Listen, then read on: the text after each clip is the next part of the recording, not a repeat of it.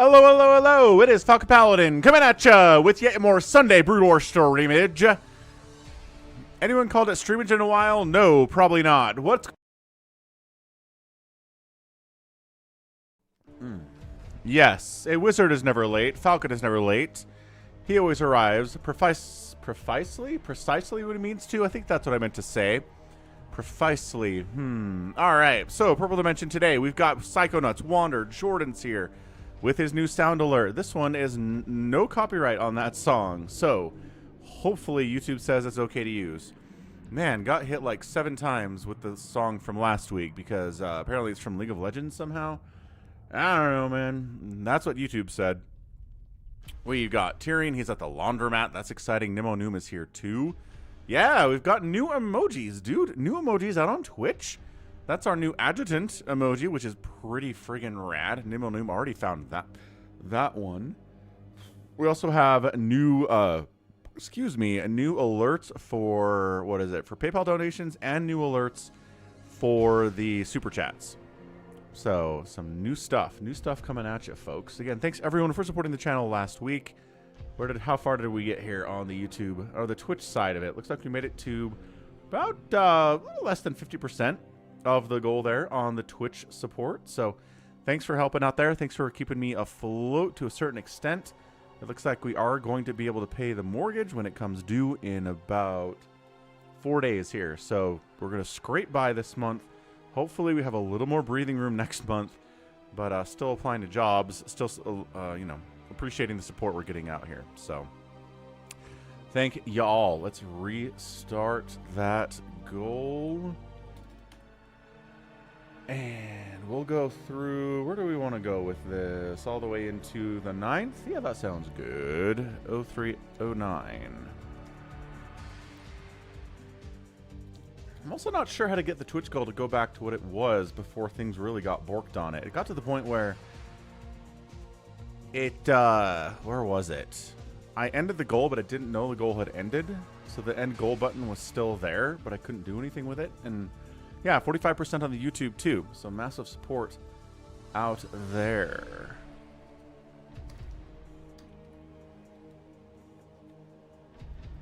So yeah, YouTube goal looks good. It's got a percentage on it and everything, and I don't know how to make the Twitch one look like that. So I'll keep dinking around with it tonight. But yeah, what's up, Critter? Critter says he has family stuff today.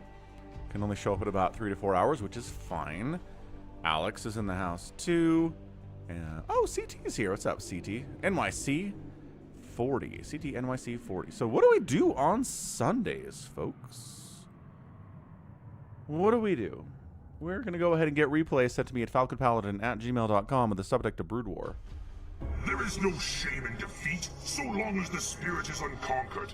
And we are going to try, right? Boom. We're going to try to get through all of them today, because by golly, we have a lot of those replays. So, let's take a look. Take a look real quick, see what we got.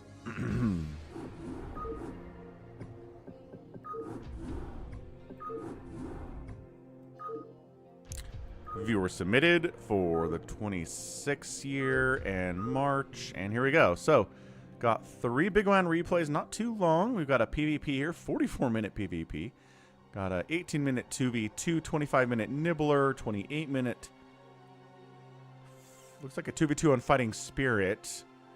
Random cheese from Avcatinus. Interesting, cheese from Avcatinus. 30-minute 1v1 Bigwan and a 1v1 against Dizzy. Yeah, Dizzy Can Eat Dirt is the name of that replay. That's fun. How's it going, Smiley? How's it going, Vincent? Max Power replay. Buns of Thunder in a free-for-all. A 39-minute Nibbler replay. Another Matter Terran replay. Is Matter Terran Artosis these days? Is that his new name? Don't know. But a random TvT featuring Scan as well. I don't know if RJB sent that one in, maybe.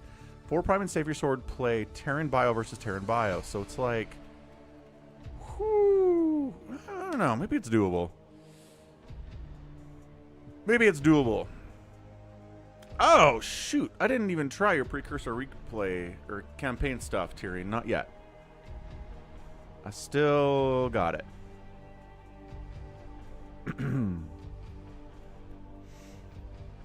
Yeah, still have to check that out. So, all right, let's go. Let's get this ball rolling. Game number 1 is going to be from somebody whose name is the Nibbler. Nibs Knight Fibonacci, he says. Let's do it. Nibbler in the house, probably. He's usually here at the start of the stream.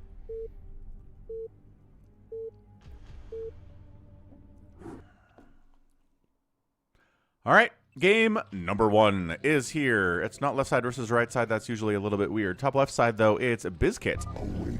Uzzard Blair. Hey, who's that? Know that I am the Overmind, the eternal will of the Swarm, and that you have been created to serve me. What's up, Alex? Alex Sound OS. Appreciate the follow. So, Bizkit, we got Nightstand in the top right. What's up, Nightstand, playing Protoss? And then Nibbler's here. Nibbler. Goodness.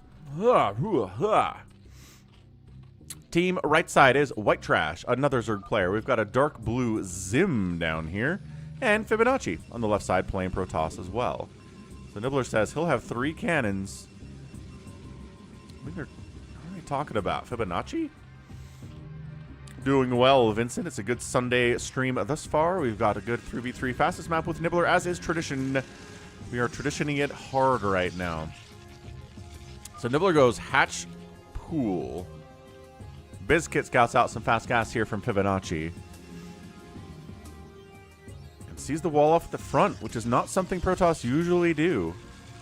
Yeah, look at this. This Protoss does not go super fast 3-gate. Not a 3-gate opening at all. Getting a cannon for defense, getting a cyber core, getting that gas. Is it like DTs? Nibbler says, yeah, pool's already done down here from White Trash, so great scouting. Nibbler spams 9 because he loses the Overlord to a cannon. Ah, Bizkit. Bizkit's not happy about that one. Shouldn't be. Shouldn't be happy. He's starting Robos. Yeah. Oh, that's a sub 3-minute Robo. Holy smokes, Fibonacci. So yeah, I missed what the line was, but I believe what they said was this guy just goes river drops, like straight up. What's up, Psycho Nuts? How's it going, man? You still froze it in? You still snowed in out there on the East Coast? Nightstand gets a little bit of pressure down on our guy. What's his name? Zim Salamim? Something like that. Hydras are out from White Trash, but the Zealots are a little bit scary from Nightstand. Lings. Oh, gets an Overlord. White Trash does. Gets one of Nibbler's Overlords before he dies. You just got back from a 7-day cruise. Nice, Psycho Nuts. Yeah, you missed all the horrible snowstorm the East Coast got. Good job. Well timed, sir. End of February. Not a bad time to go.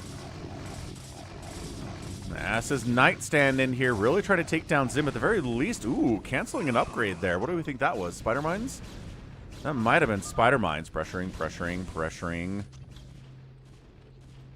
Nibbler says 5. Nightstands pushing a little bit up here on Bizkit.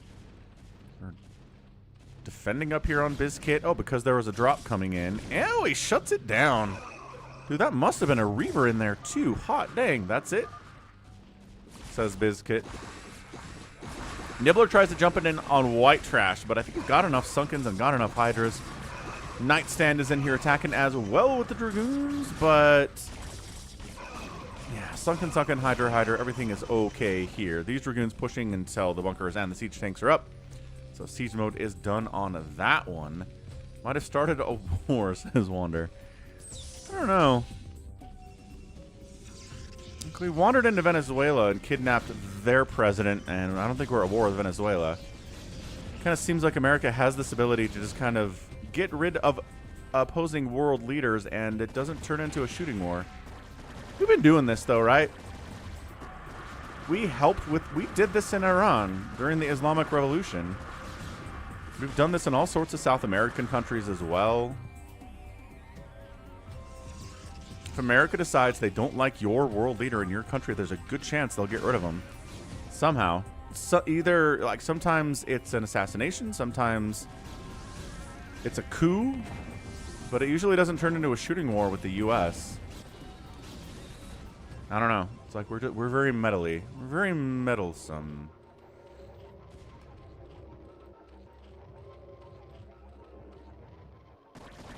That would be funny, Wander. We just play World Leader Carousel.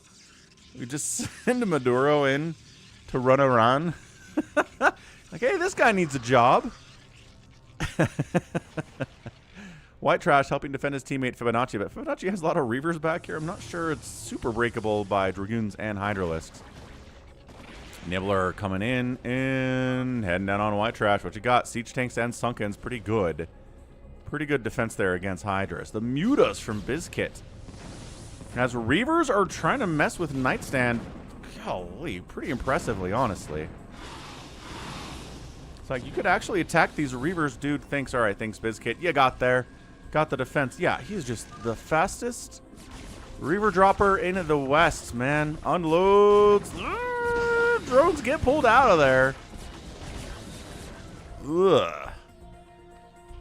Yeah, comes back home, reloads up.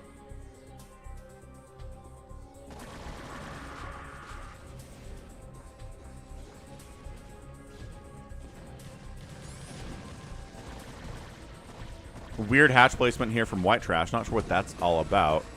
Ling's trying to run in down here on Fibonacci, but he's got enough tanks to deal with like 6 Zerglings, no problem. So Nibbler's big. 127 total supply, 0 Hydras. Working on further upgrades. Yes, Maelstrom's on the way from Fibonacci.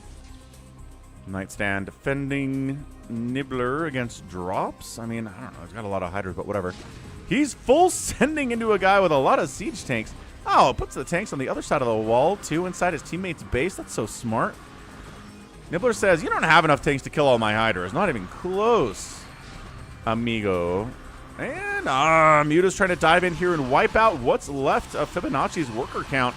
The Mutas do get wiped out there, but the probe count on minerals now is maybe 20. Maybe.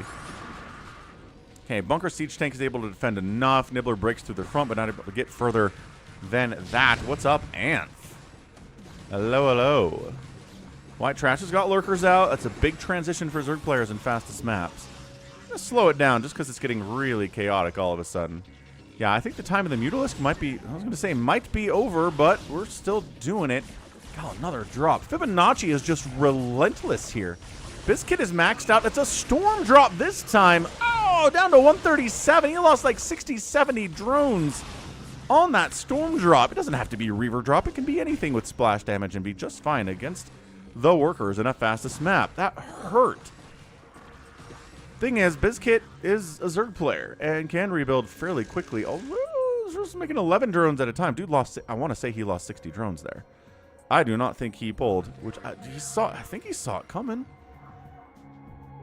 Okay, that's a lot more drones he just made there. Back up to 170 supply. So he is trying to replenish his economy. Excellent stuff.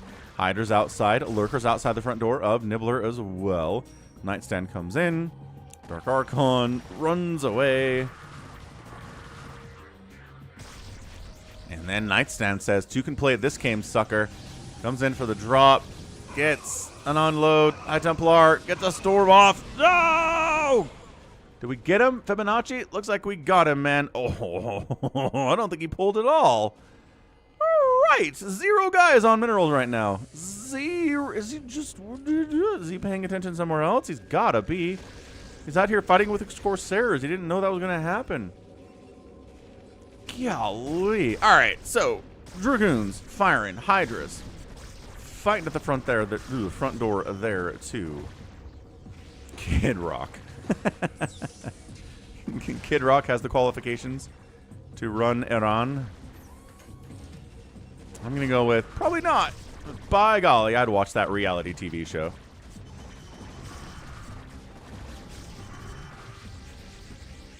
Yeah, empty shuttles. The contain here is pretty intense when all you have are Hydralisks. Nightstand moving down to White Trash's base for a drop, it looks like. We're just waiting a little bit. The Guardians have arrived from Bizkit. Once again, the dude's got Psystorm and Corsairs here. And if the Devourers want to fight against cannons, they are very welcome to do so. That's exactly what Fibonacci's trying to do, is draw these guys into cannons. Then it's easier to handle these Guardians for sure.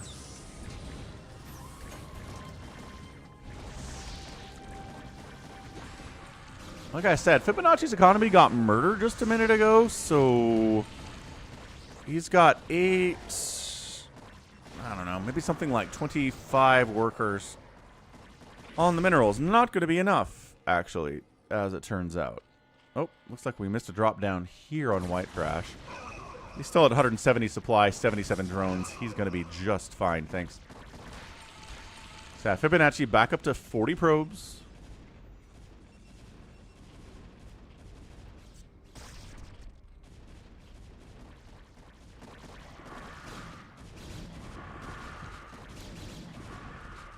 Nightstand holding center. 2/2/1 Hydras against, or Dragoons against 1/1 Hydralisks. Nibbler trying to get a drop down here. Nope, just a couple empty Overlords. Just scouting, just trying to see what's down this away. Yeah, this Zim guy does not have a lot of production. He's not great. Definitely the weak link on the White Trash Fibonacci team.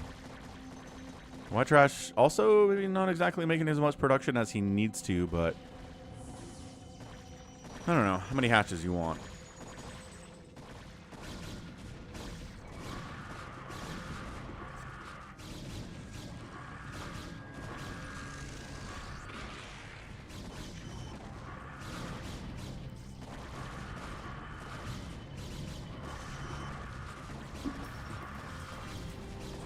Ah, here comes the patented Nibbler drop. Yeah, he scouted in. He's like, do you have a wall of turrets or anything? No? Awesome. Let's just unload right here. Hydras, Lurkers burrowing in as well. I don't see any Defilers in the mix. What a weird unload, man. Reavers coming in with Fibonacci to help defend against this. 2 tanks are dying. Bunkers are going down. Are Lurkers on top of the SCVs is the question. Zim has 24 SCVs. I don't think any Lurkers are on top of that thing, but economy's not that good anyway. A lot of production going down, too. Could maybe snipe an upgrade.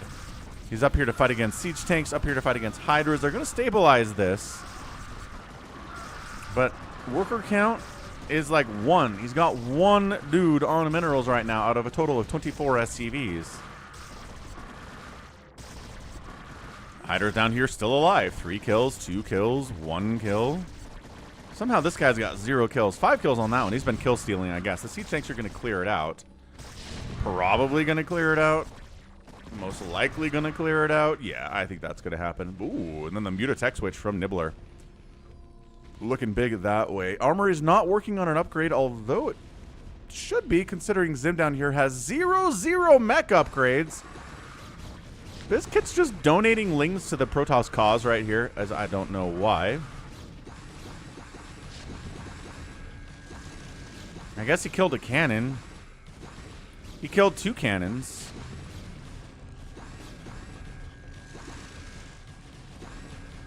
These Reavers have stopped making... There you go. Gotta make Scarabs, man. Really? He just thinks he's... Wow. He just thinks... He's gonna just A-move in the front door here against Reavers and cannons and a... Alright. Cool, I guess. That's fine. Nibbler, you got upgrades on your Mutas? Got a +1 Carapace. How about the Lings? 1/1 up there. Not bad. Unfortunately, this Lurker Contain, the White Trash setup forever ago, is still here. More Devourers on the way from Bizkit. Ooh, good Maelstrom on those. Oh, on the Guardians. How do you finish them off, though? Where's the Storm?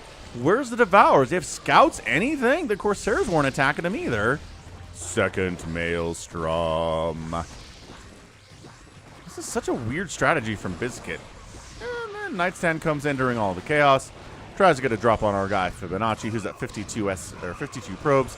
And is all the way down to 30 now. That's a 32 kill storm drop there by Nightstand. He says, hey man, early drops are good, but late drops when you're distracted by the front is even better. Generally. Any more Maelstroms available for these Mutalisks? It appears to be no. 80 is not 100. Oh, good. D-Web's getting tossed down here, too, is a lot of fun. Valkyries in the sky. Is that Zim? It's got to be Zim. Zim's in here doing the Valkyrie stuff. They don't have any upgrades either, but I don't know. They're getting kills. They're getting splash damage on these Mutalisks at the very least. But, yeah, Fibonacci's front door is broken in. Way too much to handle. Muta bomb by White Trash hit on Nibbler, though. White Trash is like, nah. I don't think so, dude. I got 1/1 Mutalisk. Your hive is gone. Thanks for playing. Does this guy have a Maelstrom or anything? No, he does not. Hydraden's getting sniped down. Coming back to deal with it. A Scout from Nightstand. Gonna die immediately. Pretty classic maneuver there.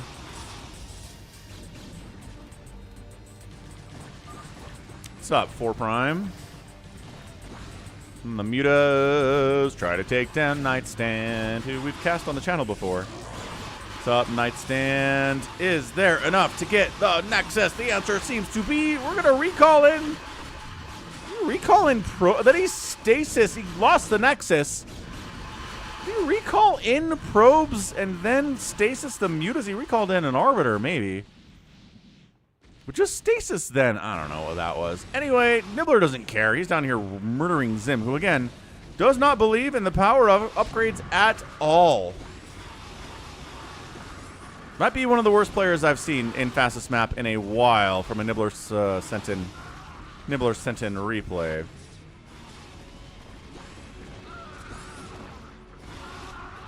All right, so Nibbler's got the win in this one. Yeah, his hive is gone. He doesn't care. These muters are coming out of stasis any second now. Gonna restasis him?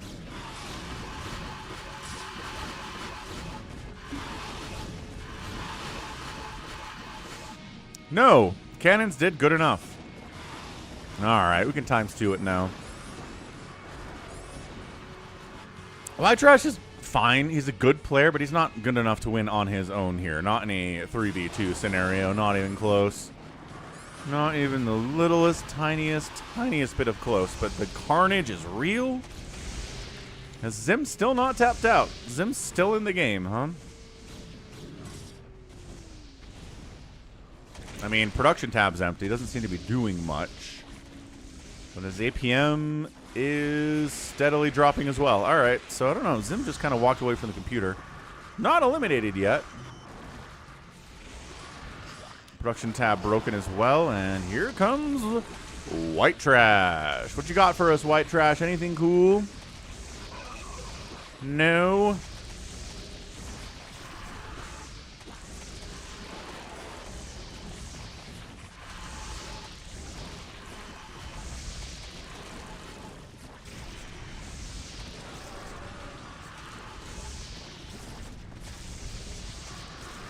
It's a lot of spores, which, you know, helps against these mutalisks a lot.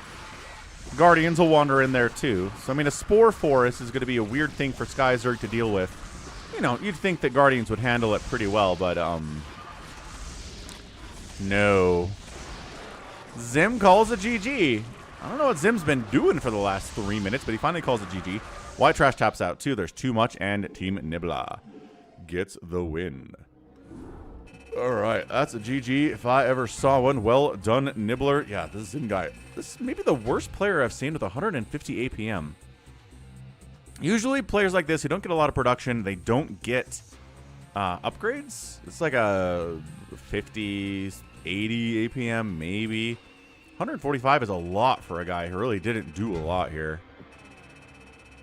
Yeah, he just got outspent by like crazy. Some of that was getting dropped. I hear it. Some of it was getting dropped, but my goodness. All right, GG. Hey, sorry, did have to turn off automatic ads. I've wondered about this before, but YouTube does a thing where you can schedule a stream in advance. Awesome. So I schedule the stream. It says, what kind of ads do you want? And I say, I'd like manual ads, please.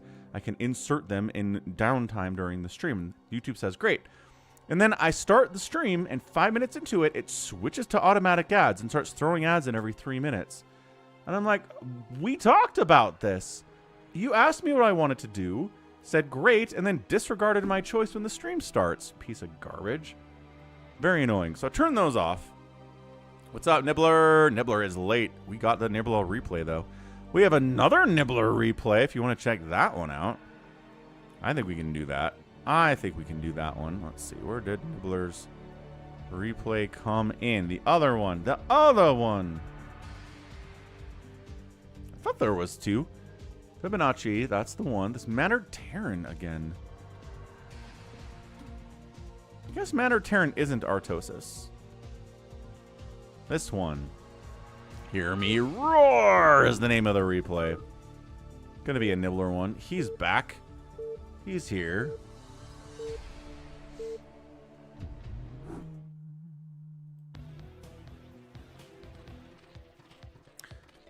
Round two. Oh, team left versus team right. Top left, it is Nibbler. His teammate down the left side is Seawar. And then all the way down here is a blue Protoss. It is Work It Out. Team two, right side, Chori 2206.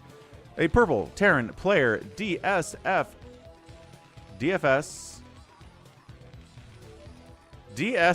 SAD, GGDD. Oof. And in the bottom right, Tao Te Ching. Nibbler says this game was the highlight of his entire week. Excellent. Very good.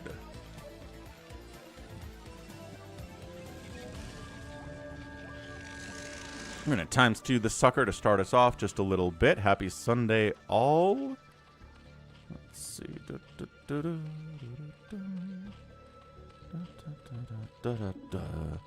So still no boots on the ground in Iran, right? Just missiles and bombs and classic stuff that we're doing. Tau, 1, 2, 3, gate opening. Not going for the fast reverse shenanigans that we saw from Fibonacci in the last game.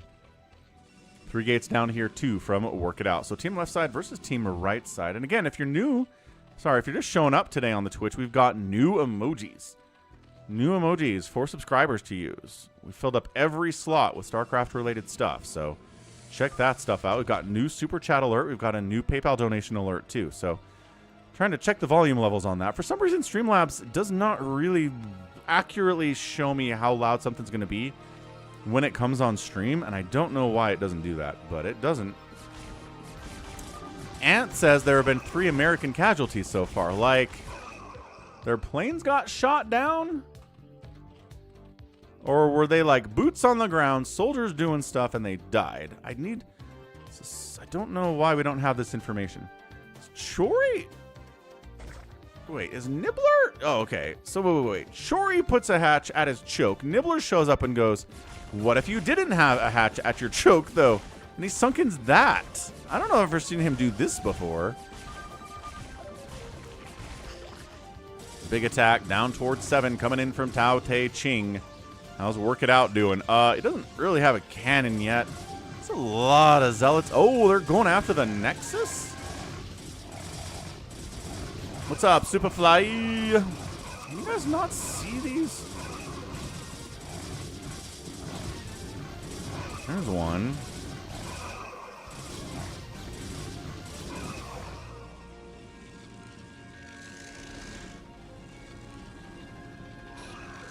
We got Ghost Spin. Marines and medics doing what they can to stay alive against the zealots. Should be an Arcanus one down here, too.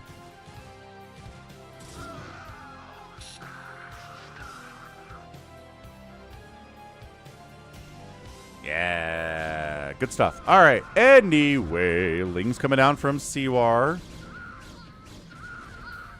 Well, medics are all dead. We're fine. Everything's okay. The Marines showed up. They didn't kill anything whatsoever. So, Nibbler's got Sunkens at the front door of Chori. Chori's like, all right, cool. I'll get a lair. It's fine. I'll make Mutalisks. Then the Sunkens won't matter at all. We also Work It Out is cannoning, yeah, helping to cannon in Siwar here. Iran attacked a base in Israel and Americans were there, so not Americans dying in Iran. Okay. Got it. That makes sense. Got it. Thank you, Anth, for your updates. Appreciate it.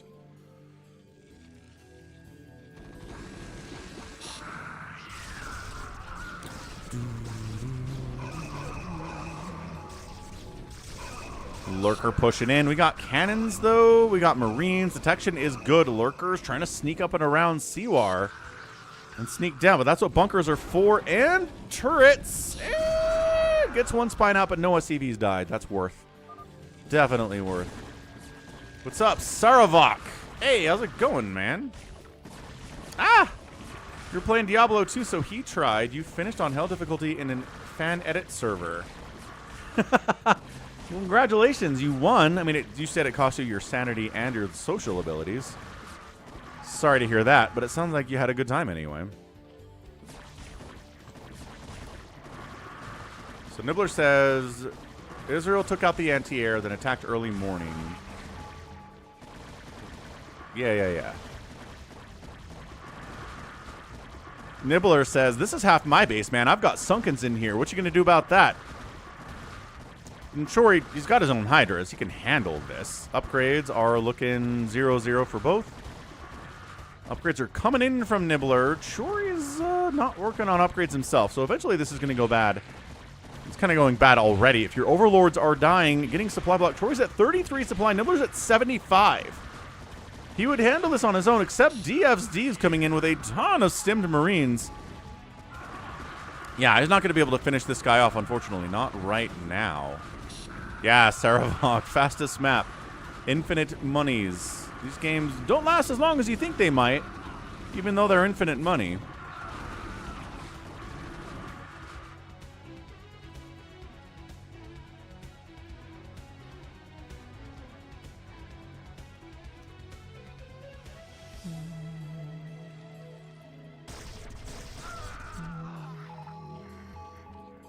Well, there's 3 of them, Nibbler, but you got a lot of the overlords, it's true, and he is supply blocked. What's up, Marcel? Hello. Hello, hello, on a Sunday stream.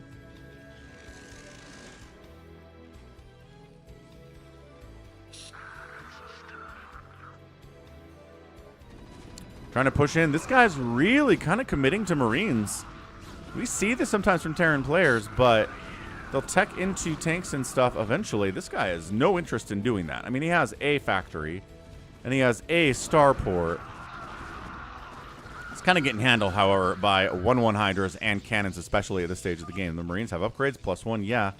Tanks are at 0-0. Work It Out says, what if we go to 5? What if we try to break it? Seems pretty doable, actually. Nibbler says, I need to kill the Zerg. Must kill the Zerg.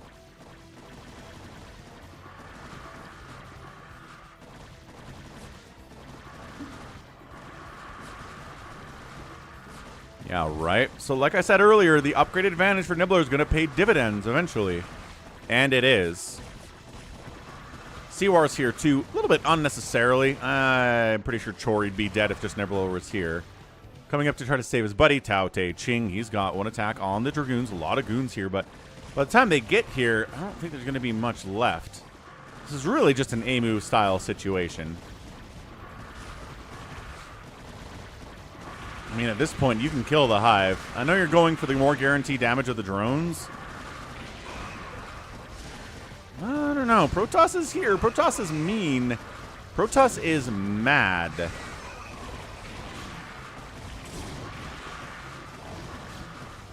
Can he get the Hive? He's right-clicked on the Hive. And he's right-clicking on the Hive, and he gets it. All right, got the Hive. We can die now. It's fine. Chori's in a terrible place. 1 drone, 16 total supply, 200 minerals, and a bunch of lurkers. What do we say 9 about? Did Seawar get hit? Maybe. 34 drones. Might have gotten a storm drop down there. Yeah, Brood War Hydra, a strong unit. Really the backbone of the Zerg army in most matchups and in most situations, Saravok. No question.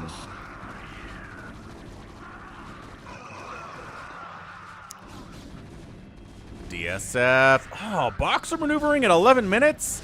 No, the drones didn't quite get out of there. Oh my gosh. 12 drones remain. About 20 of them died to the boxer maneuver at 11 minutes. What a play by DSF. Seaward, not a happy camper. Really, really mad about that. What's up, plebe? Should have made defensive lurkers. My bad.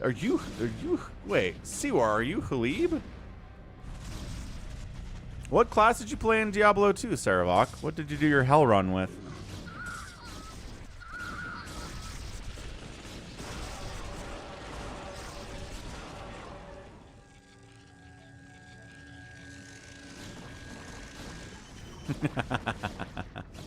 Khalib's like, this is not me. Definitely not, sir. Oh, okay, good. Good enough. Spread your overlords out, says Nibbler. It's very mad. Throwing axe barbarian. That sounds fun. I need to do a barbarian run in Diablo at some point.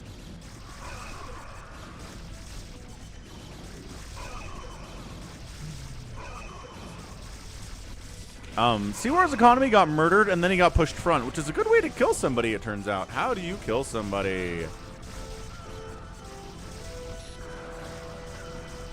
You're doing T9 texting on your phone? No way. You're using T9 in 2026? That's amazing, if true. Work it out. Getting pushed real bad here, too, by siege tanks and marines. No splash damage for this guy is going to be a problem. He's got a Templar Archives, but no High Templar are visible. No Psystorm is visible. This is amazing. What's up, Crimney? Happy Saturday. Hello, hello. This is looking pretty bad, actually. DSF, he's like, these Marines are working way better than they normally do. Usually Protoss have Psystorm by this point. Not this guy, though. Work It Out does not believe in the splash damage. Not quite yet. Also, Seawar is dying. Nibbler is in a tough spot, I would say, with his teammates dying all over the place. He's doing a very cool drop, though, so we'll go to that in a second. But right now, we're watching Work It Out make Dragoons against Marine Medic Siege Tank, and so hopefully that's going to be enough, I guess. Man. But also, DSF doesn't have a lot to do with the Hydra Lurker drop that Nibbler is bringing to his front doorstep, or his back door. I'm not sure what this counts as. Anyway, he's in a lot of trouble. 41 SCVs. Lurkers are not really getting huge spines off there. Hydra's doing a lot of damage. There it is. 4 SCVs now. That was fast. He's going to die. This is getting chaotic all of a sudden. His teammates are dying. He's killed one, sort of, mostly. He's killing another one. It's turning into a 1v1 between Nibbler and Tao Te Ching. Could be interesting. Woof. When you throw an axe, it explodes in AoE. Holy cow, Sarabok, that's nuts. Alright, fair enough. Sounds like a pretty fun time, to be sure. So we're still trying to take out Seawar over here, even while DSF is just getting destroyed back here. 3 SCVs remain. His production capabilities are in a lot of trouble. The Psystorm is here to defend here. Tao Te Ching is trying to defend his own teammate. Because he really doesn't want to 1v1 a Zerg like this, I imagine. Lurker is detected thanks to the science vessel providing that support. Science facility goes down. Starport looks like it might die here too. Seawar's like, could you send some stuff to help? Nibbler, 2-2 Hydras could maybe save me. I'm very close to dying right now. You could make the difference. Nibbler says, yeah, all right, fine, I'll come on down. How is Work It Out alive? He's not really. 26 kill Siege Tank. His main Nexus is dead. He says, we lost. 13 probes remaining. The Hydras saving the day. Might save him. Might save him.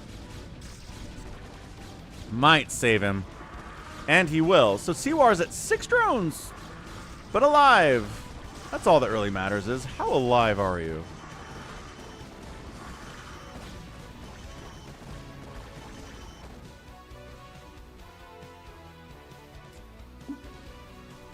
Cool. So he's got 6 drones. Top right, Chori is back up to 24 workers. He's alive. Nibbler says, spread your overlords out. He's like, but those are my supply. If they die, I'm in a lot of trouble.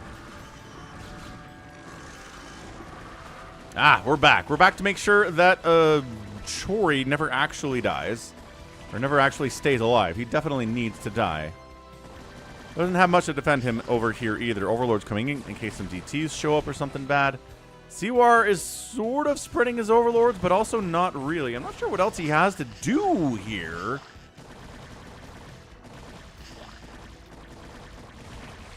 Okay, is Chori finally actually going to be taken out once and for all here? Doesn't seem to have much of a cockroaching instinct, so I don't think he's going to be doing that. Work It Out. It's got a Nexus 12 o'clock, so he's cockroaching even while his main base is sort of alive. He's got a lot of tech down there, so he doesn't have to restart that, which is nice. So like I said, it's Nibbler versus Tao Te Ching. Unless somebody comes back from the dead, which is entirely possible. We could do that at 17 minutes.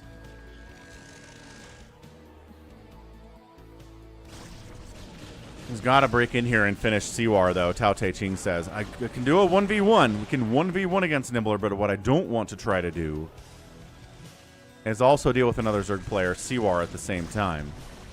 Is Chori dead? Why is he sending probes in here? Tao Te Ching sending probes up to this base seems unnecessary.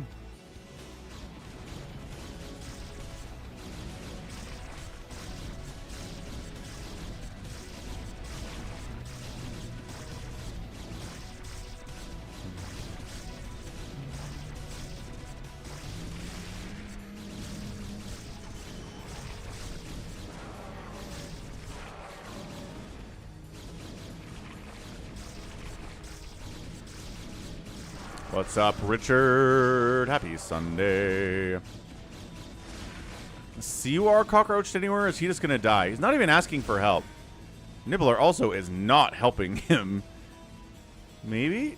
Nope. Definitely not. He's like, you know what? You're going to die anyway. Not worried about it. He just completely sacks his own teammate. I don't know what this is all about. Why'd you... Oh, he made lurkers up here. Loads them into the overlords. And he's going to go try to take down DSA again.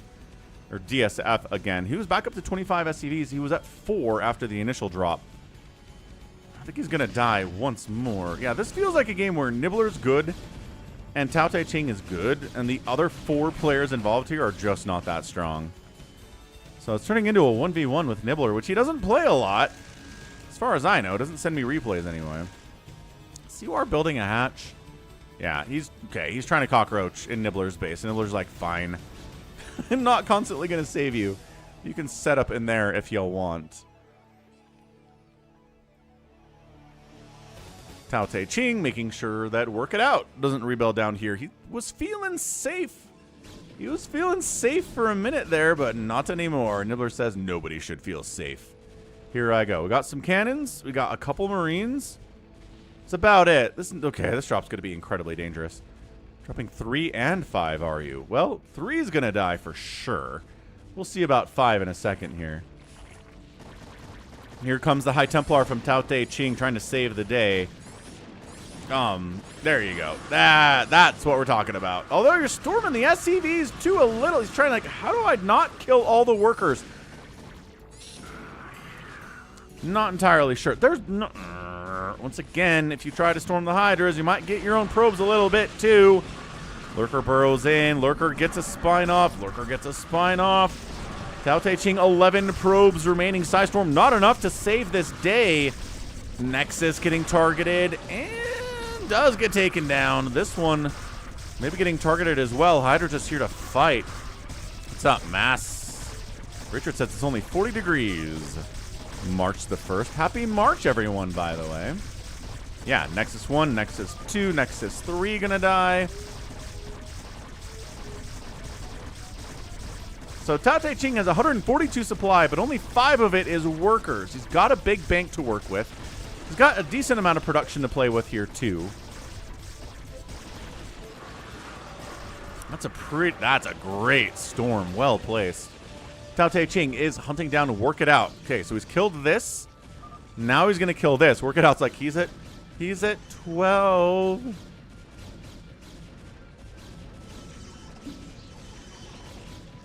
Assuming these are going to be Guardians. Mutas aren't really a thing. Yeah, Greater Spire. Muta's up. They fight way better against Dragoons. There we go. Guardians are here. Way better against Dragoons than Mutalisks do. So trying to clear this thing out. Keep his teammate alive. Again, Nibbler will work to keep his teammates alive on some level. Oh, he's just going to bring enough mutas to kill all of the Dragoons anyway. Yeah, got enough mutas. Dragoons just sort of melt, but it's hard to have enough without also there being Corsairs or High Templar or Archons around to ruin your day. So Tao Te Ching, 8 probes, rebuilding a Nexus here, mining here as much as he can. 21,000 minerals and 9,000 gas is enough to work with for a minute. Richard says daylight savings is coming soon. Oh boy. Not a big fan of the daylight savings. Wait, spring forward. So how does that work? Do we end up getting extra sleep, or is this the one where we lose the hour?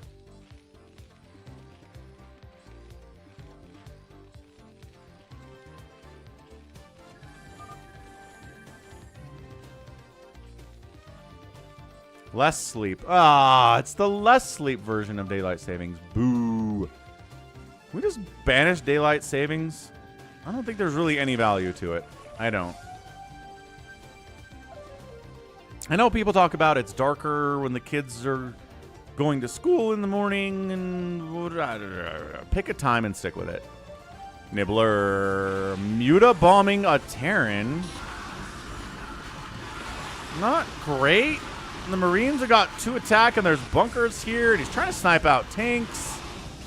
Catches a big irradiate. Is it time to split Nibbler? It sure is, but no. Definitely not.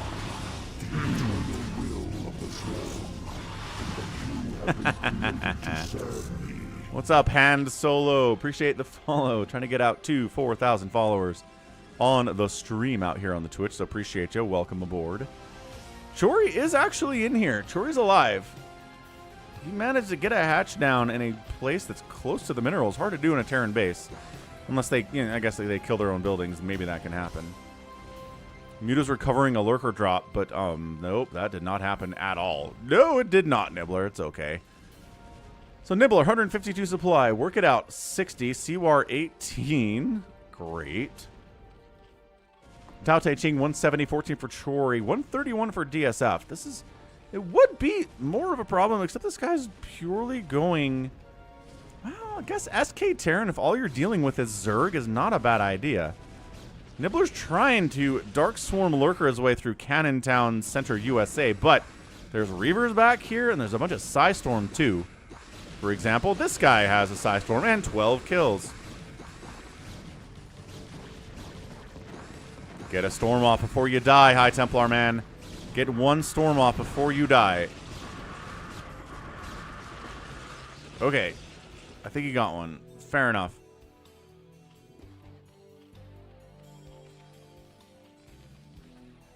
×2 it up. 12 kills so far. He's doing all right. You going to support us at all? Work it out. He's got 2-on-2 upgrades on his Dragoons. He can help. He should be able to help. Chori's down at the 6 o'clock building 2. Tao Te Ching has a base down here as well.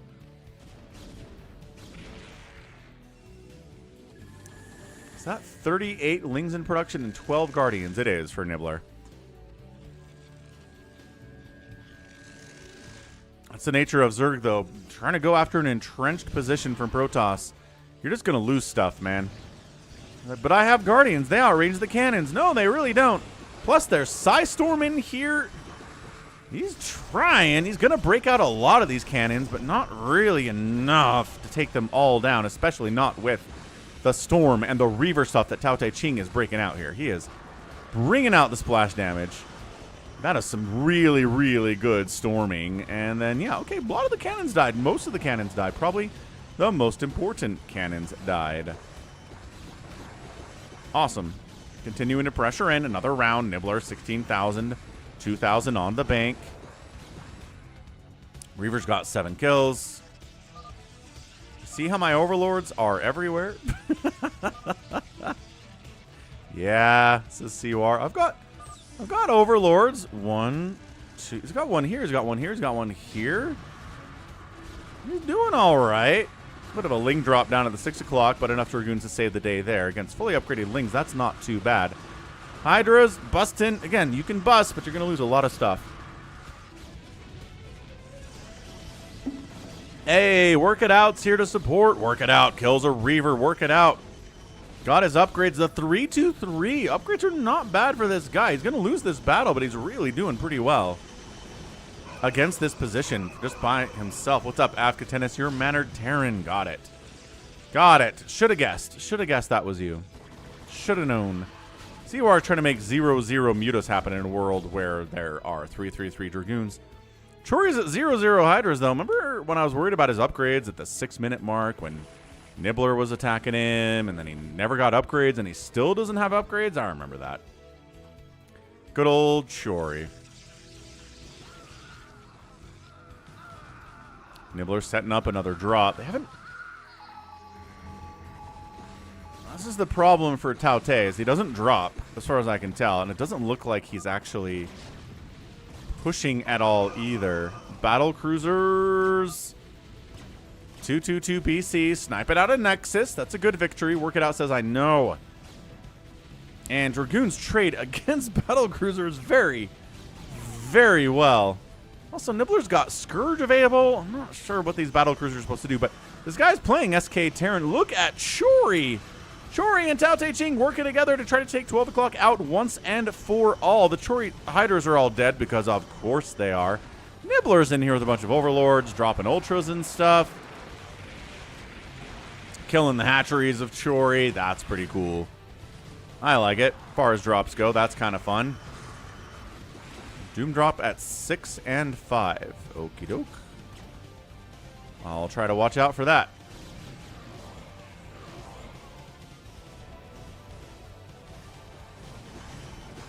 Nibbler trying to save the day up here. 12 o'clock does not die, thanks in part to the influence of his Lings and his Hydralisk, saving everybody in 12 o'clock, including Work It Out and Seawar. Battle Cruisers are back. They've got the 2-2 upgrades, man.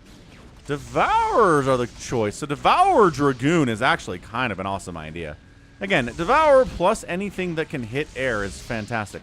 Devours by themselves, surprisingly kind of bad. As we all know, Orb Goblin found massive quantities of beef. The cost of beef is through the roof right now. Are you a millionaire, Orb Goblin? How'd you do that? Do you know a guy? Do you know a guy who's got a cow?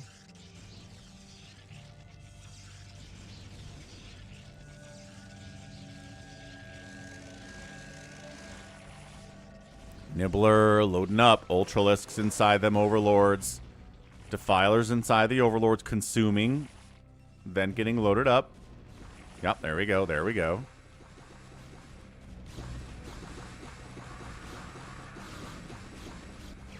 Battle Cruisers still crushing it. 12 o'clock up this way. 11 kills, 15 kills. They don't like fighting. They just lost one to cannons. They don't like fighting cannons, but they'll fight cannons. Ooh, takes down the main nexus there, too, of Work It Out. Going to town against probes, too. What? Just busy with the front. Chori's back. He's got 0-0 Hydras for days. Argoness killed a moose and called it beef. Moose are ginormous. There's the drop Nibbler was talking about. Dark swarming it. There are defensive lurkers here, but they don't have upgrades. Oh, no, these are offensive lurkers. Never mind. Chori doesn't have those. So 6 o'clock in a lot of trouble here with a number of Ultralisks on the field, not quite fully upgraded. Not +3 might not actually happen here today either. Ready to serve, my lord, in your name. For the king, defending your honor.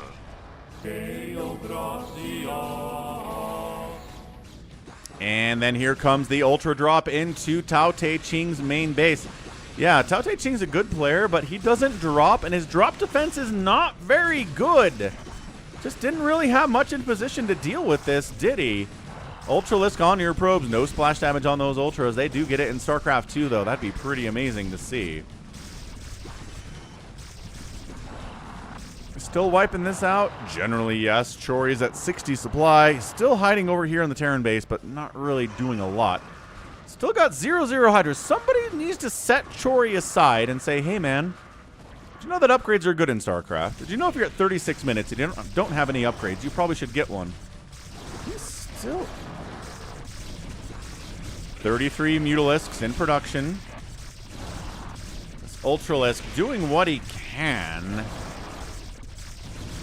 But he's going to die before that Nexus goes down. Although the Lurker's saving him a lot. 10 kills on that Lurker, dude.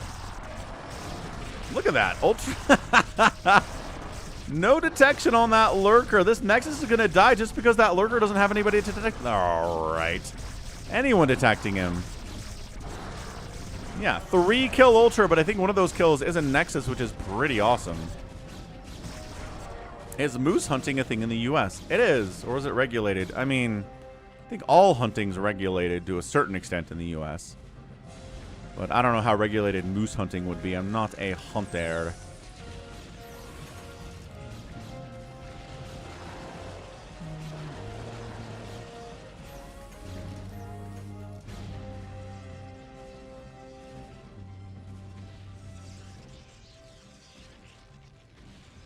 Played some StarCraft 2 campaign. It was cool, says Just. Nice. He says he's playing on the Xbox Rorig Ally. Uh-huh. Good stuff, Just. Yeah, he was here at the StarCraft 2 stream last night on Twitch. And he was like, boo, StarCraft 2. And then he was like, actually, it looks kind of good. I want to play StarCraft 2.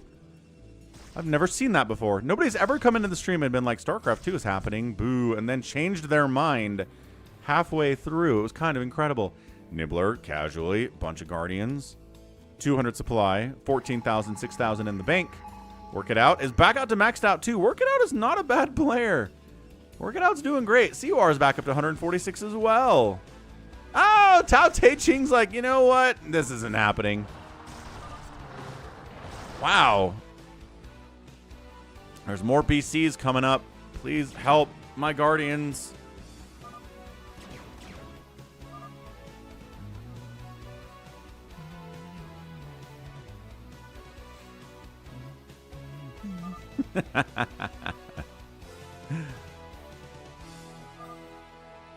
And Chori is like, all right, I'm out too. If my Protoss Protector is gone, then I guess I'm gone.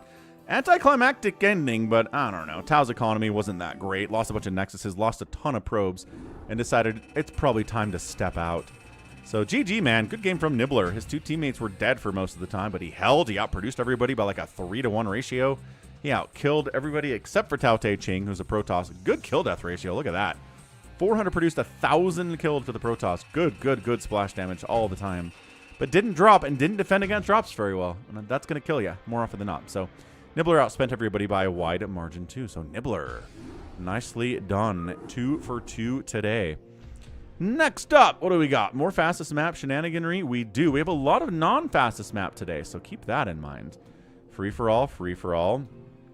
Match point remastered. Again, they brought match point back to the ASL map pool because it's a Terran favored map, and they're trying to help Terrans out a little bit. Which, I mean, yeah, match point. Good for Terrans. Hunters, knockout. All right, so some big wanny stuff here. How about that? I'm gonna get a little big wan shenaniganry out in the mix. Have I tried the new D2 expansion? No. Have not. Crimney, it's Sunday. Sundays are for the live games and the replays. All right. StarCraft, fastest league in the house. Bigwan represented. Top right, going to be Vanguard. His teammate right next door is Terry. Bigwan's in the house too. Bottom left playing Toss. His beloved. We've got TB in the house too. Bottom right, we've got Tiger, 6 o'clock playing Zerg. And then Gamza on the left side is a Protoss. So no Terran representation. 3v3 shenaniganries here. No, I got your second game already, Nibbler. I cast both of them. First and second casts of the day were the Nibbler replays.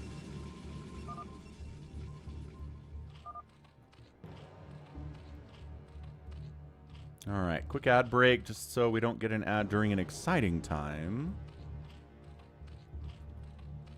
There we go, there we go.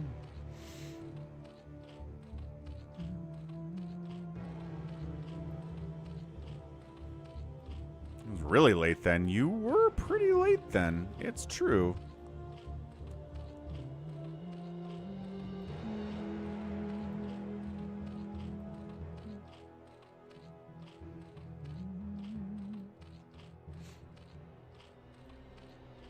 Probe on the scout. Stepping away. 1 second.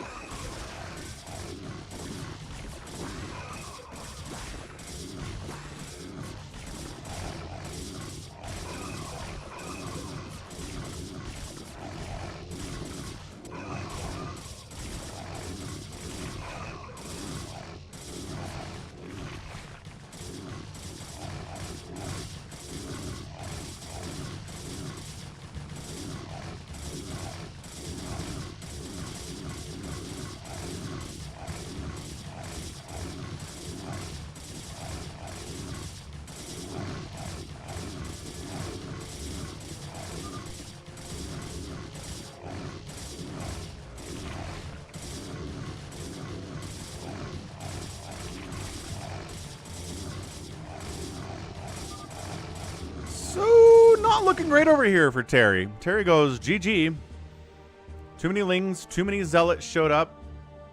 His last drone died. He doesn't have enough money to make a new one. His hatchery is going to die. He tops out immediately. Meanwhile, Bigwan's down here being contained. Gamza's like, I got cannons, I got gates. How are your Zealots going to handle that? And Bigwan's like, they're not, I guess. Crap, my teammate's dead. I couldn't help him because I got locked in my own house. Bigwan, can't let that happen, buddy. Tiger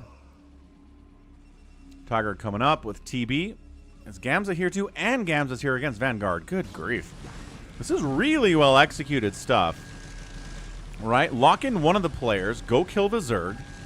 And then all three of you go kill the guy that's not locked in. Because he can't get any help. Yeah, I mean, he's trying. Okay. So this is where Bigwan's team dies. What's up, Starboy?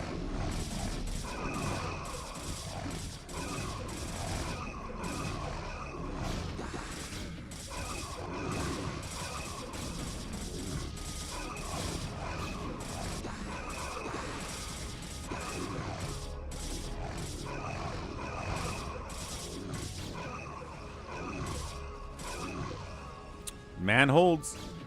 Breaking out. Bigwan trying to do his best up here. Every cannon's going to die. All right. Vanguard lives. He's got 21 probes, too, which is not bad. It's not the 30 of TB or the 27 of Bigwan, but considering he got attacked, that is pretty fantastic. Bigwan charging in, countering on Gamza. He kind of threw away a lot of his army, trying to take out Vanguard, and now he's a little bit vulnerable to big old Zealot attack.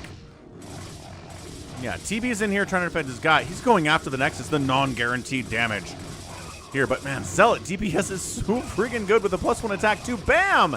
Oh, he gets it. Gamza, he cancels some stuff to get back up to 400 minerals so he can rebuild the Nexus. And he does get cleaned out, but Gamza is really mad about things right now, I imagine. You can build an... Again, he had to cancel something. He was under 400. He canceled to get back up there. Bigwan then says, what about Tiger? Should Tiger die too? Yeah, but he's got, like, the Resunkens back here, and not going to really work out. Vanguard says, what if we work together, though? Okay, we're together. Says, you need to go Dragoons. You need to go Dragoons, my friend. Vanguard and Bigwan working together, talking it out. Gamza building the Nexus. Oh, that is so dicey. Check it. Check it. Although, I don't know, man. Yeah, Gamza's trying to get his probes out, but where's he going with them? Where do you think these probes are going, guys? Follow them. He's like, nope, can't lead them back to my Nexus. That would be really bad. Good call. So he sends the probes bottom right to TB's base, while his Nexus is very quietly, very safely, very out of the way, getting built in the top left corner.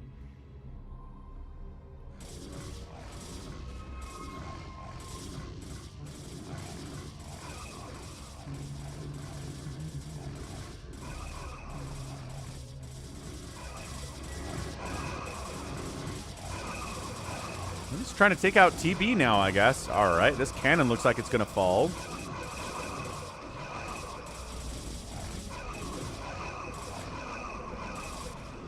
Vanguard sending more and more Zealotin. Is Vanguard? No, I don't think anybody here is cross. I don't see any APMs over 300.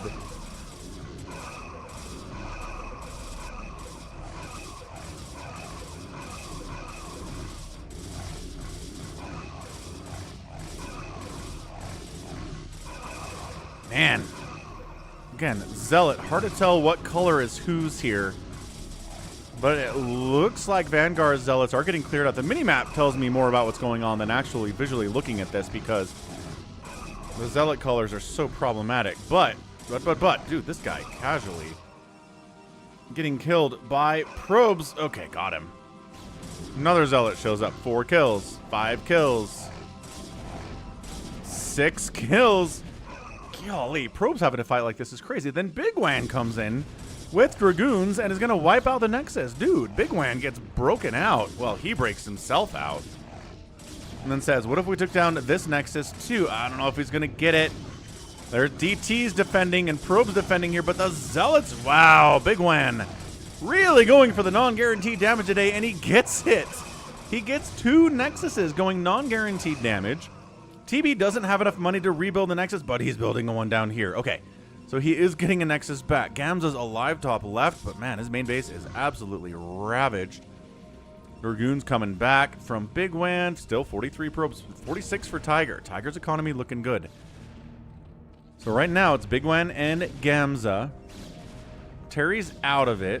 Vanguard's at 107 supply, looking pretty big there, too. TB is a bit on the back foot. No active income right now. Going to keep him low at 30 total supply, of which 24 are probes. A huge attack into TB's base should be able to kill him unless Tiger intervenes, which it looks like Tiger's thinking about it. Vanguard swinging in through Bigwan's base to try to get a drop on Tiger, I'm guessing.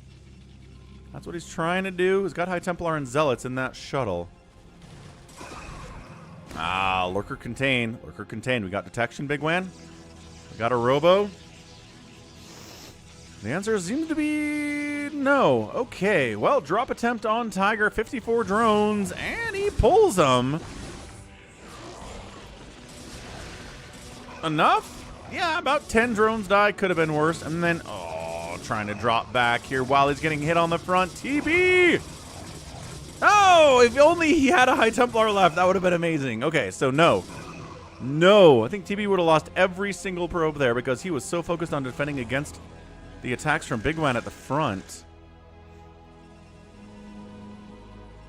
Still, oh, I think somebody found this. The probes had to fight and defend themselves to keep that alive, but Bigwan says no. No, no, no, no, no, no, no. We can't let Gamza get back on his feet. Also, we don't have any detection against these lurkers, but what if we just run past them?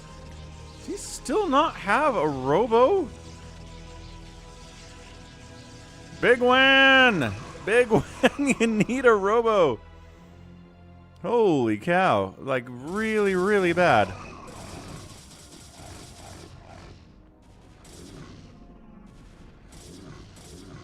Yeah, now we got to evacuate out of that position. All right, fine. Run, bye, get out of here.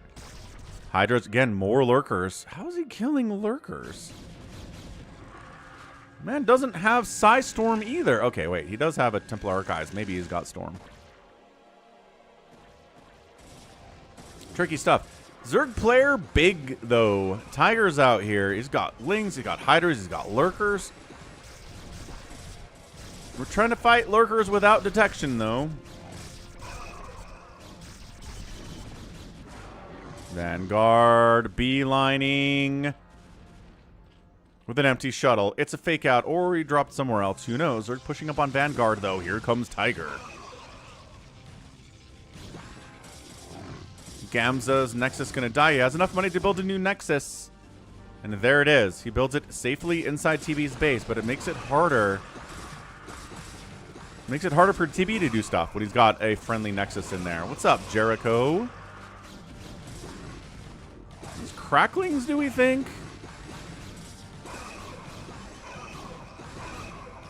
It's got a hive. They look like they're cracklings. They're doing really well. Got a lurker plus the Ling against anything gateway. Gateway units here are going to have a bad time with lurker Ling, so got to fall back. Bigwan running. He's trying to get down into TB's base. There's not a lot here, except for, again, DTs, which we don't have detection. What? We have... Oh, Vanguard has an overlord, or an observer. An overlord. He has an observer as well. Okay, so Vanguard providing the detection for Bigwan, because Bigwan's not worried about it. Tiger's attacking up into Vanguard's base, though. Vanguard doesn't seem to have any splash damage up here. He's got Reaver tech. He's got High Templar tech, but I don't see either of the things. It's not a big attack from Bigwan, but going after some gateways here. Defensive cannons getting thrown up by TB, trying to stay alive at the same time. Lurkers, cracklings. Psystorm's on the way from Bigwan, but he does not have it yet. Where are those? Does he have Reaver? We know that Vanguard has Psystorm. He just doesn't have any High Templar. There's one. And there's a Storm that Hydra's helpfully run into at least a little bit.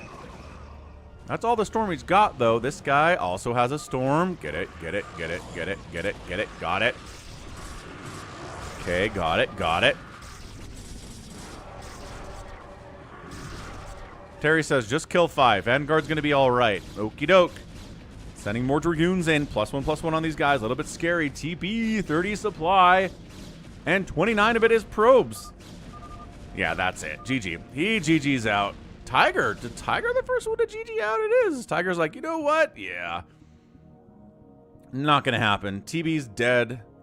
Gams is dead. Because he's down here as well. And then it turns into a 2v1. So nice comeback. Again, really well executed plan from Team TB, right? You go ahead and wall Bigwan in. You go kill the Zerg. And then you try to triple attack, take down Vanguard. But Vanguard holding really turned the tide here because the enemy team really invested a lot into killing him. Couldn't do it. Lost a ton of units. And then Bigwan breaking out. Really big. Able to take down Gamza. Able to pressure the Zerg player a little bit. And then also taking out the main base of TB. Helped him get there in the end. So nicely done. Well done. Well done. What's up, SaviorSword? What is up? All right, end the day. 112,000 points for Bigwan and Vanguard, both sharing the spotlight here. Tiger outproduced everybody, but, you know, didn't kill very much. Classic Zerg shenaniganry there. Bigwan killed the most buildings, including 3 or 4 Nexuses in just 14 minutes, which is dead impressive. And he outspent everybody, too, so nicely done. Da Bigwan getting that win. All right, Bigwan gets the victory in game 1. He plays a game against Dizzy. Dizzy can eat dirt. Oh, he just plays a 1v1 on Burmir? That's weird. Okay, we'll get to that. We'll definitely get to that. Because Dizzy has been... Dizzy's been harassing Bigwan a little bit for a long time now.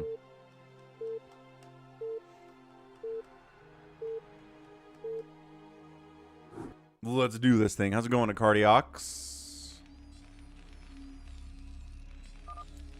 Team left side. Tigers playing Terran this time. His teammate in the top right is Terry. And then Vanguard's over here, too. This is actually... Wait, what am I... Oh, stupid.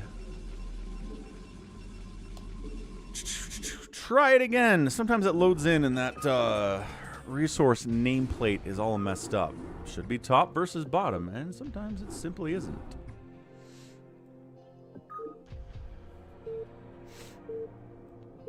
What's up, Invested Viper? What's up, Orb Goblin? Okay, we back. We better. We're better. Okay, try this again. So team left side, better this time, is going to be a yellow Terran player, Tiger. Down the bottom left, a Protoss TB, and then Gamza at the 6 o'clock. Team 2, top right, Terry, Vanguard, and then finally, last but not least, is Bigwan playing Protoss at the 12 o'clock position. You know, just casting some StarCraft. Drinking a little Coke Zero, Infested Viper. You know how this works. This is how we do.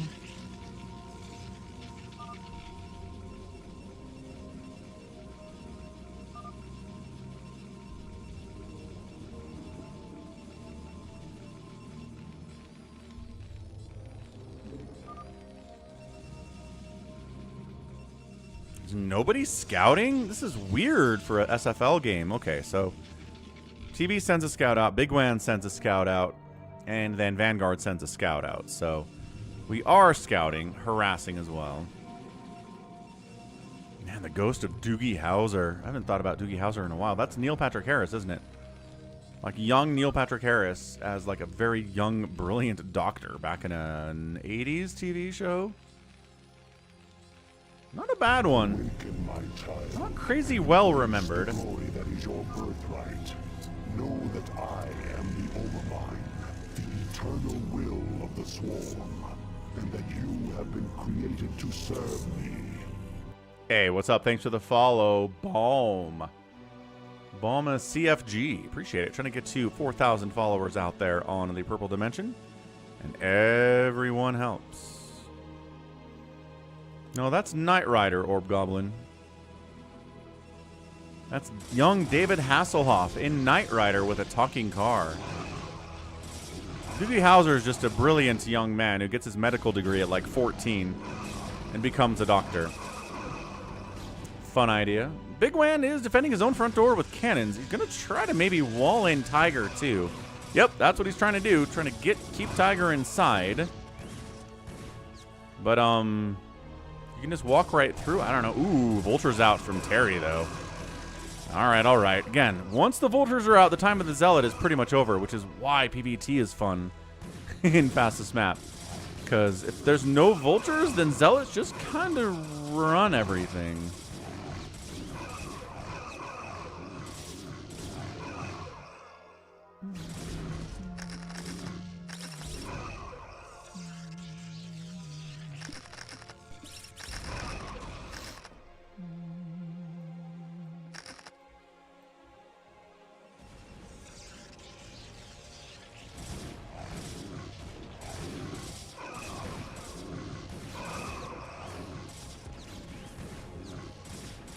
Yeah, Dragoon Vulture is going to do really, really well as a team setup here against enemies that have Zealots.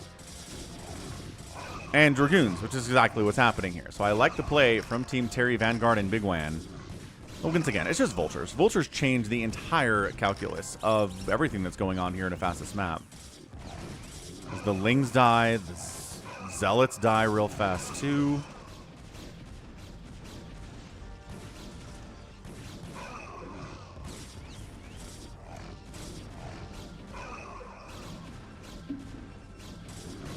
And then the Vultures on top of Probes is pretty bad as well. So, yeah, just Gamza just getting pushed back and back by this combination of Vultures and Dragoons. Very simple, but very effective.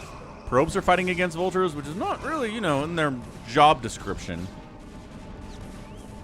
Job description is less concerned. Bigwan says, siege tanks are breaking out. Yeah, that's a good point, actually. Good call. Great call. Gamza, largely dead. 8 supply. Got a Nexus. Got enough money to make more probes because he's out of them right now. But here comes Tiger with a pretty solid tank Vulture push. And it's a few Zealots from Bigwan, so he doesn't have really a lot to handle this.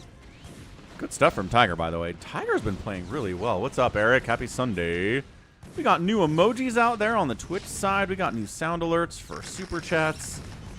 Wait, just new regular alerts for Super Chats and for PayPal donations. Got our new Minecraft sound alert from Jordan, too. Amazing. This one is copyright-free music. At least that's what it said, so hopefully we don't get dinged on that. We got dinged on the one last week forever. Forever. But that's because it was a song from League of Legends, apparently. So, gotta be careful with that. Meanwhile, Vanguard is heading down to TB's base saying, hey, you have anything? No, says Vanguard. Or TB, I do not. He's got 30 supply in something. He's making Dragoons.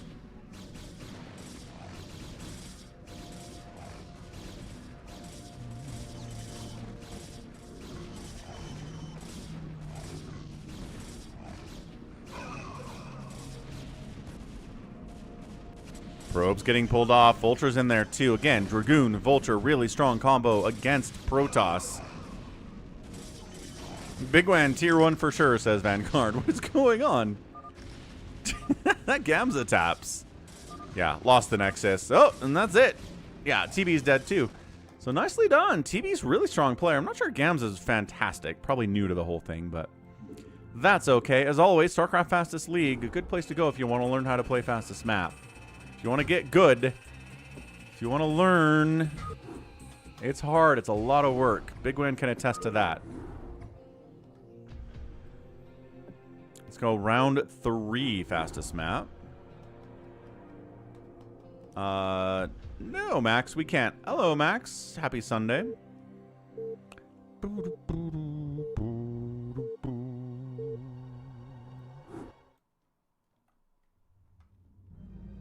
Round 3, fastest league. I don't think, yeah, it doesn't seem like Cross is in here at all today. So, top left, gonna be Tiger. His teammate down this way, TB, playing the dark blue as always. And then Gamza, 12 o'clock. Gamza, not a great place for him to be. Top right, we've got Terry. Over here is Bigwan. And then far away from his teammates is Vanguard. So, yeah, Bigwan and Vanguard been on the same team a lot today. And it's been working out. They've won both games. Are they going to win the third one? We can find out. Vanguard says, give me a hat. Does that mean, like, put some cannons at my choke?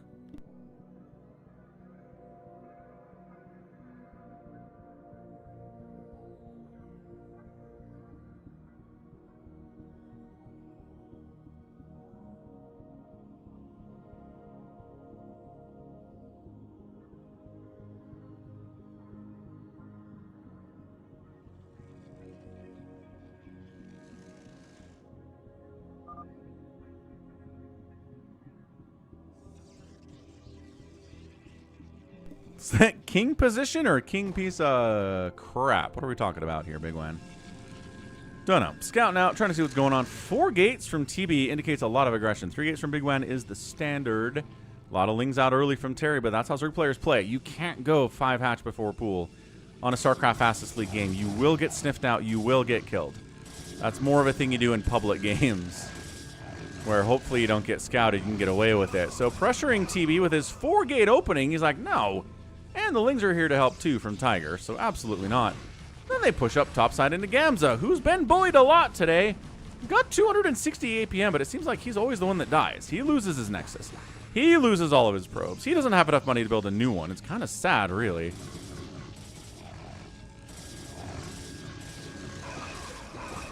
Hey, what's up, Bigwan? Just casting some Bigwan replays right now. What's up, what's up? You been streaming recently? Haven't seen you come through the notification on Cross's server that you're live. We'll give you a shout out anyway. Check out Bigwan. If you like the fastest map, if you like what we're watching here, Bigwan's the guy. Vanguard.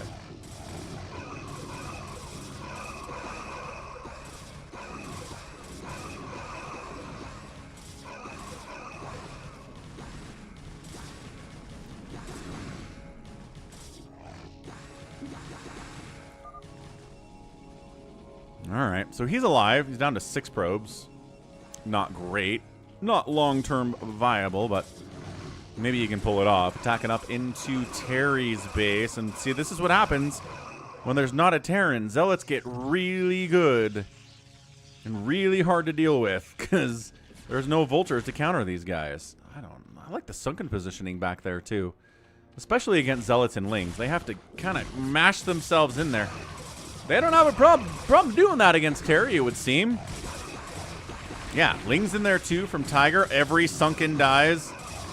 The hatches are getting sniped. The defense is trying to come in here. Vanguard, Bigwan trying to save the day, but sort of getting... These Lings are doing way better than I thought they were going to do. Wow, okay. Attempted and failed miserably. Not actually looking good for Bigwan and Vanguard this time around. Tiger's got too many Lings, which is not something I say a lot in Fastest Map in the first few minutes. Usually Lings aren't that great when there are this many Zealots running around, but they appear to be okay. TB getting hit by Vanguard. He's got Dragoons and Cannons back there, and there's Lings on the backside from Tiger coming in too. And TB's bringing in his own Zealots home to clear this out as well. So not enough Lings there. Not too many, and simply not enough. Okay, cool, excellent. Tiger running with the Overlords as one does. Get on out. Get on out of there. Zealots from Bigwan trying to come and assist his teammate Vanguard in the middle, holding the middle. But, man, that's a lot of stuff from TB. Again, TB's everywhere. Terry says I'm just dead, which, yeah, sure seems like he is. So that helps Bigwan and Vanguard win if it's a 2v3 at 7 minutes. But TB is big. Tiger's got a lot of Lings he's flooding in here.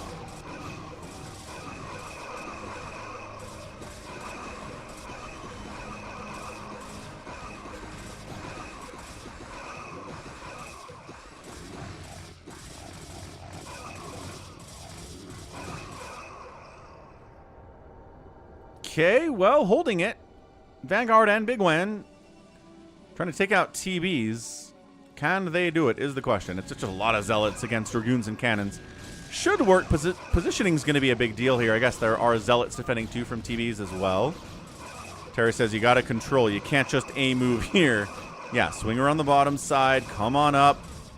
Get a surround onto the Cannons.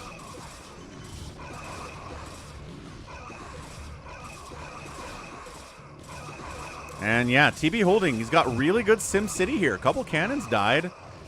Not the end of the world on that one.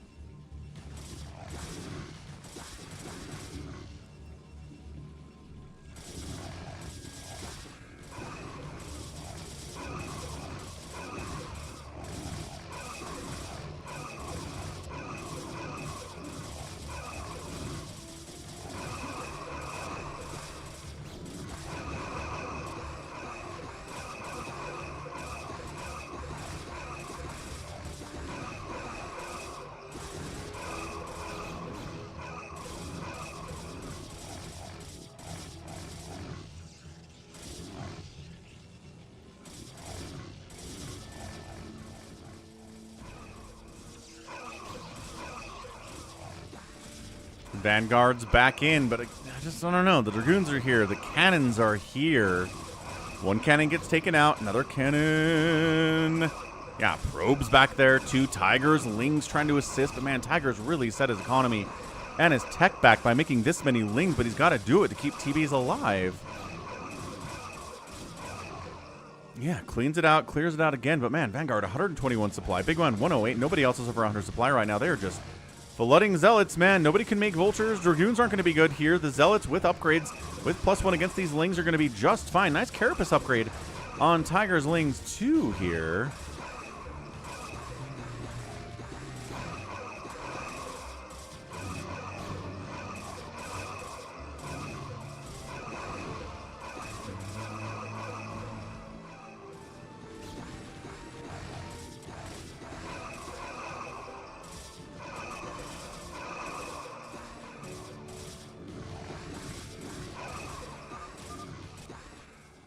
DT, says Terry. Vanguard says called. What? Wait. What happened to Vanguard? The DTs? Was that it? Neither Vanguard nor Bigwan had detection, so the DT showed up and that was it? I think that's it. I don't see a robo down here from Vanguard or for Bigwan. They went so heavy on Zealots that TB getting into Reaver Tech and into DT Tech was enough to make them both tap out. Wow. Even though they took down Terry. Well, no, Terry died early, right? That hurt. But yeah, Gamza staying alive was a big deal there too. Yeah, no robo. Trying to get a robo in now, Bigwan, but couldn't do it. So, all right, fair enough. I guess he could fall back, but maybe not. Maybe not. So yeah, DTs do defeat the Bigwan and Vanguard team shenaniganry here. Vanguard outspent everyone, but sometimes invisible men are a little bit too strong. All right. Very good. Quabam. Quabam. All right, is that it for fastest map? We've got Knockout, Hunters. We did the Nibbler. We did a 2v2 on... Nope, not that one yet. Yeah, I think it's just free-for-alls and team games and 1v1s from here on out. So as long as we're on the Bigwan train, let's do Bigwan versus Dizzy in a TvZ on Vermeer. The name of this is simply Dizzy Can Eat Dirt.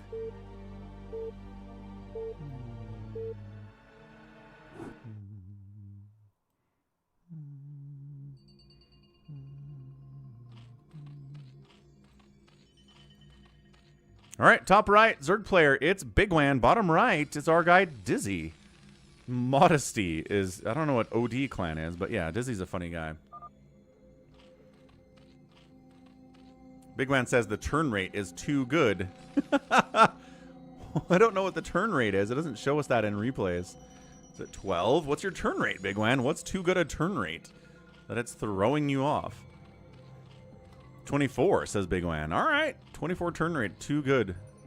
Overlord's counting down. What is Dizzy going to try to do here against Bigwan in a 1v1 non-fastest map? Curious to see. Curious to know. Hatch first in it. There's a Rax coming up. Not going CC first. Not doing anything crazy here on Vermeer. Dizzy. Dizzy's decided we're going to play this straight. We're going to be awesome.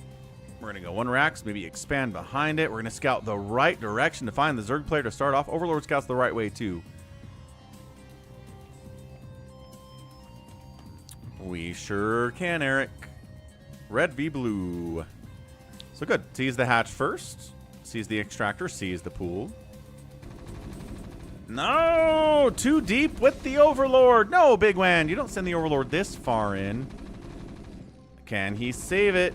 No, another Marine shows up. Definitely dead. Ah, Terry. And the supply block. That hurts. That definitely hurts. Yeah, I imagine green versus green is not great if you have some color blindness going on.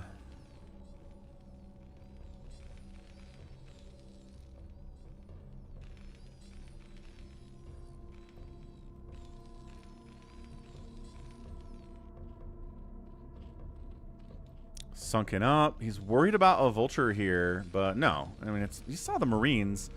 Yeah, this is unnecessary. He doesn't sunken it, which is good. He doesn't spend the money that way.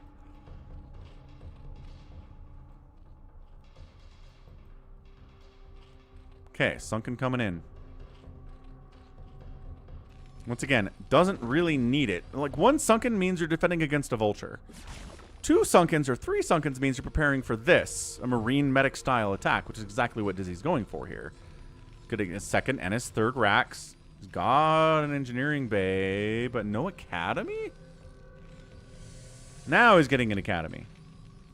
Wow, alright. So 4 racks. Academy coming in late. Really, +1 timing attack here, huh?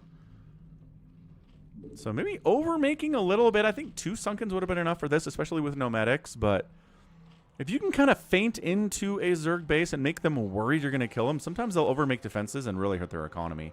Especially because Bigwan got supply blocked. He's into Hydras and Lurkers, though. Oh, that's interesting. Calm sat on the way. Ah, 3rd base sniped. God, it's so good from Dizzy.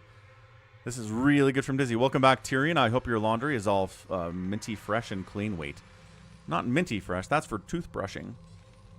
What kind of scent do you want from your laundry? No scent? Febreze? I don't actually know. You missed all the fastest map games, Tyrion. Every fastest map is done. So 3rd hatch coming in. Dude, getting a Queen's Nest at 7 minutes is pretty fast, Bigwan. Big fan. Big fan of the faster Queen's Nest. So here come the Lurker. 2 Lurkers. Burrowing in. Just used a scan. Okay, got another scan. And good unburrow and retreat from Bigwan. Not bad at all. Not too terrible. Linen crisp scent, says Ant. Well, there you go. That's not a specific smell, though. You know what? I guess linens are kind of a smell.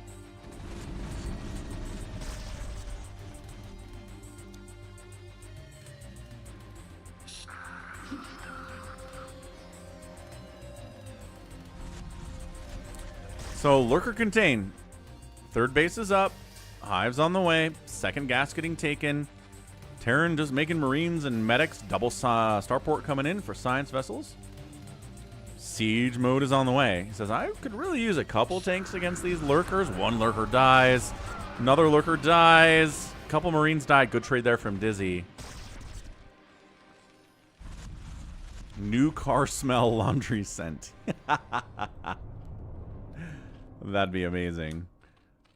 Just buying time for that hive, right? Contain, contain, contain, contain. Get Dark Swarm. Get some Plague. This 3rd base is pretty vulnerable. If Dizzy just kind of went around, this is bypassable. Just run up this right side. Again, hindsight's 20/20. Having full map vision is another thing. But if you just run up here, I think he wins. Just sends this group, right? Not everyone. Keep the bunkers, keep the defense, but running up here and murdering this would be amazing. Right. And again, having full vision of what's going on here is something that we don't have when you're playing a 1v1 game of StarCraft. You wish you did. I think Terran probably has the closest to that, just because comsats are really powerful that way. You can scan anything, anywhere, cannot deny it.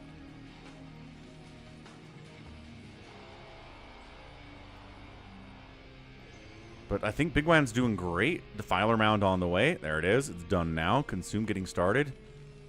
Possibly, at some point, Bigwan would really like Consume to happen. You got the Defiler Mound for a reason, dude. Is he trying to break this?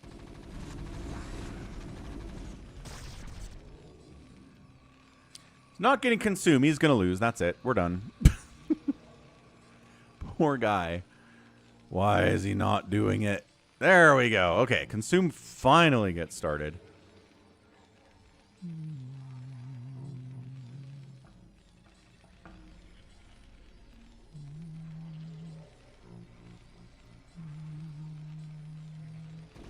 Ah, it's a drop in the main base of Bigwan. Oh, no. Hiders and Lurkers trying to defend it. Drone count killed. 25 drones remaining. Drops. Yeah. Yep.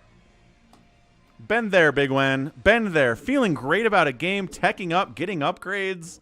Containing the enemy. And then 2 dropships show up in my main and I die. Bummer. Real bummer. 26 to 7 kills. The outspend by the Terran there, not great either from a Zerg, but yo. I did not see that, Eric. I'm not sure if Bigwan was trying to do that, but Dizzy can eat dirt and Dizzy wins. 1 drop, dude. Good stuff. All right, let's move into... What is... SaviorSword. Well, when SaviorSword gets back, we'll do that. Dizzy always tortures me in low monies. He sure does. Man, is Ben-Hur worth watching, says Orb Goblin. That is like a 6-hour movie, man.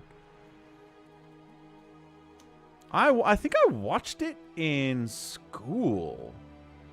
Back when I was a lad. It's at 1959. Religious epic film directed by William Wyler. Produced by Sam Zimbalist. Starring Charlton Heston. It is... What's the runtime here, folks? Give me the runtime on this movie. Well, the AI says 3 hours and 32 minutes. Woo! Running time 212 minutes, excluding overture. It has a literal intermission and something that's called an enteracte. Don't know what that means. But there's an incredible 17-minute chariot race that people only remember the chariot race in Ben-Hur. The rest of it's like whatever. But there's a 17-minute chariot race that's amazing, especially for the time. Especially for the time. Alright, when SaviorSword gets back, we'll do SaviorSword versus 4 Prime. And Terracta is kind of an intermission, but they already said intermission. I heard someone die during the chariot race too, Just. I've also heard that thing, and I think it's true. Alright, kids. Let's just go down the list. Let's do PvP on Knockout between... Who is this? I don't know.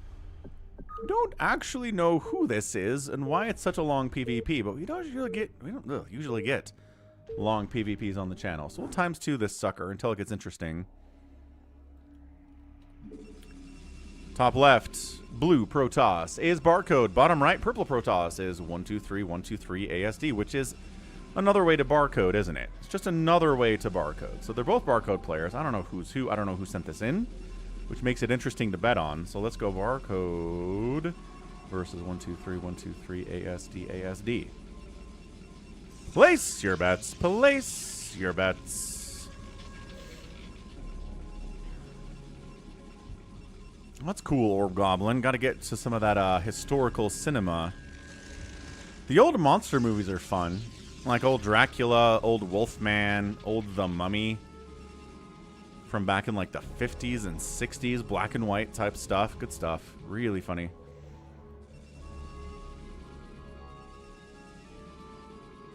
So quick gas here from our barcode player. Oh, quick gas here too from 123.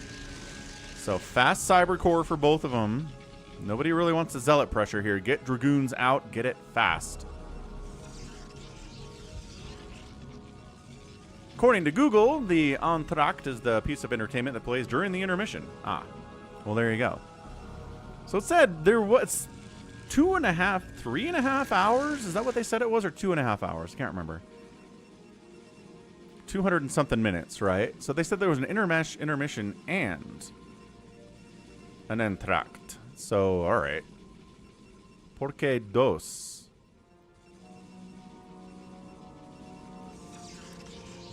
Ooh, range coming in, but skipping range. Hang on. Barcode skipping range. 1, 2, 3 is getting Dragoon range. In exchange for a faster Citadel of Adun. So there's a DT rush possibly out of Barcode. Could be interesting.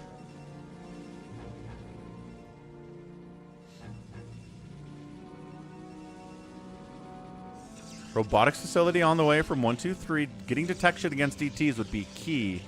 Yeah, there's the Templar Archives. Okay, so DT rush. I mean, off of 2 base, he is expanding after all. But the guy gets a robo and an observatory. He'll be fine. Which he's doing. All right, cool. So just completely reading this. He's like, I've died to DTs before. Let's not die to DTs today. And gets an observatory out sub 5 minutes. He'll be fine. This is really problematic for Barcode. The DT player is going to have a hard time doing anything. You can red V blue that, Eric. Absolutely, positively. So here comes the DT. Here's the Observer. Observer sees the DT. Dragoons see the DT. DT sees the detection, takes a shot, and runs away. Tough stuff. What's Metropolis about, Richard? Metropolis from 1927. DT says, I can deny a 3rd base, I guess. That seems totally fine. Reaver stuff down here from 1, 2, 3. He's like, I already got a robo. Might as well get Reaver stuff, and there it is. So 52 to 49 total supply in favor of 1, 2, 3. Barcode working on more gates. He's like, well, my opening gambit failed miserably, so Psystorm it is.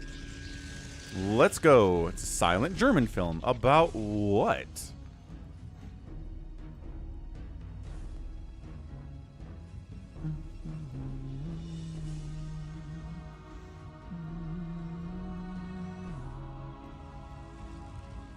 Observer pokes in, sees what's going on, sees the gate count, sees more gates coming in. Sees the High Templar too. Good scout, man. This is a great scout. What has Neil Breen directed, Orb Goblin?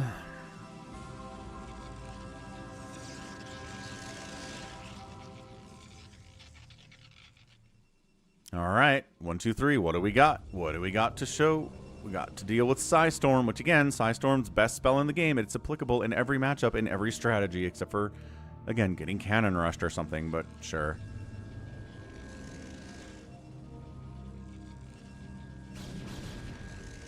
Tries to get a Storm drop in. Kills a couple probes. Probably not worth it. Good defense from Barcode. APMs are high from both of these players, too. Neil directed some of the greatest films of our time. Oh. Can't even name one of his movies? Fake fan, Orb Goblin. I can't ask what movies he directed and then you say some of the best movies of our time. That makes me feel like you haven't watched any of his movies and don't even know what they're called. Don't try to fool me. Don't try to trick me. I wasn't born yesterday. 3rd Nexus coming in from both players here on Vermeer. DT still trying to get some value, but really hard to do, man. Ooh, could he? Nope. I know, there's observers.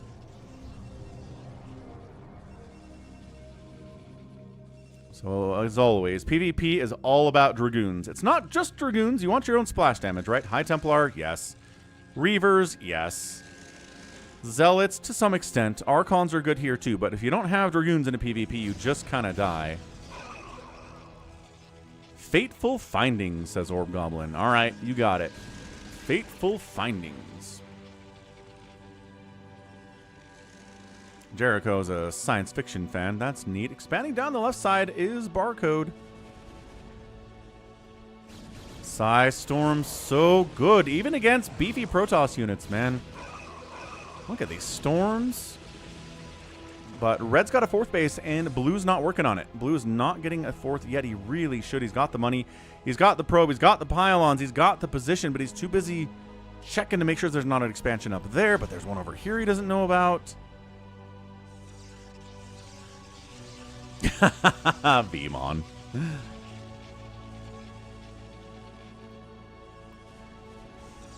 He pokes in, sees this base, doesn't do much with it. Big battle up this way. Psystorm again.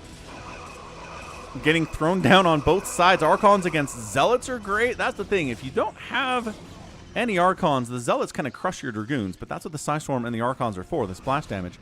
Barcode heading down south. Shutting this base down would be huge for Barcode, but the response to the defense comes in quite nicely here from 1, 2, 3. The probes come in. Ah, all right. GG. That's it. He brought probes in at the exact wrong time. Is he going to lose the hatch? The Nexus? No. Metropolis is about class warfare between the workers and the wealthy. Ah. From 1927, right during the Great Depression, too. Makes a lot of sense.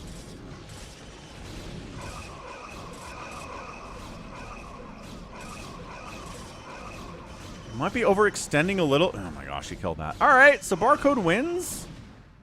We've just knocked 1, 2, 3 down to 2 bases, 46 probes. Sorry, he's got the third here, but it's 5th base coming in 12 o'clock. Although getting a cancel there, this is something 1, 2, 3 needs to do. Being 1 base down is bad enough. Being down 2 bases in a PvP means you're dead. Barcode trying to sneak a base down to the bottom left is a really smart idea. What was the... Yeah, was it called Metropolis? No, that was a movie from Coppola. Francis Ford Coppola, right? What was that movie?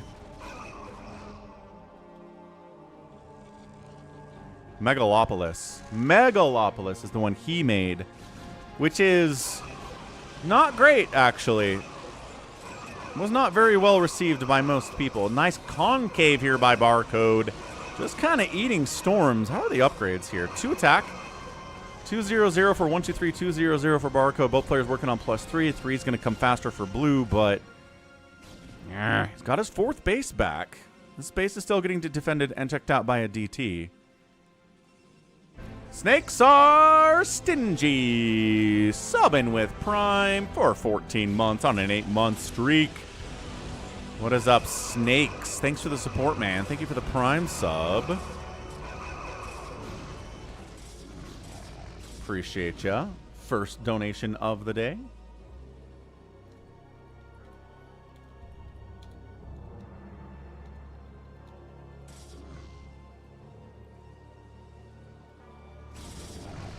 So 1, 2, 3, 4, 5 bases for the Protoss. He's got the upgrades. He's got the Storm. He's got the Zealots. Blue Protoss for the Protoss. For the other Protoss, 1, 2, 3, 4. Getting a 5th base up the right side. Defending it pretty well. Good. Just really nice being active out here on the map, too. I mean, this could be pro-level stuff. I'm not seeing anything that tells me this is lobby stuff. At the very least, probably A rank on the ladder. Maybe even like an S rank ladder match.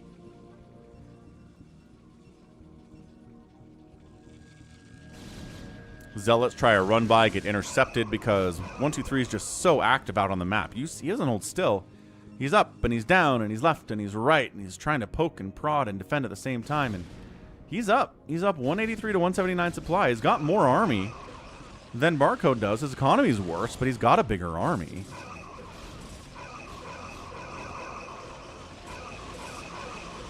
Good size storms. Good size storms.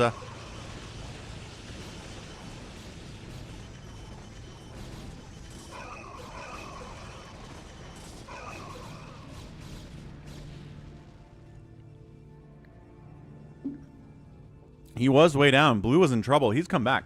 He's fine. He's up in supply. He's even on base count.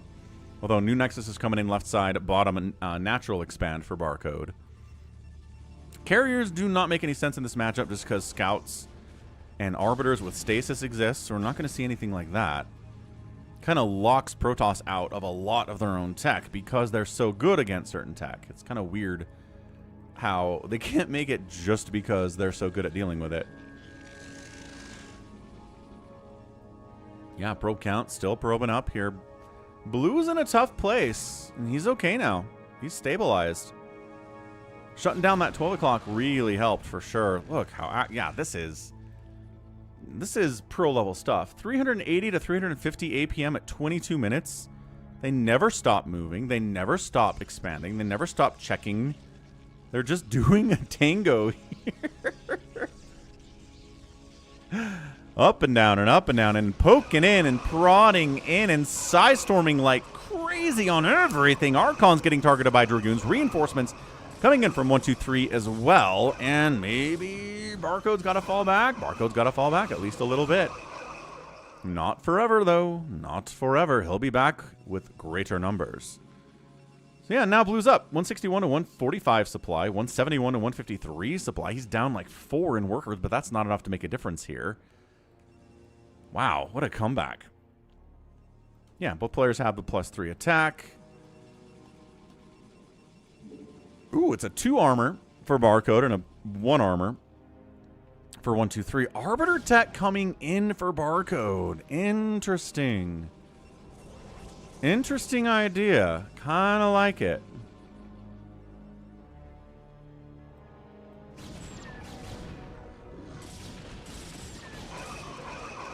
Charging in, storming. The one thing this misses is drops, though. What makes this not pro to me is the fact that nobody's dropped at all. Well, I guess there was the 1 drop early by 1, 2, 3, but it didn't really get a lot done. I haven't seen another one since. 154 to 122 supply. Massive army advantage here for Blue. 1, 2, 3. But he falls back. He just expands after getting ahead. Once you're ahead, get more ahead. What Day9 told me once. Many, many years ago.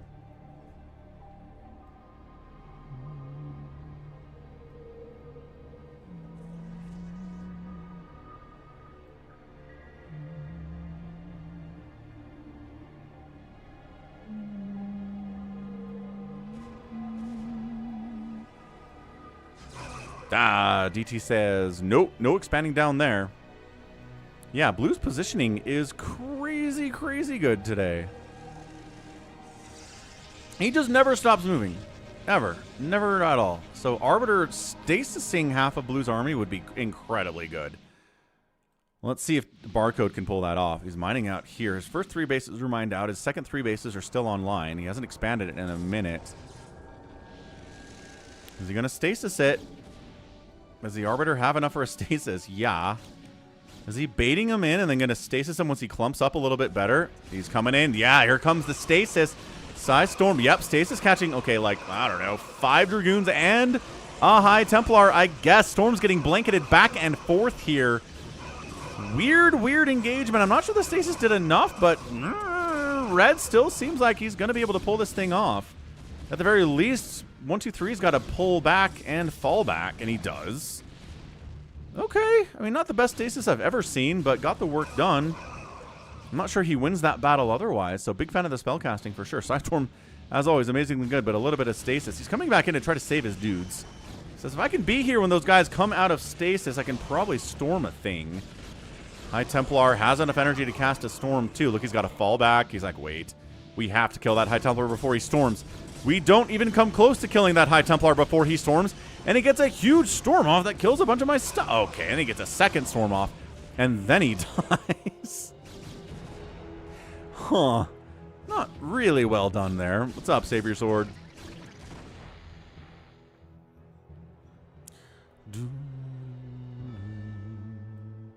And expanding 12 o'clock barcode and all that chaos. All right.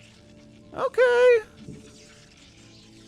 Back in this thing. The stasis helped a lot. Okay, losing this base would really set you back a bunch, but nope. Okay, fine, good. Expanding here would be possible, but 1, 2, 3's got an eye on that as well.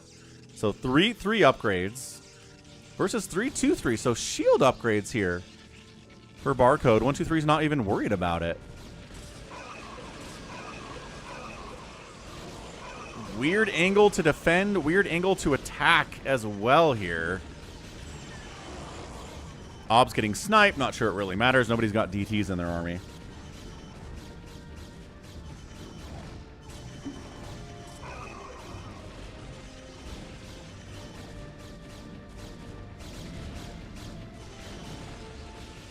Keep looking for drops, but nobody's dropping here at all, and it's weirding me out. Every PvP I cast at the pro level has drops. Like thousands of drops, it feels like.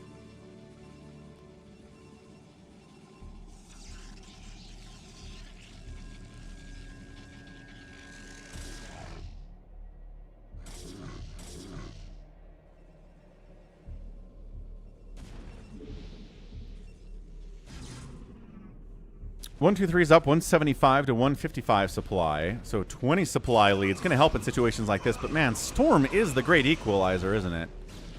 Good stasis there too. Okay. From a position of weakness here, Barcode might be able to do this thing just with some really good stasises.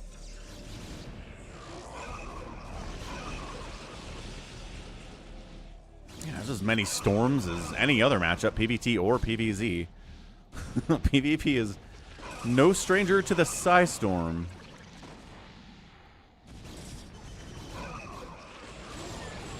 Psy Storm, Psy Storm.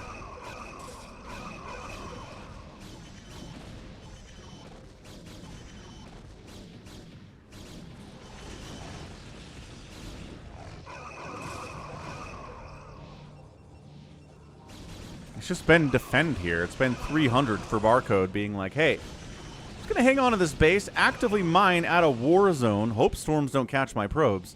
123's expanding 6 o'clock. He tried coming here earlier, lost it about 20 minutes ago, but it's back now. It's hugely back now. APM are still sustaining over 300 for either of these players. Incredible stuff. Recall's on the way from Barcode. He's like, all right, can't engage here. Oh, there we go. 123's got his own. I'm just kidding. Arbiter's dead. Before I could say the word Arbiter, it was gone. Another stasis. And another big chunk of Blue's army gets removed from the equation. He's like, this is how Terran feels. Huh. I suppose it is. Oh, recall. Oh, are you serious? A recall in a PvP? When's the last time you saw a recall in a PvP? Long time ago, I imagine. Just recalls casually into the main base. Bonk. Brings Zealots, Dragoons, and Archon going after the gates, going after the pylons, and suddenly Blue's like, wait, hold on. What's going on here? Why am I being attacked inside my main? I don't know. Can I push up and maybe kill this Nexus if his army is otherwise engaged, killing my main, which would be pretty bad, actually. One gate is going to die. He's got some defensive units here, but maybe not enough to actually save it. Can he save the Nexus at 12 o'clock at the same time? The answer seems to be no. Barcode is engaging in what appears to be a bit of a base trade, if not a base race at this point.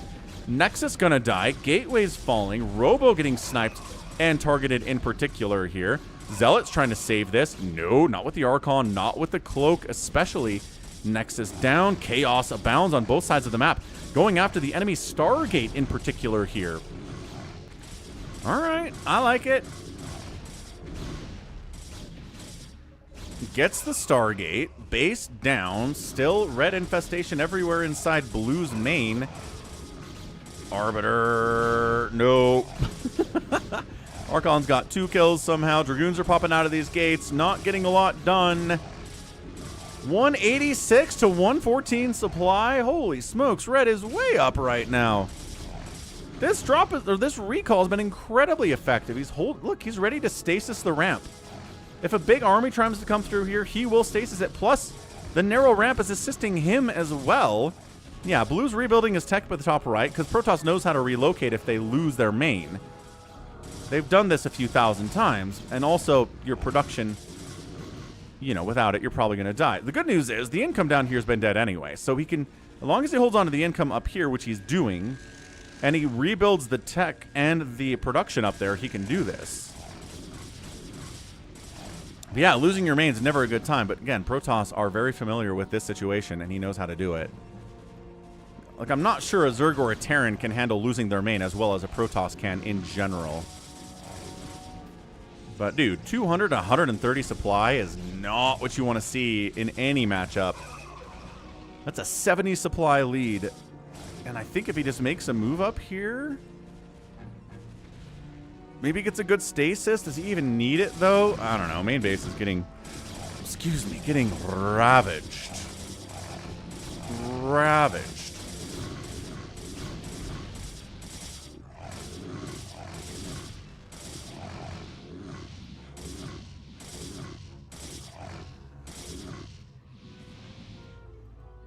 Trying to get his 12 o'clock base back here to Barcode. He doesn't really have anywhere else to expand is the problem. Nexus is dead. This Nexus is dead. Yeah, these are losses that do not matter for Blue. This base is huge for him. And these 3 bases are also really important, and he's taking the 12 o'clock. Dude, is 1-2-3 going to win this? I kind of feel like Barcode is a little bit tentative here. I don't think he wants to go in there and actually attack, and it's hurting him. He's got the bigger army, bar none. He's got a 40 supply lead in army now. They're just kind of dancing around and falling, and that's a new base he's taking. Yeah, so Barcode's got a new minerals base. He's got a decent amount of gas he's rolling with. He checks the 12 o'clock and says, what? How's he up there? This man's an expanding maniac, and he really is. Again, over 300 APM means you're pretty good at StarCraft, as it turns out. No real complaints there. There you go. The Psy Storms doing what they do.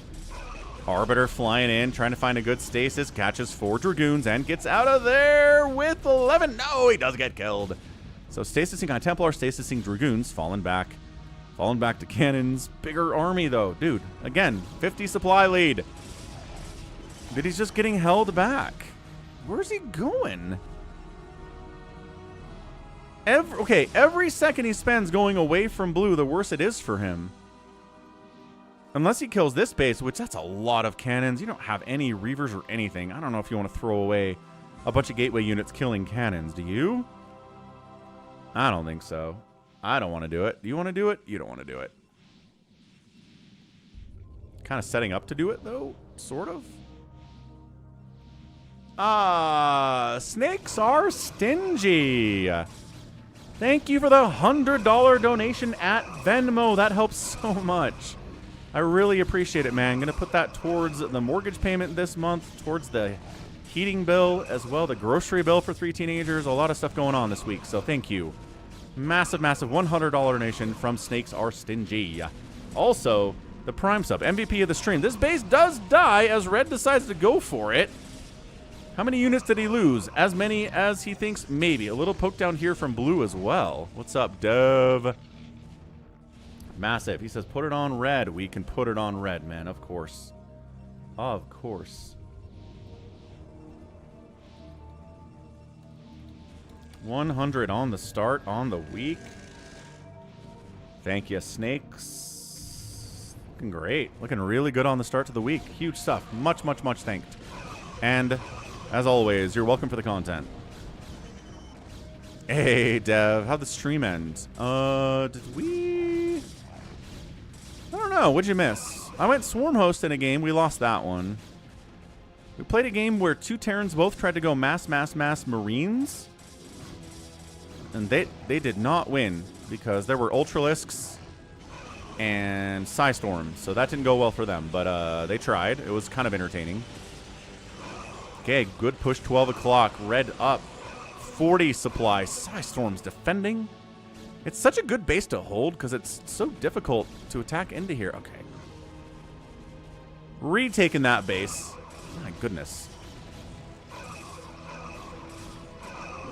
Yeah, retaking 6 o'clock and potentially killing 12 o'clock is sort of a huge deal for Barcode. Yeah, Blue's mining out of the bases he's got on the right side. 12 o'clock and 6 o'clock are important in that way. And at the very least, bam, Blue doesn't control either of them. Good. Psystorming. Beautifully Psystorming there. Archons just charging through the storms. They don't care about them, but they probably should. You can't just not care about Psystorm, guys. Yeah. Woo. Falling back. 113 to 75 supply. What a scrap-tastic game this has been. Holy smokes. I don't know who sent this in, but thank you. What a good game this is. Okay, stasis wears off. Try to get out of there. No, yes, absolutely not. Maybe. Bleh. Dev saw the Ultralisk part. What did we end with? I don't know. All the games kind of run together. I'm not sure chronologically. What did what? I won a game where I went Mutalisks, which I think you saw that one. That was kind of a crazy game. Won a game where Void Rays sniped my main, and I was forced to make Hydralisks, and won with those. That was kind of fun, too. Yeah, a lot of good stuff on the StarCraft 2 stream last night. Samacron came back. It was fun. Good to have someone to talk to. Okay, big attack down south. If 123 can kill this and take the 12 o'clock, he can win. I've said this about the 6 and the 12 o'clock a lot today, but yeah, it's just a narrow choke. You just storm it. Is that a feedback toss down on the Arbiter? Might have been.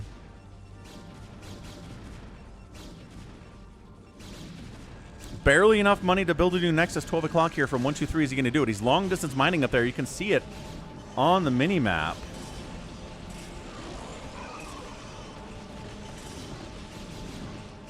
Good. Oh my gosh, the stasis helping here. Maybe not immensely, but it is assisting. That Nexus is going to die. This game is bananas. Did Max send this in? Did Max Tyler send this in? Maybe not. Maybe I didn't. Loses the Nexus. Okay, so mining one base, barcode. Everything else is mined out. I mean, mining from these mineral fields don't get you anything, but my goodness, 12 o'clock, long distancing. Does he feel like he can actually build a Nexus here with the amount of army on the map? From red, doesn't, I mean, this is it. This is it. This is it. 93 to 71 supply at 43 minutes is a banger of a game. Look at this. Yeah, he's like, I can't afford to build a Nexus here. I can make army units to try to stay alive. And that's what he does. Okay, sniped. Sniped. Okay, probes dying. Not as big a deal as army units dying here, though. DTs, late DTs here from Barcode. Trying to dodge storms. He's like, all right, I was going to attack in there, but there's a million storm feedback on a High Templar there, too. Oh, and blue taps out. Not enough remaining. It's not like it's a huge army from Barcode, but it's enough. 333 Dragoons, Archons, DTs. Maybe he saw the DTs, and he's like, I don't actually have any obs. That's a problem. Could be the second time today. DTs just kind of win the game because there's no detection against a Protoss. Anyway, man, Barcode opened DT, failed miserably, got hard countered by an observatory rush, and then came back and won in 44 minutes anyway. Impressive stuff, man. Impressive. The battles for the 12 o'clock and 6 o'clock were legendary. We almost mined out Vermeer, which is not easy to do. And at the end of the day, the Barcode gets the win. Great PvP. Fantastic. Fantastic PvP. High APMs, too. 359 versus 308. Crazy. Produced very similar numbers of units, but Barcode killed about 30 more than 123 did. That's going to be a big deal. 97 buildings raised. A lot of those are cannons. And then the outspend by 123, but he lost. So just better splash damage, I guess. Better storm, I would say. On Knockout, that map was. Right. Kept calling it Vermeer. That was a lie. 2v2 on the Hunters. We got Door Noob and Hunter versus Wulk and Kashkas. What's up, Scotty B? Hello, longtime channel member Scotty B on a Sunday. How's it going? Got a 2v2 for you on Hunters. Happy Sunday, all. Ooh, yeah, we're gonna. These colors are terrible. Top right, we've got Door Noob. His teammate down here is Wilco. We'll call him Wilco. Team 2. Wait, no. Color's hard. Hang on. Door Noob, and his teammate is Kashkas on the left side. There it is. So Protoss Zerg team. Team 2 is a black Protoss, and then Wilco playing Zerg. OG Hunters, says Door Noob. It is. You sure did, Scotty B. Bad mineral patches. Gas is kind of in a weird position. Getting a third base is kind of a nightmare. Quick ad break before it gets too exciting. Just so you don't get an ad in the middle of the game when crazy stuff is happening. So happy Sunday, all. Thanks again to everyone who has sent me replays to falconpaladin@gmail.com with the subject of Brood War. We've got some good ones today for sure. Some good fastest map. Really, really fun PvP. Really high level, too. I imagine RJB might come in here later and be like, oh, yeah, you know, that was best, and that was rain in a PvP or something. But again, the drops, I don't know. There weren't any drops. And again, every single PvP that I cast tends to involve drops on some level. Again, there was one drop.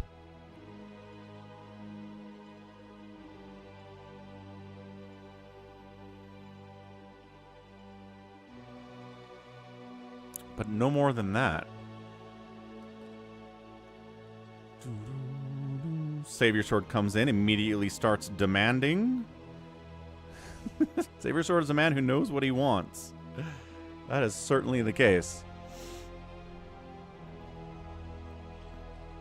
Ad pops up for Timber Ridge. What's up? It was yesterday. How's it going yesterday, sir? So no 2 guests. Usually we see big game hunters, yeah? Oh, and this is our guy. It was yesterday is here. He's door noob, I guess. I'm guessing he's door noob.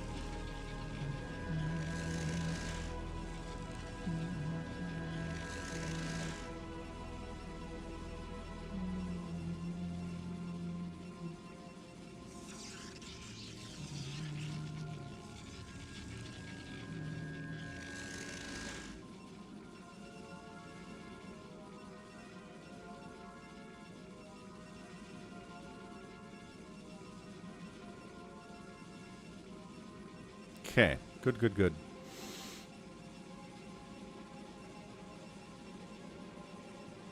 Why you think that I wonder?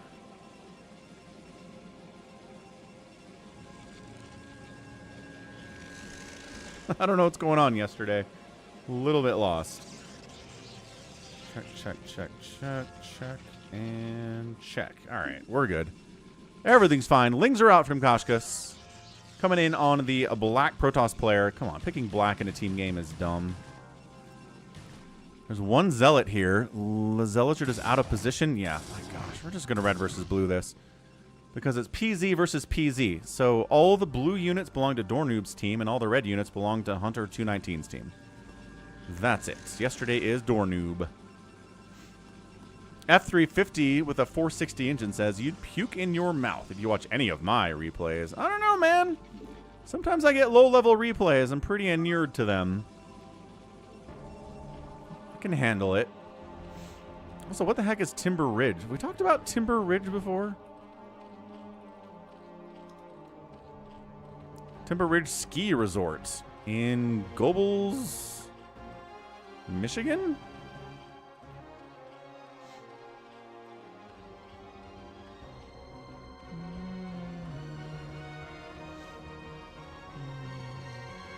Uh-oh. Big attack from Hunter and Wilco in on Doornoob's teammate Kashkas. He's got Sunkens. He's got Lings. Where is the help? It's over here. Uh-oh. Sunkens, do your thing. Really need these guys to stay alive. One of them getting targeted by the Zealots. Can he keep it alive? Yes, he can. One Zealot's not enough to do it. Bam. Holds. Yesterday's like, nice job, dude. Great hold by yourself. Yeah. F350, pick your favorite one. So that's like interesting in some way, right? Like, don't send me a replay where you 2-rack someone and they die in 2 seconds. Make it interesting in some way.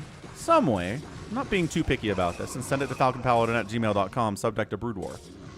We'll get it up next Sunday. You have some time to think about it. Ooh, maybe DT's coming out here from Doornoob. Yeah, DT's in production. A lot of DT's on the channel today. More Sunkens. He's like, I'm not sure I'm getting a ton of help from my teammate. And I'm getting double teamed a lot. So more Sunkens. God, the Zealots charging again. There's more Sunks to deal with this time, though. Oh, no. The Sunkens are falling. The Zealot. All right, all the Sunkens are dead. Doornoob's like, get your drones out of there. Okay. I don't have enough money to actually build a new hatchery. I must get enough money for a hatch. That's why he comes back in. Got it. Return. No! He doesn't do it. No. Okay. Is he up here? Nope. All right. So, yesterday, well, DT's kind of save it. He shows up a little bit late. Kashkas is at 9 minerals, 0 drone. No, he's got 2 drones. He's got 2 drones. Cool. All right. Cannons are up. Not sure you're killing anybody. Oh, the Lings all up in the space. 2 cannons in a pretty good position for it was yesterday to stay alive. Yeah, trying to jump on that. Not going to work out. Not with the DTs. Not with the Zealots at all. Oh, DT's got dragged into cannon sniping. He does snipe a cannon. So shutting down the second base is kind of a huge deal. Again, it's not big game hunters. It's hunters. Second bases matter here a lot.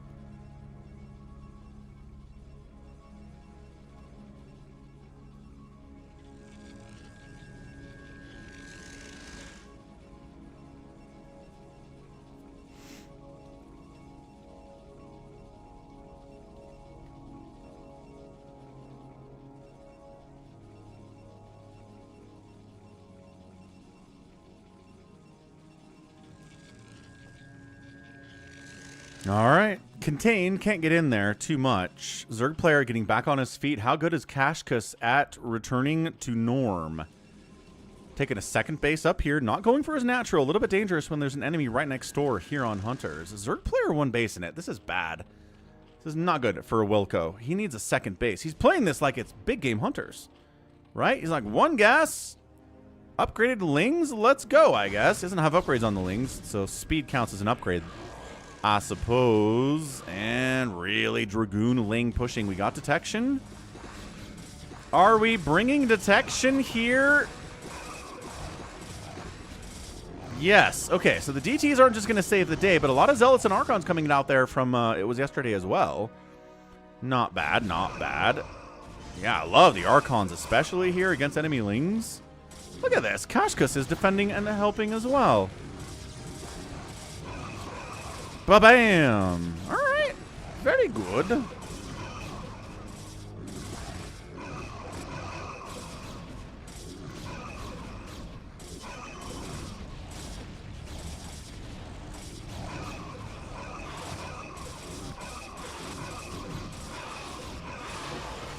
Mutalisk joining the party from Wilco, trying to snipe off, not the Archons, obviously, but anything on the ground there. Looking one base in it, by the way.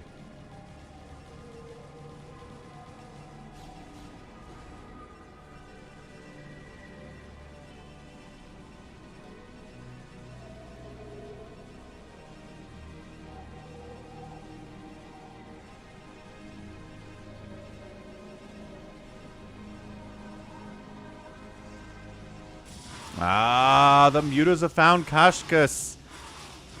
He's trying to get, desperately trying to get spores up here. Trying to snipe the one. It does get one hit off before it dies. The second spore finishes, though, which is huge. What's up, Ramon? Happy Sunday, man. How you doing? The spore, oh gosh. Evolution Chamber means you can't build more spores.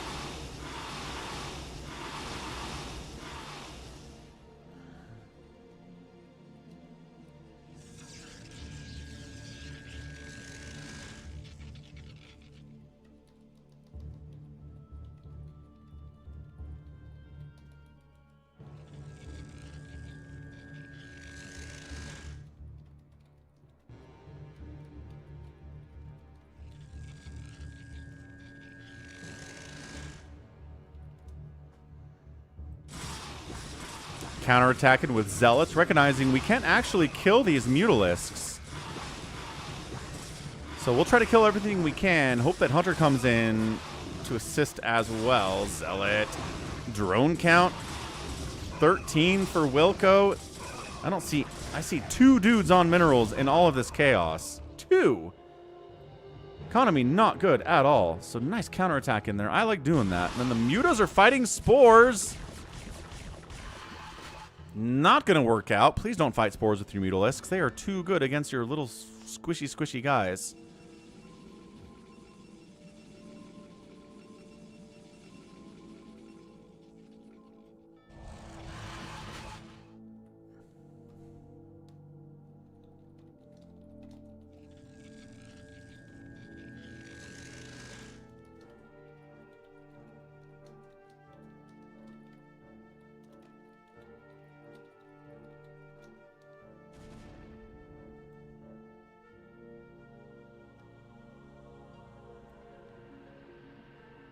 Yeah, you got to bring a lot of mutas to kill a spore.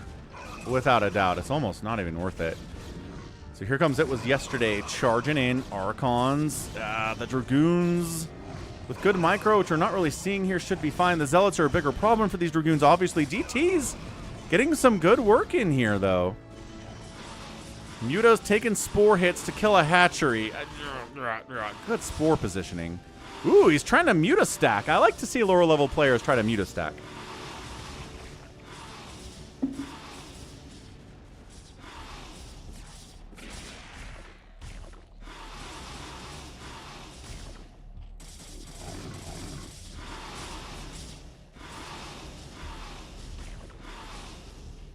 It's not going very well, but he's giving it a shot here. Quabot, Quabot, Quabot. Still, second base goes down. Oh, gosh. Hunter loses the second Nexus again. Comes up, tries to save it. Zealots are running in here for Dornoob. Then mining out.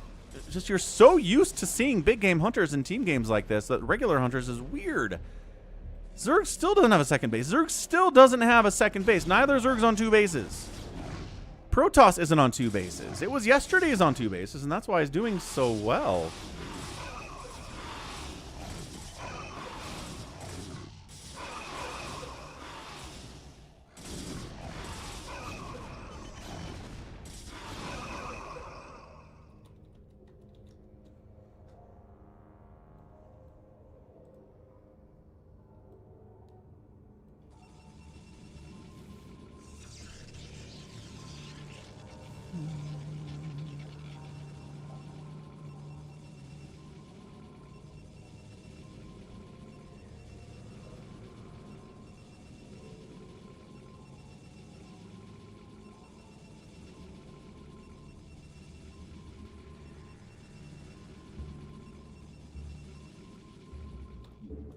So yeah, as long as the Zerg players don't take second bases, which they're not doing, they're going to die. Third base is done for Dornoob. At least Wilco or Hunter understands he needs a second base. He's actively trying to do it, whereas neither of the Zergs are. Ling, Muta, attack. The Lings need to be attacking the spores. God, the spores are getting free hits off. Free hits off big time. One spore remains. Ling's trying to take it down. This one, no, Zealot shuts it down. Spore dies anyway. Archons, oh no, they're like, we got rid of the spores, but the Archons are here to eat the Mutalisks. They've got to fall back. More stuff charging in here from Hunter. I was going to say, I don't know that 2 Archons are enough to deal with this much stuff, but Dornoob is in here. He's here to defend his teammate.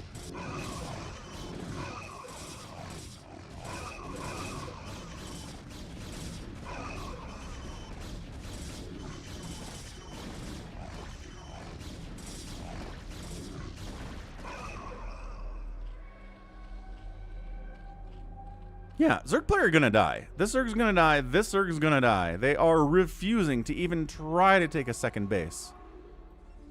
No, he did it. He's barely, okay, barely. The 18-minute second. Oh, Wilco just taps.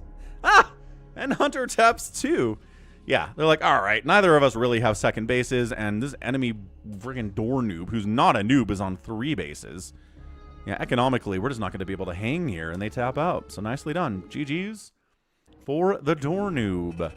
What's up, Happy? How's it going? Happy Sunday. How's it going? JLC. Intense stare.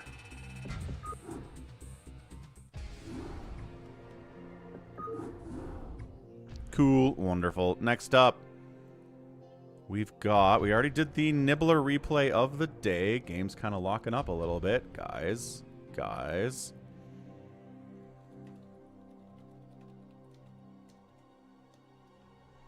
Okay, Nibbler done. Let's go Avcatinus shenaniganry 2v2 on Fighting Spirits. Hey, no problem yesterday. It was a good one. Good expanding. Nobody else really bothered, but you knew the importance of expanding, so you did it.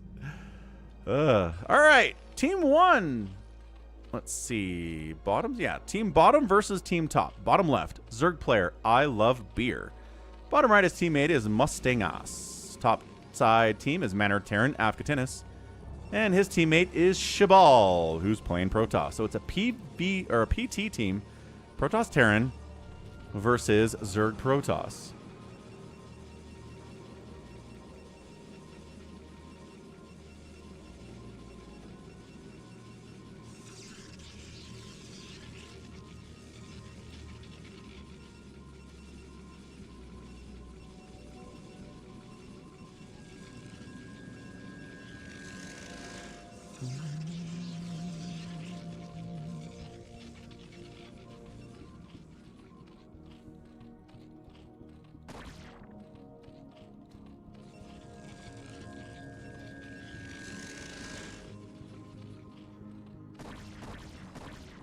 Zerg player decides, who needs a second base? I'll just build a macro hatch inside my main. Dude, what is with Zerg players not getting second bases today? Well, he got gas blocked, which is annoying.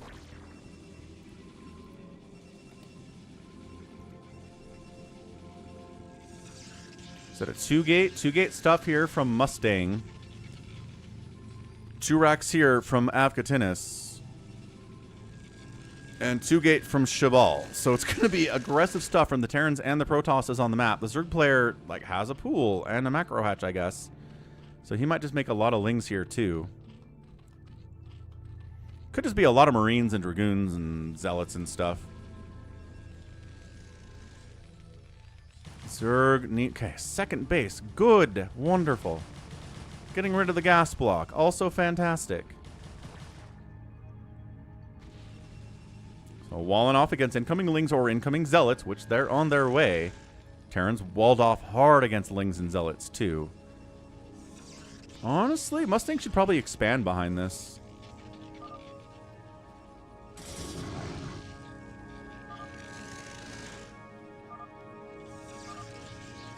Says, attack the toss when medics come. Alright. Not a wall for Terran. Well, it's a lot of Marines back there. I don't think you want to get in there at all.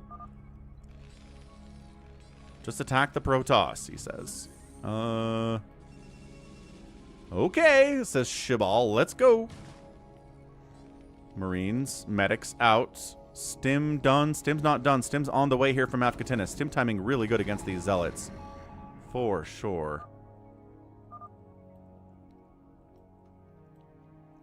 Protoss has cannons. True fact. Let's get the Zerg. Oh, hey, bullying the Zerg. That's a new idea. All right. Well, Shabal's here.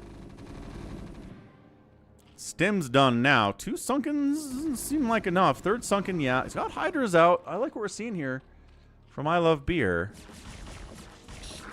Zealots run in first. Tank, tank, tank, tank, tank, tank, tank. Marine Stim in. Wasting shots on Overlords a little bit. You want to take these Sunkens out or attack Hydras if you can. 4 Sunkens, 3 Sunken now. Zealots on the backside from Mustang here to clear it out. Ooh, attack failed. Yeah, too many Sunkens there. Too much support there from the Zealots from Mustang, and everything's okay. So Zerg player, 18 drones, 2 bases. Nobody else has a 2 base. He's fine. He's alive, and that's all that matters. And he's in a good economic position. I guess that matters too. You can be alive and have a terrible economic position.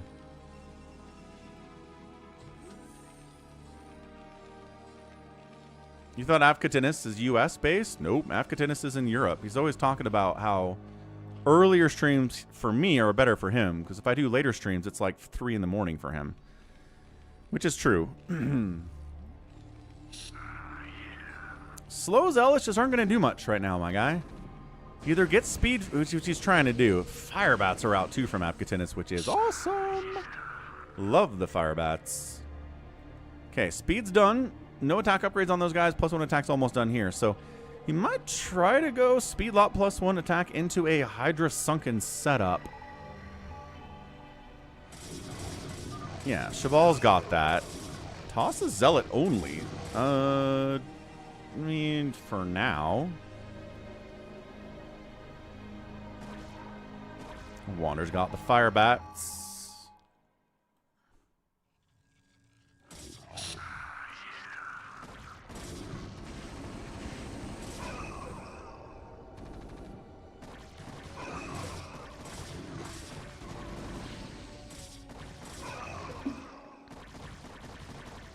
Yeah, Allbrand says, make him a Canadian. So Zealot, Hydra, pretty potent combination for Team South.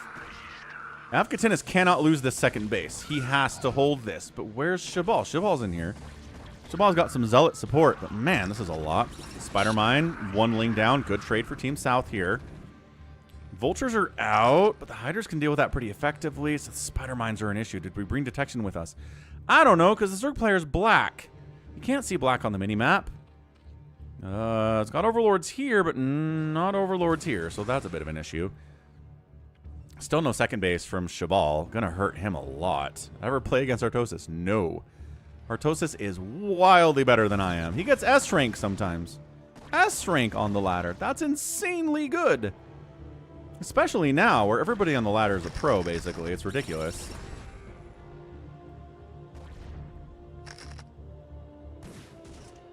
Zerg player thinking about getting a third base? No, I don't know with these vultures here. Spider Mines, Spider Mines. Oh, he snuck a drone up. Good sneak. Great sneak. I love beer. Big fan of that. That's what we're here for. Psy-stormed and still alive. Shabal doesn't have a second base. Shabal's in a lot of trouble here. Hydras, storming the Zealots. So you don't have enough storm left over to deal with the Hydras is an issue. He does actually have a storm. Oh, pre-dodged. Sick dodge. I like this. This Zerg player's all right. He's dodging. Dude, High Templar need to die. Like, I don't care what else you do. The High Templar need to die. All right, fine. Got one. Acceptable loss. Don't overextend. Don't overextend. Ladder is not fun, Wander. It never is. Anybody who ladders, I have a huge amount of respect for them, and I'm never going to do it. Not only is everybody there great, but there's a bunch of smurfs, too. Like Toggles, right? Toggles out there. Amazing, like, top 20 S-rank player. He makes new accounts constantly. Goes from all the way at the bottom, all the way to the top, crushes everyone the whole way. You match up against him in D rank and he just smokes you. And then you feel like you just want to die. You know what I mean? Bad times. I don't ladder, as the point, F350. Toggles is currently inactive, says RJB. Well, good. All the D rank players are saved. Zerg player got a third. Saturating it would be nice. Hive would be nice here, too. He's got a Spire. And Muta Hydra Ling, dude. If Shabal doesn't get a second base...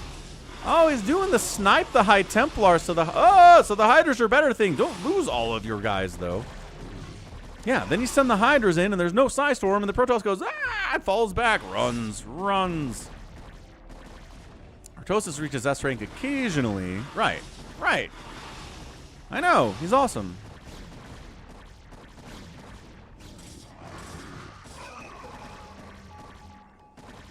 Yesterday says, if you try to fight me on the ladder, you'll have a happy moment. I don't know, man. You're pretty good. I know you talked bad about yourself yesterday, but you're not as bad as some of the players on stream. That's for sure.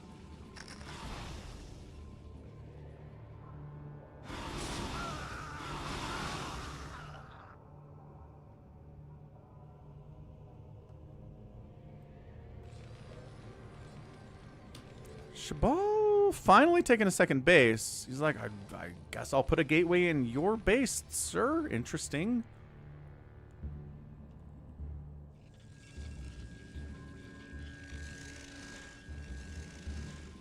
Mustang doesn't have a base down here. Will not have a base down here anytime soon. The Vultures are being active, which is what they got to do here from Avcatinus. So, that's fun. Probe transfers, good stuff. Sunken Hydra. We'll make sure the Vultures don't do a lot of damage up here.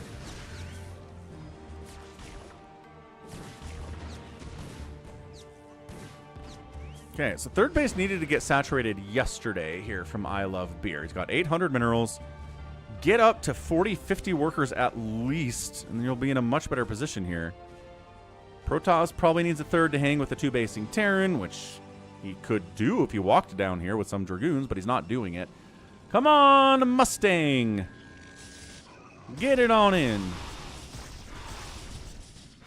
6 Mutalisks. Sniped. Okay, good. Fine. Wonderful.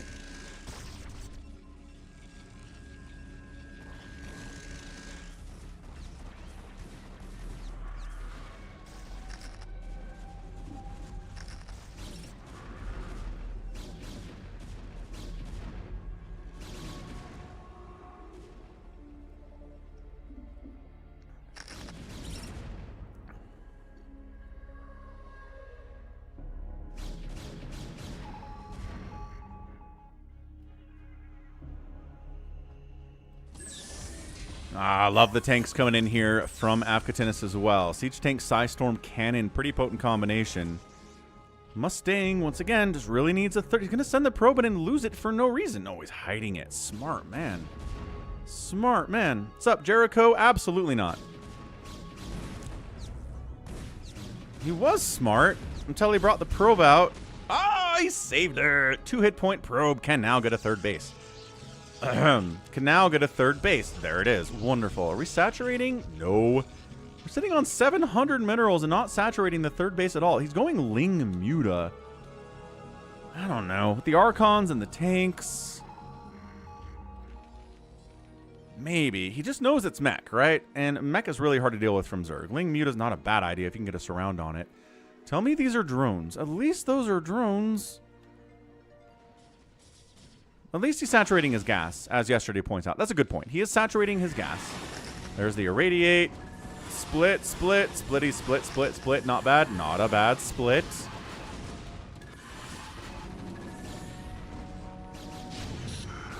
Not a bad split at all. Dragoons pushing in from Mustang. Tank count too high. So yeah, mech. Hard to deal with for lower level Protoss and lower level Zerg and lower level Terran, it turns out. So we'll see. We'll see if they can handle the mech here. Stasis would be nice. Like Arbiter Tech, sure. Recall stuff could be good to bypass mech too. Drops can be amazing from both sides against mech, but slow overlords, and there is no drop tech researched by I Love Beer at this stage of the game. Carriers on 3 gas are pretty viable too. Mustang could get into carriers and make the tanks irrelevant. We'll see what he does.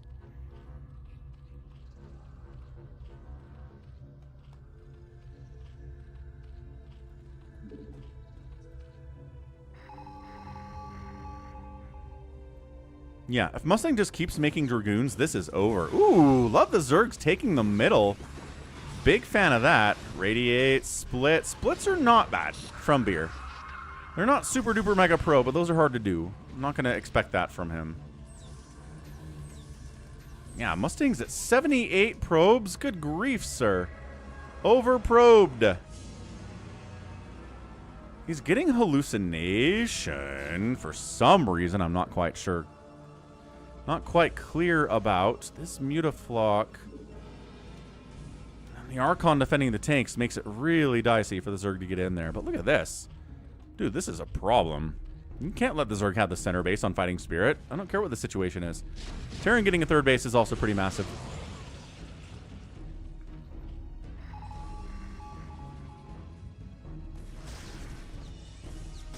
Okay, Vultures come in, snipe every probe at the center. Maybe, kind of, I don't know. But, dude, 177 supply for the Protoss is massive. Honestly, go kill Shiba. You gotta... Oh, Shiba? Maybe it's Shiba. Like Shiba Inu. Isn't that a type of a dog?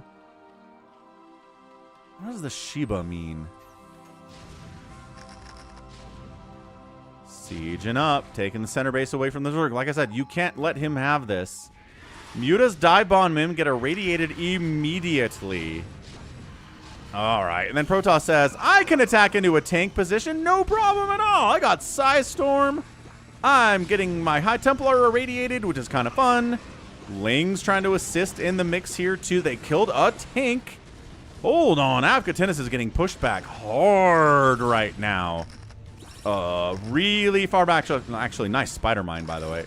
Yeah, Ling's clearing out Spider Mine, so the Dragoons don't actually have to deal with it. Siege tank's gone. So Avcatinus down to 1 siege tank. He just got double teamed hard. Is he dying? Look, Shiba's trying to help him, bringing Zealots, bringing Archons in. Yesterday knows that Mustang is an A-B+ rank. Okay, Mustang's not bad at all. He handled that tank line with very solid aplomb. He hallucinates science vessels and Dragoons in the middle of a battle. That's how you are styling. You are a little bit overconfident if you're doing that instead of using Psystorm or something else with the energy on that High Templar, man. I mean, Psystorm is the answer always. Center base, looking good. Still trying. I'm impressed they're going after Avcatinus instead of trying to kill Shiba. Third base also maybe a good target for the enemy south team, but they keep trying to attack up here instead. Zerg player, a lot of lings. 2-1 upgrades on those suckers, working on Ultralisks, working on Plague, making 5 Ultras at a time. And Mustang says maybe we can kill Shiba. He's at 77 supply at 21 minutes. Probably a solid target for death here.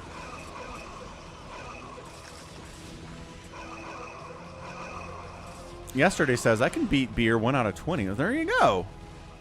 You're not a huge scrub at all. I'm sorry, says Shiba. Arr, Ultra Ling, not too shabby. Irradiate.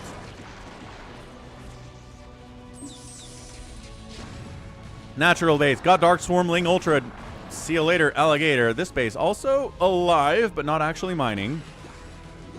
Avcatinus says, I believe that we can win. Ultra Ling up the ramp. Is there something? Are these probes hold positioning on the ramp? I don't know. They can get targeted, though. Zealots trying to handle the Ultralisks inside the Dark Swarm. DT's much better at it, and there you go. That's how you do it. That's how you do it. God, cracklings up into this base. Again, the tanks are not the answer. The Archon might be. Isla Beer says, WTF? What are we WTFing? Base lives. That's big. Oh, hallucinated Ultras. Mustang's messing around. He's definitely messing around today, and it might cost him the game. I don't know if you want to do that. I don't know if you want to be messing around.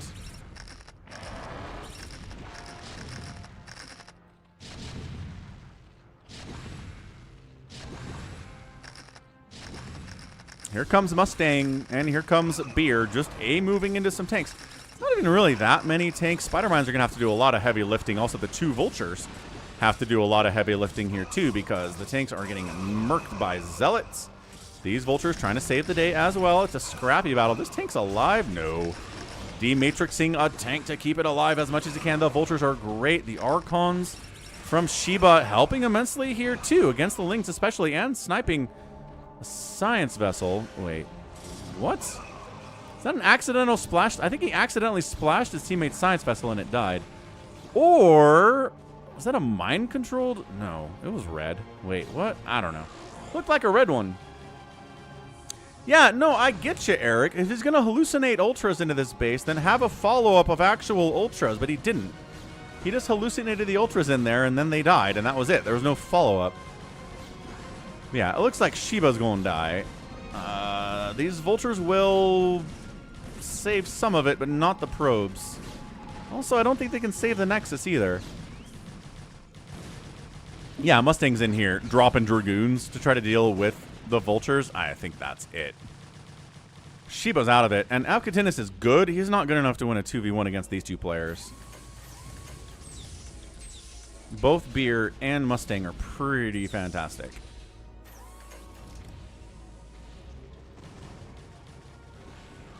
Yeah, and center base is taken. Come on, you can't win if your enemy takes your center. Wander's like, where's Ultra? I don't know. He said he's working on a project of some kind that's keeping him really, really busy, so hats off to him. I think we convinced him to take a day off from his actual day job last week, too, so I hope he did that. He was feeling really stressed about it, so. Avcatinus, tank drops at the 6 o'clock, but this base is basically mined out anyway. I don't know that it really matters. You could... Okay, Zerg player takes this. Zerg player takes this. What's up, 4 Prime? It's a 2v2 on Fighting Spirit. Top versus bottom.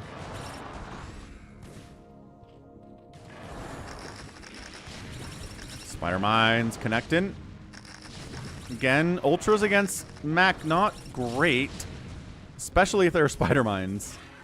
Good snipe on the Defiler there, too. So yeah, expanding. Do it. Do it. Okay, fantastic. Taking it.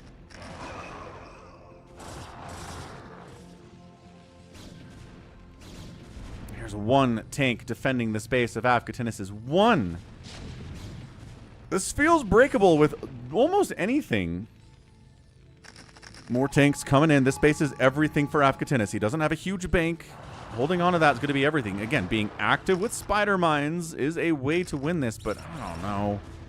Shiba's dead. Shiba's been dead for a minute here. It's a 2v1. Avcatinus showing a lot of pride and a lot of skill staying alive here. Sorry, I didn't had to 2-gate. Didn't have to 2-gate?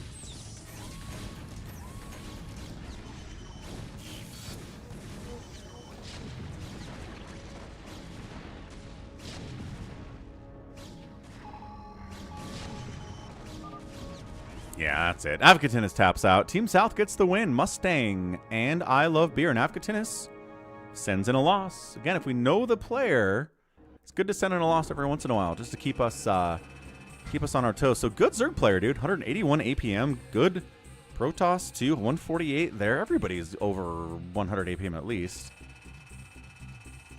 Good game. Yeah, Zerg got that third base up, got the gas up, did the mutas, the lings, the ultras, the dark storm. All of it was really well done. Next up, Cheese from Artanis from Avcatinus on Fighting Spirit and a PvT. I don't know what Cheese from Artanis means. Should we find out? I think we should together. Ooh. All right, top left, dark blue Protoss player. Might as well be max power, but I guess his name is BGH Story. And in the bottom left, it is Avcatinus. So it said Artanis cheese. I don't know what that means.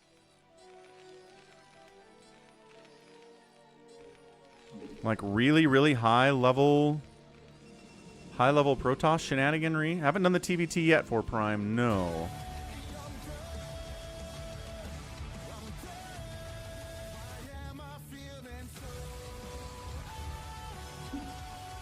New sound alert with Minecraft fighting animations from Jordan. This one doesn't have a copyright on it.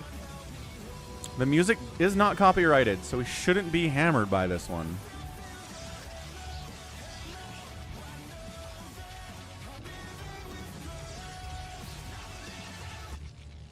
Good stuff. That one last week was apparently from League of Legends. I got copyright claimed on that like 17 times. I tried shortening it.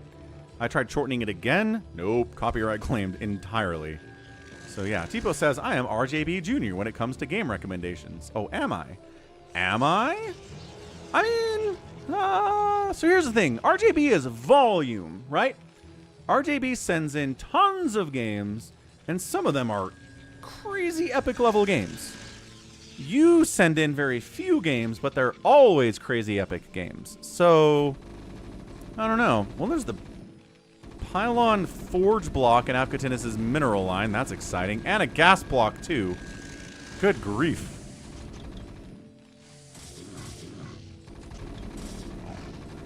That's why you said junior. Fair enough. You may be junior RJB. Reasonable.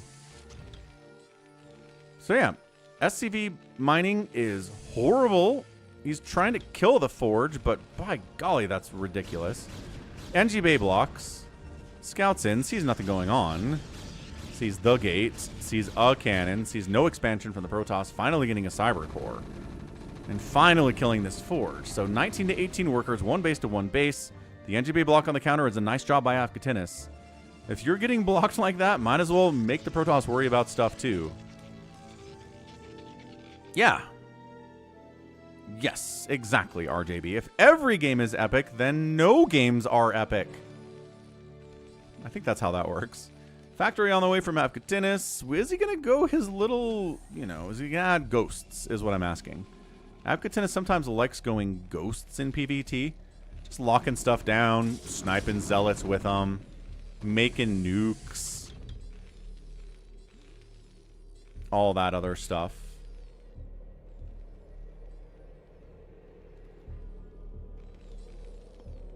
There you go. Gotta put your probes to work, Mr. Not Max Power, but looks like Max Templar Archives on the way on 2 bases. Starport coming in. This could be sneaky. This is a 1-1-1 build. Rax, Factory, Starport, Expansion. What are we doing, Avcatinus? What are the plans here?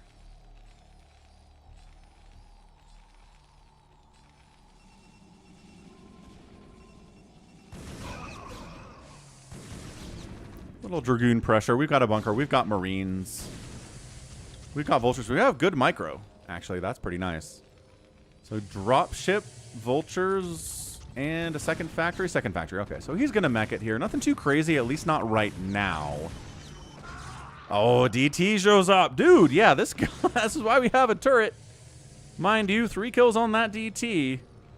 Wow, so he goes gas block, pylon, and forge in your mineral line into DTs on the follow-up. This guy pulling out all the stops. Now he's got a Stargate and an Arbiter Tribunal. So and he's taking a sneaky third on the right side and a 4th down here. Dude, this Protoss. There's potential to just body Avcatinus right now. This drop needs to do some stuff. That would be a 90-minute ZVZ where the map mines out. Sounds incredible, Tipo. That's Artosis versus Josh, right? JSH. One of the craziest ZVZs of all time on Dominator. Spider Mine. Again, probes don't trigger Spider Mines, so they're okay with that, but they're running. There's a cannon in the mineral line. He knows this is a threat.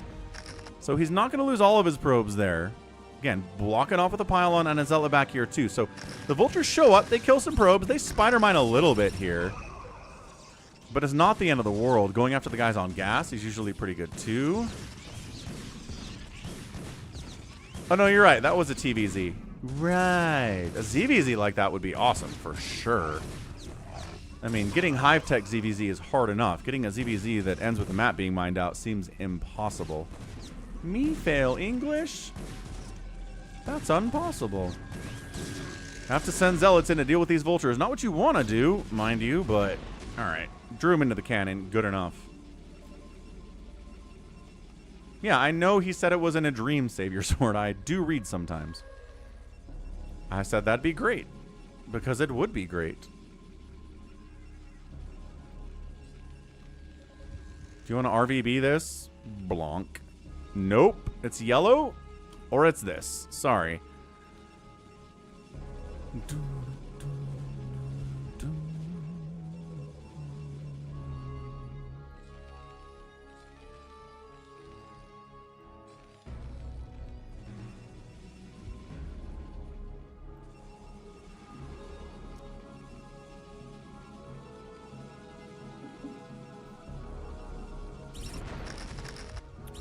Oh, killing DTs with spider mines is sick.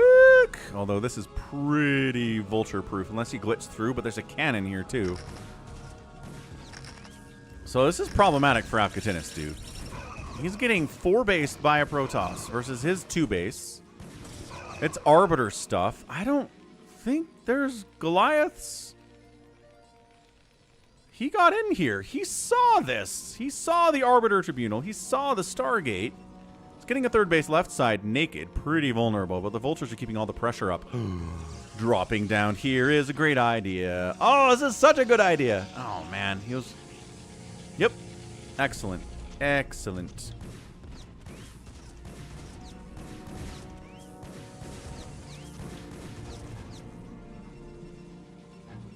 Yeah, this is Avcatinus. It's definitely not Max. Max getting 4 bases at 11 minutes. I think he's contractually obligated not to do that. Dude, these...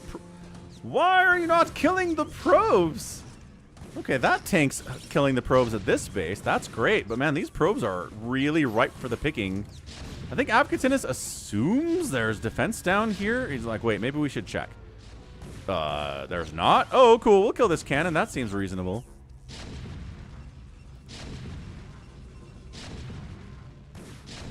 Now he controls this base. Good comeback from Avcatinus. He was going to lose this thing if he didn't do anything about this, and he did. Can he kill these Dragoons? Get in that minimum attack range. Get closer, though, guy. Closer! Closer! Close. You walked up to... He's just A-moving. He's just A-moving on tanks, buddy. No. Avcatinus takes a sneaky 4th base at the 12 o'clock on Fighting Spirit. What? Protoss going to let him do that? More DTs on the way. Again, spider mines are fantastic. The conspiracy theorists on Reddit are saying that Max Power just pretends to play slow or does play slow to make people underestimate him. Okay, so sneaky 12 o'clock. Once again, if it gets scouted, it dies. But I'm not sure what kind of an army this dude has. Mr. BGH story. What's up, undergrad? Happy Sunday, man. Welcome to the stream, zealots. Once again, these Dragoons have no concept of getting in the minimum attack range of a tank and killing it. Like, even I know that. If you know how to do an Arbiter recall, you should know that you need... Okay, whatever. Tanks are dead. Cool. 104 to 78 supply. Protoss is up. Protoss is on 4 bases. Another drop coming in. Still no cannon back here, huh? Okie doke. I guess we'll just get vultures unloaded behind your mineral line and all your probes will die. Protoss had a promising opening, but he's really making some crucial mistakes here, isn't he? You know he's got drops. You know he likes dropping vultures. Put a cannon here. Or here, even better. Ugh.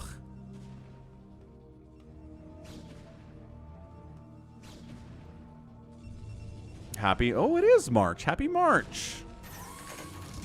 I love this Arbiter not recalling. Just... Oh, hang on. Now he's recalling. Here goes nothing. There it is. Now he's recalling. You just... I mean... Sure, I guess. That's one way to get up a ramp. Huh.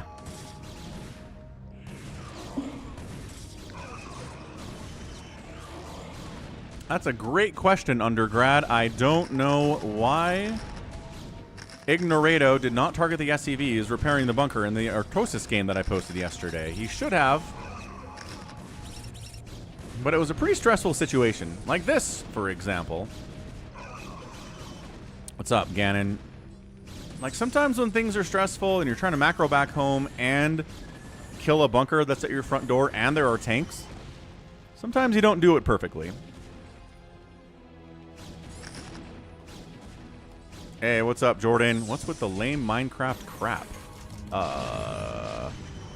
How's it going, Jordan? It's actually kind of funny. Another subscriber whose name is Jordan really loves those sound alerts, and he sends them in. Really loves the Minecraft music video stuff, so he sends them in, makes them into sound alerts, and that's what we get. If you want to send in a sound alert of something that's not crap, feel free to do it. I'll make a sound alert for you. I'm always looking for new ideas. Anyway, Avcatinus has been trying to defend this third base for the past 5 minutes.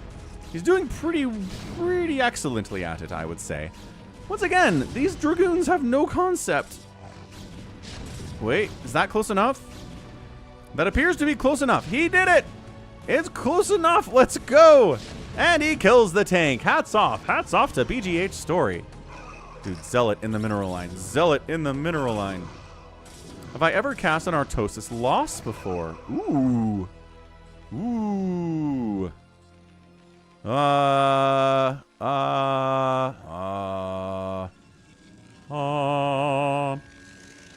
I'm like mentally cataloging all the Artosis games I've ever cast.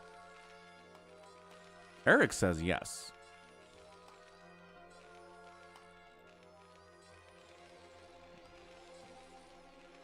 Yes, undergrad, absolutely. When StarCraft first came out and the ladder was implemented, you would go to the ladder and the top 50 slots would be people with 999 wins and 0 losses.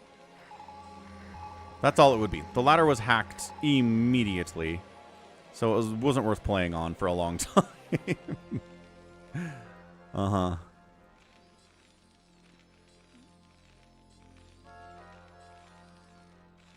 I hear what you're saying, Ganon. I do. It is not. And I don't know. Hey, it's my own video. Playlist. Look at the Artosis playlist real quick. Another recall in on the third base, though. Can he save it this time? I don't know.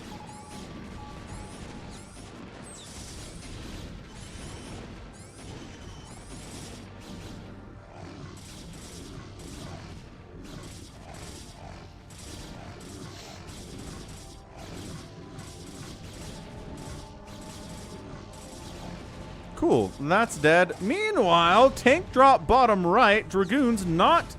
Well, it worked out in the end. He killed the tank anyway. Nicely done. So he shuts this down. Probe count 52 to 52. Or Avcatinus having this base is everything, because he just lost his third, so he's on 3 bases still.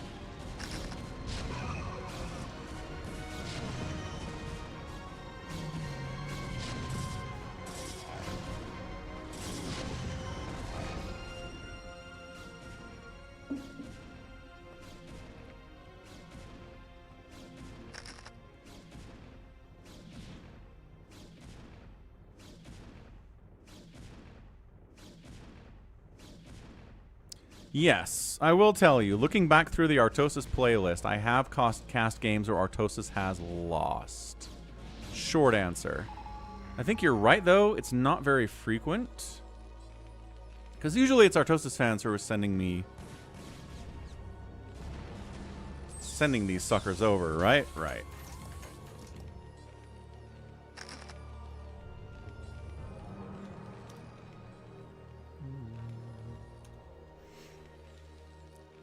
Undergrad says, which faction has the best detection?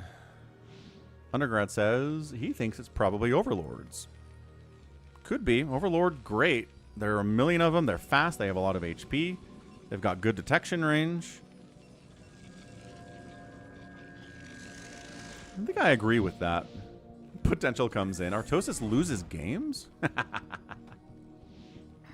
Oh, Potential, you scamp. Good stasis. Arbiter getting dragged into turrets. No, Arbiters are not free. Do not lose it to a turret. You can lose it to stuff, but not turrets. Like, Goliaths are an acceptable thing to lose an Arbiter to. I think the Protoss thinks he has this one. He doesn't know about the 12 o'clock base that Avcatinus has. So he's like, ah, this dumb Terran's on 2 bases, and I'm on 4, got a 5th base coming in, I'm fine. What's up, the stream? Happy Sunday, man.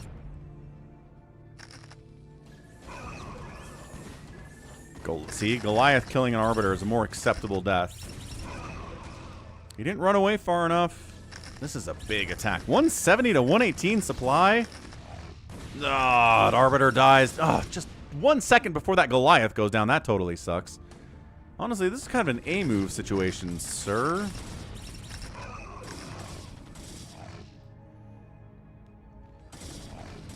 Like, A-move these guys, A-move these guys, maybe force these tanks to unsiege, drag spider mines into the tanks. Would also be good, too. Actually, not really happening.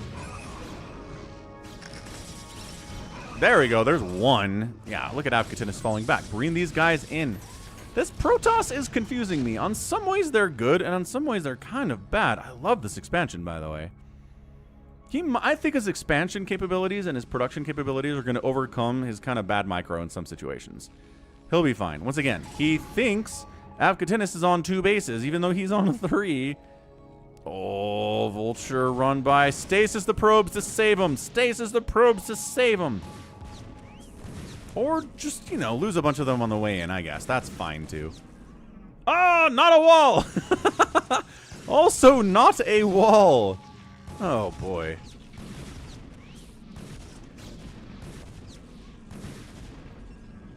Well, cool. All the probes died. So the guy's got 7.5 bases, but he's on 45 probes, which is good, but not as good as it should be with this many Nexus count. Once again, doesn't know this exists. Has not looked at this base. I don't know how.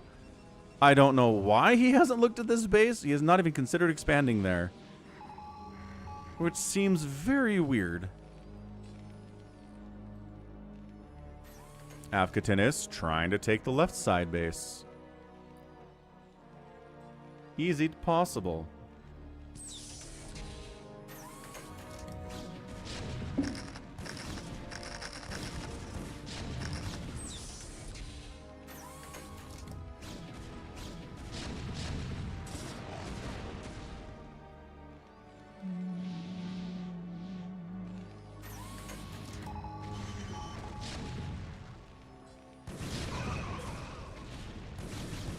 Once again, just choosing bad engagements here, but this base is awesome. This base is not actually mining. It kind of looks like it should be, but that probe's not moving, sir. This base is great. This base is great. Carriers. He just needs to go into carriers. He needs to take this gas and fully saturate this gas, and then just make a bunch of carriers. Okay, recalls inside the main. Get some work done there. Psystorms a little bit. You know how Falcon feels about recalling inside the main, right? That's a great storm, though. It's a lot of High Templar and really not a lot to support them. Oh, and that's the GG. Wow. All right. What I really want to know here is it the Protoss knew that base existed or not? Oh, interesting. He asked if Avcatinus is Korean. That is interesting. All right, so just gonna get up to the point where Avcatinus takes that base.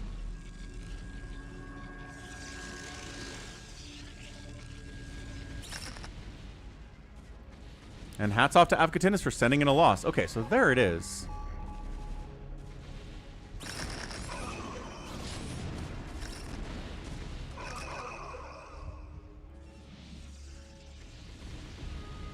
Recalls that.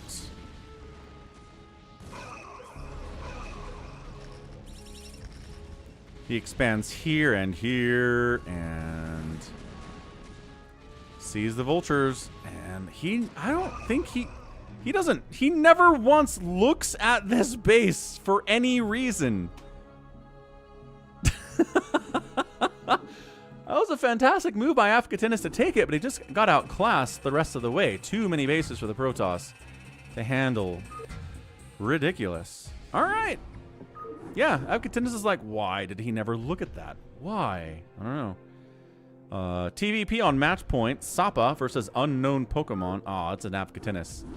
Avcatinus. Wow. Max power replay. Unknown Pokemon on match point, which, again, Terran favored map they brought back for ASL 21 because they needed Terran favored maps, because Terrans have been underperforming in ASLs for the last like 7 years, it feels like. Well, not that long, because they won a couple in 19 and 20. When did they win their last ASL? Top right, it is unknown Pokemon Max. Bottom left, it is a Terran player, Sapa. How much 6 space doesn't StarCraft replay? Replays don't take a lot of space. They're really small. They're anywhere from like 20 kilobytes to maybe something like, at the biggest ones I've ever seen, or maybe like half a megabyte. Like a megabyte big replay is an hour plus long of a game. So they're teeny tiny. Avcatinus says, I didn't even know we were even in supply. I GG'd too soon. I don't know, man. The number of bases that Protoss had was a lot. But possible. You're possibly correct about that.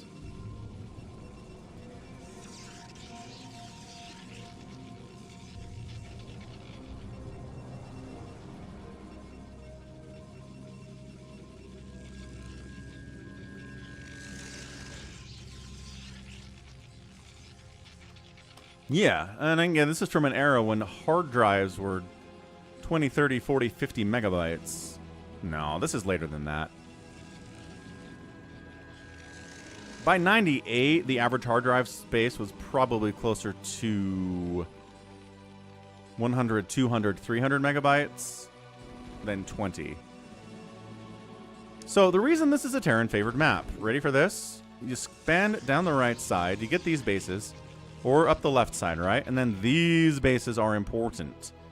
If you want to beat a Terran player, you have to have an extra base on him as Protoss and Terran, right? Problem is, you take this base, tank set up here, and it dies. You want to take this, tank set up here, and it dies. That's it. It is impossible to hold a base. Hold a 5th base on this map against a Terran, and they win a lot. Eric says, by 98, I had a 512 megabyte hard drive. Well, there you go. See? Yeah, 1990. First home PC my parents got. I believe it had a 40 megabyte hard drive. Yeah. Good times. Good times.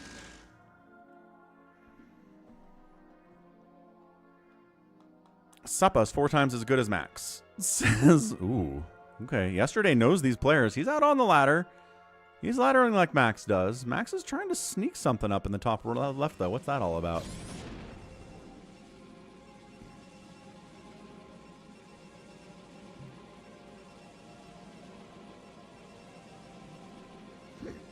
Quick ad break. Nothing is happening here.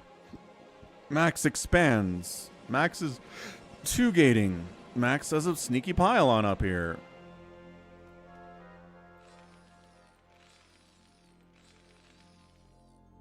The 1990 piece, it was all educational. Well, 1990. I think in 90, mass majority, if not all of the games are educational games my parents would let us buy or buy for us.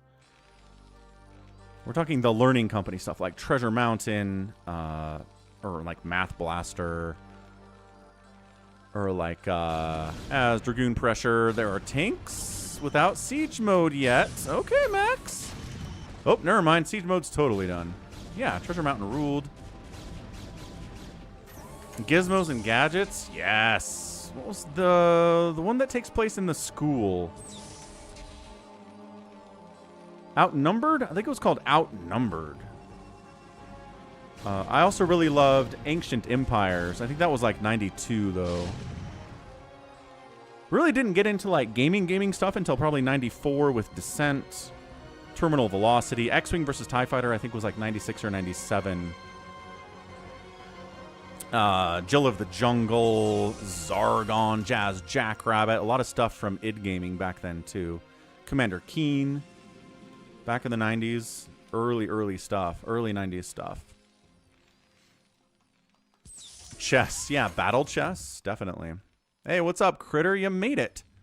3 hours in. By golly, you're here. So third base, and Max takes this. Interesting. So he builds a pylon there to expand up to the top left. He's got his second, so this is his third. Terran's getting his third now. Yeah, Jazz Jackrabbit. Good stuff. Great music, too, in Jazz Jackrabbit. You should play a Commander Keen game, Eric. I probably recommend Goodbye Galaxy.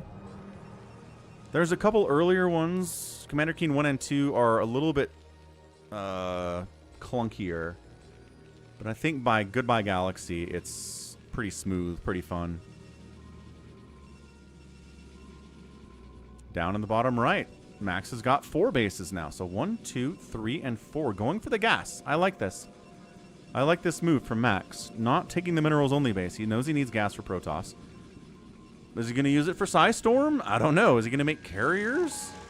And yeah, Jazz Jackrabbit is epic. Right. Epic mega games for Jazz Jackrabbit. Back before Epic was a platform for games rather than anything else.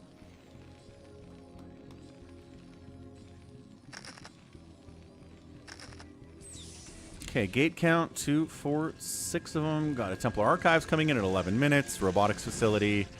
And our guy Sapa finds the base and goes, 2 cannons. Bail out. Bail. I mean, 1 tank would wipe it out. Ganon. Yeah, I forgot Commander Keen went into kind of serialized storytelling. So yeah, Secret of the Oracle. I never played that one. I only had Goodbye Galaxy. But maybe they're pretty similar. So, I don't know. Look, this is technically a Terran base. If you can take money off of it that should belong to the Terran, that puts you ahead. Here comes Max running in with a bunch of zealots, but good Vulture Micro says, no, you're not actually. No. Good try, though. Good effort with the zealots. A good idea. But, I mean, a good Terran player with Spider Mines and Vultures is going to handle that. It takes micro. It's not easy to do, but Sapa made it look easy, huh?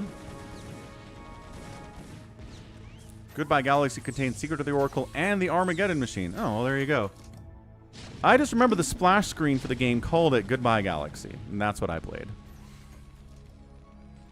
My buddy had some of the LucasArts games like Secret of Monkey Island, had Maniac Mansion. That was one that I played with them a bunch.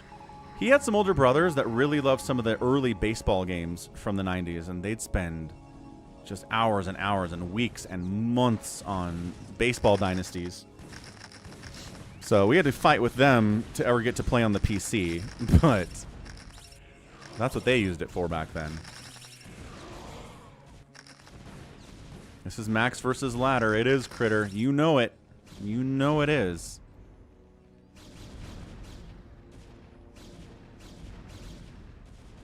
So Terran takes this, Terran takes this. Yeah, this is where you die. This is why Match Point is back in ASL Ladder Pool, because it's a Terran-favored map. The ramps are hugely favoring Terran. You can just set up positions. You can cover this attack path and this attack path here by putting tanks up here. It's so hard to break.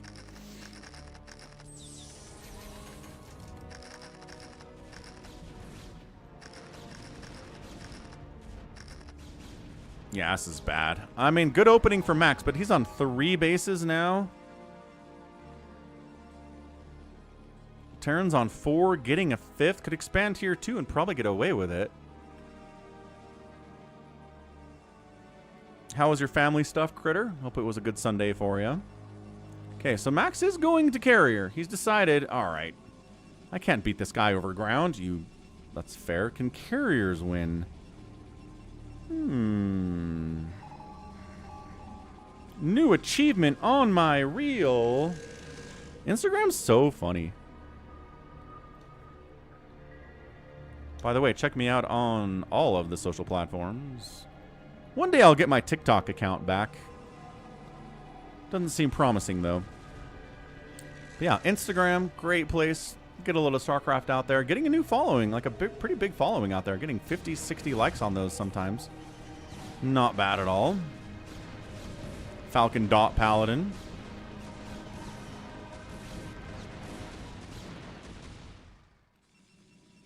Okay, let's see how OP carriers are, Terran fans. Can carriers beat a better Terran player on a Terran-favored map? Let's find out.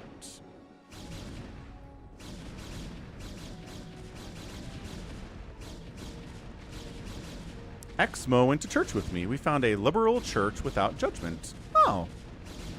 Well, there you go. What are some of the core beliefs of this liberal church, Critter? I'm curious, because, yeah, that is a rare thing. Sieged up. Yeah, bad. Bad. I mean, way to take this base out. I mean, the command center can go back. That's, again, a good thing for Terran, but yo. Come on, Max. What do we got? Making carriers.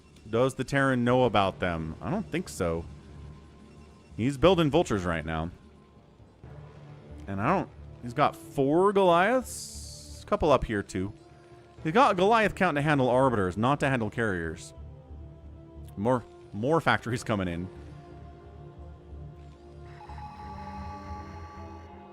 Jericho's like, come on, Terran. Don't die to these carriers. Don't do it, man. It's max carriers, too.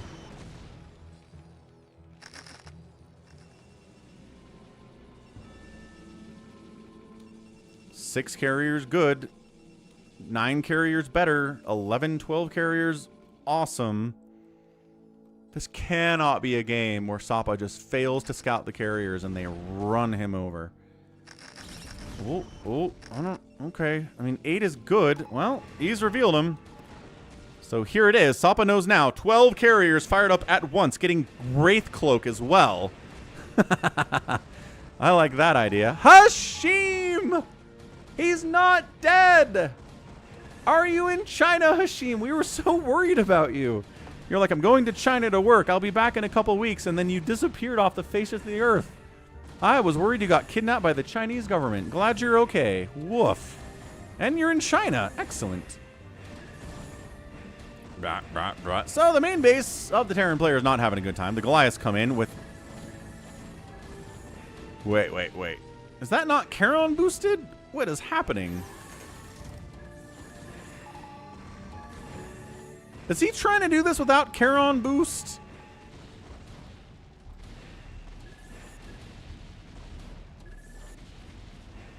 Alright, so he counters in, loses a bunch of unsieged tanks to Dragoons, wipes out a base of maxes that he doesn't care about. The carriers are not dying. Is he... Am I crazy, or are these not Charon boosted Goliaths? They're not! What is happening? Sapa!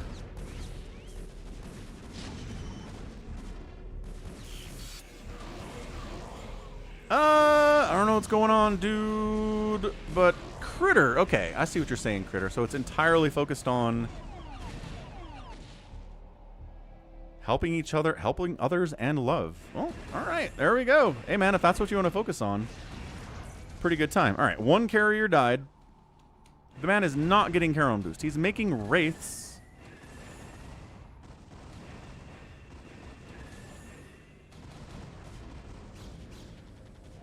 This is the weirdest game. I am crazy, says Adnet Soul, but the Goliaths have nothing to do with that. Fair enough. So Max, okay, Max does not have the mineral income to make these carriers work long term. If this base dies, maybe he can take this base. Mass DT from Max? Okay. 146 to 146 supply. Max gets the secret carriers out, wipes out another... Dude. Sapa's income is nil right now. He's got one mineral patch he's mining from, but he's got a huge bank to play with, and Max doesn't. Mass DT is fun until scans are available, and then all the DTs die. Hashim says, I can't super chat from China. Fair enough, dude. It is crazy up in here. I believe it, man. I'm just glad you're okay. Like, I was seriously...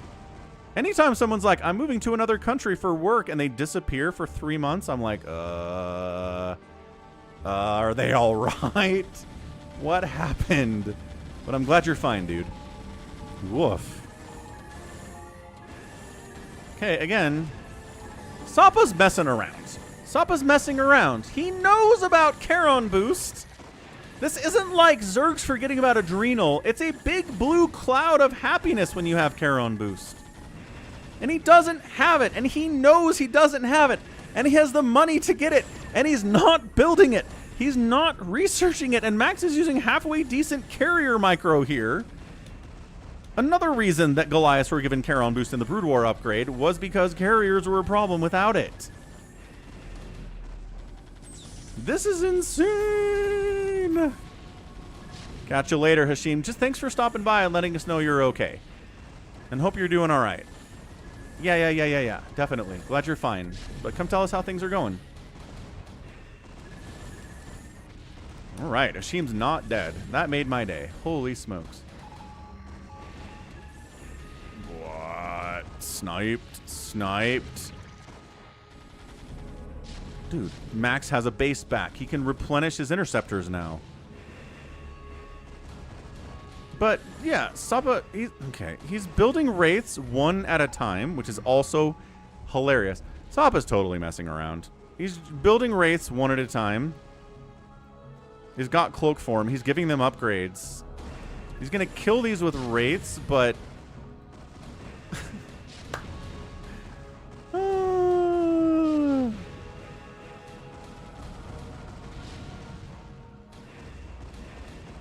yeah. Interceptor count not good. 4, 3, 5. He's gonna... okay, yeah. And then this base dies. So, yeah. Just a game where Sapa's kind of messing around a little bit. He did get caught by surprise by the carriers, but then just decided... yeah, not actually a threat. Disease 21, RJB. And that's it. So, good game. I mean, look, Sapa not really taking it seriously, but still, I think Max acquitted himself fairly well. Not too shabby at all. Got a bunch of kills. Get out! Get out! Outspent Sapa. Oh my gosh, get out! Get out! Nicely done. All right, still moving on here. That's another Max. Maybe we'll come back to that. I don't know. There's a free-for-all with Buns of Thunder in here. There's the Scan TvT. Is this from you, RJB? Oh, we got to do this. Okay, we have to do this. KOTH. What's up, man? Happy Sunday. How's it going? Long-time channel member, KOTH. The Thos of the KO. All right, so TvT, Reaction, Bio Only, SaviorSword, and 4 Prime. So these guys have fought before, but it was a PvT where Max was Protoss and Max was Protoss? Focus. SaviorSword was Protoss and 4 Prime was Terran.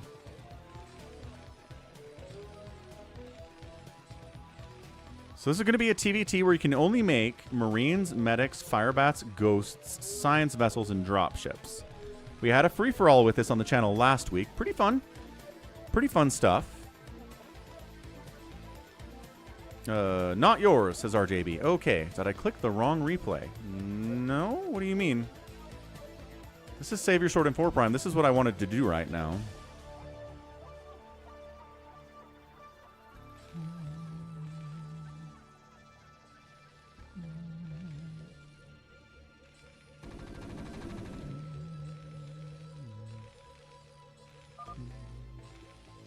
Oh, no. I did not intend to do the one above it. I intended to do this one because I meant to do it when SaviorSword came back, and then I didn't. So we're doing it now.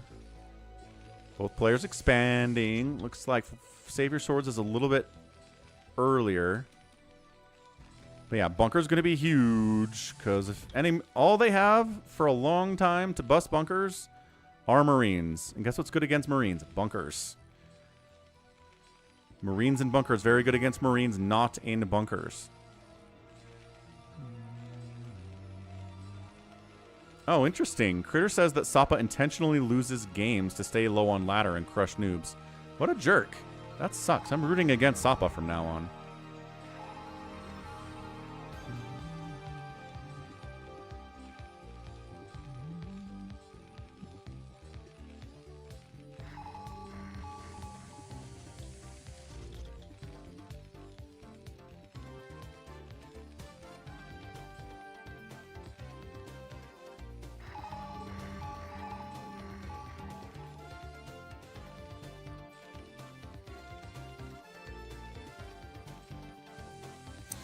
All right. So it's really ghosts and bunkers that are key out here in this bio-only TvT world. Ghosts and bunkers are really hard to break. Irradiates are very good. D-Matrix is great too. EMP on enemy ghosts can be nice.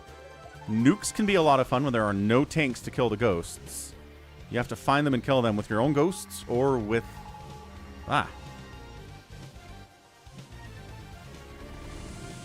Or potentially with your own Marines, too.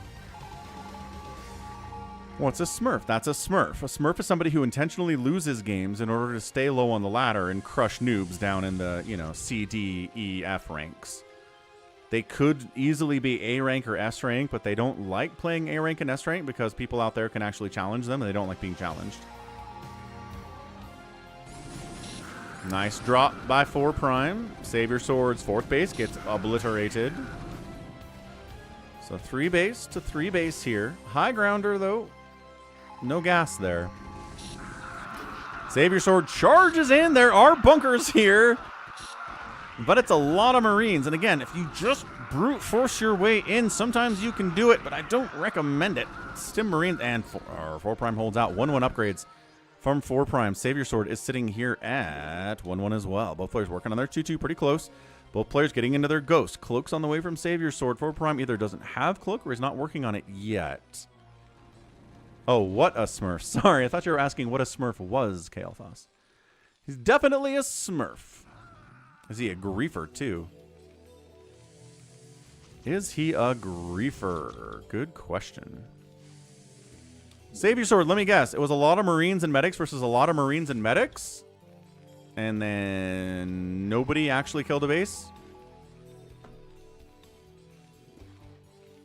I don't think we're missing much in the early stages here. It gets more interesting when there's irradiates and ghosts and stuff.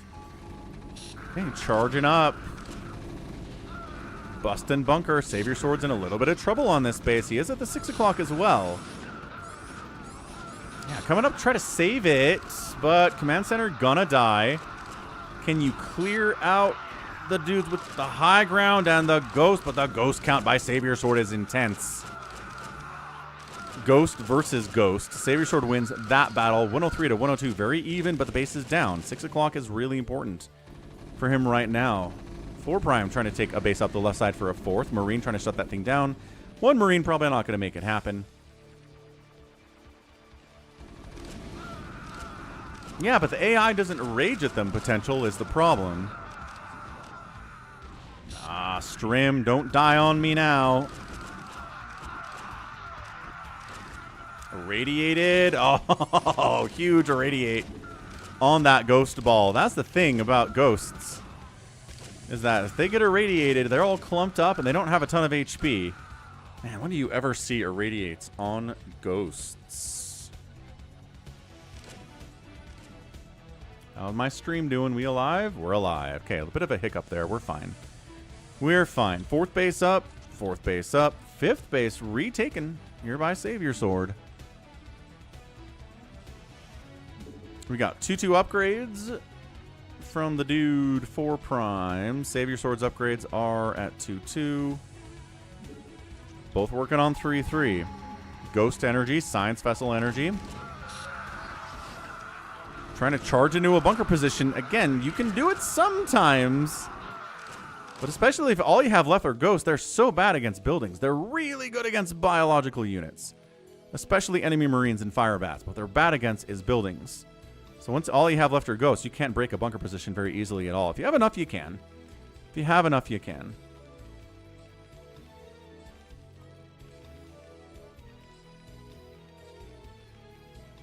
No, it's no tanks are allowed in this game mode, KOTH. Can't build tanks, can't build vultures, no wraiths, no battle cruisers, no Goliaths. Just the biological units and science vessels and dropships. So 6 o'clock base by SaviorSword goes down. Nice D-Matrix usage there, but SaviorSword on the counterattack says, how's about you lose your 4th base? Uh-oh. Down to 3 bases for hybrid.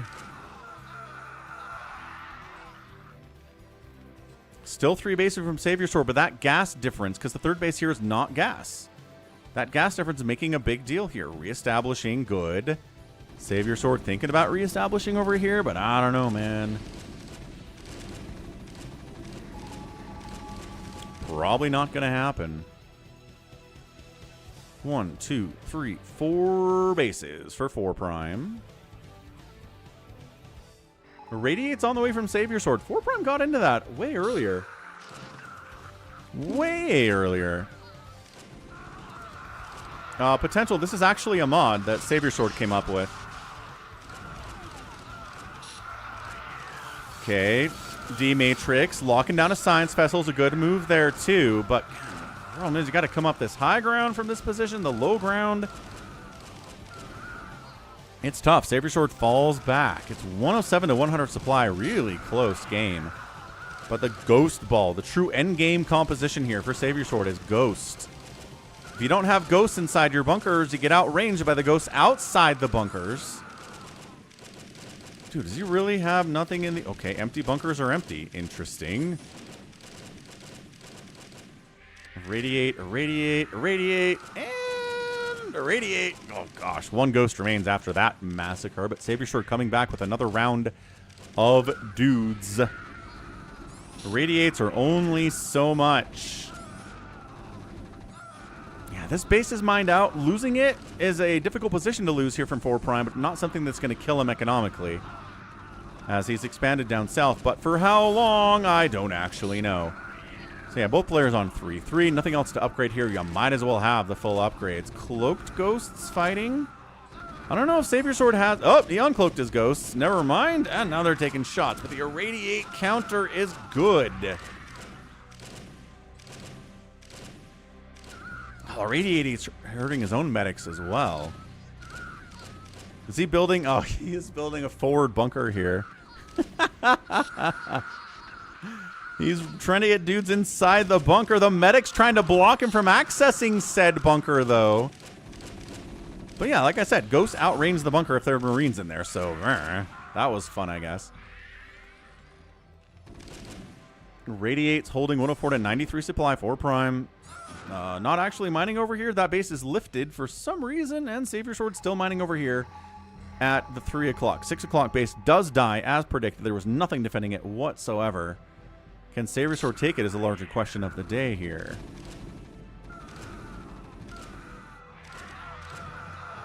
Radiate's getting tossed down back and forth. Some SCVs, some medics, some ghosts. Ow. SaviorSword gets crushed in that attack. But still producing. Lockdown's on the way from 4 prime. He says, ooh, yeah, lockdown would be good against enemy science vessels. You can upgrade the armor for the science vessels as well. If you want to, it's available because dropships and science vessels exist in here. 4 prime needs to land this base. What are you doing? He's got 8,000 minerals, though, so he's okay economically for making marines, but not for making ghosts or science vessels. Doesn't have any gas for that. He needs this gas, and he's not landing it. 4 prime, where is your head at, sir? With all of the most due respect, you gotta land it. I know you're busy focusing over here, but SaviorSword's expanding on ya. He's up the right side further again. Is he trying to just win this thing now? Oh, there's no bunkers down here for SaviorSword. That could be a problem, but tossing Irradiates back. Good split off on the Irradiate, but keeping him alive kind of actually makes it worse for everyone, medics. Just throwing that out there. He's not bringing the rest of his dudes. Yes, hybrid is 4 prime. 4 prime is hybrid. Okay, another Irradiate tossed down by SaviorSword.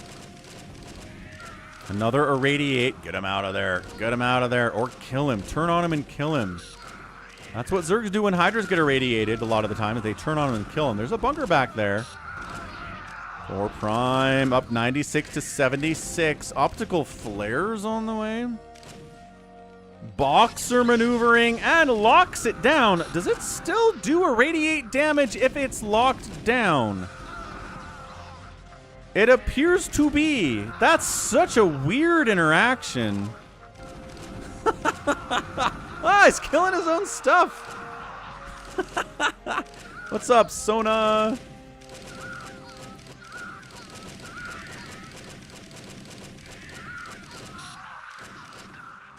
Okay. Science Vessel's got 2 kills from Boxer maneuvering his own units by accident.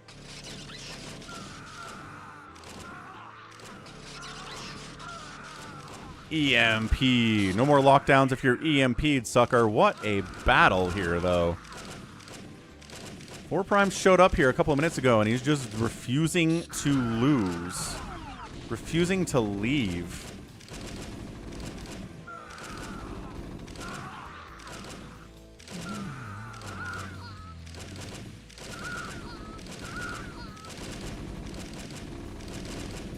Hey, what's up, Binary Boogie?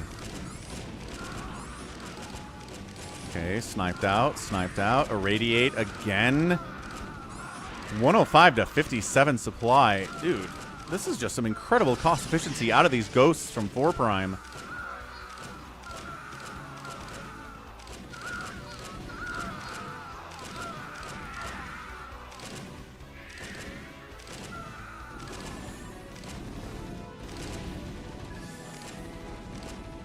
SaviorSword's got his front door all set up on here. Ah, losing Science Vessels to turrets while you're hanging out, not ideal. Snipe, snipe, snipe, snipe, snipe.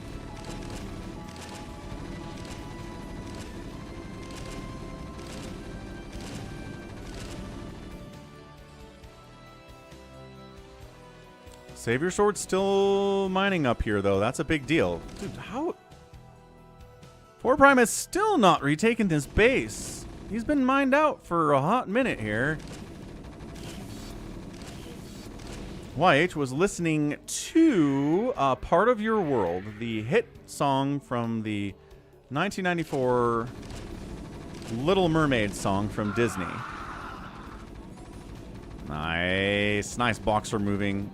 Excellent stuff there. SaviorSword GG's after losing this, and 4 prime gets the win in 28 minutes. Well done. Well done. Part of your world, I wanna be where the people are. Oh, right. Holding out for a hero. I always forgot you're listening to that song constantly. So SaviorSword outspent, but man, the cost efficiency of 4 prime today. Was that just micro? What was the difference there? Hard to know. What's up, level 80? Happy Sunday to you. All right, what do we want to do? Do we save the scan replay? I think we'll save the Avcatinus replay. Do we want to save this free-for-all? What is this? Got 2 hour-long replays here.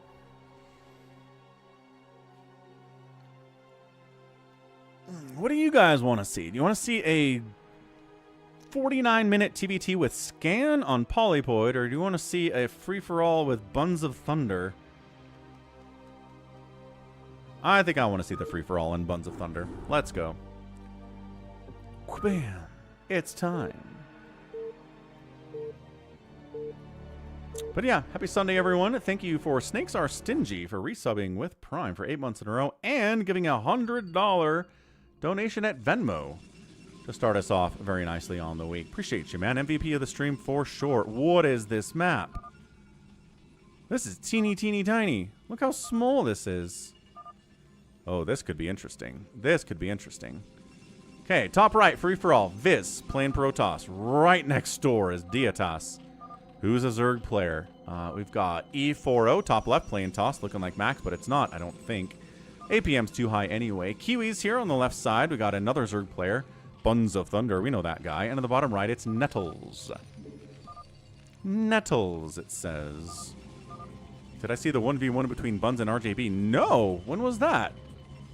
When did that happen?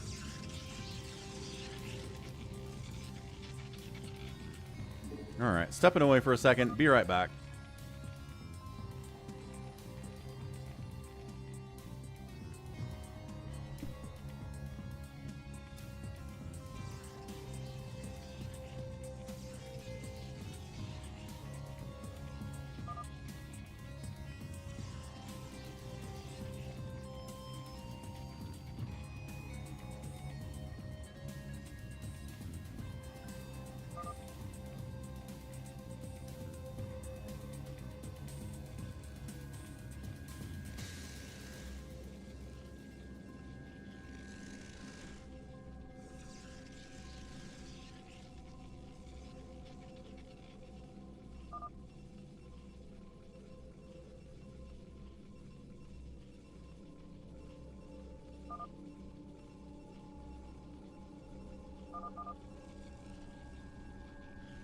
Awaken, my child, and embrace the glory that is your birthright.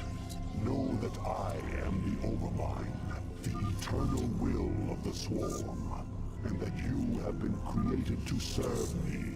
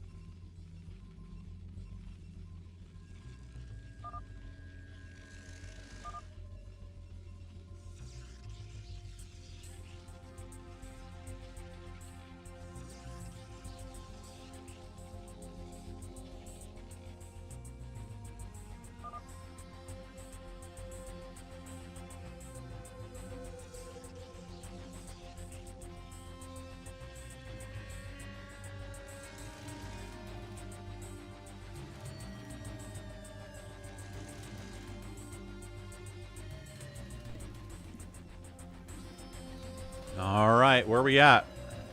Everyone's just really chill? Okay. Guess we'll just be chill.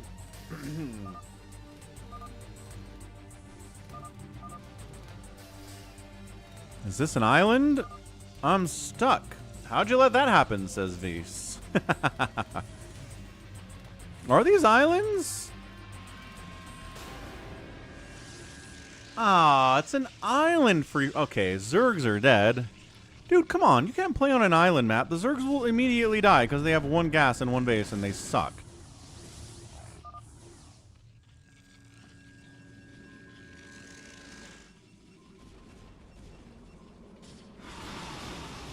I mean, okay, well, one base Mutalisk being kind of annoying here.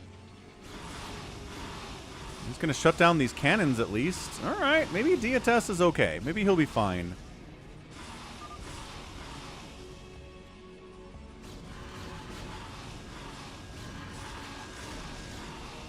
I mean, didn't go Corsair. Kiwi says, you got all my probes. With this Reaver shenaniganry stuff. Yep. Reaver versus Reaver is kind of fun. 5-kill Reaver. So he gets Reavered. He had Reavers of his own, but he lost the Reaver battles, which is kind of just poetic justice, I think. So, first one to die is actually a Protoss here. Kind of surprised by that. Buns. I'm not even sure what Buns is doing. What are you doing, Buns? Dancing your overlords, that's for sure. Waiting for drops, I guess. You're at 8 minutes. Kiwi shows up and is like, oh, can we Reaver drop this guy, maybe? Oh, this guy's already dead. Nice, 30 in a row. Nice, Wild Mage.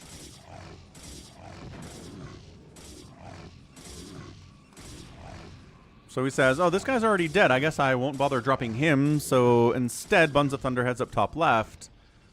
So maybe see if he can take down E40. Whoever that guy is. He's got Dragoons. Loses an Overlord. Why are these not unloading properly? Come on. Kiwi's out of it. Ba-bam. So who gets his money is the question. I think E40 is trying to maybe take it from him, but he's also got 1,000 Hydras in his base and like 1 Dragoon to defend it. I think it... So this is my home now. This one's overrun by enemy Hydralisks. As it certainly is. So, he's got to relocate. There's gases down in the corners. A second gas you can take if you can drop. Also, there's this weird stuff in the middle you can take as well. So Dietas has a second base. Good job by him. He's very scary.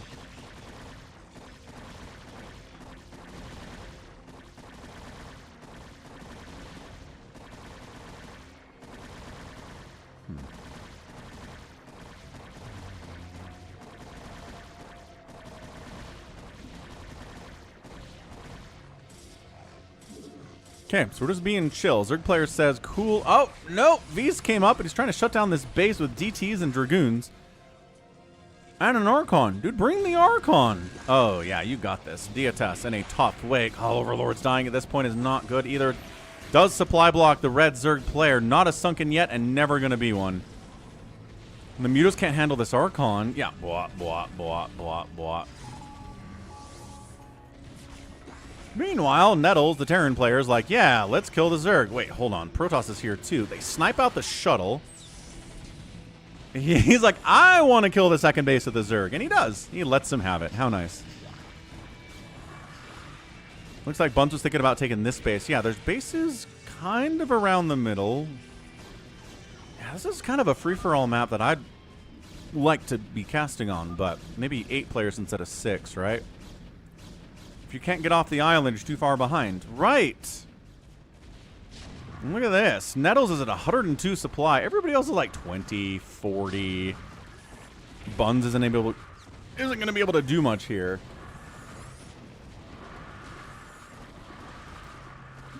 Yeah. Everyone's dying. Richard got some sleet outside. Wonderful. It is a balmy 58 degrees in the Salt Lake Valley right now. Buns is getting cannoned. Buns. Buns.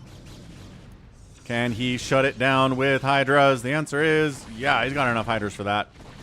Shuts it down, loses maybe 2 drones. Could have been a lot worse, but emergency response, good enough.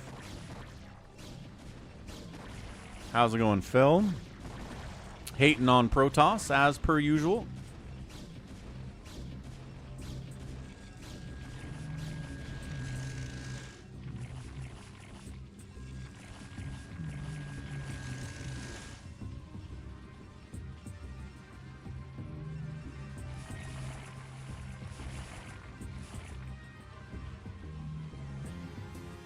battlecruiser tech on the way from Nettles. Mind control's coming in from Vs as well.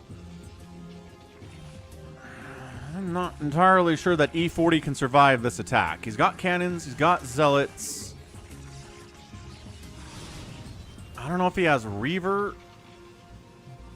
Yeah, Buns has got a lot of Hydralisks here. Also, the Mutalisks threatening him from the north side here, too. Ooh, okay, gets a new second base top left, Dietis. Buns still doesn't have a second gas. Buns is one gassing this at 14 minutes.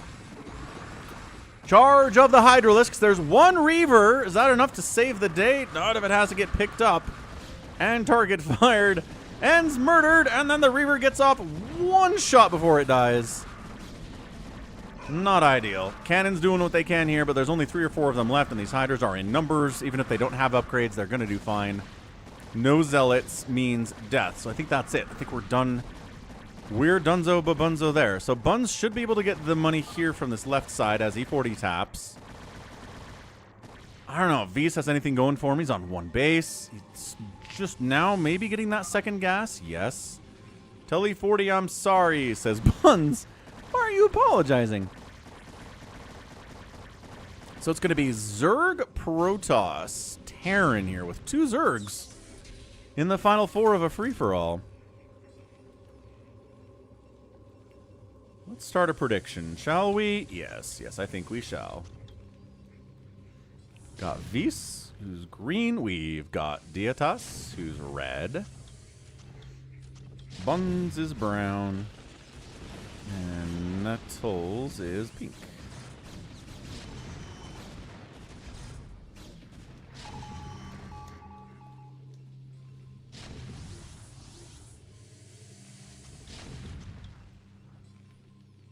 All right, prediction up. Prediction up. Bet those Falcon chips. Win those Falcon chips. Yeah, Nettles on... I mean, Nettles is giant and very scary. He's got 1, 2 bases. 3 bases now on this map is a ton.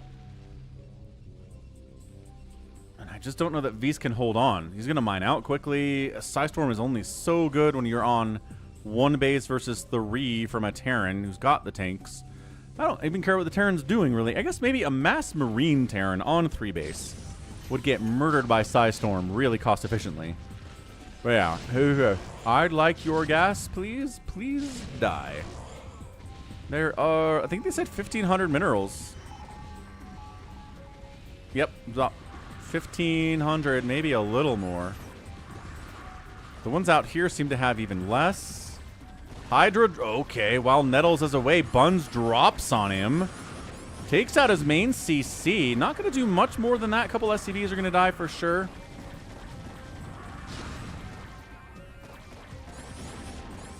Yeah, killing some SCVs here, trying to even the score a little bit. Nettles at 130 supply. He was bigger. But he has saved the day here. Does distract a little bit from Vs, but I think still Vs is going to die. I'm not sure there's anywhere for him to go. So, Mass Mutalisk here from Dietas. Got +1 Carapace upgrade. He's going to... Oh, no. The second base of Buns. Is he leaving the Zerg player alone? Maybe he is. And look at this. Trying to deal with Mass Hydra, and then Mass Muta shows up. You're not ready for that. You were making tanks. You were making vultures. Not that many Goliaths. Oh, Nettles is getting free-for-alled, man. Free-for-alled hard here. And again, this is something that DSS could have done to Buns, but chose not to. Chose to come over here instead.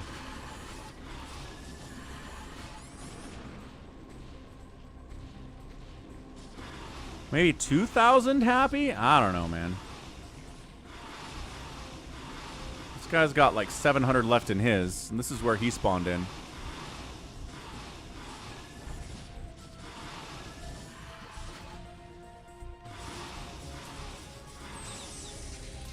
Yeah, I mean, still wiping out Vs. Vs is doing his best cockroaching strategy he can think of.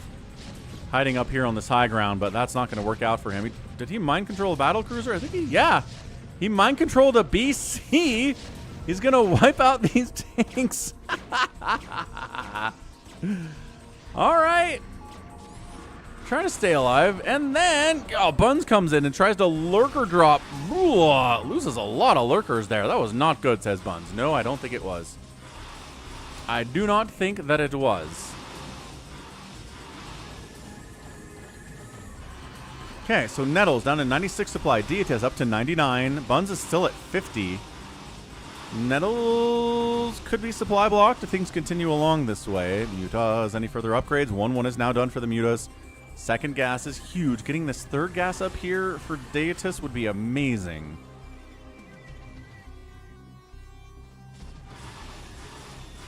This isn't even then, not even that many Mutalisks.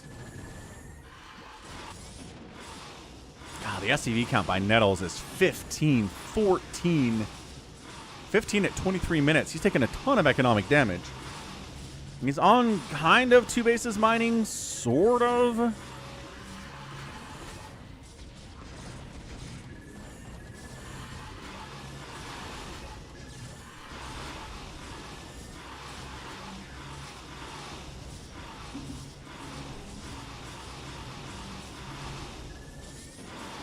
He just fought everyone. I kind of got to respect Nettles, dude. I think he's going to die, but he fought Protoss, he fought Zergs. He was out there fighting. He was not sitting here, not turtling up with his tanks and his Goliaths and stuff. I got to appreciate it. He's fighting too many people to win is the problem. I think Deitas is going to finish him off here. Yeah, Nettles was like 130 supply just a minute ago. He's down to 68. Buns is supply blocked for some reason. Not sure what that's all about. D-Matrix Goliaths with Charon Boost. Pretty scary stuff. Irradiate would be good. Is there a Valkyrie? No, these are just Goliaths. A Valkyrie would be nice to have. Your enemy's committing this much to Mutalisks, and I think every professional Terran player would get some of them Valkyries. Okay, and Buns, again, just sort of dying to the mass Mutalisk because he's not prepared for mass Mutalisk. Man, these lurkers are like, please don't bring in an Overlord. Please don't bring in Overlord. Okay, good. So Buns was doing fine on 3 bases. Does he know about this gas down here? I feel like you should figure out about this gas down here. Ooh, double starport. I think maybe he says, maybe he realized that Valkyries are the way to go.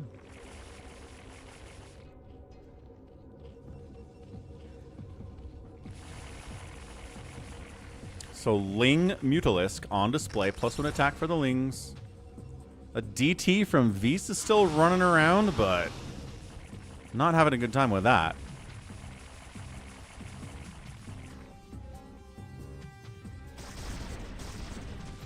Nettles checks to see who has this base. It's Buns, actually. Who's got this one? Probably Deitas, based on how this is going. Oh, he's fighting the Protoss Maelstrom on the Lings and the... Okay, and the Dark Archon catches it, too. V says, I apologize. That's funny. Oh, he's back in his main. How is he allowed back in his main? Nice Maelstrom, but again, no real follow-up to it. High Templar, not enough energy for a storm there, unfortunately. Dude, Vise is trying. He's trying his best to stay alive. He's back in his main, but he's mining out quickly from that. Gas remaining 1,400 is enough to do something. I mean, he's at 23 supply. Not that anyone's maxed out or anything, but dude, 23 supply at 29 minutes is never really where you want to be. I don't care what everybody else is doing. I guess if you have 23 and everybody else has 5 supply, you're probably feeling all right. Buns is donating Hydras a little bit. He's like, I got the Anti, I got the Dark Swarm, I got the Hydras, I got the Spore, I got the Lurker. I have the Anti-Ling Muta tech here. This is good. This is a good setup from Buns. There's really nothing that Deitas can do to kill him. Terran's back in his main. 3,000 gas left there. Trying to mine it out.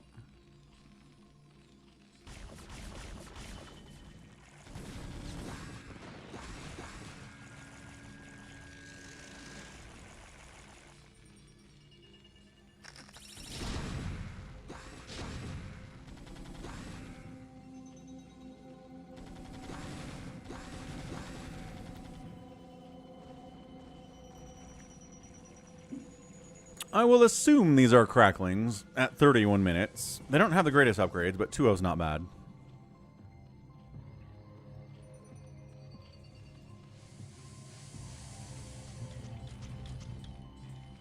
Yeah, but that's the problem, SaviorSword. It's not... The problem with island maps is not that there's only one gas on the island. It's that everybody has one gas on the island. If you put 2 gas on every island, Zerg would still die because they need more gas than Protoss or Terran to compete.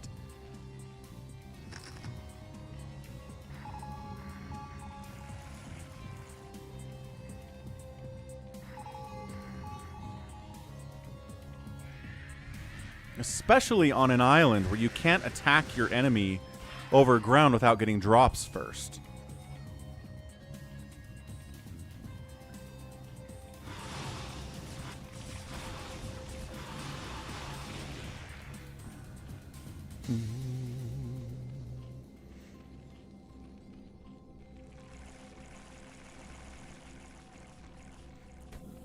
Yeah, SaviorSword, how many games do you watch where the Zerg has even gas to a Terran or a Protoss and they win? It's not a thing.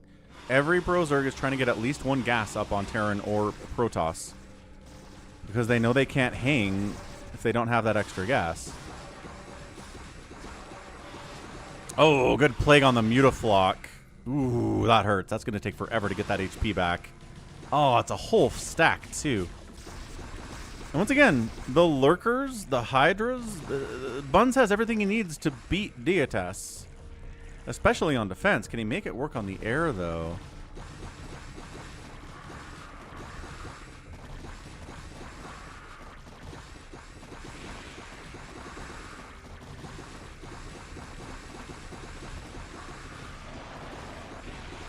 Ultra against Mass Hydra, not great, especially with that +3. Defilers wiggling in. This might just be Buns is better at spellcasting than Deitas is. Ah, Dark Swarm. Get out of there. You're being Dark Swarm linged, man. Where are the Lurkers? Bring like 2 Lurkers with you, and those lings are not a problem anymore. Also, they're pretty good against the Ultralisks as well. Mind controls un-Ultralisk. Dude, Visa's having a great time out here. Oh, we got another one and another one. But this guy wins because he's got the armor upgrades. Well, sort of. 2 armor on your Ultralisks, Deitas. What are you doing? You didn't get kindness plating immediately? Are you serious? Meanwhile, Nettles is trying to kill Buns. His entire mech army is getting plagued. It's a good way to start if you're trying to kill mech. It's plaguing everything.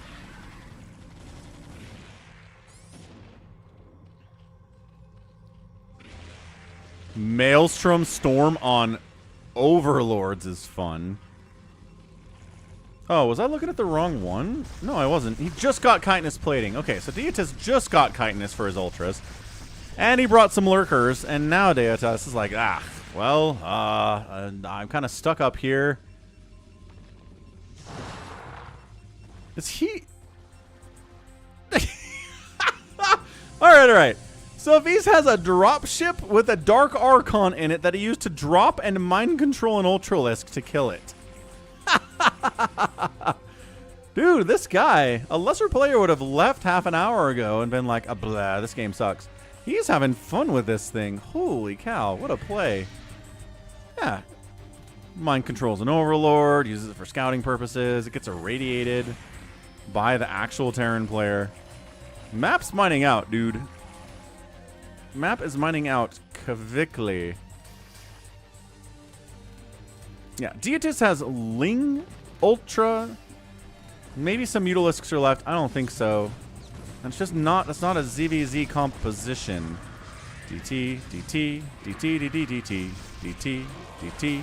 There's an Overlord now. All right, very good, very good. Dan's rooting for Vise really hard. I kind of am too. Vise is cool. Lings rolling in. Nice Maelstrom on an Ultralisk. Big fan of that. Huge fan of that. Bjorn! What's up, Mr. Budinger? Dictated that our first priority is to strengthen our defenses. Happy Sunday. Nuke! Where? Thank you, Bjorn, for the €10 super chat. Happy Sunday, man. So it's pink. Ghost died? I feel like Ghost died. Pretty sure Ghost died here. Yeah, that's the sound of a ghost dying. No nukes. No nukes. Deatus taps. Vis is like, ah ha ha ha ha. Maelstrom Rex. It's pretty good. It is pretty good. He's got his own Ultralisk army down here with chitinous plating and nothing else because you can't get upgrades for him. But dude, where is Vis? He's in the top right.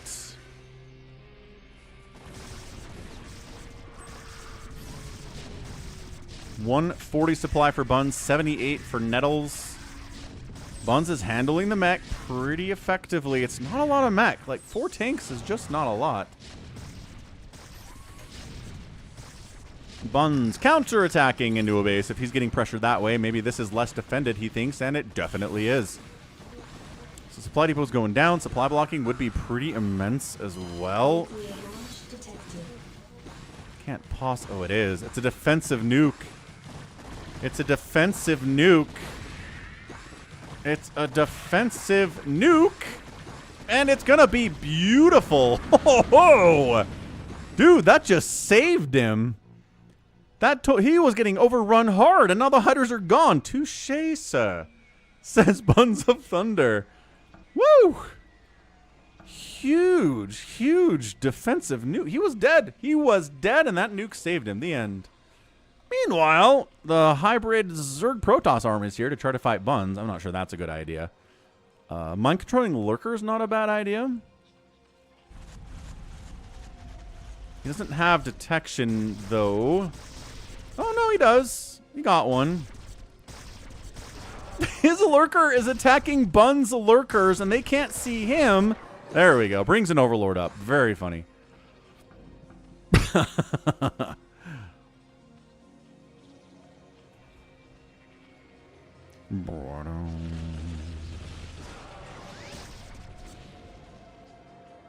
Feedbacks. Plague up. Oh, no. Plague on the Ultralisk. Already not as tanky as it wants to be. And these Ultras with these armors can't really handle Lurkers that well. But he gets a good storm off. Charges up into the position. Buns does. And gets some big Lurker hits off on these Ultralisks. Yeah, again, they just don't have amazing armor. Ultras aren't that good. It's really about the extra armor they get. Nice Plague. Maelstrom Storm combo on the follow-up, though. There we go. That's what we're seeing here from Vis. High Templar is getting smoked. That's a 14-kill High Templar dying. That's a 20-kill High Templar. Mind controls a Hydralisk. And it dies. This one Ling's kind of wreaking havoc right now. Run, High Templar! Run! Oh, the probe is a higher priority for this little guy. I think High Templar is probably a high... Oh, he mind controls the Ling. So he's got an Adrenaling with 0/0. This is freaking Savior Sword, isn't it? How is this not Savior Sword is what I'm asking.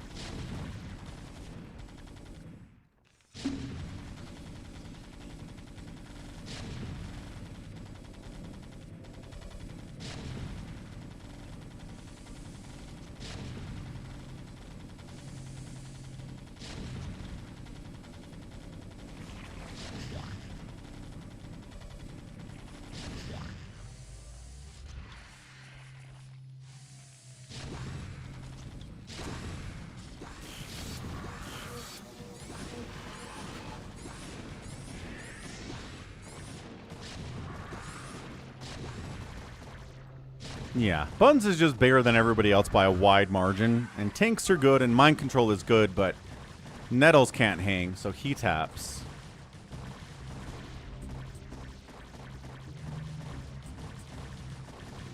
But yeah, we know it's not Savior Sword because why?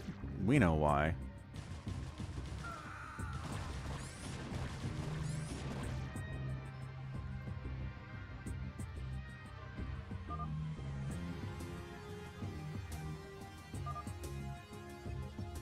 So here we are, says Buns. I've got 300 minerals, 67 supply of stuff, but active income. I haven't seen you all game.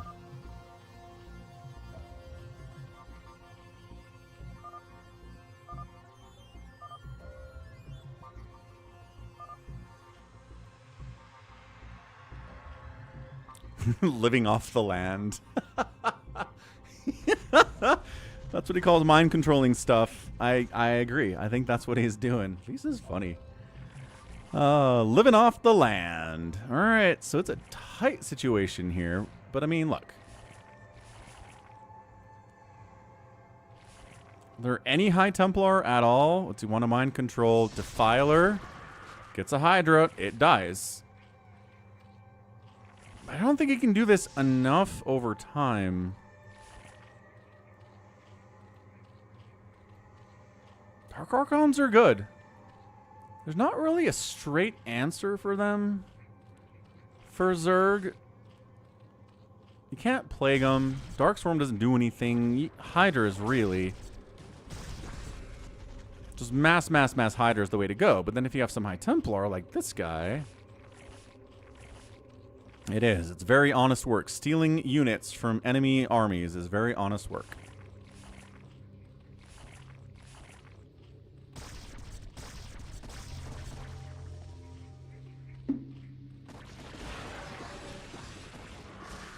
Okay, Psy-stormed.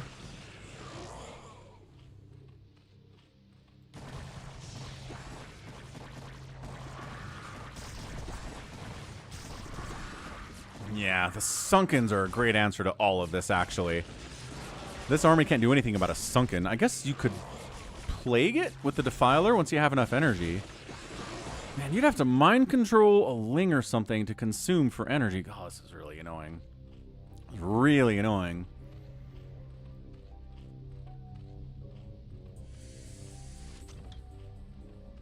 Again, I love that he has a drop ship. As a Protoss player, very fun. Brings the DT into the mix. Ooh, dude, mind controlling some tanks that are left over from Nettles would be great. I don't know if there are any tanks left over, but perhaps there are. That would be awesome. Sonic Storm's counter. Sunkens. By golly, it is. The one counter they have. Look at that little storm drop perchy spot you've got there. That's nice. Let's see. He's looking. Is he looking for tanks? He's like, Buns is here too, killing all the stuff. Mind controlling a crackling isn't going to do a lot.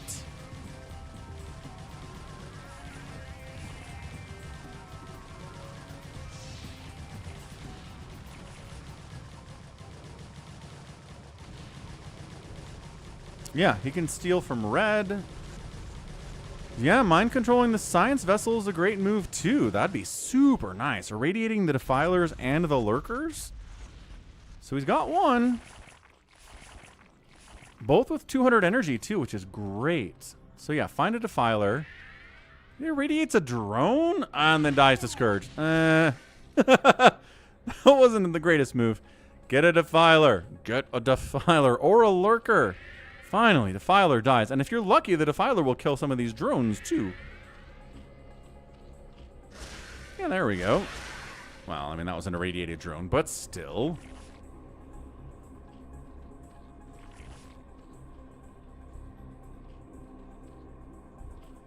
Vise is not producing.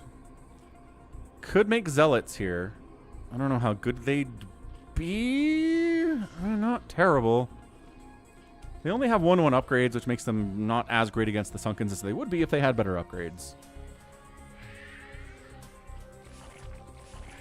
These are radiating individual Zerglings? That's not going to... I don't know if that's the long term. So Buns is mining. Minerals. Is this it? I think this might be it for minerals on the map. Ugh. Yeah, see, that's what the Scourge are for, so you don't get deep into the Zerg army and find those defilers.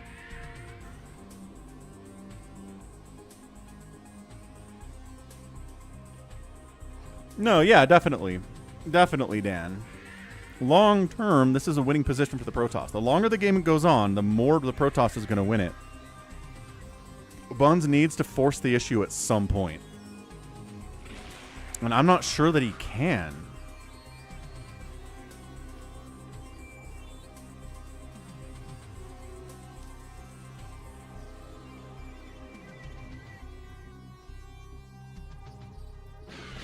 Ah, and free science vessels, free science vessel. Yeah, Spore up here is going to be really hard for the Protoss to deal with. Again, static defense. Way better than it should be at this stage of the game. Gets another drop ship. A siege tank here would be pretty great. Although I guess the lurkers would probably just jump on it and take it out. There are enough lurks to do that. You just get another overlord mind controlled. Using overlords for scouting purposes. What's up, G22? Use that big brain of yours and think. And use context clues. And you tell me, G22.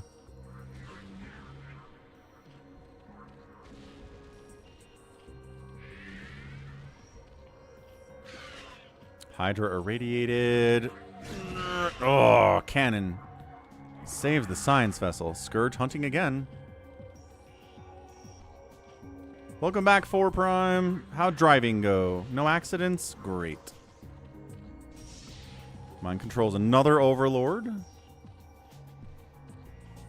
I mean, eventually, I guess Buns would have to make more overlords so he's not supply blocked. He plagues the Spore. He has Unarchon now. Ooh, Archon versus Plagued Spore? Maybe not? Maybe not?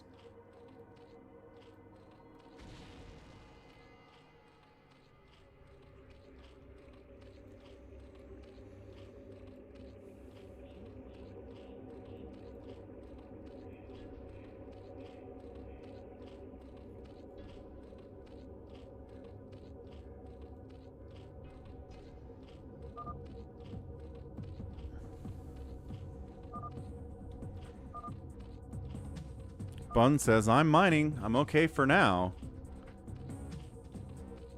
But he has got 700 minerals left on these patches total, which will take him up to 1,500 minerals. Vs has more minerals than that.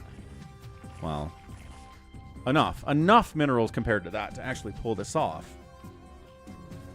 Dude, there is no way Vs is going to win this thing. He lost his main. I don't think he ever came close to getting a second base today. He maybe thought about expanding here, but he didn't do it. He replagues the Spore, and then I think he's going to drop an Archon on it and just go blah, and it will die. I think that's the plan here. Yeah, just send the Archon, go tap it, and then come back. Yep, exactly. Ooh, maybe fight a little bit against these Lings. Yeah, you know. Oh, the Maelstrom! The Scourge taking down the Overlord. I don't know if anything was in that Overlord. I think it's an okay loss. Dude, sick. Sick stuff here from Vs. Holy smokes. Yeah, casual 11-kill Archon. Even static defense is... Wow. All right. All right.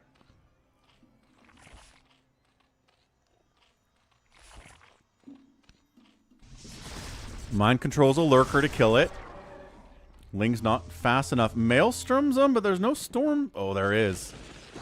Oh my gosh. Free kills. Free kills. And then Buns comes up with a Defiler and gets irradiated, right? Yeah, gets irradiated. Might as well do a thing. And then he falls back against the inevitable plague. Catches Unoverlord. That's not enough. That plague needed to catch something else. I guess the Archons aren't really good targets anyway. What? Oh, Maelstroms, the Scourge to keep the science vessels alive. What's up, Shield Battery? Jericho says, build a Scout. He actually almost has. Does he have enough money for a Scout? How much gas is the Scout? I never build Scouts. It's a lot. 175 for a Scout? Ridiculous amounts of money for a Scout.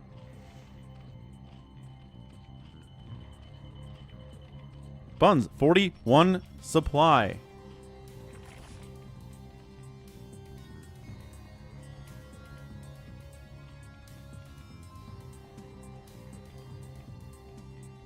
$125 for a Scout. Okay, 125. Weren't they like 175, 200 at one point? There was so much gas. I'm not sure that Scourge killing Overlords is how you're going to win this, Buns. It's a weird position to be in, to be sure. Dude, what's up here that he could take? I think he checked. I don't know if he saw anything. There used to be 150, says SaviorSword. Oh, well, alright. Not as nearly as much as I thought.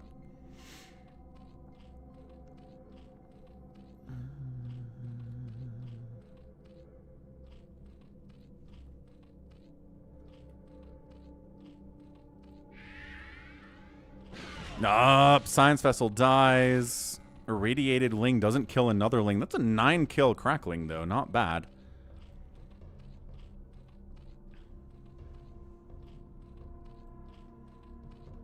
Happy says, get a lot of Lings. Drop Lings in there and fight. Hey, what's up, Alpha? Am I remaking FFA? What? What is the question, Alpha?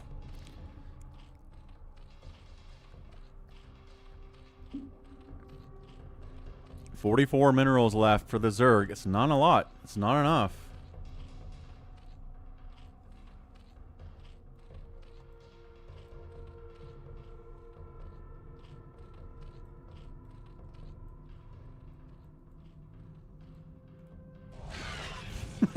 Maelstrom Scourge. Wiped out. Buns, 1,000 minerals and 50, and that's it. That is his money. There are no more minerals left on this map for anybody to mine. Somebody pirated the whole thing. Buns has got drones. Buns has a Defiler and a couple Scourge. And some Lurkers and Lings down here. And enough money to make some other Lurkers and Lings if he wants. But like I said, the longer the game goes on, the more Vs is going to win. He's more cost efficient. Holy smokes. What's up, the Red Bunny X? How's it going, man? Thank you for the 20,000. I have no idea. No idea what that currency is. And apparently the did not trigger an alert either. So, appreciate ya. I need to look at that. Anyway, point being,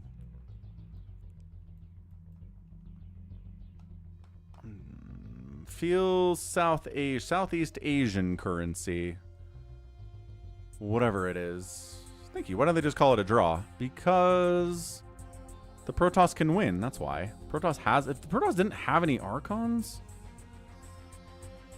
it'd still be doable with the Zealots over time.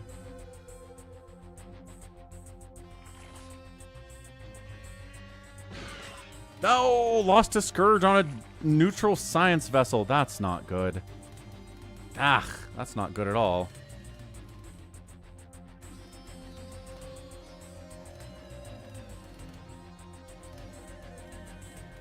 Scourge, scouting, poking. Yeah, late game Archon, Dark Archon is really, really good against Zerg. Hallucinates a couple shuttles. Oh, science vessels in. Wait, can he? Yeah. He's like, he's trying to bait out Scourge with these, I bet. There they are. Oh, he's pretending like, oh no, you caught me. Oh no. Yes, that was excellent acting. Excellent acting. He's like, desperately trying to get away, and Thunder's like, mother touche. He's so mad. I'd be mad.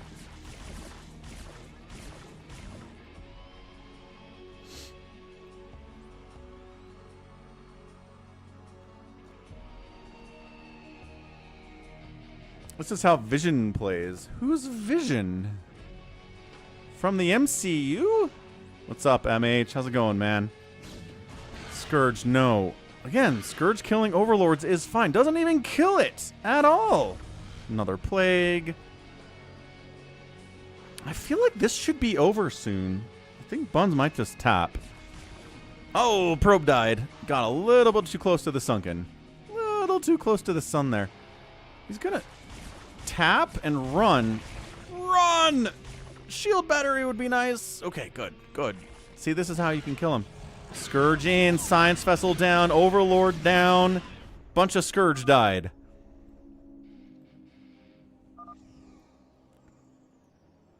Yeah, just Scourge in, right?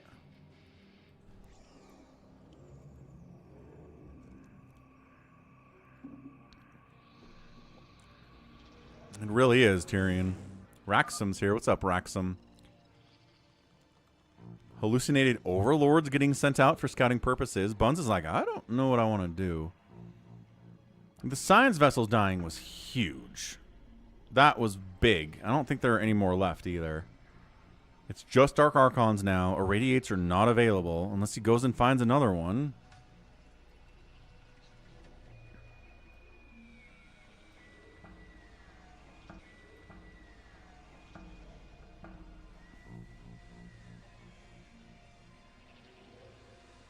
Did he bait these lings? Did he intentionally try to grab them and drag them up this way? So they can get maelstromed and killed? He wanted the ling. He mind controlled the ling. And he's like, how about this one? Oh, lost it.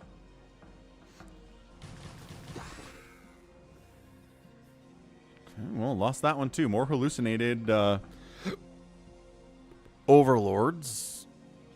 Once again, connecting on hallucinated stuff with these Scourge is a really, really huge deal. Alright, ×2.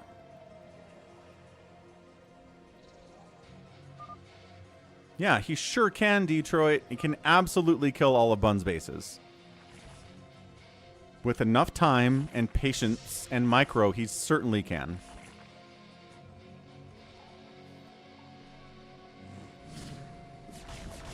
Oh, he Dark Swarm lings the Sunken. Sick. Sick. I mean, eventually we'll get there. It's a crackling with 0 attack, so it's not bad. Could be worse.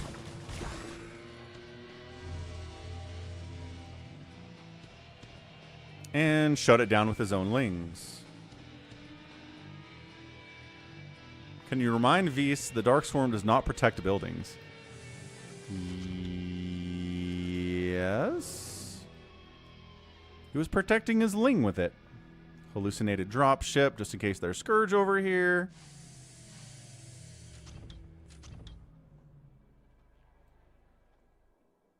Real dropships running out here too, just being Scourge targets. I think he wants those lings. I just don't know that mind controlling a ling makes a lot of sense.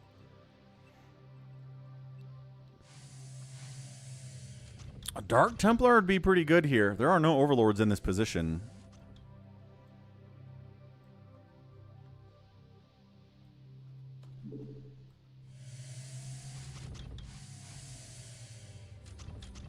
Yeah, see, look, DT. There we go. Like, if an Overlord comes, we're going to be in trouble, but for now, yeah, he falls back. He's got these guys checking for Overlords. Oh, Queens come in. For what? Spawn Broodling on a High Templar, I guess. Or a Defiler, maybe. Stream sniping in this game. Oh, he mind controls the Queen and then parasites another one of the Queens, which he then mind controls immediately and loses it to Scourge. Maelstrom's his own stuff. Maelstrom's and Buns. GG's. That's it. Leaves the game. Viz wins it in an hour and 7 minutes from nothing. He had nothing going on, dude. It is 5 Dark Archons, 2 Archons, 2 High Templar, a Defiler, and a couple Zealots, man. I guess he has a Queen now. Congratulations on having a Queen. Yeah, I don't know what the Queens were for. Maybe Spawn Broodling on the Defiler or the High Templar, but the range of mind control is so far. You come in, you get mind control. That's what happened. He came in and got MC'd. Yeah, late game Dark Archons are so good in these low money situations. Great stuff, man. Vise wins. Epic game for sure. Way to go, Vise. Again, a lesser Protoss would have just tapped out. Lesser Toss would have left that game forever ago and been like, man, StarCraft sucks. I got killed by overpowered Terran. But he was like, nope. Sticking around, fighting as much as I can, and ends up winning it. Look at this spend. Look at the spend. Buns outspent him by over 2-2-1. Deitas outspent him. Nettles outspent him, and he ends up winning anyway. Money's not everything, man. What a game. What a game. All right, let's do it. Head over to US West Battle.net, play some live games. I'm going to step away for a second. Let's see if my game crashes on me, though.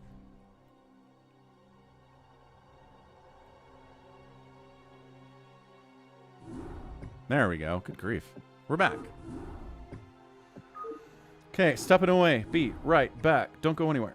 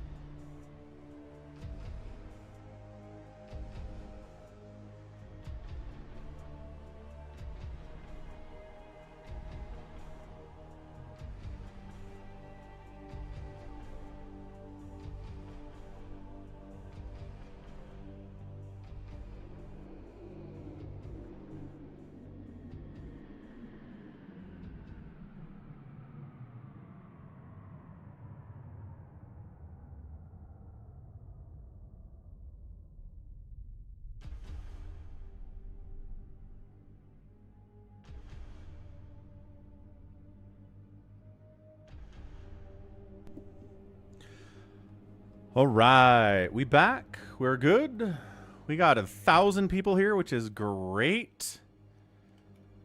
Okay, we'll start this thing off with a Phantom then. Everybody likes playing Phantom. Nobody has a bad time in Phantom. I don't think anybody's like, aw, Phantom. So let's do that. And first come, first serve on this one. You guys know the drill.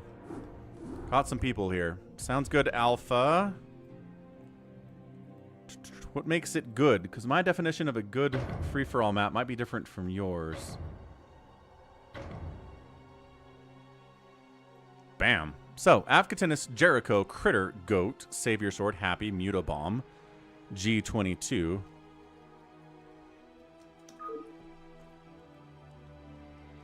Does Critter want to play this? Critter kind of swore off Phantom mode last time he did this. SaviorSword Green got taken away. Critter says he's in.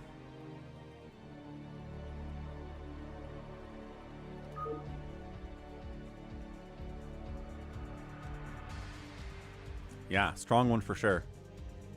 Message me if you're Phantom, I'll help you, says Happy. Let's go. Don't trust Happy. He's a Chaos Goblin.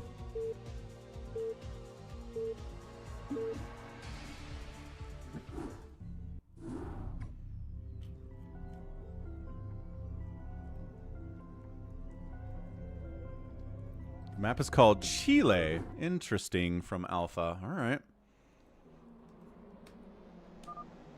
Okay, we will grab the names, put them in the top left, and get this ball rolling.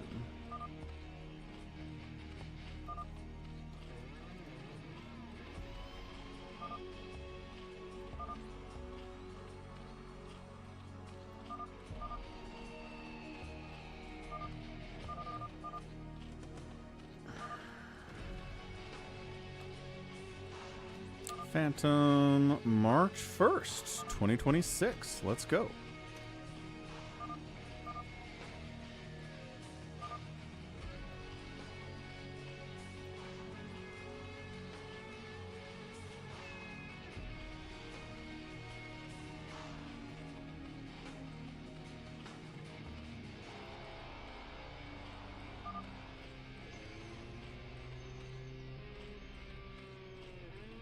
Yeah, that's right. That's right. Okay, cool. So, excellent. Top left.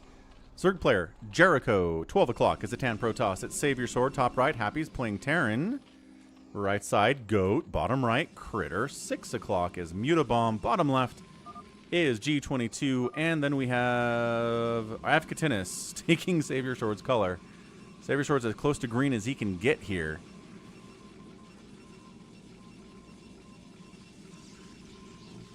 What in tarnation is that replay, says Rexem. Not wrong. Crazy. Again, just the insane cost efficiency of Protoss Templar tech in super late game. Crimney, we'll do another one. Don't worry about it.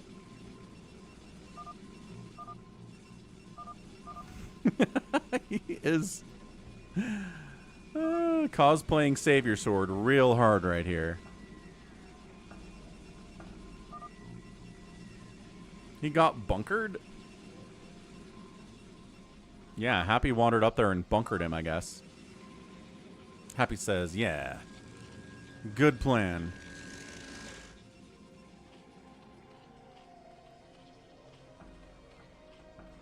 Hey, Protoneer. Phantom mode, sir. Phantom mode on reaction, though. How exciting is that?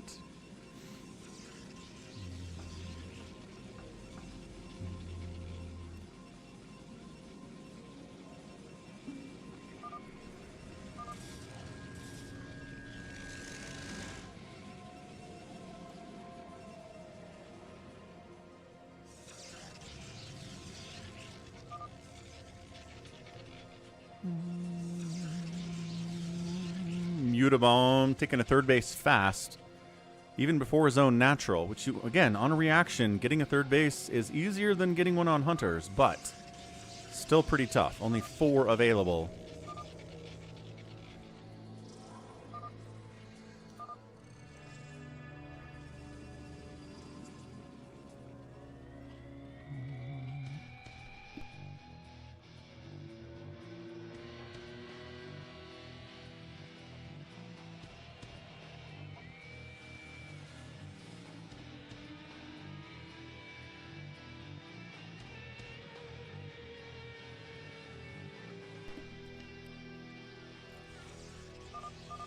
Jericho's going a pretty quick lair.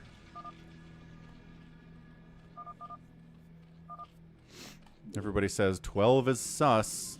Going against SaviorSword.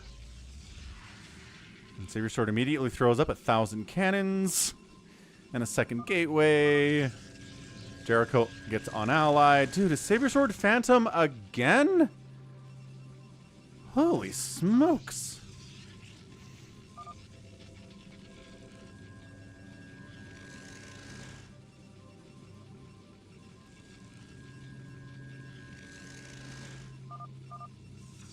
He's been Phantom like 3 out of the 4 times we played Phantom, I swear.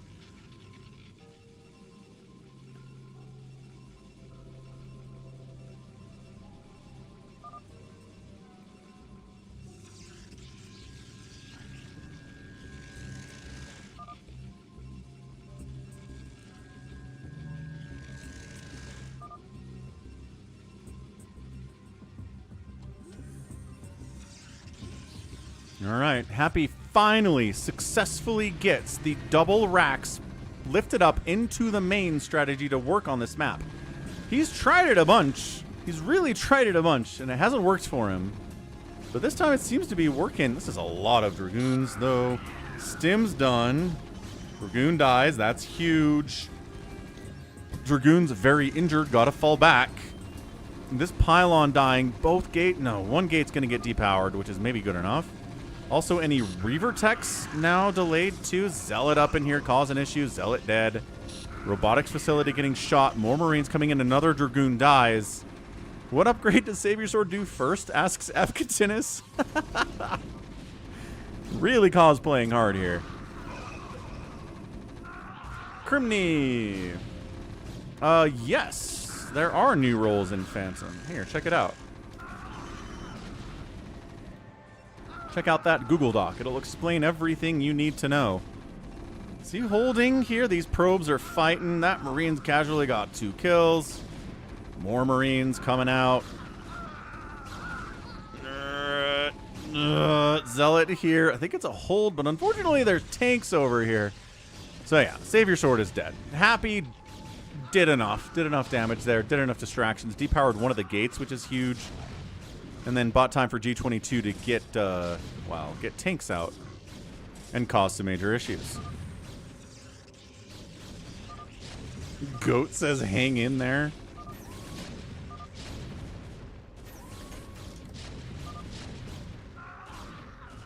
Always kill 12. Always kill 12.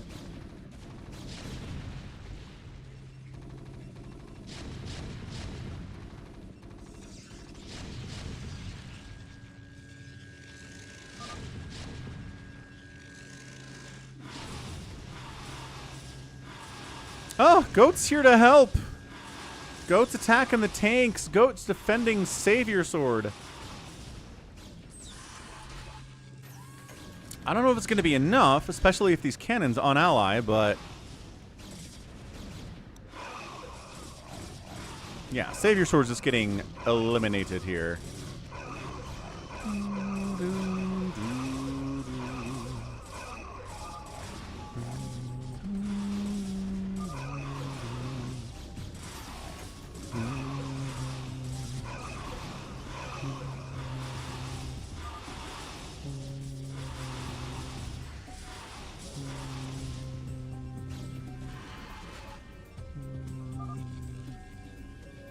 So he's alive. There you go. You want to unally Goat with these cannons, sir. Our Jericho's got his own Mutalisks, too.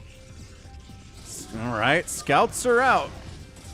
I feel like Corsairs would have been more helpful, but scouts are out.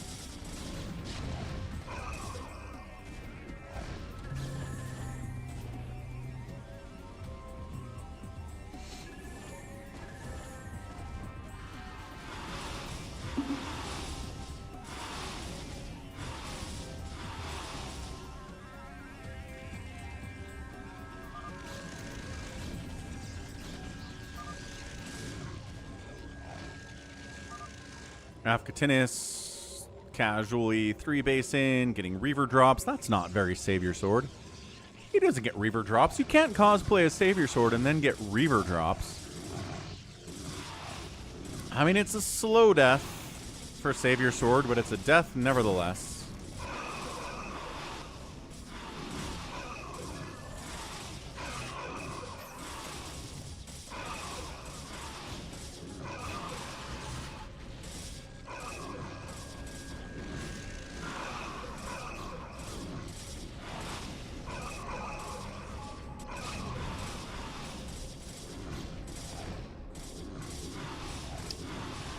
He's alive? What's going on down here exactly? Is a Mutabomb killing Critter? What the friggin' Mutabomb? What is going on? Mutabomb's killing Critter. Goat's killing Critter. Mutabomb is also killing Goat. What? I don't understand. What's happening here? Critter's got some Dragoons that he's just kind of running around with. Where's he going with? Why is Muta killing me? I don't know. Muta's also attacking Goat. I'm defending. What? Defending? Carriers are out. The Muta count by Jericho is hefty. There is a Corsair. Here we go, Corsair. Get him.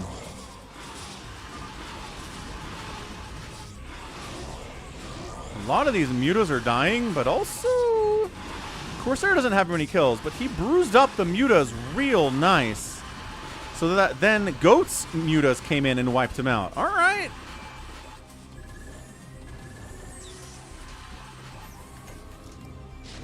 SaviorSword still lives at 10 minutes. Apparently, Mutabomb and Critter are now friends. Jericho says, how? I got alt tabbed.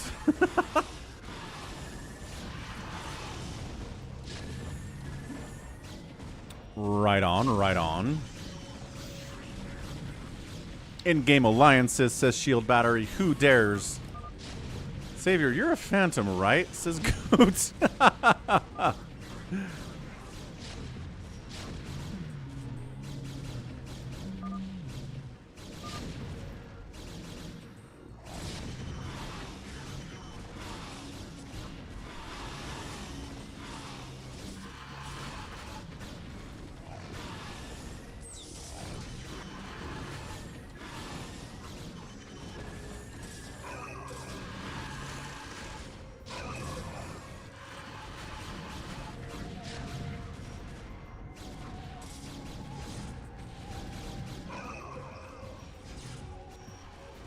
SaviorSword has a DT up here in Happy's base going to town on one of his starports, which is entertaining. Jericho's like, we should kill Blue for defending a phantom. Just a thought that I had.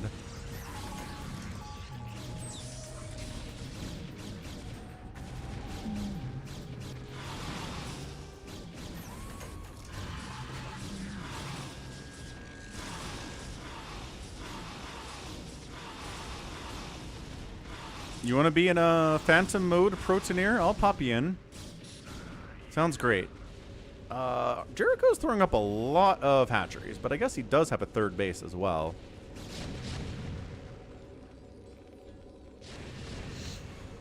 Okay, how many Valkyries does it take to kill a carrier? Surprising number. Oh, the Mutos are going to catch some friendly fire splash here if they're not careful. Yeah, the Valkyries just leave. Okay, probe sniped. I think that's the final probe for SaviorSword. Man, SaviorSword is able to stay alive forever. All right, Protoneer, you got it.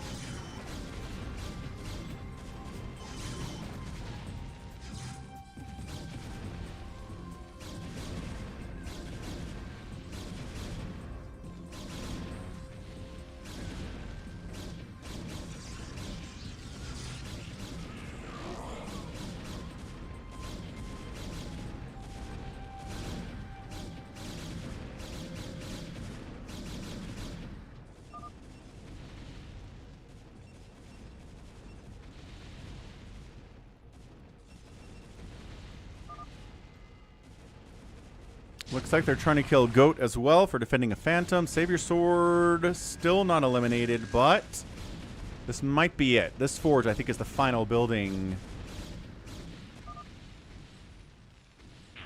And that's it. Dude, SaviorSword Phantom again! Must do something about this.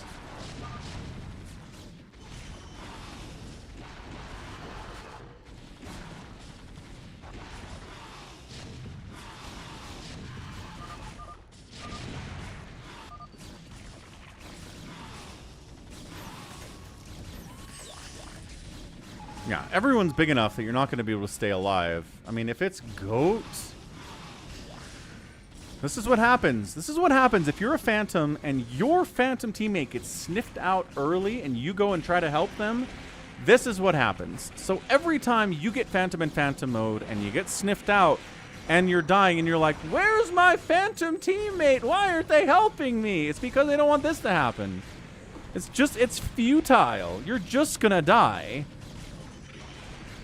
Unless somehow, magically, other people are also dead. Other Slayers are dead.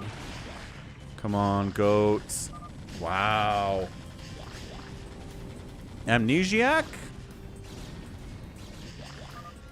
Amnesiac! Okay.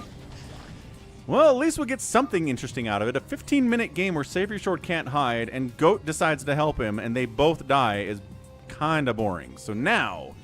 we get a new one. We get a new one. Ooh, 3 Phantoms is interesting. Says G22 doesn't have a role. G22 doesn't pay attention to what his role is and never says what it is. Unless he makes something up on the spot, which he does sometimes.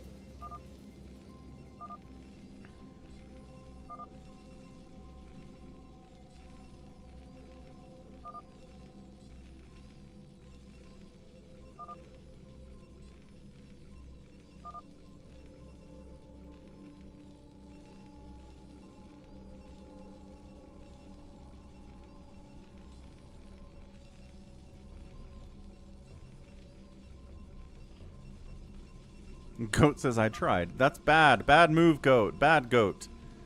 You can't try. Maybe if like 3 of the Slayers are already dead and your Phantom teammate's getting hit, maybe go help them. But in a situation where everybody else is still alive, do not go help your Phantom teammate. Just hide. Let them die. It's their own darn fault for dying. And try to win from a different position. And if you're lucky, there's an amnesiac and you get a new Phantom teammate who's not going to die immediately. The only guaranteed role to show up, as far as I know, is Phantom. I don't know how Happy's written it. It always seems like there's at least a Knight or a Paladin. I don't think we've had a single Happy Phantom where there's a Phantom and nothing else. So I don't know how he writes that. I don't know how he determines what pops up when.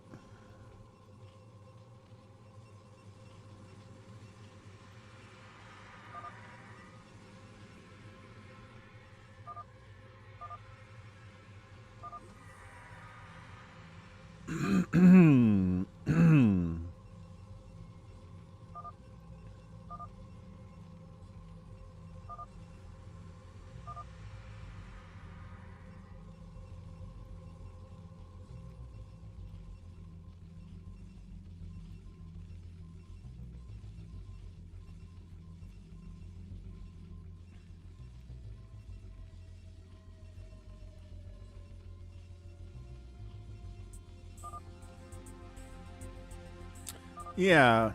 No, Dan, we had 2 Phantoms yesterday without amnesiacs. So definitely not all the time, even recently.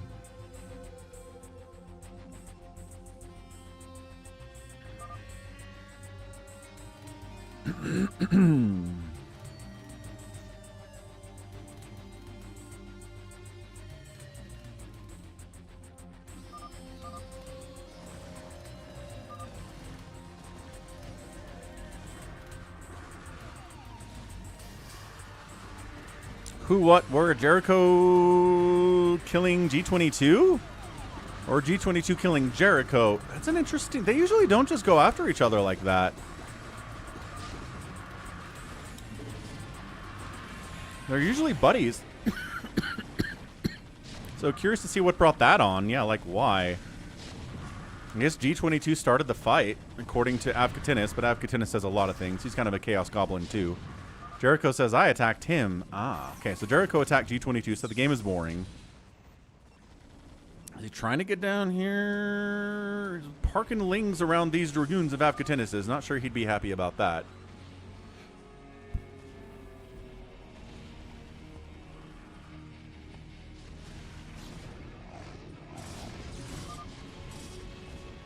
Okay.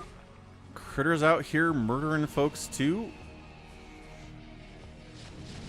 Yeah, Critter's on 3 bases. He's pretty big. His macro is always pretty good. But for now, it's just the Jericho versus G22 show.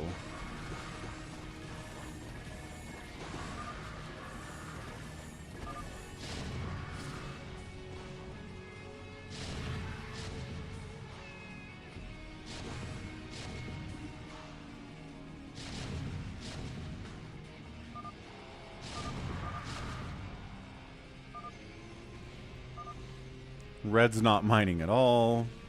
A little bit of mining down here for Mutabomb.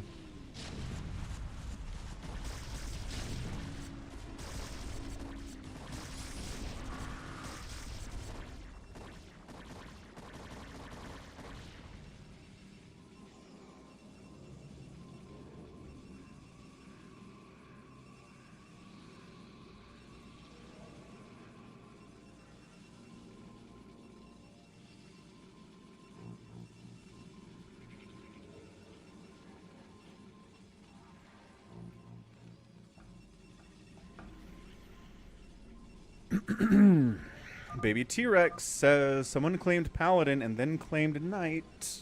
Dun, dun, dun. The baby T-Rex is investigating, but he's not in the game, so he can't help him. Also, Psychonauts noticed that 3 people claimed denied, and nobody seemed to pick up on that either, so... Where's Critter going? G22 should die, says Happy.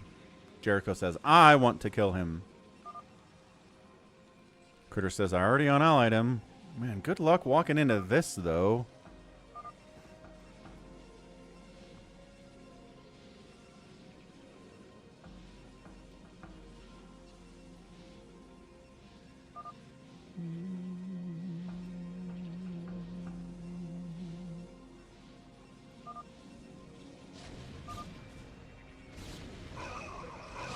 Okay, here goes nothing. Siege tanks up, hard wall there, EMP tossed down as well. This is a bunch of 3-2 tanks. Critter's trying to go for it. And it's really going about as poorly as it could here. Maybe a couple tanks are going to die, but other than that, I mean, once you're out of Zealots, it's over. It's time to go home, and Critter's just kind of still trying to mash in here. Is anybody helping? Happy's coming down this way to help too, maybe. Yeah, too many tanks. Too many tanks. Yes, Detroit is capable of making units that aren't carriers. He's also not in this game. Oh, you saw Orange Protoss and you thought Detroit. No, that's Critter. But Detroit does make Zealots and Dragoons and stuff. The last free-for-all he was in, he made a ton of Dragoons. With upgrades and everything. And then I think he went into carriers later.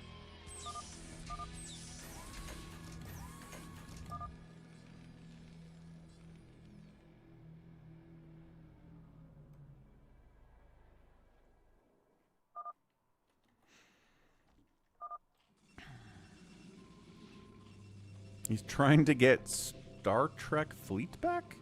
What are you talking about? He's trying to make a fleet.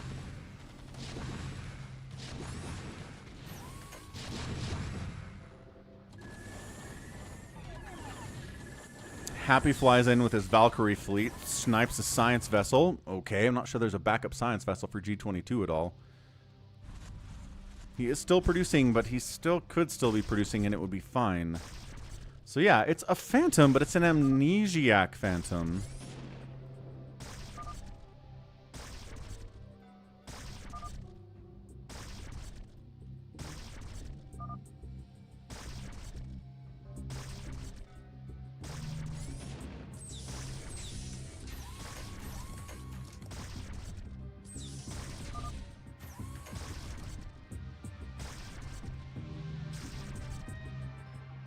Whoa, carrier ball coming in from Avcatinus. A little bit of Arbiter support, some Mutalisks from Jericho too. He's got the Goliath, but does he have enough to handle this many carriers is the question. He just kind of backs off. What? Oh. Jericho, you can't kill him. You have 5 Mutalisks. What are you doing? I'm not sure even what Jericho's up to right now. Like, why? Why are you thinking you can kill this guy? You're not even bringing stuff to the party. G22 then identifies as a paladin at the 24-minute mark of the match. Sure, okay, I guess.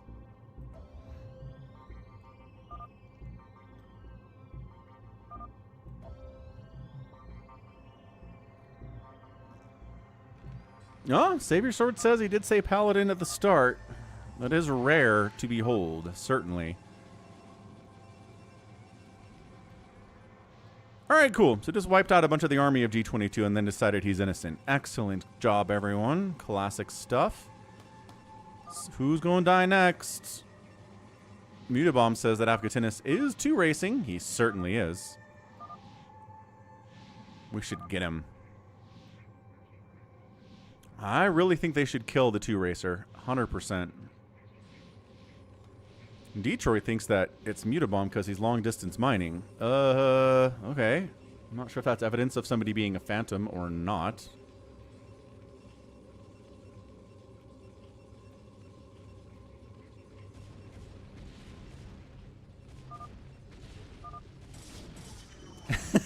Eat a sock. All right, here we go. Can they kill Avcatinus or not? Happy says wait. He said sock. He's not SaviorSword. Storm his carriers. Murder him. Die, die, die.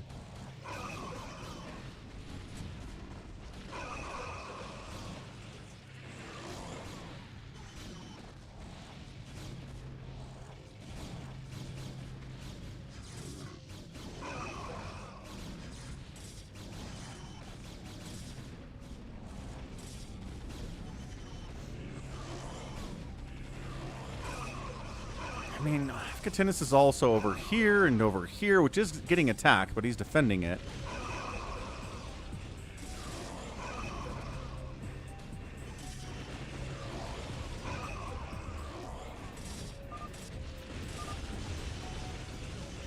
Storm. Happy wants Critter to tell him what to do.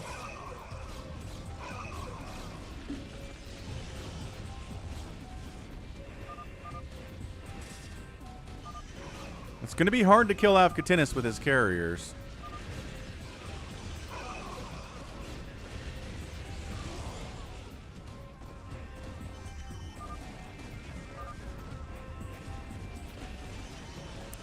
Storm in on the defense too. Not just carriers, man. It's Storm as well. Is anybody going after these gates? Jericho has decided to not try and kill Avcatinus.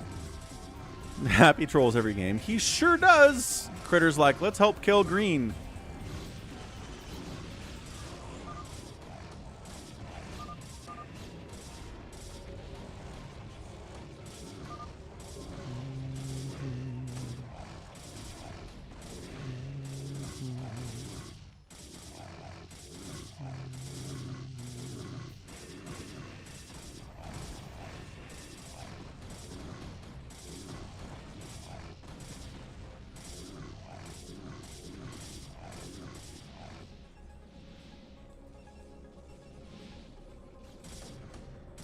So no one else is killing Avcatinus? Are we going for it? What are we doing here, guys? Jericho's definitely not on Avcatinus' side.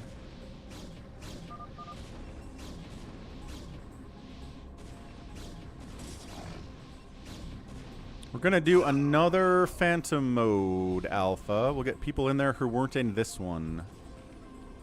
'Tis the nature of the beast.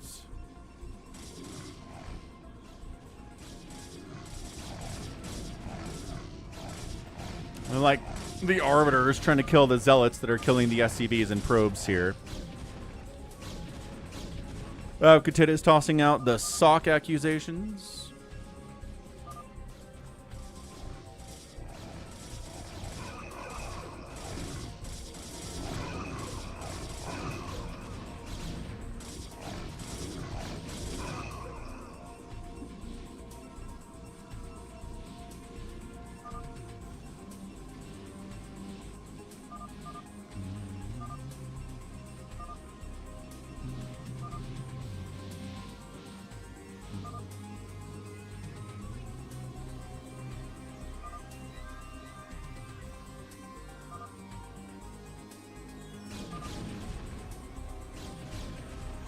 Happy says he's lost.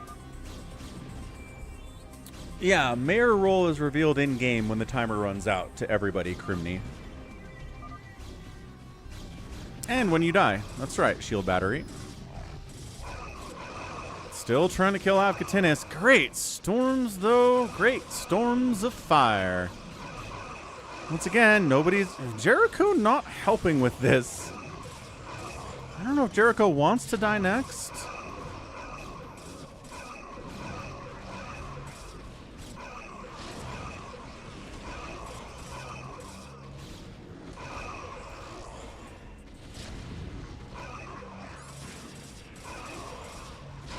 Yeah, Siege Tank Carrier Psystorm's a really tough nut to crack. Like, I don't know if these guys can actually kill Avcatinus.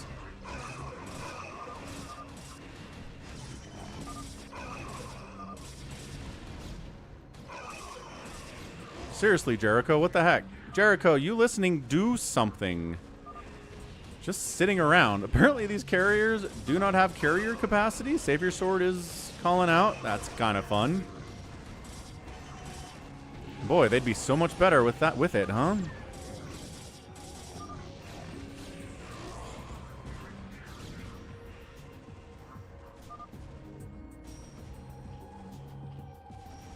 Jericho's just not involved in this. Like everybody else, as far as I can tell, everybody else is trying to take down Avcatinus.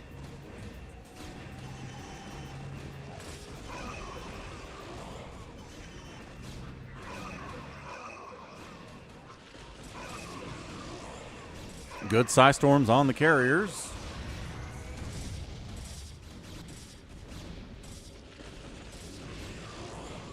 Stasis coming on the backside here too. Jericho's on the move. Hang on. Jericho's making Devourers. He's moving his Ultras. Where are you headed, Jericho? What you gonna kill? Because honestly, these Stargates would be real nice. All this production capability would be really nice to kill.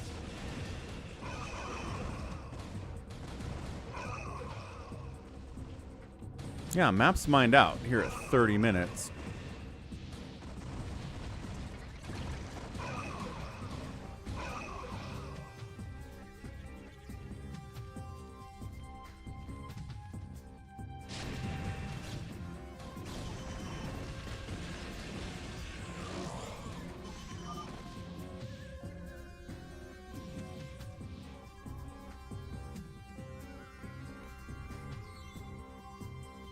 Avcatinus refuses to die. I think Happy is allied with Avcatinus right now.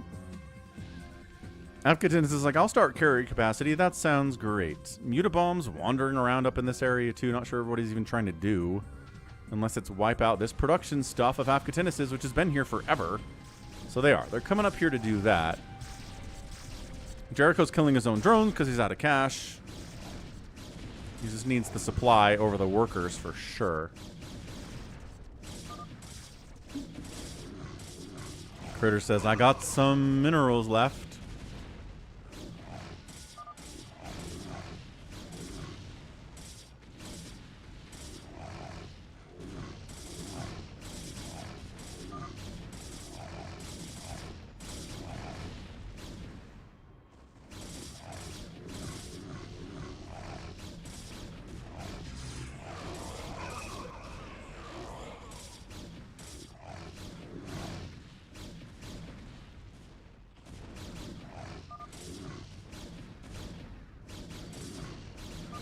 Jericho's here.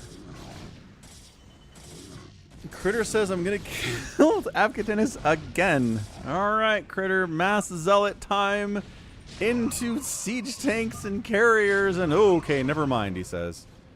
Backing it out. Battle cruisers from Happy are coming in. That's a much better use. Here we go, here we go.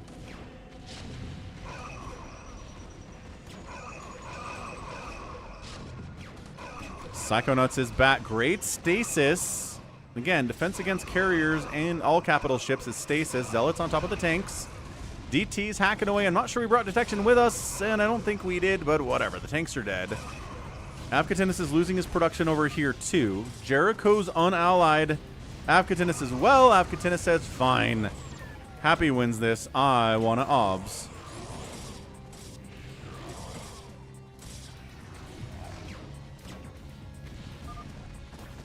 Happy says, I do hope I win this. Jericho finally decides to join the party. All right. Fair enough.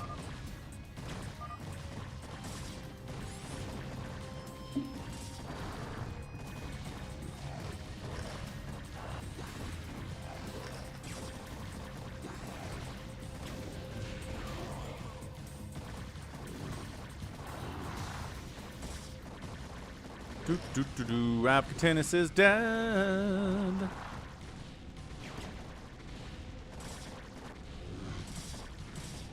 Oh, who just plagued the carriers? Or the battle cruisers? Jericho just plagued those BCs? Jericho. Is he turning on his enemies? I want to notice that I lied about Sock after Savior died. Is fair. What? What? Yeah, nobody believes you anyway when you say Sock. You're Avcatinus. You're not even SaviorSword. Jeez. And it was Avcatinus. That's fun. So SaviorSword and Goat immediately die, and then it takes us 30 more minutes to get Avcatinus after deciding it's him because he's 2 racing. He says Sock, which again, only SaviorSword gets to say Sock. If you say Sock, it doesn't mean anything, Avcatinus. And that's a GG. Good grief. All right, round 2. of the Phantom mode on the other map. He wasn't lying about the sock, says Happy. Uh-huh. When I attacked him, well, yes, but later he was.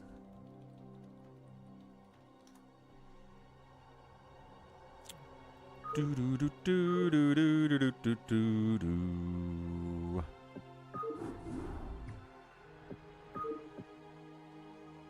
GG's. He claimed Paladin and then claimed Knight. Avcatinus was all over the place in that game. SaviorSword, no. Mutabomb, no. Jericho, no. Avcatinus, no. But nobody else. Okay, Crimney's definitely in. Orb Goblin's definitely in. Anybody else trying to get in? Maybe T-Rex? Screw you, Happy, so save your sword. What's up, Crimney?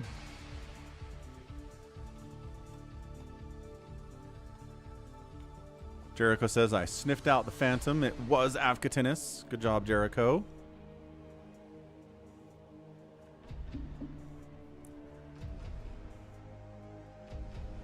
Okay, no one else wants in. Let's do this. Someone's still downloading the maps somehow. Goat hops in. Oh, because Goat was hopping in. Got it. Got it. Got it. Okay, Jericho needs a minute before we start. We can hang out. We can have a good time. Yes, I am a goat. Not a chaotic evil goat anymore. Just a goat.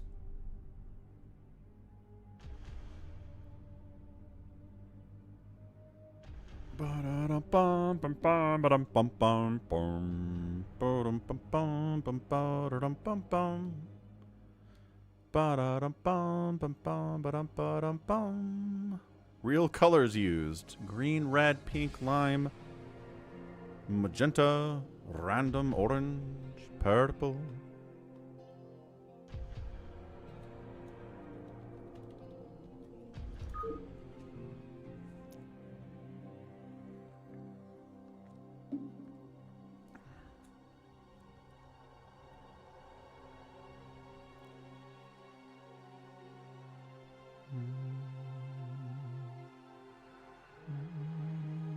SaviorSword's like, I'd better not be Phantom again.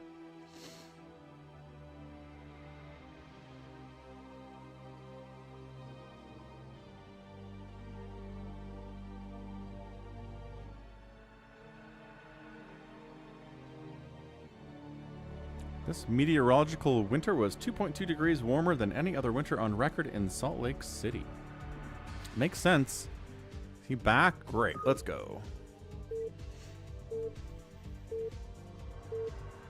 Dan is hoping that SaviorSword is Phantom again.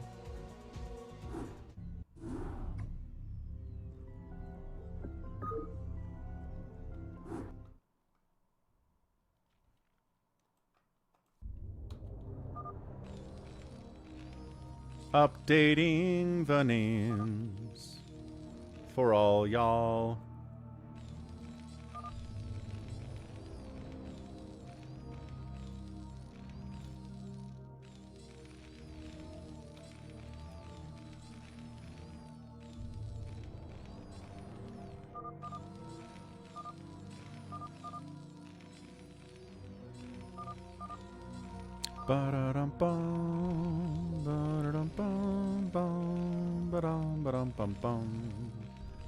Okay, ba-bam, back on Hunters, top left. It is a red Terran player, 4 prime, 12 o'clock. Crimney's back. What's up, Crimney?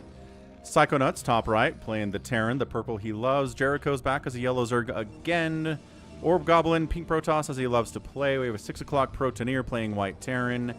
Detroit is Detroiting, and SaviorSword is SaviorSwording. So as always, check out Falcon Paladin Plays for all of your other Falcon needs out there. Go subscribe out there. Go say hello. If you're not subscribed to Falcon Paladin Plays, I'm disappointed in you as a human being. All right? All right. Be right back.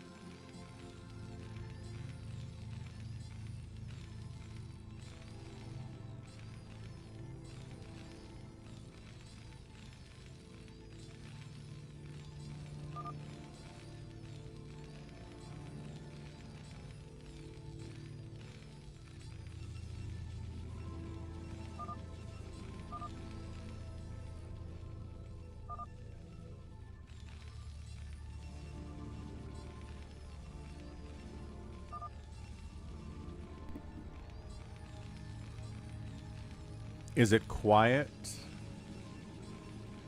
Are we safe? Is anyone dead? No? Wonderful. Sorry, Tyrion. It does look we had some hiccups on the stream, but we're back. And again, special thanks to YouTube for figuring out how to recover from a hiccup in the stream. Because when I first started streaming to YouTube, and there was any kind of a hiccup, it'd be like, bah, your stream's over, done. You want to stream again? Schedule a new one. Goat! Resubbing at tier 1 for 16 months. Let's go, the goat. The most of the goat is back.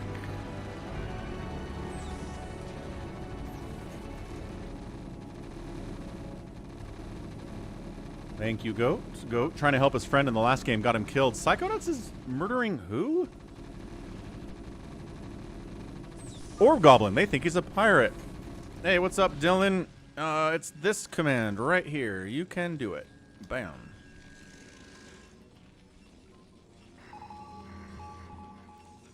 So still trying to, holy, what is going on? I accuse my parents. J'accuse.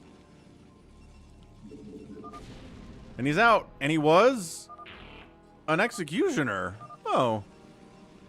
Well, not a pirate, not a phantom. But executioner, their goal is to kill someone. So you don't really want them around, necessarily, because they could have to kill a knight or a paladin. You don't want that happening. So, he's out. He accuses his parents. No problem, Dylan. Or Dylan. Thing is, I knew a kid growing up whose name was spelled like that, and his name was Dylan. But ever since then, every kid I've seen, or person with that name, it's been Dylan. So, I don't know. I'm going to go with, I go with the Dylan by default just because it's been by far the most common way to pronounce it. But there was a kid I grew up with. Same year in school as me. Dylan. Rude. I claimed it. 4Prime says, we can't share? Jericho says, I need some gas. Psychonaut says, I killed him. I claimed it. It's mine. Protoneer says, I want minerals. Dylan, saying it right. Awesome. Glad to hear it, Dylan Martin. What's up, the stream? It's been spitting hot fire. Heck yeah, the stream. So we're just doing resource negotiation at this point. Psychonauts gets this base. Who's building down here?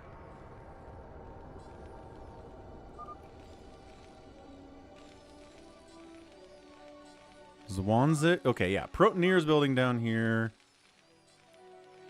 Jericho's getting the gas.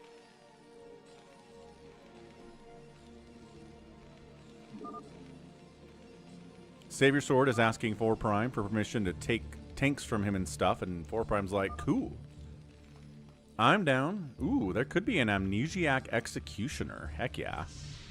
And there you go. SaviorSword 2 Racing, which, again, should make everybody just kill him. Because 2 Racing's really dangerous if he's a phantom. Or at least, did we poke him yet?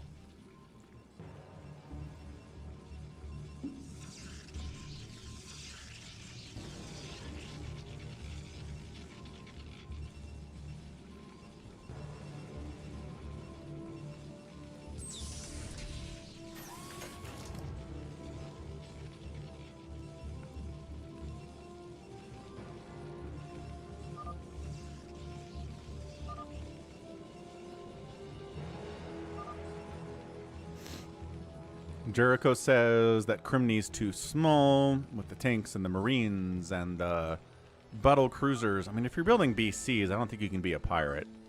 Crimney's like, I'm just bad, man.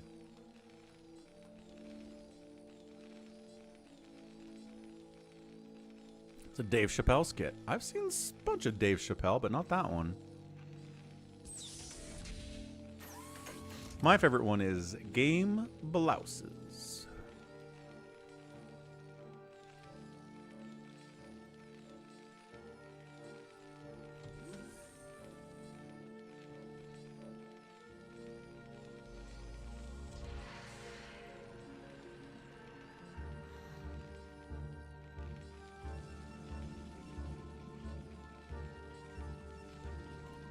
Yeah, did nobody hit Savior Sword? Does nobody in here know how this works?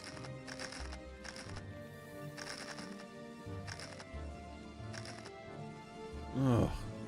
Psycho Nuts, go poke Savior Sword so he says sock.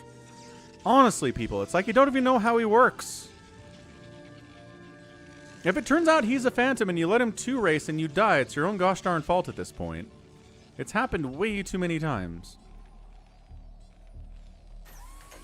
I don't think you should let people double race at all. I think that's way too freaking dangerous.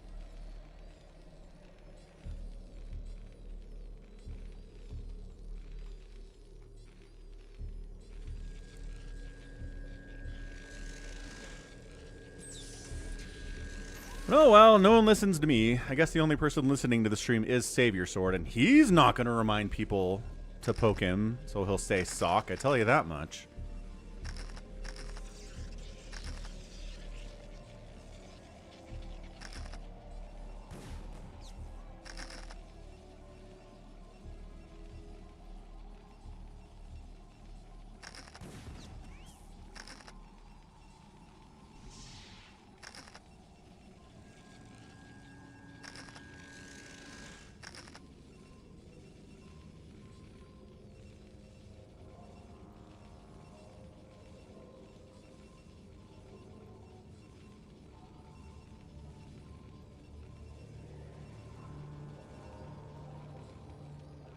Ba-da-dum-bum, ba-dum-ba-dum-bum-bum. Anybody recognize the intro song to a cartoon from the 90s that I am humming? We did Animaniacs yesterday. That was fun. One of the lines in the intro song to Animaniacs, a 1990s cartoon, is Bill Clinton plays the sax. Like, is there a more 90s line to an intro song than that in all of cartoon history? I don't know if there is. That is like as 90s as it can possibly get.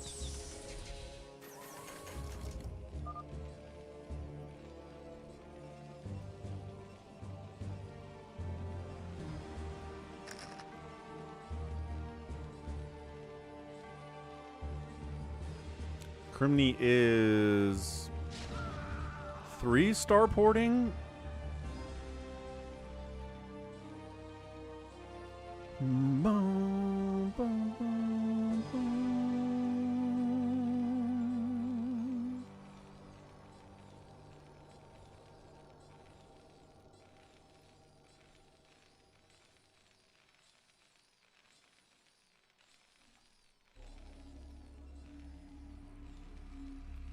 I did hear that, Magic Man. Which is kind of annoying, because friggin' Microsoft, who owns the StarCraft IP now, is totally willing to make a new Age of Empires. But they won't make us a new StarCraft RTS? Come on. Throw us a bone, Microsoft. I'm not even sure who's in charge of Microsoft at this point. Bill Gates is gone. Steve Ballmer is gone.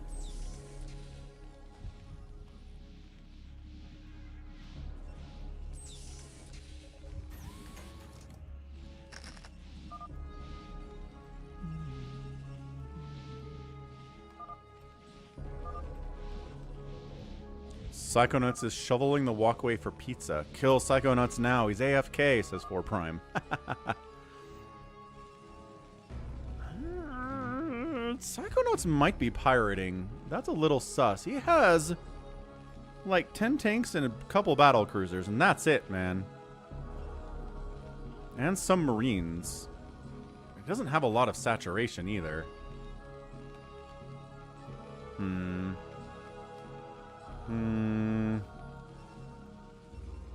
Numbers time is always 20 minutes, but if we could encourage a little bit of discussion here, that would be nice.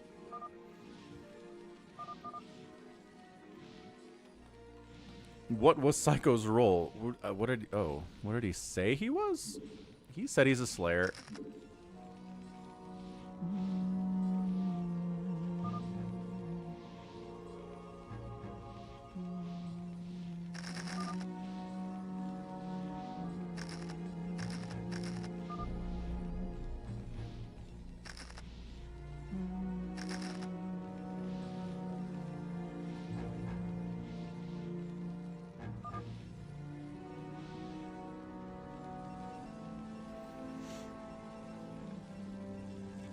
Condemned Marine wholesalely says that modern gaming cannot manage old franchises whatsoever.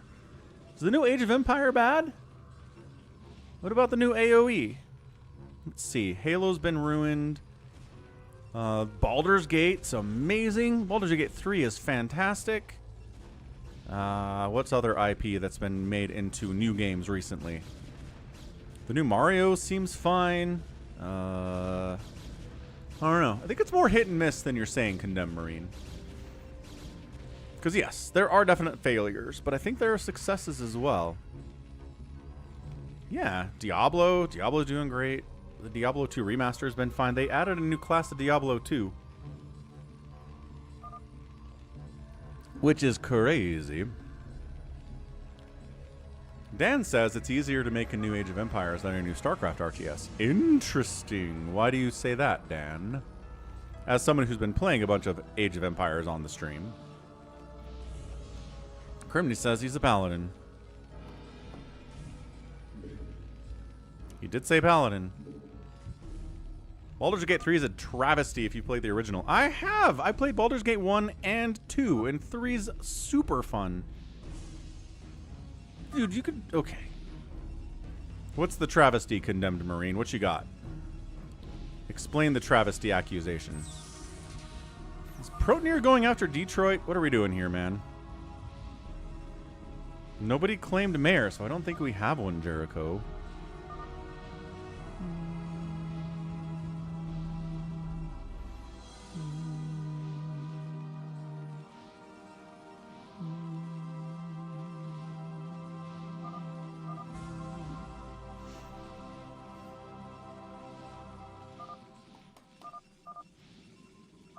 What's the command to check chat again? That's the plus or equals button next to your backspace, critter.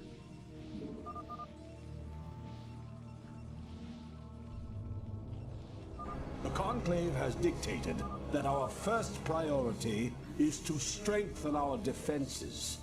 Justice for Bimmy. Thanks for helping me defend, strengthen my defenses, Orb Goblin. Justice for Bimmy, huh? Condemned Marine says, I had to force myself through it, but I dropped it when Viconia showed up. And they assassinated her character. Viconia. I'm trying to remember who Viconia is. Viconia. Baldur's Gate. Neutral, evil, female, drow, cleric.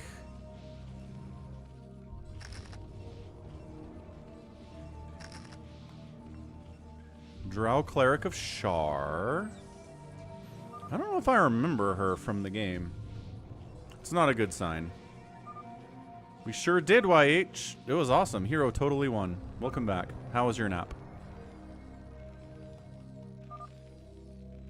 Hey, Fabio. My name came from... The Falcon was just... I read a book when I was a kid that said that the Falcon, the peregrine falcon, was the fastest animal on Earth. And I said, that's awesome. 200 miles an hour. Oh, cool. So I'm Falcon in my gaming now, right? Anytime a game asked me what my name was Falcon. StarCraft, I was Falcon. Paladin comes from Warcraft 2, I think. My introduction to the Paladin class in gaming was the Warcraft 2 Paladin, which was awesome. Loved those guys. And then from there, my main in World of Warcraft is the Paladin 2, so... It's all Warcrafty. And then I did play through as Paladin in Diablo 2 Resurrected. Just to, you know, get the full breadth of the experience. Went hammered in.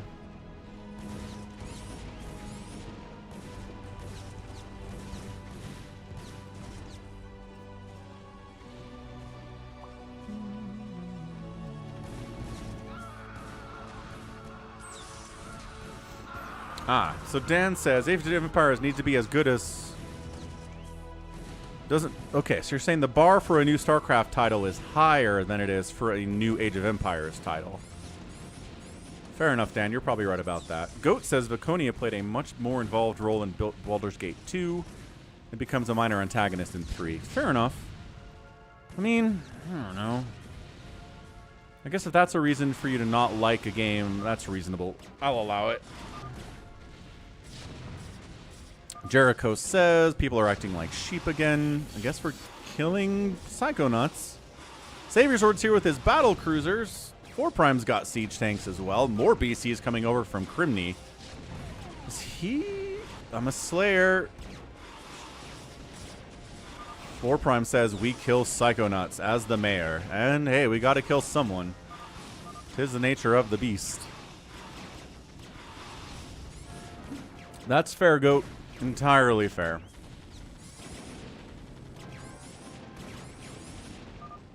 Nice, Critter. Slayer down. Next. Mayor, next. Oh, wow, he says. Yeah, I don't know why you thought he was, but okay.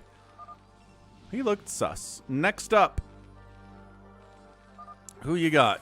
4 Prime. Let's get this ball moving.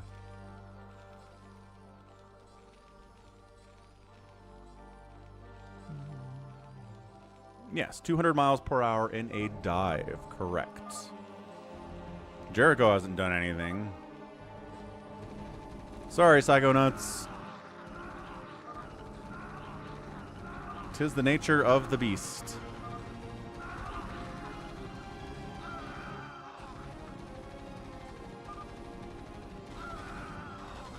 You're not doing anything, says 4 Prime. Jericho's going to complain about this. I tell you what.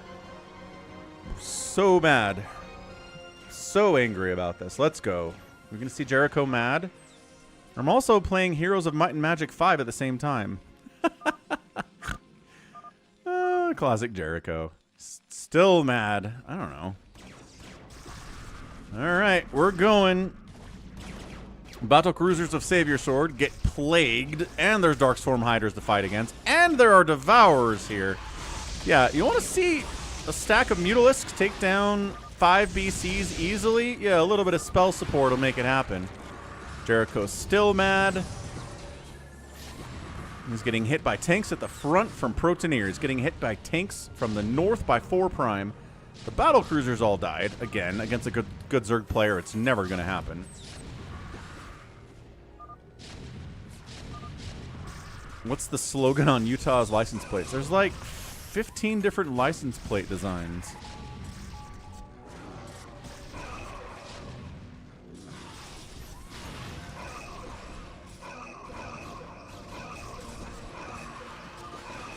We've got In God We Trust. We have...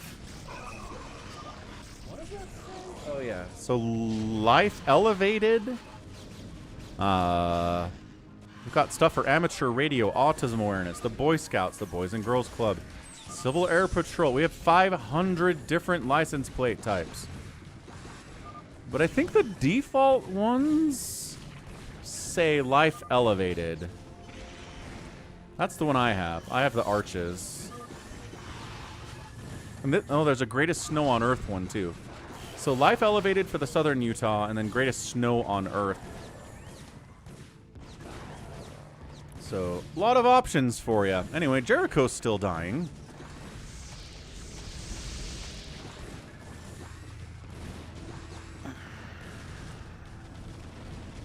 What's up, J-Tox? Happy Sunday, dude.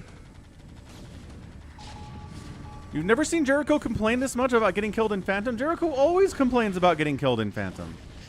And he's usually right. He's usually right. Yeah, I think the default plate is the Life Elevated Skier design. If you just don't care, that's what they give you.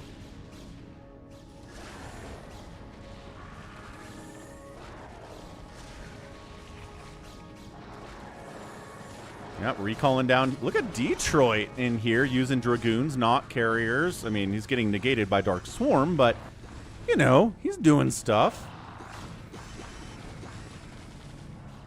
Yeah, I think this has happened at least 3 times in the last week, where Jericho's getting accused of being a Phantom. He fights to the death and maintains his innocence the whole time, and then it's not him. And he calls everybody stupid.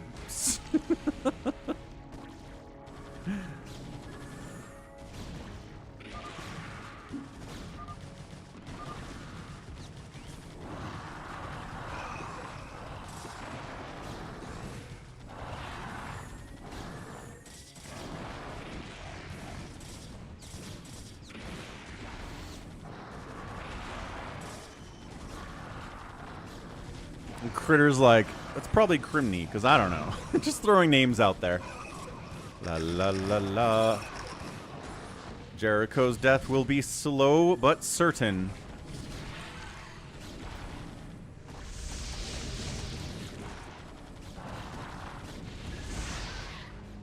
He handled Detroit. The problem is SaviorSword is here. 4 Prime is here. Protoneer is here. There's the lame. You're wasting resources versus a knight, he says.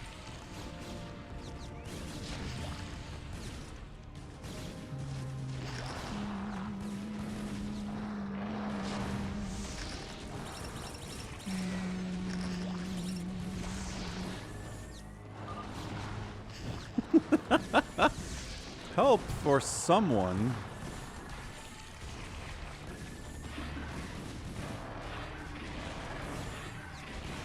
Je me souviens. What does Quebec remember?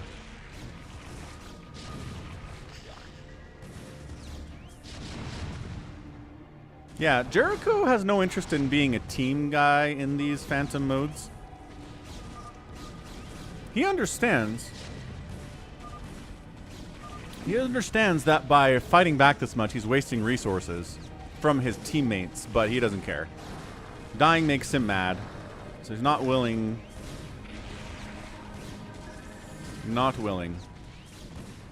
to go down slow.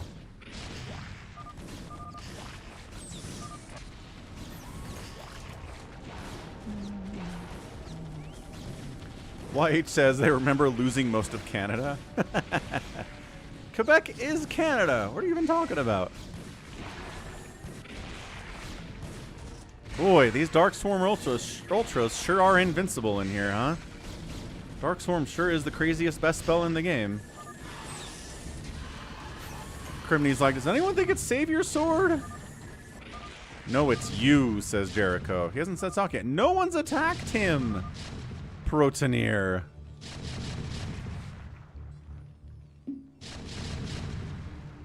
That's it. Jericho's out.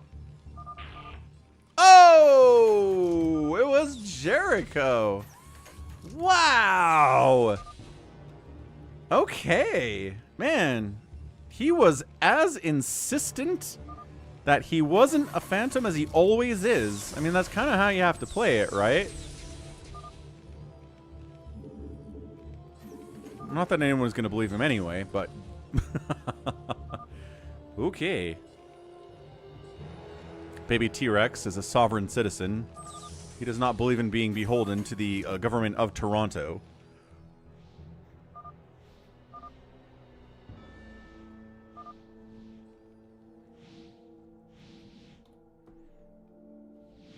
What? Someone from OBS is whispering you. What are you even talking about? I don't know what Jericho's complaining about. He says, somebody told you from OBS. Who? Who is you?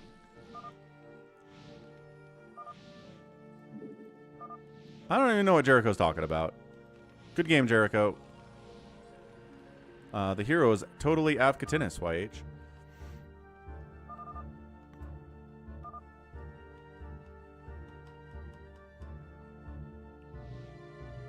Quebec says they remember all the times they tried to separate from the rest of Canada fondly. Oh, SaviorSword.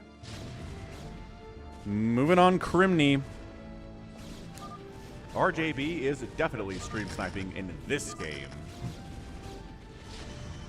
Here comes Crimney defending against both 4 Prime and SaviorSword. The mind control on the BCs is going to be legendary. Get him. Get him, SaviorSword.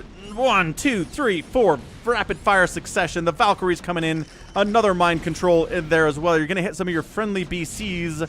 Yeah, the BCs all die as soon as they get mind controlled by their buddies because the buddies have better upgrades.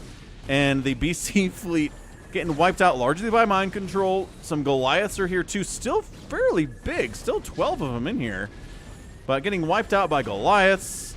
Getting wiped out by Dragoons. Just too many answers to BCs for this to really be a thing whatsoever. SaviorSword says, I'm mind controlled. Now we'll clean up with carriers.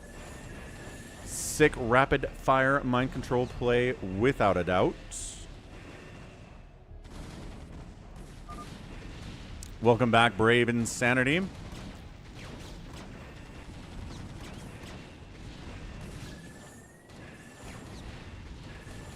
What's up, Gamanac? Welcome back, dude, on a Sunday. How's it going, Gamanac the Maniac?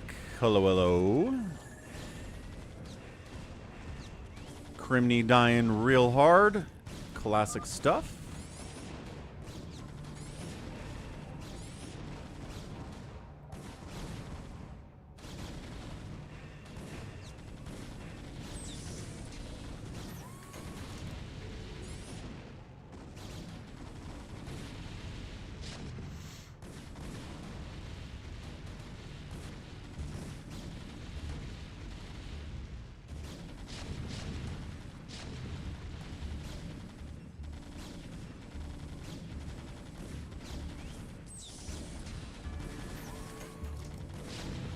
And the death of Crimney is upon.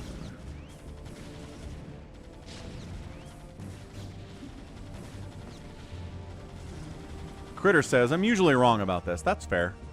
You can join Jericho. Paladin down. Uh-oh. Uh-oh. Jericho feels very confident that whoever the Phantom is left over will win for him.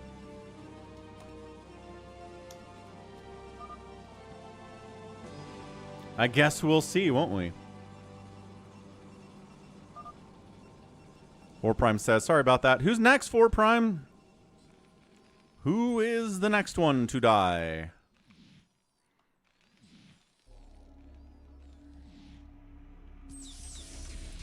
What you got, friendo babendo? Who is next up on the list of 4 Prime's crap list? 4 Prime, can't do nothing.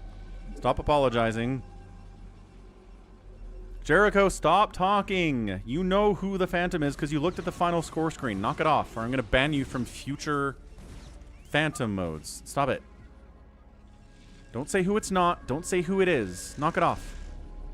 Sheesh. You know how this works. You've been here long enough. I mean, he was right about you, Jericho. I don't know. Maybe that's why they listened to Mayor. Why don't they listen to the Knights? Because the Knight role is not revealed to everyone, so they don't know who the Knights are, actually. 4 Prime thinks it might be white. I just know how to macro, he says. Oh. Detroit's like, alright, cool, here we go. Detroit immediately answers. SaviorSword's in here, too. 4 Prime fighting at the same time. Dude, look at Detroit recalling. Detroit is leveled up, man. He's doing great.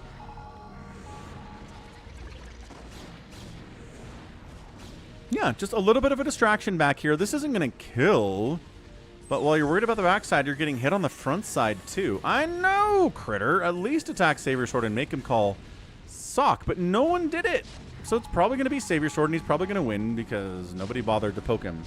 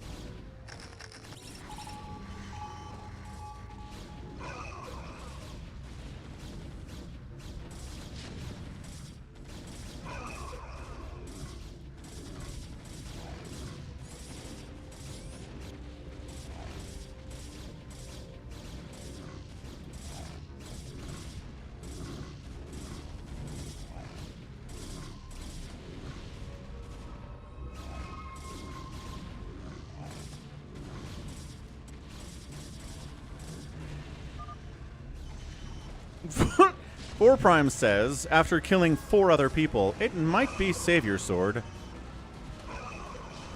Is Savior attacking Detroit as well?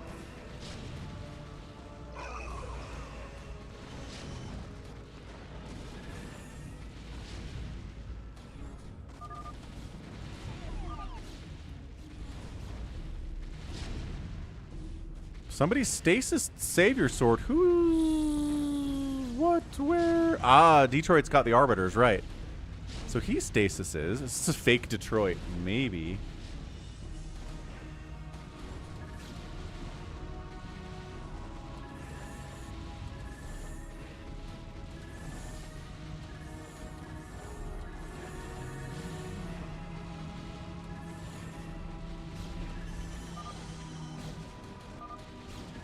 Muta says that's a 16 APM Detroit, folks, not a fake one. All right, just Detroit, doing more with less as always.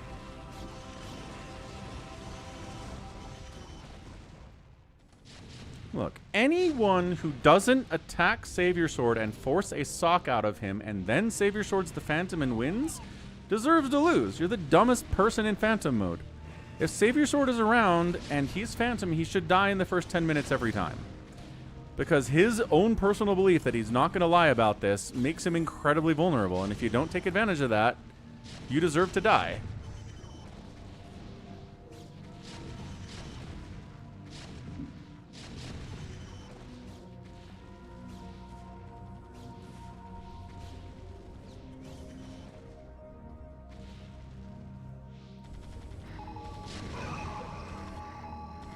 Reaver tank is pretty cool from SaviorSword, by the way.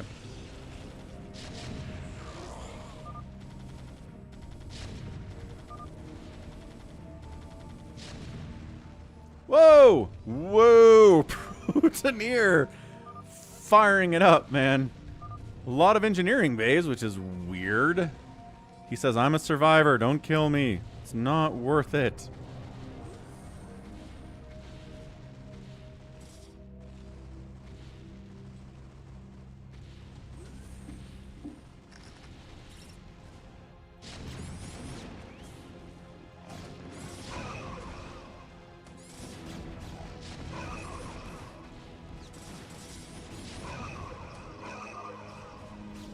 Dude, 4 prime.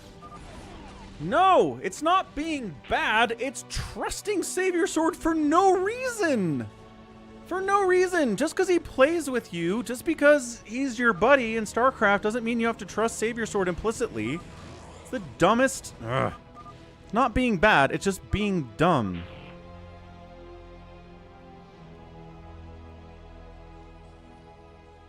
Four prime. Seriously, man. We talk about this every time. Every time.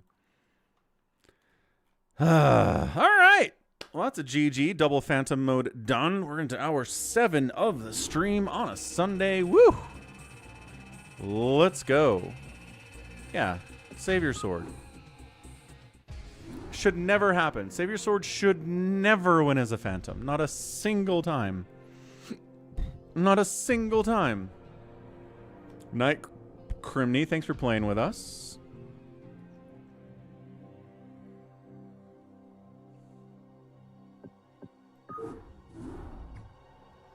We'll go into Pluck control. We got further on Pluck control yesterday than we have ever. Actually was able to beat the Kerrigan wave that previous attempts had failed at. And got into another boss. So really exciting stuff. So we're going to try to beat this thing. It's challenging. It's teamwork, which is nice. Who's that? We got Born to Pun. Subscribing with Prime. What's going on, dude? Welcome aboard. Ah, thank you. Appreciate you as well. Awesome stuff. That's not what I meant to do. Sorry, distracted. Pluck. Distracted by the new subscriber Prime sub, Born to Pun.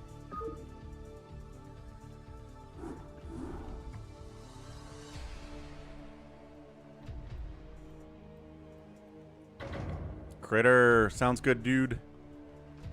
Presidential candidates must be chosen from Falcontopia. Sounds like I would support that amendment. Definitely.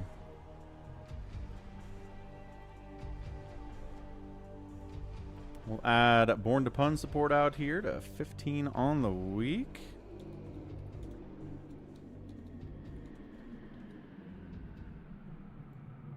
What do we got? 4 Prime, Mutabomb, Bigwan, Jericho, SaviorSword, and Goat.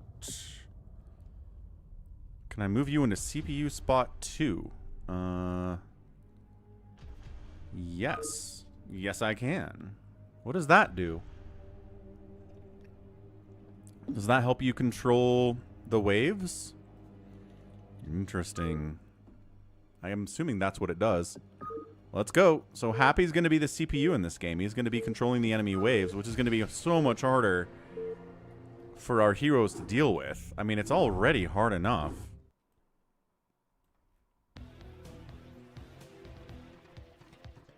Okay. Heroes are here. 4 Prime, Mutabomb, Bigwan, Jericho, SaviorSword, Goat. Happy says, I'm going to stream snipe.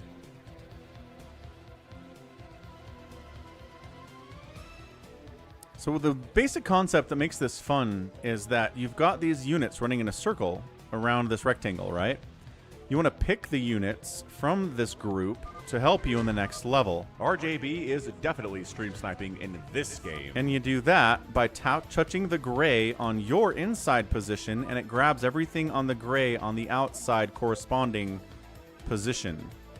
So watch. 4 Prime's in here. What does he want? Fire bats against these lings? Probably. Medics might be good too.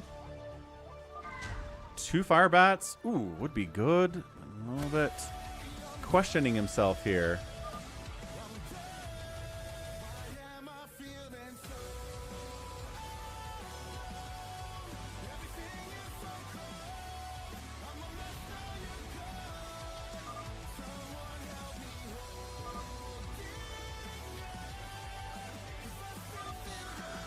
Okay, here comes Happy attacking from both sides instead of just the one, which is tricky stuff. I like it, but I think there's just enough here anyway. The fire bat especially putting in that work. Yeah, Happy made it a little bit more interesting, but it was still a win. So next up, he's going to be controlling Zealots and Dragoons. I think they're given a generic A move command when the round starts. But my Groons are hurt. Yeah, their shields are a little bit low. HP a little bit hurt too. Interesting. Zealot's a little bit injured as well. Goat says, I'm so bad at this one. Turn up my vision, says Happy. Ooh, Nightstand's live. Okay, Zealots in front. Dragoons can target fire stuff. Nice. Plague getting tossed down by Jericho. Another second Plague. Going to help a lot here, too. Siege Tank getting huge hits off. Not targeting the tank. I guess the Zealot's a problem as well, but bleh. Deadzo Babedzo. Next round, Mass Hydralisk. Are the Hydras injured?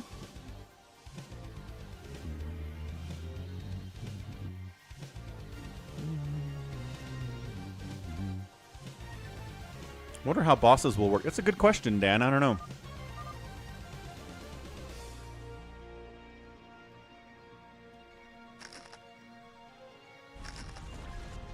Again, all you can really do is come up these ramps from both sides instead of just choosing one side. Nice Reaver connection.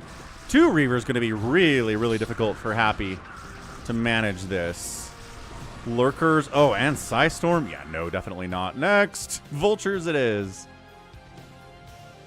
Can he throw it on? Oh, he has spider mines with these suckers.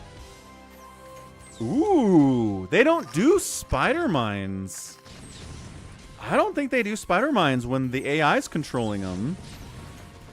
But Happy can. That makes it a lot different.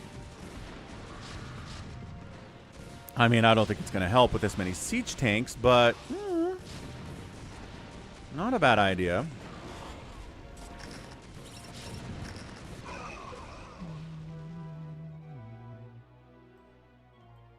Right, next. Oh, the spider mines remain?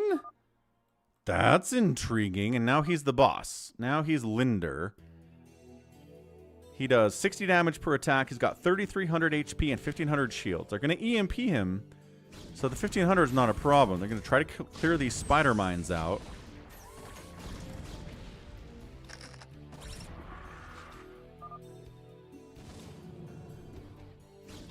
So can he cast his own spells, or is it just automated?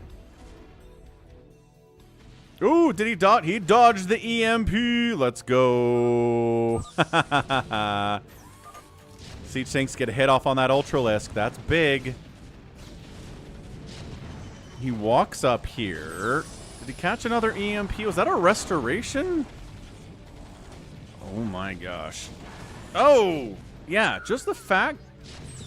Is that a Phoenix? Nope, that's a regular Dragoon that he's chasing. Siege tanks spawn in, get a hit off. Dragoon is... Oh, the Scout got him. 2 tanks versus a Linder with 2,000 HP. Goat's like, what is happening? Bam, Science Vessel down. How do you beat a boss that actually knows how to micro on this level? It's a good question. Jericho says, it's easy. Hang on, hang on. Kite, kite, kite, kite. A queen would have helped. That's true.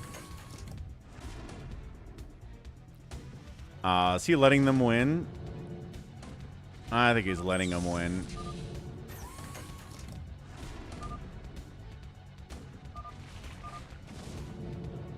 I cheated on this one. What do you mean you cheated on this one? Jericho rage quits.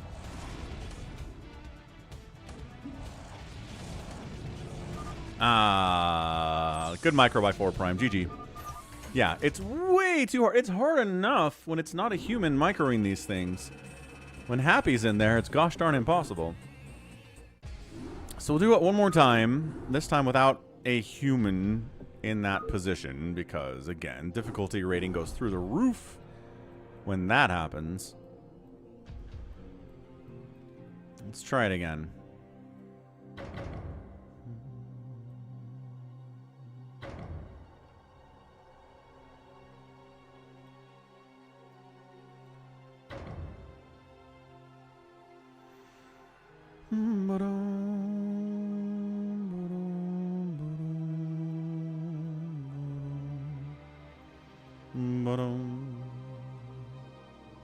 Stay Puffed saying, what's up, Stay Puffed?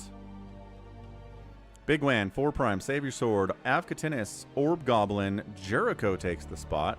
Stay Puffed doesn't want it. Let's go.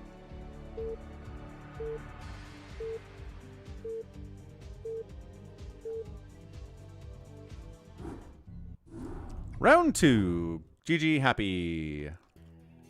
Too strong. Too strong when Happy's in there. So let's see what they pick. It's usually a mix. Usually 2, 2, and 2.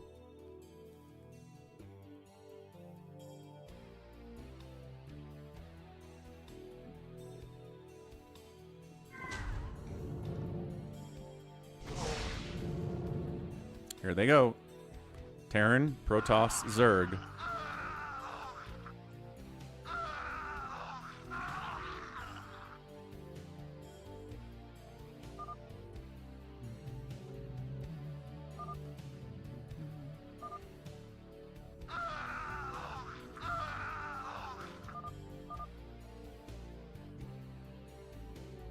Alright, so now we'll see how these Lings do. Again, they're just going to come here. When Happy was controlling him, we split them up. So they'd use both ramps at least. They're not going to win, but at least they give themselves a shot.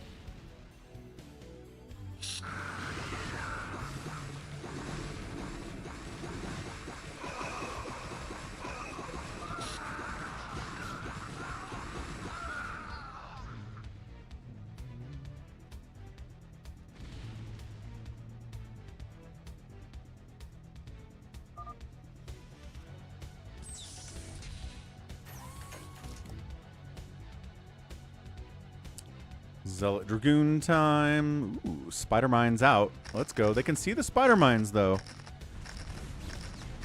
But the Zealots will still go onto them anyway.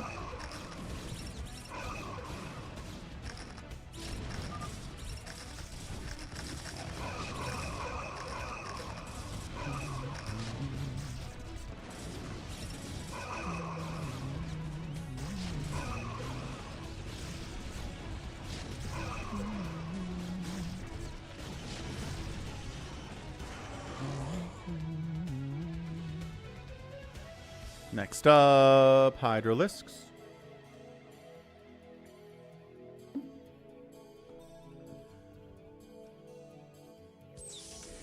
Siege tank, 1 Reaver, not 2 this time. Oh, just kidding. 2 Reavers and a High Templar and 3 tanks. Ugh. All right. Everybody want to watch a bunch of Hydras die?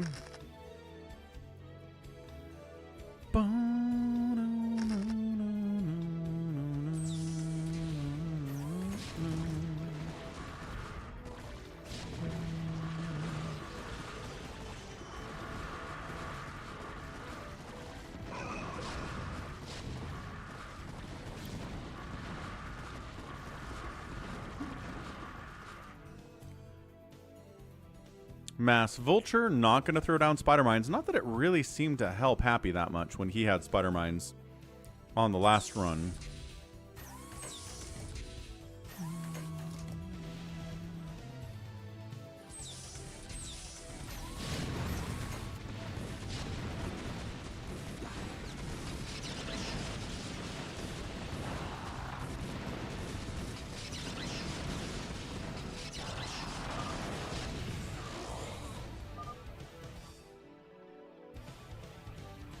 Dang, Avcatinus says we can beat the battlecruiser-infested Terran one.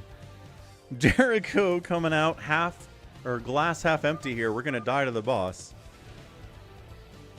Is that what you think? Sure thing, Detroit. Okay.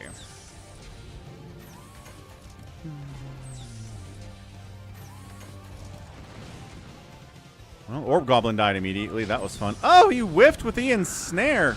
Second ensnare got him.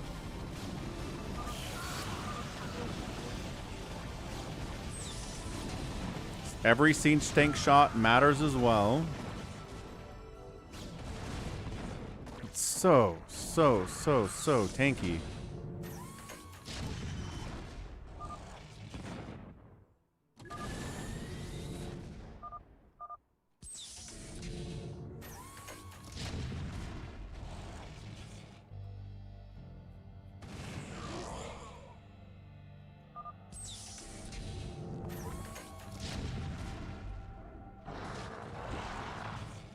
Wow, look at that.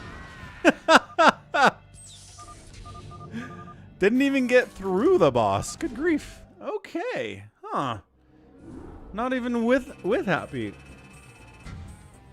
Not with Happy, not without Happy. Tragic. Quel tragique.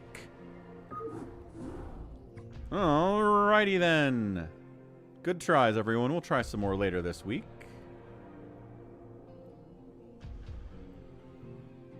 Let's go backdoor FME from SaviorSword, even though literally no one else really likes the backdoor FME.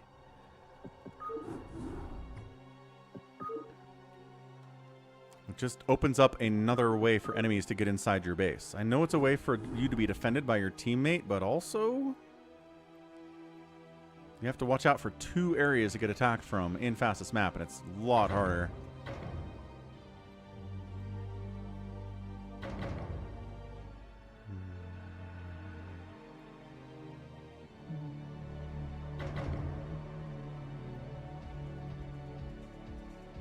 RJB says, I guess I'm on my way. RJB doesn't like the backdoors either. SaviorSword 4 Prime, Avcatinus, Stay Puffed, Bigwan, Baby T-Rex, Goat, Jericho hops in. 4 Prime wants it King of the Hill.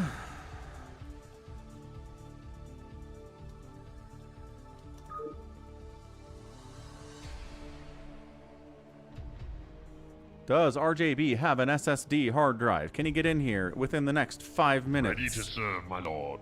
In your name. For the king. Defending your honor. Deo gratias.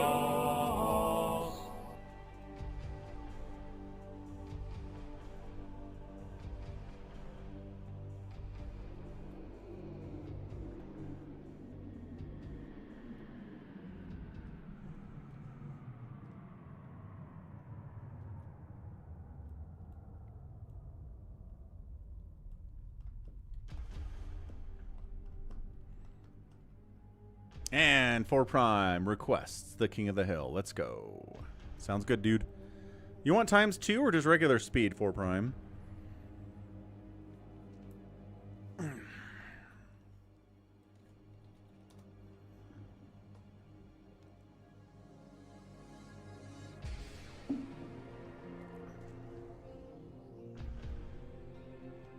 $2X, no 3 racing. Got it.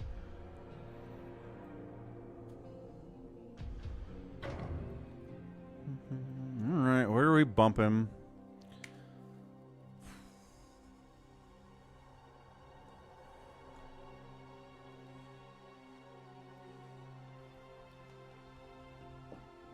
Okay, so he bumps into a team with Baby T-Rex and Bigwan and Goat. I think we swap him with SaviorSword.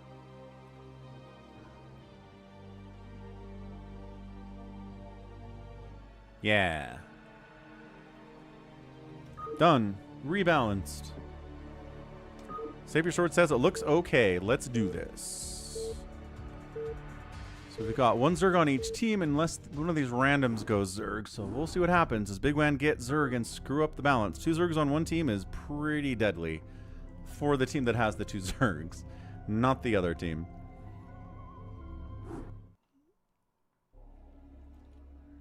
All right, team right side, Protoss, stay puffed. RJB, Protoss. A Terran player, it is Avcatinus, and then a Zerg player south is 4 Prime. On the other side of it, Goat, Terran, Zerg player Baby T-Rex, SaviorSword, and Bigwan got Zerg. Uh-oh. 2 Zergs. Team left side, not ideal, but Bigwan went random when he already had a Zerg, so it's his own gosh darn fault if he loses here. Just throwing that out there. I'm not going to hear any complaints about balance when that happens. So Team Blue is Bigwan, and Team Red is RJB. One of these Zergs, man, in a lot of trouble. One of them's gonna die. Feeling it. Feeling it. Bigwan says, yeah, do whatever you gotta do. Make a lot of stuff. SaviorSword's like, alright. Can make a lot of stuff. Pretty good at making a lot of stuff, as it turns out. Do, do, do, do, do, do, do.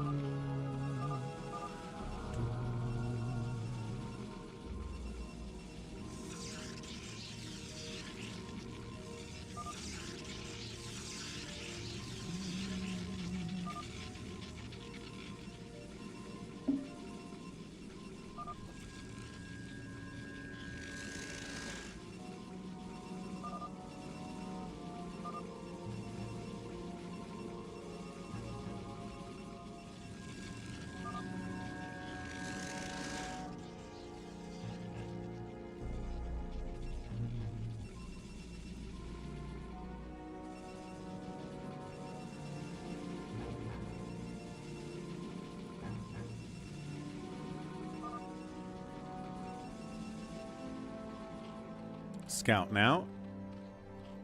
Already got creeps on the way. Bigwan's not going to die to crazy stuff, at least not immediately. Same thing over here for Baby T-Rex. He's got his sunken up as well. So at the very least, you're not going to die in the first 2 minutes to something dumb.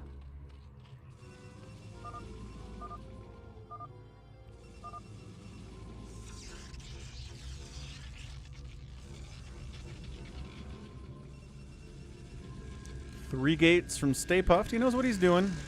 RJB's got his 3 gates. Avcatinus trying to wall off against early potential zealot pressure from the enemies. The only zealots that will come are actually from SaviorSword, so hey. This has side entrances. It sure does, Baby T-Rex, so be careful with the whole walling off concept. Who's RJB hunting? Who's he hunting this time? Looks like he's heading for Goat.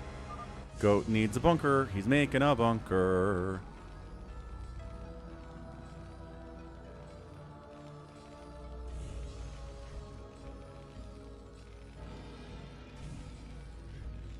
And there it is. Not going to cover this bottom area, though.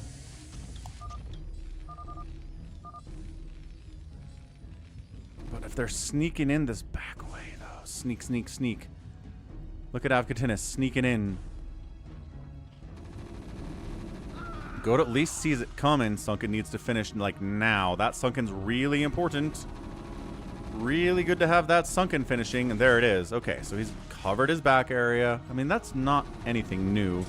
Let's see how Goat can marine micro against 1,000 zealots from RJB. Is he filling the second bunker? Do not lose the Marines unless the bunkers are full at the very least. Okay, filling the bunkers, plus SaviorSword shows up to defend too. Good help. Good help. Okay, so these guys found an area where they can attack without getting hit by the Sunken. So good job by Avcatinus that way. One hatchery going down is not going to kill baby T-Rex. He's fine. And then SaviorSword says, but what if I just killed all your Marines anyway? Nicely done. SaviorSword's being a good teammate. He's helping Goat stay alive. He's helping baby T-Rex stay alive. Love to see it. Love to see it from him. Where's Stay Puffed going? Stay Puffed. You're going to try to hit Bigwan up here. He's got 3 Sunkens with a 4th one on the way. And a 5th one on the way. Okay, he is. RJB says, SaviorSword, I guess. Got his cannons. RJB says, next up, SaviorSword. We're going to test that dude. Stay Puffed is here to fight too. Stay Puft's got some good macro.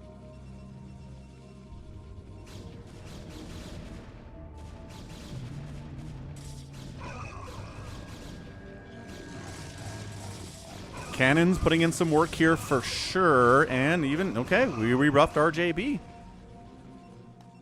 Cool. So SaviorSword, making it happen, getting those cannons up, getting those zealots out, defending other players, defending himself.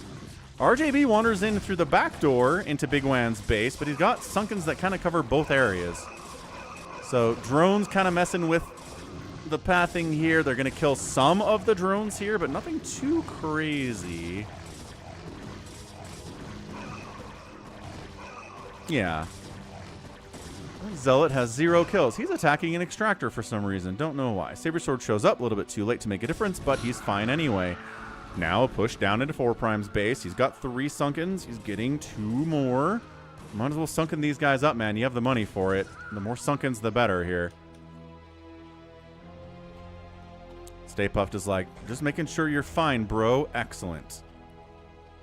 Good. So no one's dead in 6 minutes. Big fan of this. It's always tough when somebody dies in 6 minutes and it snowballs into like a 10-minute kind of raffle stomp of a game. Not my favorite type of fastest map, and we're on our way to a good one. So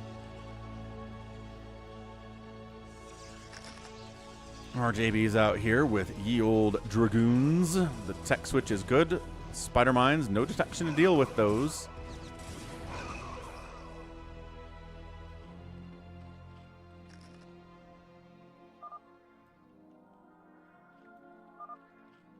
Avcatinus is like, we gotta hit someone. Stimming out. Uh-oh. Goat. Yep. Goat trying to deal with 4 and RJB at the same time. And Stay Puffed. Falls back, falls back. Tanks in tanky position. Siege it up.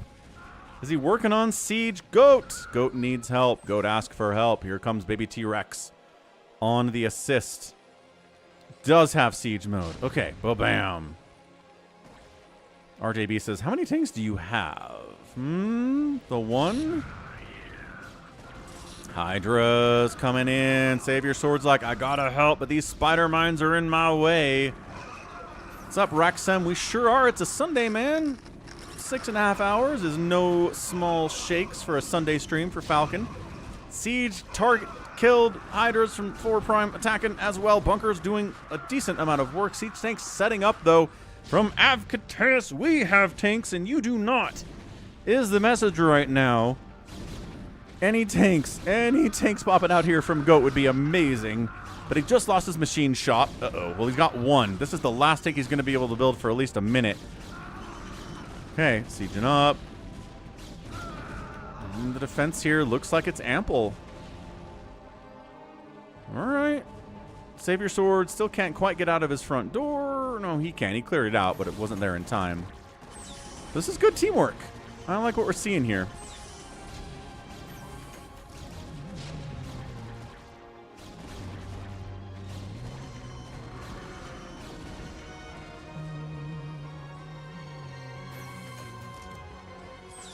Cool.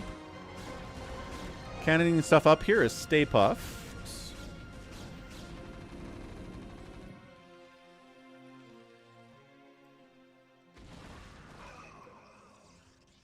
High ground siege tanks from Baby T-Rex, putting in some work here too. Or sorry, from Avcatinus. Baby T-Rex is a Zerg player. I knew that. Just kind of looked yellow there for a second. So Zerg players being alive. Again, the problem with having 2 Zerg players is that they're really vulnerable early. But if they can get up to, you know, 60, 70 workers and just start massing and flooding, it gets really dangerous all of a sudden. To have 2 Zergs on the same team that are both big, as they are. Like 4 Prime, 79, 80 supply here.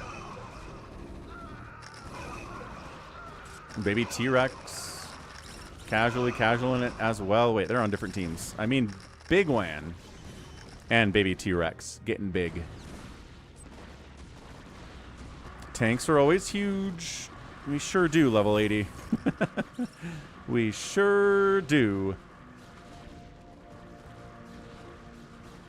Do you think there's a Guinness World Record for the longest live stream? Wraxum?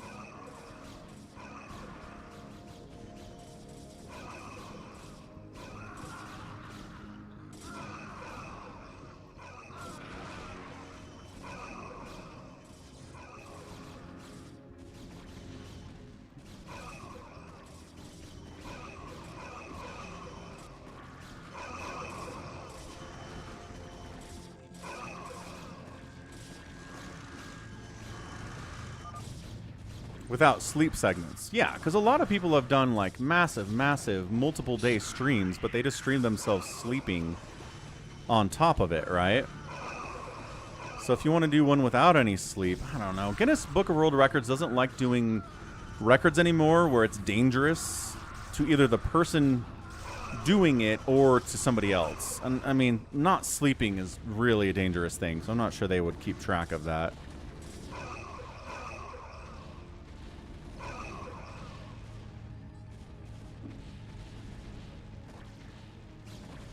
The longest live stream is 918 hours and 55 minutes. Right, so obviously some sleeping happened there.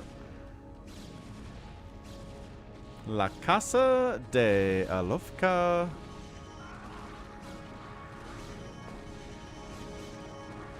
Yeah, I could definitely sleep during the stream. But the thing is, I've got kids.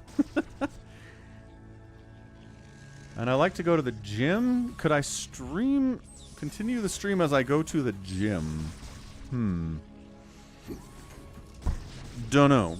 Anyway, Team Red's got control of the center here with the siege tanks, with the Hydras.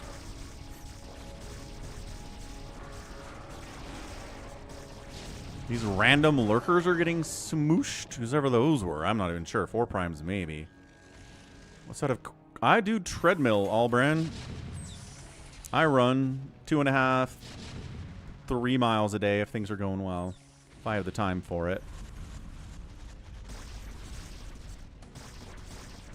Goat falling back. Lurker Hydra there. Not great for him.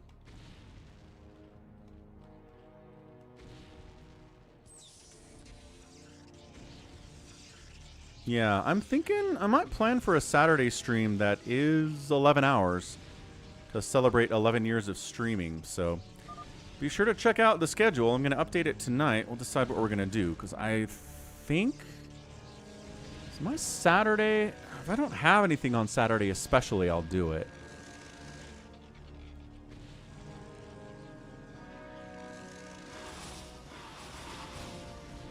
Yeah, I think I could totally pull that off.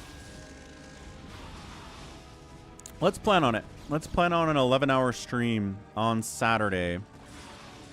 To celebrate 11 hours of Falcon being a YouTuber. Baby T-Rex trying to drop on 4 Prime, but I think largely getting wiped out. I'm not sure he did much of anything there. 4 Prime still at 192 supply. Yeah, this Saturday, Eric, the one coming up in like 6 days. That one.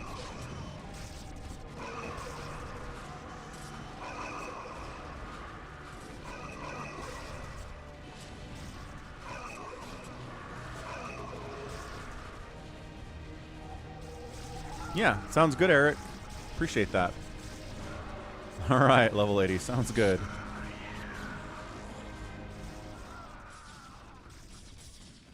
Fort Prime says, aha!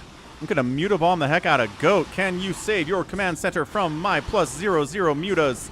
I've got Marines. I've got turrets. Command center is dead. Mutas, get out of there. Secondary command center lives. Main one down. That's going to really slow down the income of Goat by a lot. So not happy about that one. But again, no one's dead at 13 minutes. And whatever happens from here, I'm okay with. No complaints at this stage. Well, it won't be all StarCraft level 80. I think I might mix in some Rogue Trader in there as well as the stream starts to end. That's the thing. You can stream multiple things.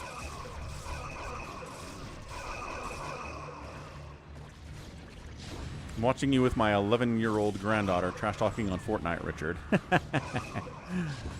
What's her skin? What's she playing Fortnite as? Because there's 800,000 skins you can play as Fortnite these days.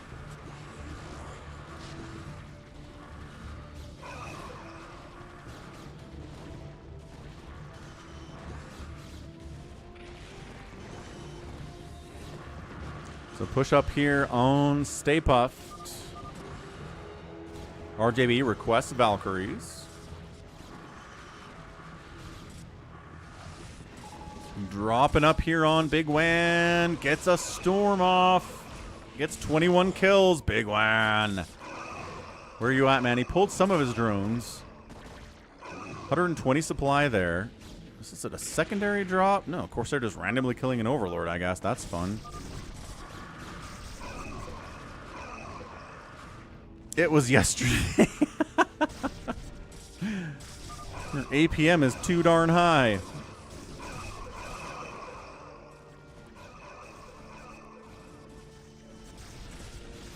Team Red with the tanks in the middle, going to be problematic here. So they pushed into Stay Puffed, couldn't quite take him down, and then this tank line is going to be tough to deal with without Guardians or Carriers or something. There are Carriers from the SaviorSword. I think the Carriers need to deal with these tanks. Uh-oh. Scourge chasing. You're not very fast. Ooh, ha, yeah. Okay, that's a problem.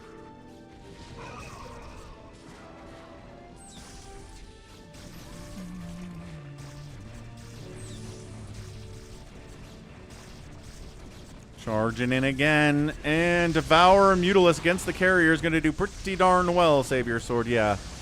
Like, there are lobbies, there are 3v3, 4v4 fastest maps where Carriers will just kind of wreck, but not this one. I'm sorry, RJB is here for the drop on SaviorSword. Probes getting pulled out of there for the most part. Some probes left. Somehow, I don't think he brought any High Templar with him. RJB didn't. What the heck? Okay. I suppose.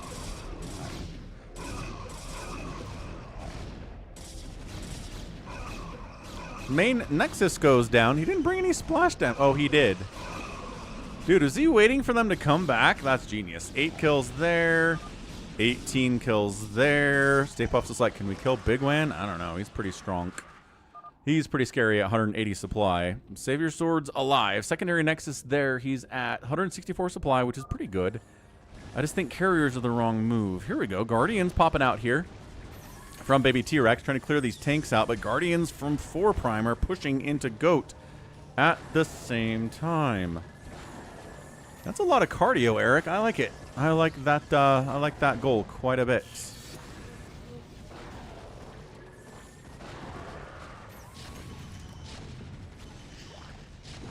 Slow push.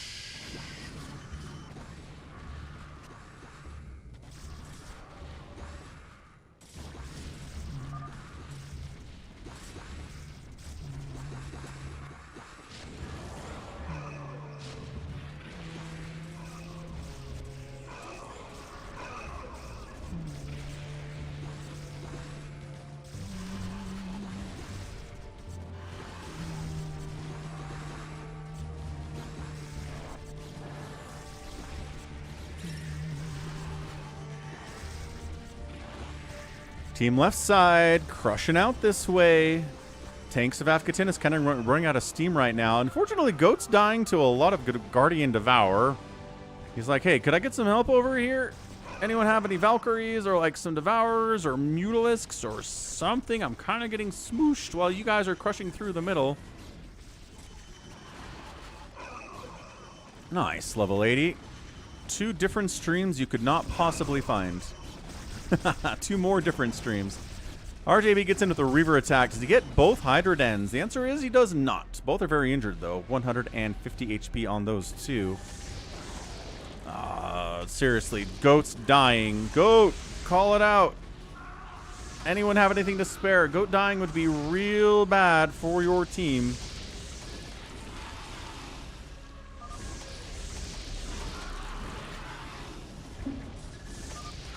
SaviorSword says, I'm trying. I'm trying. Baby T-Rex says, I don't have any gas. You have 1,700 gas, but all right. I guess that's not a lot in fastest map. Valkyries, maybe, but there are Devourers here too.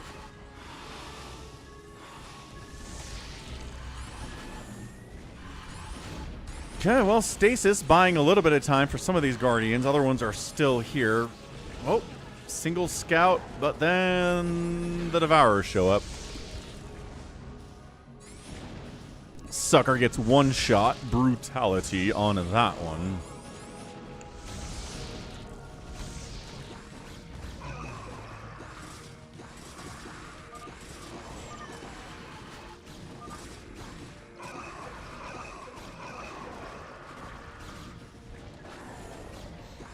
Ooh, Whippy T-Rex countering on 4 Prime here to actually make him think about maybe coming home and not killing Goat. But man, Goat's in a lot of trouble. Thank you yesterday. Yeah, Goat might just be dead. 43 total supply. Stop killing Goat and defend yourself. How about that? Eh?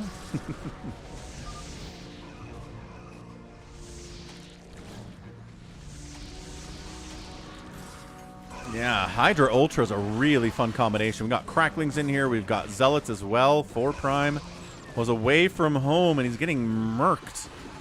RJB dropping again. Oh, wow. Killer, huge. Reaver. High Templar drop. Bigwan, 102 supply. Some of his Reavers are walking into Lurkers and Sunkens, which isn't helping anything. It's a little bit scrappy back here. Casual 6-kill Reaver. Dead. RGB's mad at his Reavers for not shooting. Classic Reavers. They giveth and they taketh away. So 4 Prime, 165 supply. Lost a bunch of stuff, but generally alive. The tanks assisting for sure. Good job, Avcatinus. Being a good teammate. Goat rebuilding top left. Trying to stay alive in a world of terror.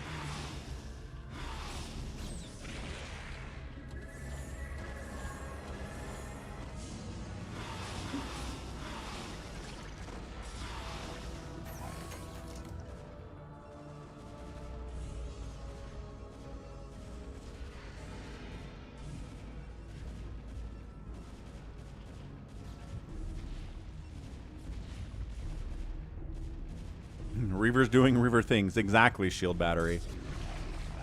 You just, I don't know. You can't use Reavers and then complain when they don't do what you want them to do. Because, like, again, half the time, they're amazing and they murder everything for you. And then the other half of the time, they do nothing. And it's just, that's the nature of the Reaver. It's how it's balanced.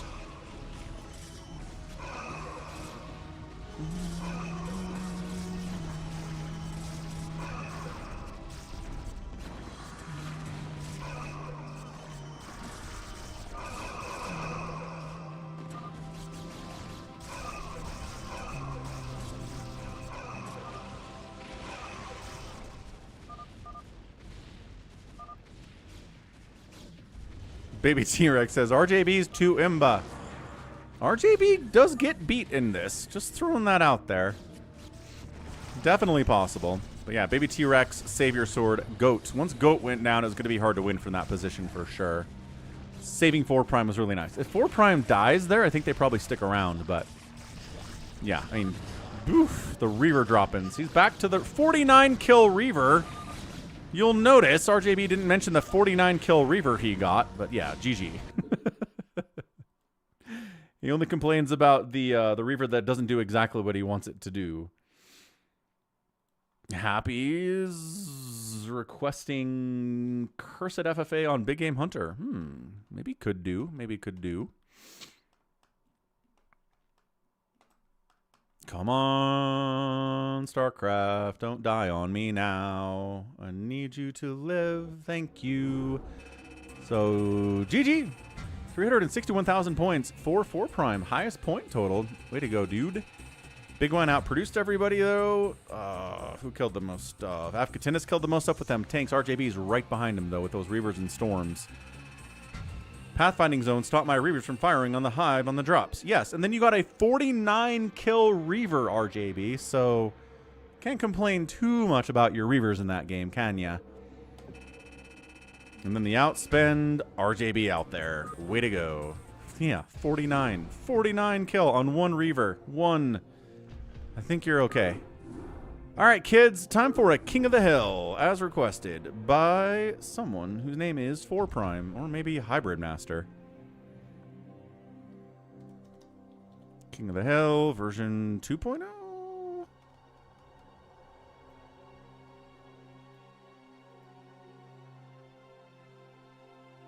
I'm just going to go 1.0 with it, I think. We'll be fine. King of the Hill. Did he say ×2 speed? Shoot. I think he did.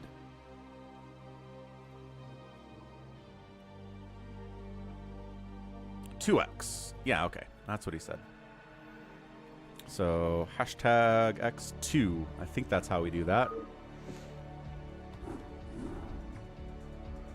RJB wants 1.5. Nope. 4 Prime gets what he wants. It is his Falcon chips.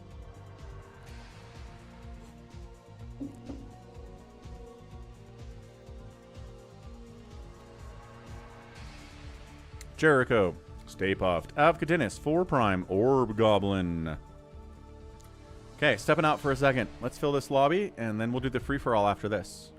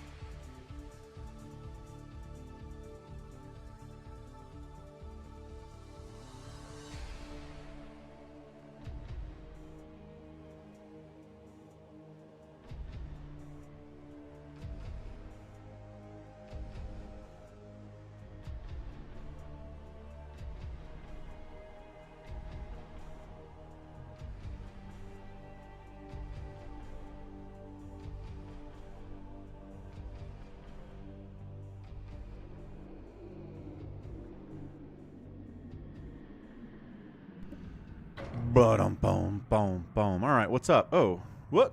DDL joined and then left. What's up, DDL? See ya. Okay, Jericho, Stay Puffed, Avcatinus, 4 Prime, Orb Goblin, RJB, Detroit, and SaviorSword. Let's go.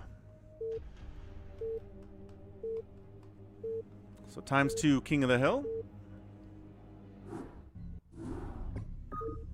Ready to serve, my lord, in your name. For the king, defending your honor. All right, free-for-all, top left. We like to start up there. It's going to be Orb Goblin playing Toss, a Terran player, 4 Prime. Zerg Jericho. We got a blue Protoss. It's RJB, bottom right. A purple Protoss is SaviorSword. 6 o'clock, Detroit, he's red. Bottom left, a white Zerg player is Avcatinus. And then Stay Puffed is up here playing Terran. So after 5 minutes, we will be available to get points on the center here.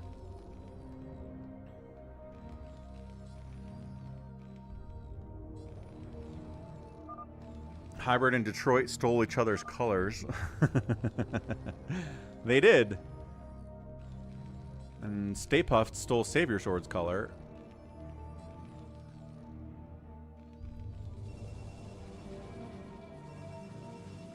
Let's see what RJB's build is going to be here. Something probably good.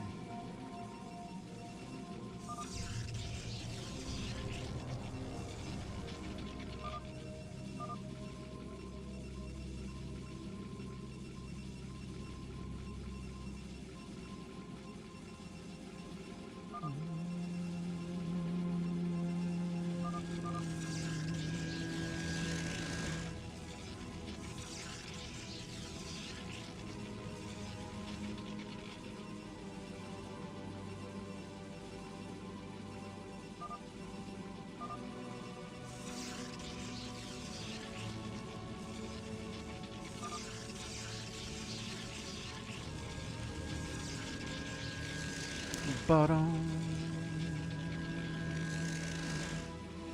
1 minute. We're on ×2, so the time it moves quickly. Look how fast everything's going out here. A lot of gates from Detroit, getting some gas now. SaviorSword. Oh, Stay Puffed. Man, these colors are gonna throw me. Gonna throw everybody else too. Who wants early points? You gotta get 100 of them. You get 1 point for every half second you're in here, so it adds up fast. Please forgive Terry, says Avcatinus. No, says Stay Puffed. 3, 2, 1, go, and points available. Nobody getting points. 4 Prime gets some points, at least. Hey, points for 4 Prime. 1, 2. All right, well, at least some points are out there. And then Stay Puffed has more. So Stay Puffed gets points. 1, 2, 3, 4, 5. Okay, Zealot shows up. If there's more than one player with a unit in here, then nobody gets points. You must shove everybody else out. Ooh, maybe you don't get dragged in there, Detroit. Okay, free Zealots are free. Imagine if there was an Overlord at mid. These Marines would have killed it. But yeah, I'd be here. Zealot battles with SaviorSword and Detroit. Marines inside the bunker. Yeah, at least you have a place to fall back to against all these Zealots. You're not going to kill them when they're out here, but... Ooh, good micro. 4 Prime loses his Marines, so no one's getting points.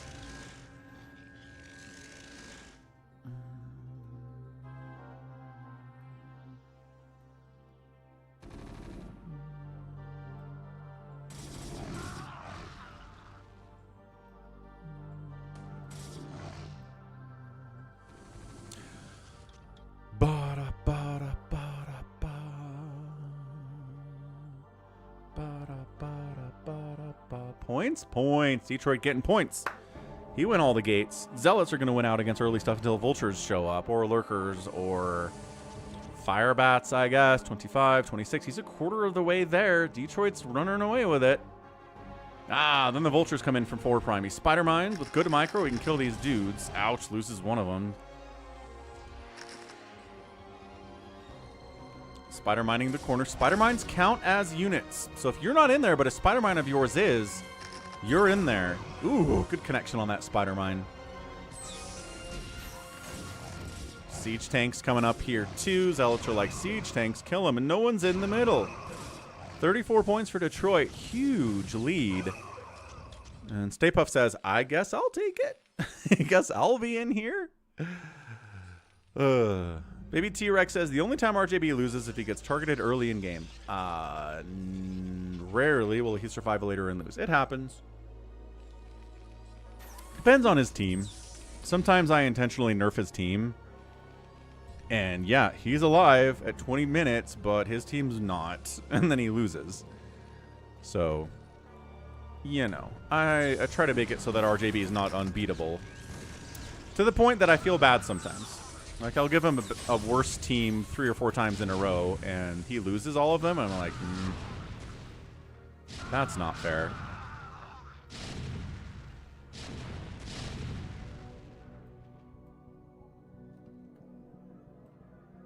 Who's up? 4 primes tanks in the middle. 23-24. He's trying to get into second place or maybe first place. A Wraith would be nice. It's true.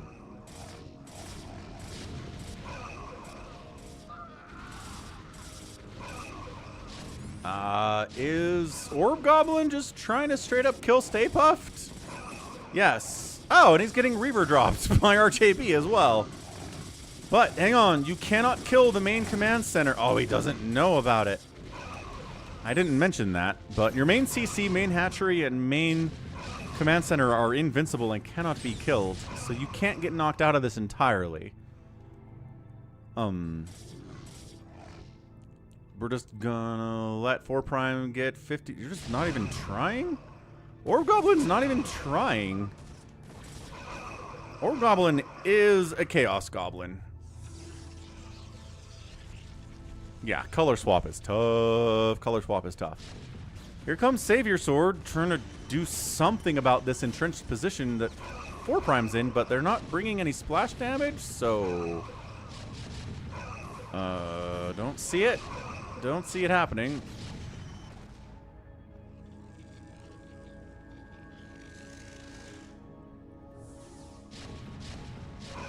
$74, $75. All right, cool. So it's a 10-minute King of the Hill. What's up, Iron Phoenix? Happy Sunday. Ooh, obs. Obs. Obs. Beautiful. Who sent in the obs? SaviorSword did. 4 prime. There's obs. If you're not getting points and you're the only thing you can see in the middle, scan. Bring anti-air. Come on, dude. What's up, hamster? Good. I think 4 prime's going to run away with his King of the Hill.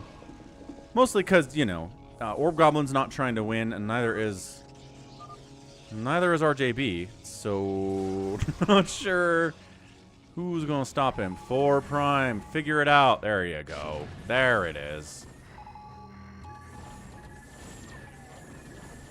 Okay, 78, 79. What the giant Reaver drop? Oh yeah, RJB. RJB is all over 4 prime trying to kill him, but I think he gets the win anyway. Yeah, Zealot Dragoon. I'm not sure you have enough of that to do this.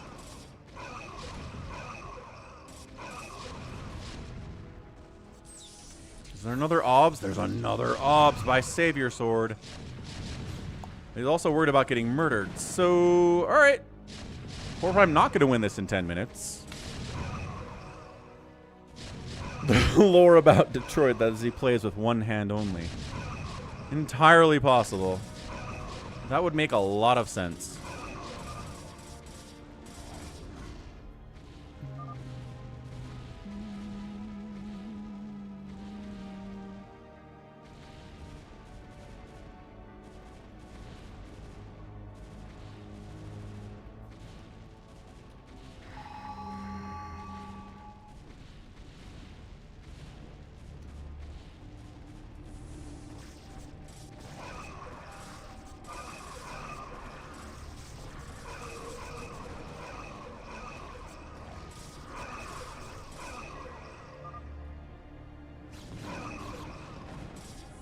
SaviorSword in the middle, rocketing up to second place with his Dragoon Zealot Reaver play.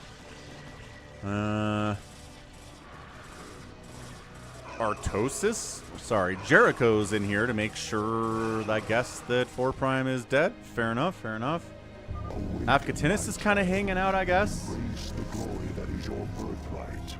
Hey, hey. What's up, Swordbreaker 56? Happy Sunday. And that you have been created to serve me.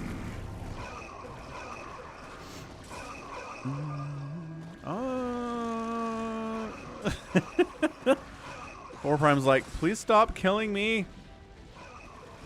Please. Avcatinus is out here going after Orb Goblin. Yeah, there's like at least 3 or maybe even 4 people here who are just not interested in playing the objective at all. RJB went Mass Scout, which is entertaining. Yeah, don't be the person to get to 80 first, I guess, because that puts a huge target on your back, and then someone else can wander in, and then SaviorSword gets the win. All right, fair enough. Brutal, brutal, brutal stuff there.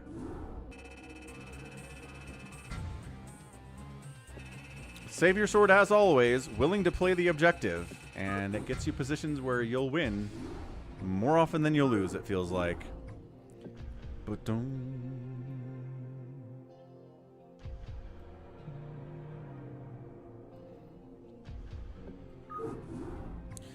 Okay.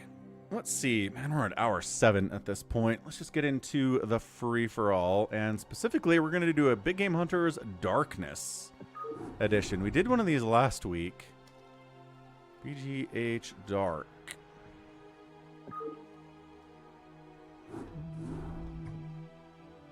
In 2x, it's so fast to get to 100. It sure is. Kind of what I like about it.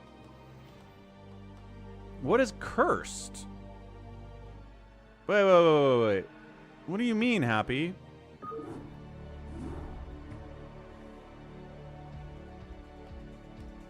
Cursed FFA, I believe. What do you mean you believe? Gotta be specific here, man. Cursed. Oh.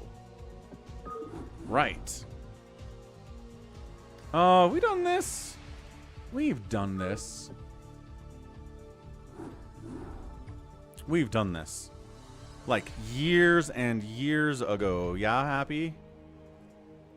Is this the one where there's no clipping and nuke range is infinite and like nuke area of effect is like infinite to 1 nuke kills everyone? It's all that crazy bad stuff. Iron Phoenix says, I'd like to see players versus computers in a play. We did Pluck control. That's humans versus computers. Yeah? Alright. This is going to be short, I feel like. So this isn't going to be the free-for-all for today, but we're going to do it anyway. Because Happy, gosh darn, requested it.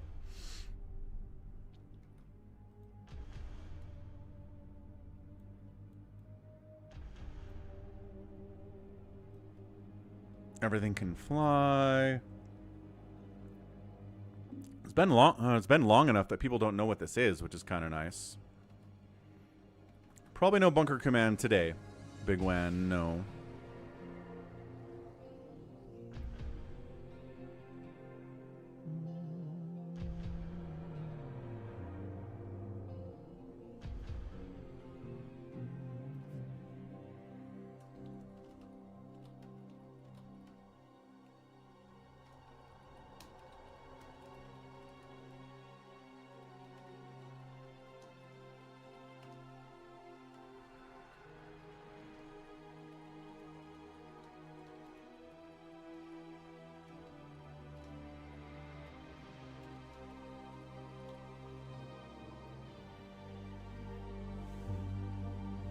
What's up, Max Tyler?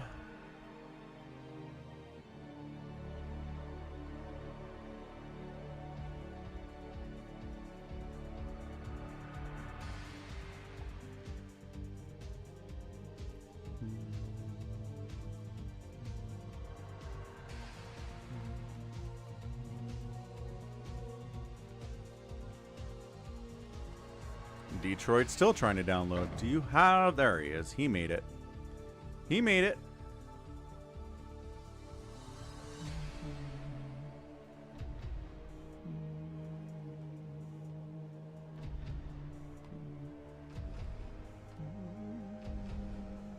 Everybody loves curses. Yeah. I don't think we have to have a full lobby for this either.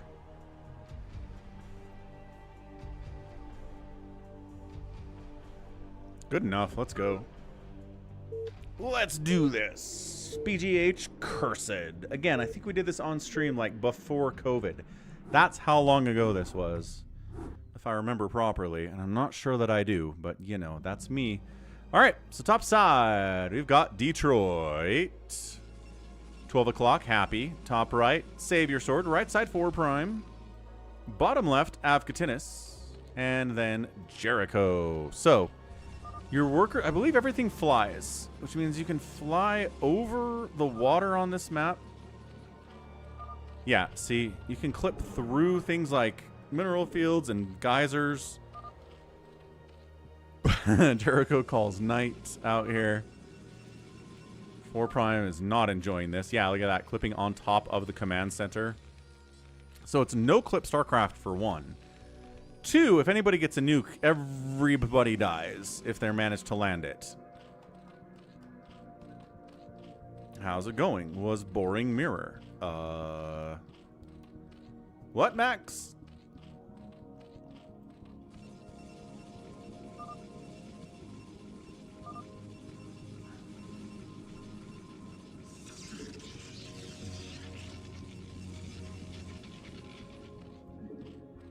So what other curse stuff is going on here? I'm trying to remember. There's something about your Marines or Jim Rayners, I think, which is crazy OP.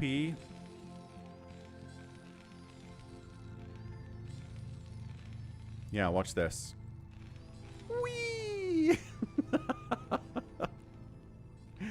So much easier to scout when there's no clipping. You're just flying through everything and over everything. The one I sent you. Yeah, Max. No, that was a great PvP, man. I figured it was you that sent that one in. But fantastic PvP for sure. Making gas is offset, says Happy. It's offset. It works. You gotta place it a little bit weird. Alright.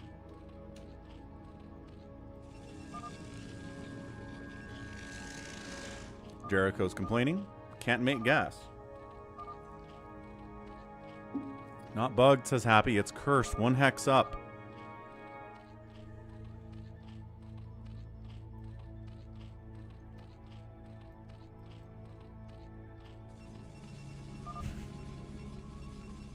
For Prime, got it figured out. You can place it, but not on the gas.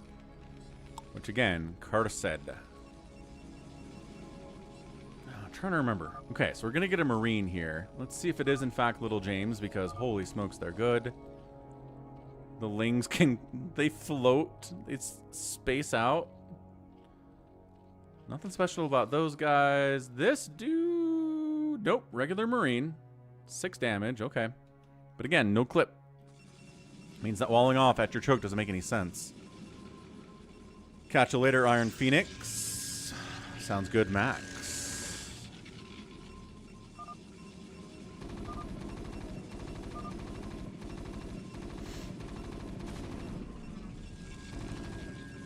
Or Prime trying to micro his little heart out here against the Zealots, which are normal.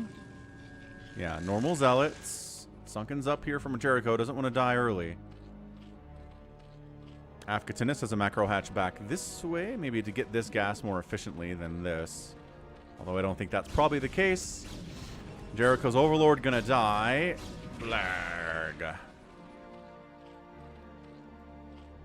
No, Jericho's sending drones down here. What the what? Is he like... Yeah, he's going to try to sunken rush Avcatinus at 3 minutes. What? Why?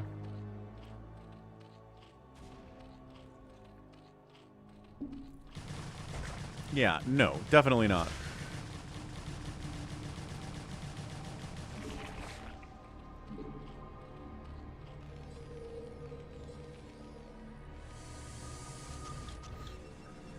Again, bunker, like, walling off doesn't make any sense, 4 Prime. You saw the stuff, no clip, right? You saw you can just walk over the water, attack you from this direction, and then your bunker doesn't help at all when it's up here. Probably want it down closer to this area. Sun comes up from Jericho. Well, yeah, Max, this is Cursed StarCraft.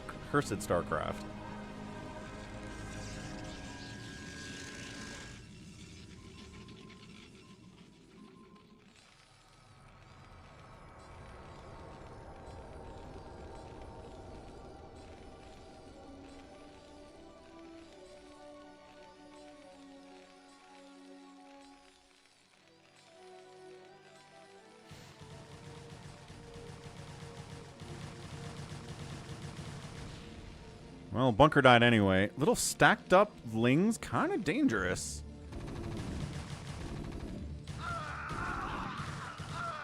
Yeah, look at that. He's figured it out. You can stack up the lings so their damage output is more concentrated.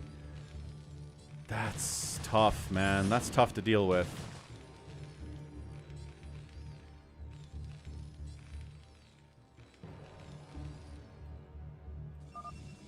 Zealots and DTs wandering their way into Happy's base. How does Terran defend against lings? Firebats, I guess? Firebat's always a good answer. Wouldn't say no to a good old Firebat play, but instead getting into vultures, it looks like, with no walls.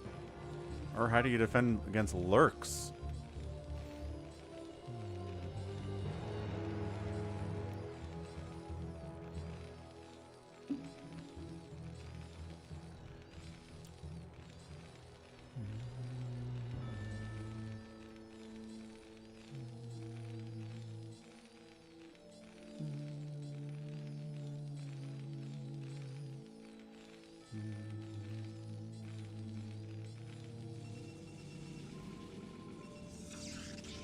Operation Seawall would be interesting, to be sure.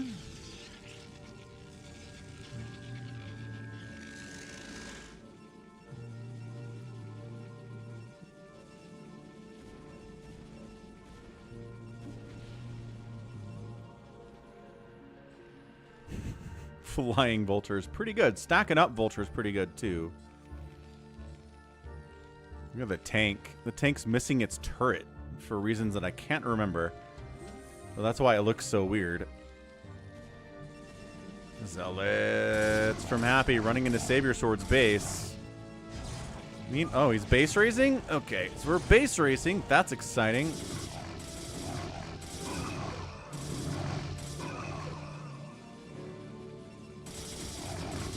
Yeah, the stacked up Zealots microing through the Nexus. DT's chasing him around as well. Oh boy. This is weird stuff, man.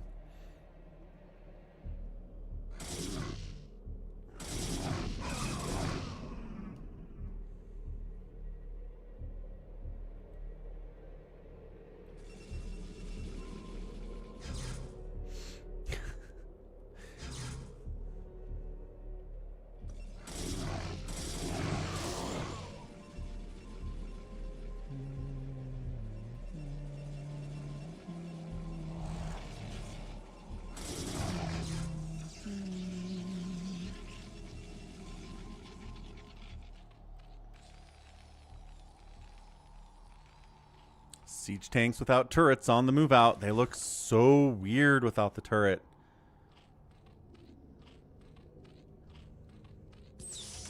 And then they siege up on the water, you know, like siege tanks do, and then suddenly you're in a lot of trouble. Avcatinus getting mech'd real good. What's up, J-Tox? This is Cursed StarCraft.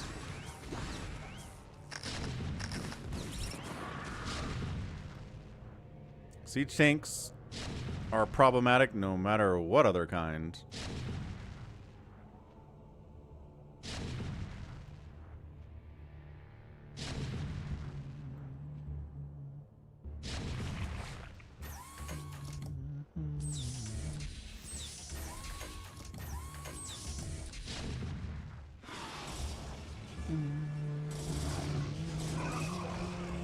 Alpha really wants Chile. I don't know if we're going to get to that one today, Alpha.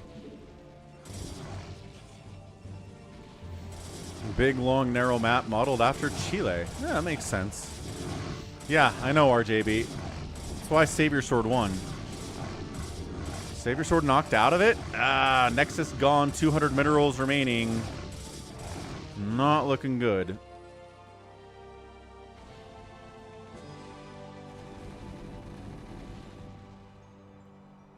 Yeah, SaviorSword's out of it. He's going to try to cockroach as much as he can, but he doesn't have enough money to build a new Nexus. And is not the proud owner of a Nexus at all.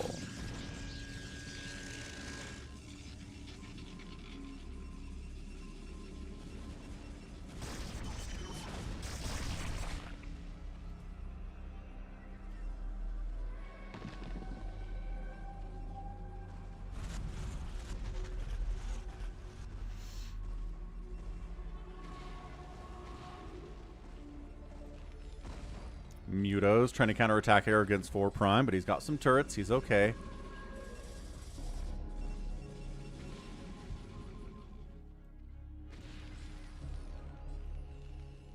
Muto's trying to shut down the second base of 4 Prime. Not a bad idea. Look how the vultures respond to these Mutos. It's like, oh, wait, no. Never mind. Quick, Charon boost. Quick, some Goliaths. Quick, save the command centre. Les centres du commande.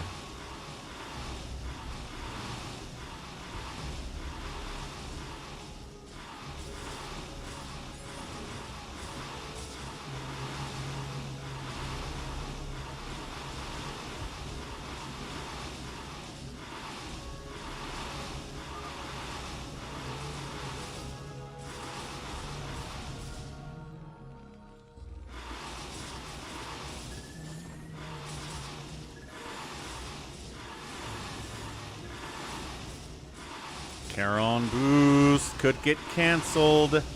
No, I think he just finished it. There it is. Just finished the Charon boost. But it's not a lot. Gotta fall back and fight with the turrets, if at all you're gonna do this. Yeah. Bop, bop, bop, bop, bop, bop. Muto's relatively injured, still fighting. Another Goliath pops out, immediately gets parked on and deleted by these Mutalisks. Correct. Not everything shoots up. Shield battery. It'd be amazing if vultures had an attack against stuff that could fly. Or siege tanks. Imagine siege tanks that could shoot up. Holy smokes. Way too strong.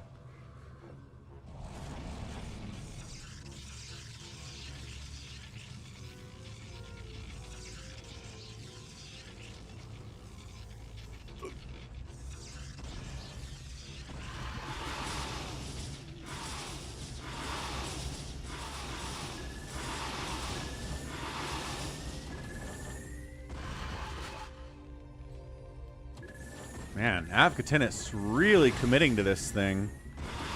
And he might just get it, honestly. These Mutalisks might just win here. There's no splash damage. If your opponent is investing this much,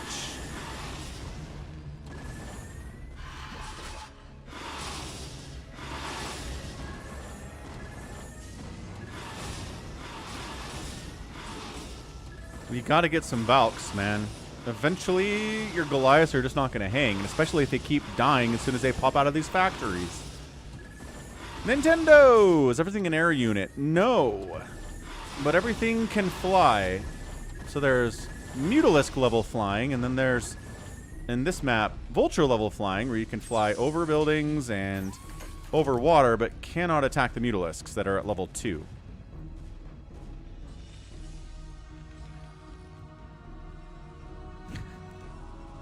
Dragoon stacked on each other is pretty cursed as well. So yeah, just no clipping, I think is what it is. It's not flying necessarily. I don't know.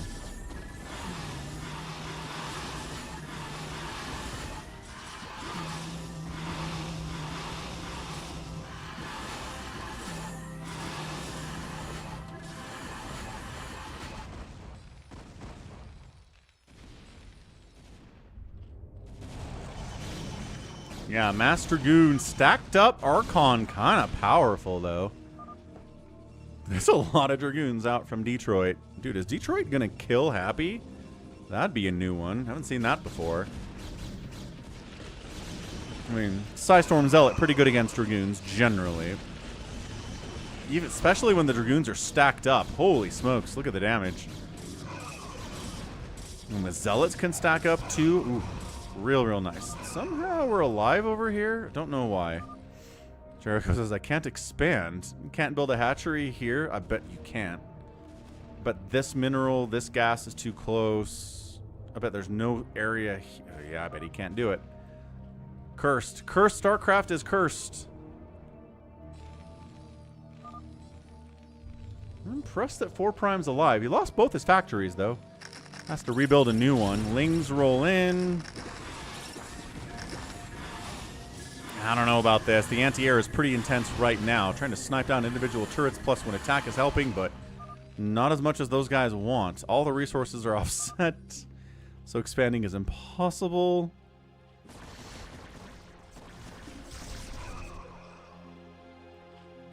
How about Cursed Halo? What the heck is Cursed Halo, Nintendo? I don't think I've seen that one.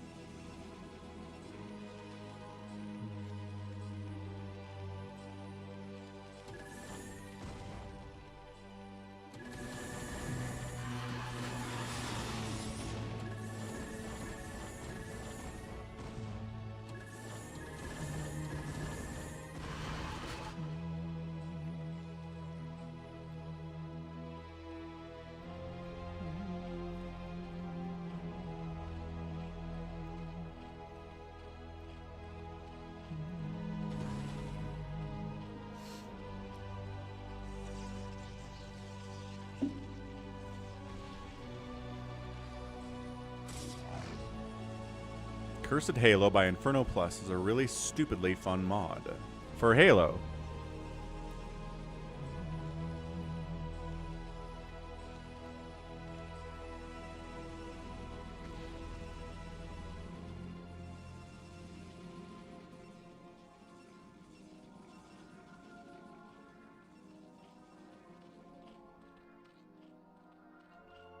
Yeah, that's a good point. I guess you could build a hatchery back here and just mine that way. Is this an island? There's an island. They put island bases on this map too. Huh. Yeah, what a weird edit of Hunters this is. But I guess everybody's on an island, right? Because it doesn't matter. Detroit's back. He's at 107 supply to Happy's 113. Okay, the Dragoons are stacking up, which really helps the Archon and the Storm. Yeah, okay. That's not working out. What's up, Jack? How's it going, Jacko? Long-time subscriber of the channel and channel member, too. How's it going? Happy Sunday.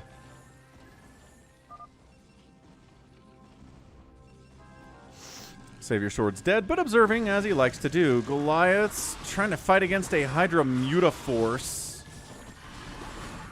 Stacked up Goliath ball, kind of interesting. I mean, they're taking more splash than usual, but dude, they got +1 attack. All right.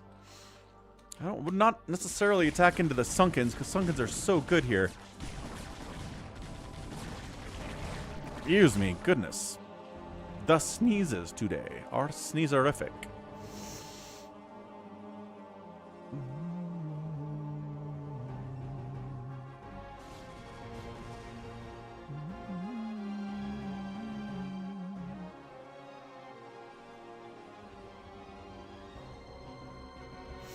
J-Talk's not a fan. Yeah, I mean, we did this once before COVID, and we haven't touched it since.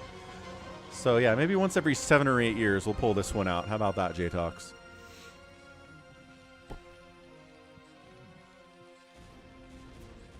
All right, we might just need to end this. I think we get it.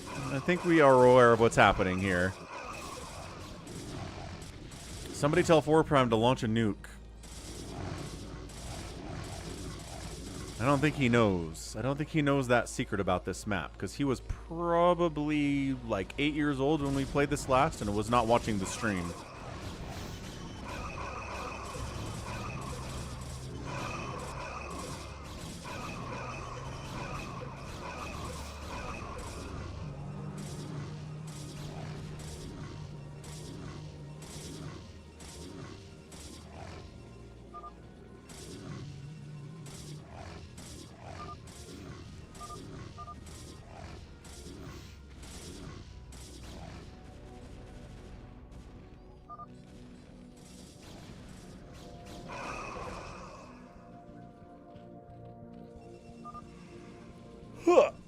Yeah, Cursed StarCraft GOAT.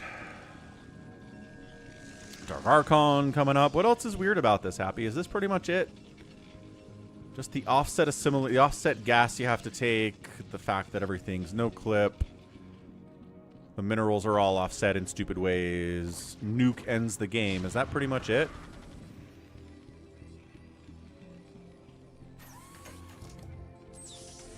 It is weird to see these hiders do this, though.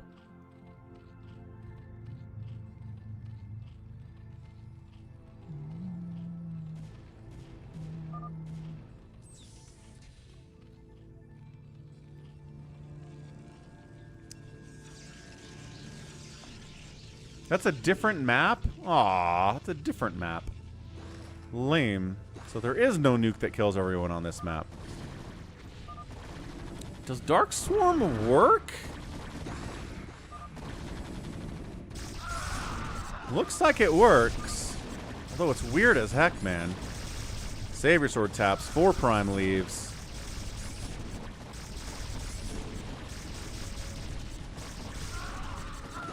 And let's see if Jericho can kill a mass dragooning. I mean, should be able to kill a mass dragooning guy with Dark Swarm Hydra, yeah? And Ling.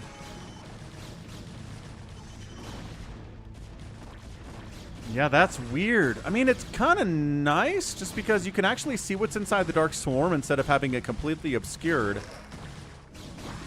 But it just looks wrong. It's a mess.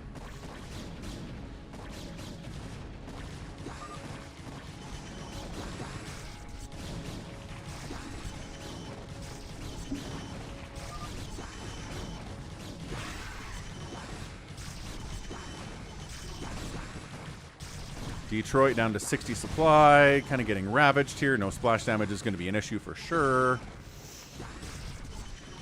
Ooh, the fact that you can stack all your hiders on top of each other inside a Dark Swarm is powerful. That's a good point. But yeah, Detroit's knocked out of it. So Happy's alive.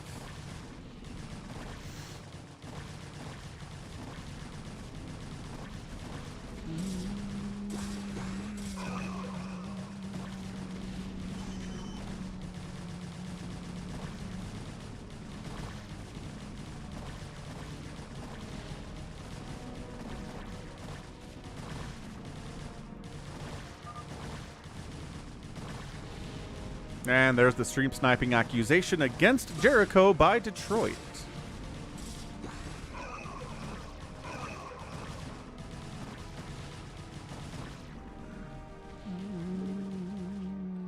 Avcatinus is getting real big is the problem for everybody else. 180 supply for Happy. I guess he's the one who's scary, I suppose. Got the Archons, got the Dark Archons. Yeah, mining across the river here is not great, but if you can't fit a Nexus in here, then that's the next best thing.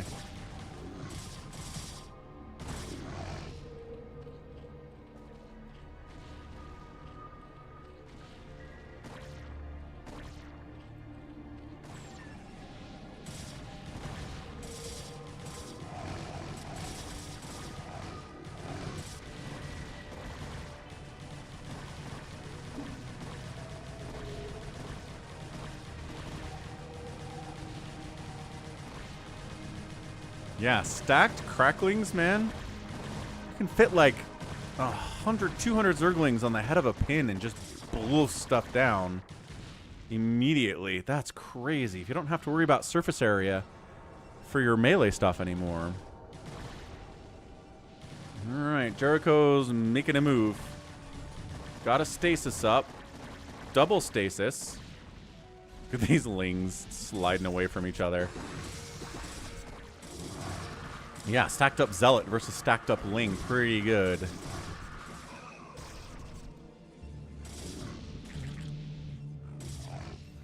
Chad. Thanks for the $5 donation at PayPal at falconpaladin@gmail.com. Appreciate the PayPal donation, sir. Says, have you been on the streams? Wait, what? Have been on the stream since today. Happy StarCraft. Good to see that they are releasing a new Heroes of Might and Magic. Interesting. All right, Chad. Appreciate it. I guess YouTube on that one then. $5 dono from Chad.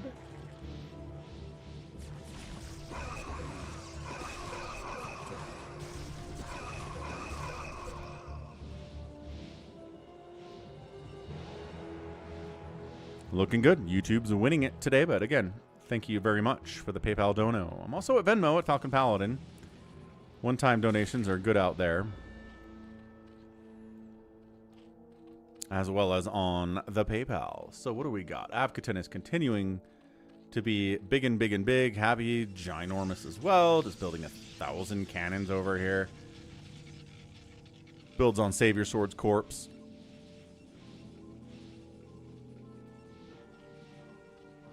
You know, this is looking like the last game. Yes.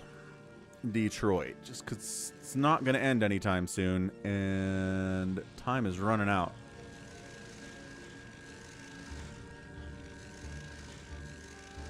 But great macro. Good upgrades, Detroit. Just got to work on adding a little bit of Reaver or Psystorm to your build, and you'll be a lot better off.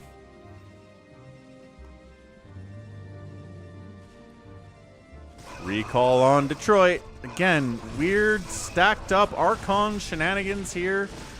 Ultra's not doing splash damage either. Good Psystorm, but cleaned out. Was not a good spot to recall into, Sis Happy. Indeed it was not. Yikes. Happy, down to 134 supply. That's like 50 supply of stuff that died. Did the lurkers wipe him out or what? Something killed a ton of stuff there. Avcatinus expanding here and down here. And over here. Avcatinus is the favorite here. He's expanding everywhere.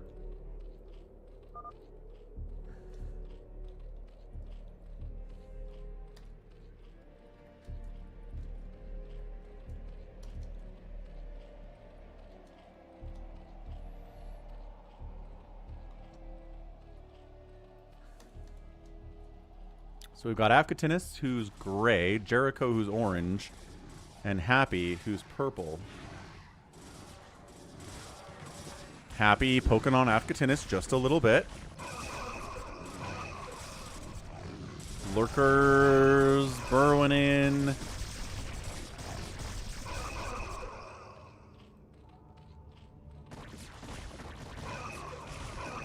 Zealot's just kind of running through, trying to find whatever they can find to kill, but Avcatinus is kind of locked up tight down here. He's the favorite, but a late game Protoss in the hands of Happy is pretty dangerous as well.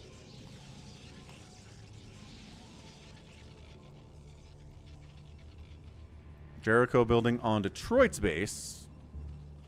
Again, these are, what, 20,000 mineral patches, 25,000 mineral patches. The gas has like 60,000 gas in it. 25,000 gas in it. It's effectively infinite. Nice Plague Storm throwback here.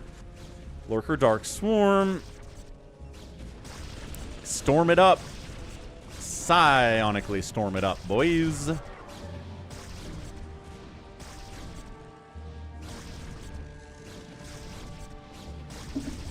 That's right, shield batteries. Some are and some aren't.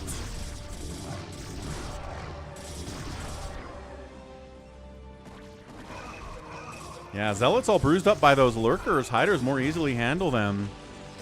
Yeah, Avcatinus is trying to deny this base and going to be able to do at least get a cancel on that Nexus or whatever that was.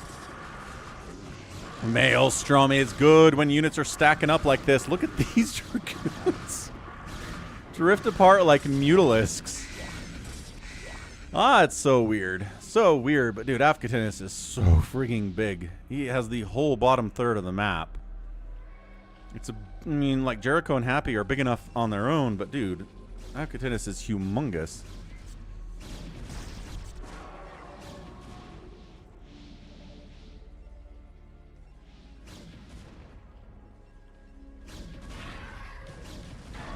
Got a queen. Trying to get another queen there, but Cracklings on the response are like, how about you not get a queen and how about you die instead?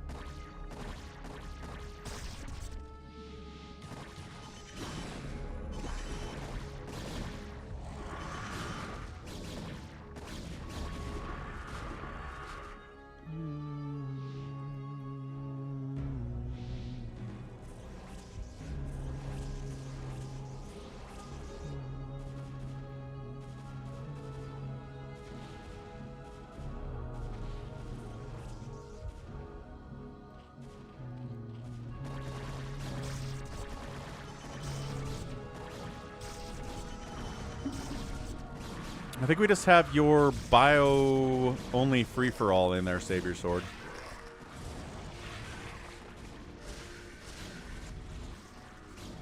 Happy, making some rampaging maneuvers here. Again, Archon's late game, really good against Zerg. Unless they go mass Hydra. Avcatinus knows how to do that. Yeah, Plague just... Archon shrugged that off like it's nothing. This base will probably die too. I mean, I know getting across the map is not that hard, but I just kind of feel like a Nidus to defend a base that's far away from your main would be good. Happy says, what's happening? Where's your main base? He says, there's a lot of bases. Finding his main's going to take a minute. What's up, Floor Shirt? What's up, man? Happy Sunday. We're doing great here at 7.5 hours. Happy's like, where's Avcatinus' main? I cannot find it. You cannot. Because it is not over on this side of the map at all. This is where 4 Prime was, but I'm not sure that Happy knows that. He's just sending little raiding parties out. I'm getting a lot of value with it, to be honest. Avcatinus falling back a little bit. Yeah, stacked Archons. Whoa. Scary, really scary stuff. Man, like 2 control groups of Archons all stacked on top of each other, just insta-killing hatcheries would be so cool.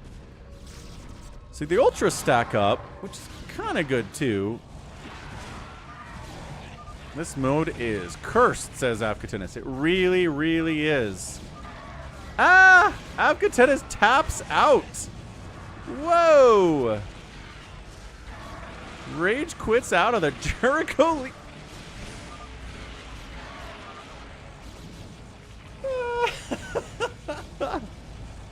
Alright. Alright, I guess. GG. Good grief. UED, we don't get a lot of stuff out of it. Happy with the win. He's too strong. That is a messed up map. It really, really is.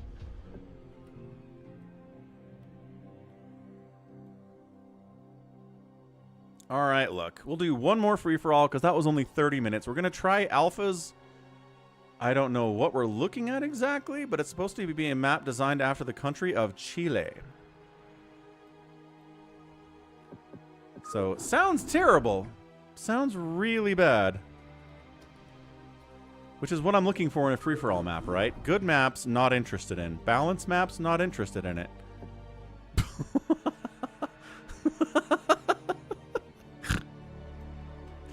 Yep. Looks dumb. Let's go.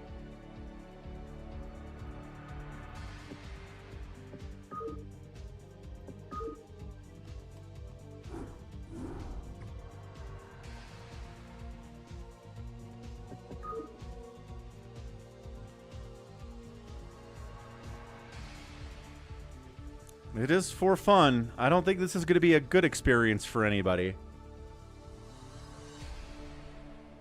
But check this out.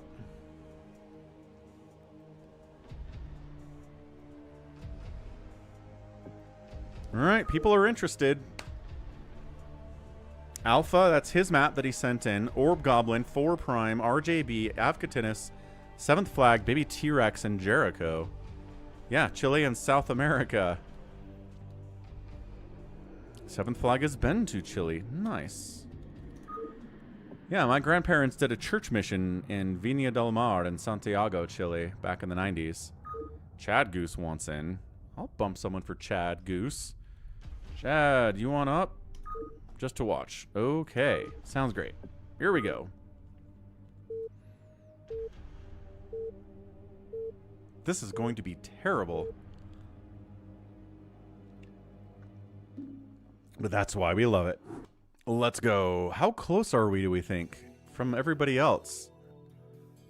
So distances... Oh, yeah, okay. Distance is not great. Top side, Avcatinus. He doesn't have 2 enemies surrounding him, which is nice. Down further south. I in the 7th Flag. Down further south. Orb Goblin. Down further south. Alpha NP. Down further south. RJB. Down further south. Baby T-Rex. Down further south is 4 Prime, and down further south is Jericho.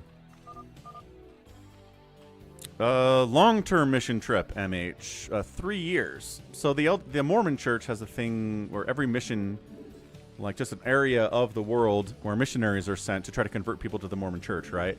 There's a president over each of those missions. So they go down with their wife, and they live there for 3 years and just coordinate and keep track of what the missionaries are doing down there or over there or whatever. And so that's what my grandpa and grandma did. Is it shared on the Discord server? It is on, in general, SaviorSword, yes. It's in general, and the last message in general, SaviorSword. It's a close map, says 4 Prime. Sure is. The Overlord shows up, and he's like, wait, what? That's what I thought.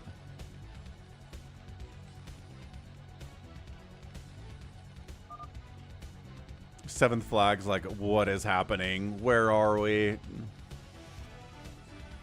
Look at this. Probe harass getting pulled. SCV's getting pulled to make sure the barracks finishes. Seventh Flag trying to mess with Avcatinus, and he's like, no. What if I worker rushed you and killed your gateway instead? I don't know if this is the right move. Can you kill the pylon before the probes kill you? God, the micro challenge right here is intense. One of the SCVs has died. A probe has died. SCVs are better fighters than probes in general. 4 Prime's like, Jericho's going to kill me. Jericho's like, yes, yes I will. We have these little expansions to the right as well. I think those are the mountains. This is the sea, right? Chile's right on the sea. And then there's mountains to the east. Ah, no, Rax. Rax. Finish the Rax. It isn't really 4 Prime's day, is it? No. How'd this go? They did not get the pylon. Might have lost too many SCVs. No, the Zealot's here. Oh, man. Yeah, I think Avcatinus maybe made the wrong choice. Oh. By trying to take out that pylon with those SCVs because he didn't get it. Very problematic. Is anybody else fighting? 4 Prime just trying to keep this bunker alive. Bunker's alive. Alright. SCVs need to go back to work now. This Overlord needs to not die as well. Lings are like, hey, we can kill this bunker. There's one dude in there. Repair the bunker! Super repair the bunker! More than that, repair the bunker! Oh, gosh. So much effort. So much effort to build the bunker, and he didn't adequately repair the bunker. He was okay. He was going to be okay, but he only had 1 SCV on the repair. He might just be dead now. Oh.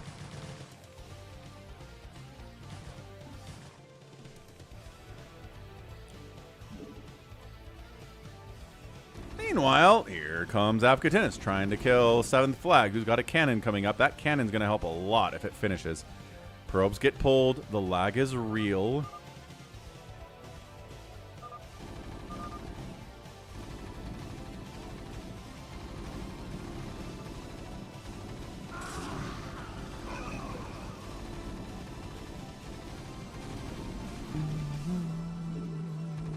Oh, he's trying to bunker rush him. The cannon needs to finish.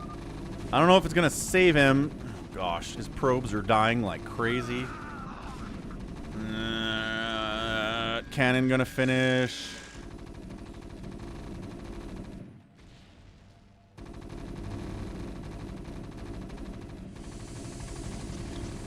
Well, cannon's up. 4 Prime's out of it. We saw that coming.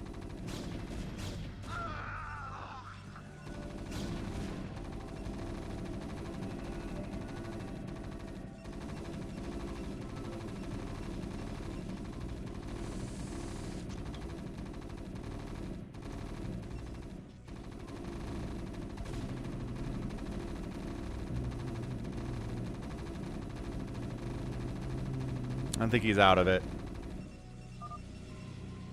Yes. What the hell? It's a good question, 7th. I hear ya. Is anybody expanding up here yet? Up onto the mountainous ranges to get another base? You don't I don't think there's gas up here. I think it's just minerals.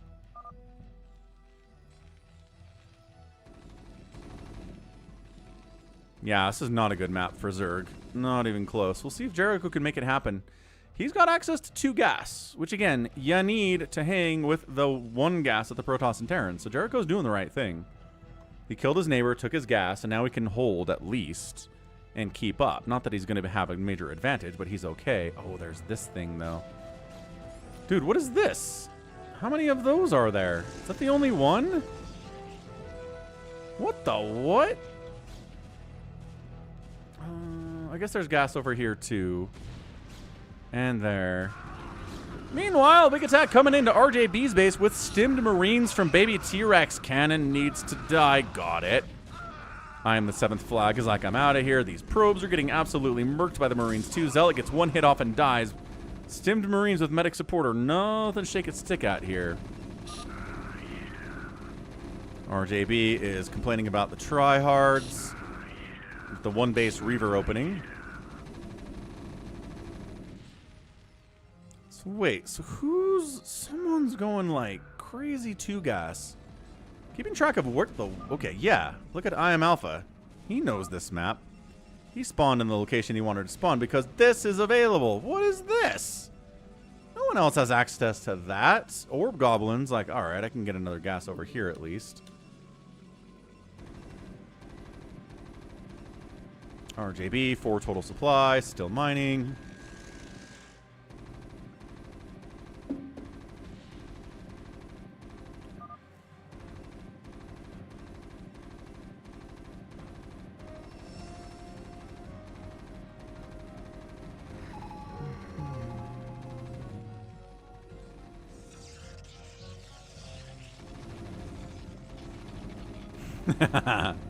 Quite possible, goats. Quite possible indeed. Dwognata's back. What's up, Dwog? Happy Sunday, man. Good to see you on a stream. Yeah, Reaver's out from Orb Goblin. RJB is dead. RJB is dead. 7th flag is dead. And 4 Prime is dead. Who's the biggest left over? Alpha is the biggest left over. Because look, he knows the map. And he's taking advantage of the map. Yes, Max. That crazy long TvT that just... Was that the one with scan? That you sent in, Max?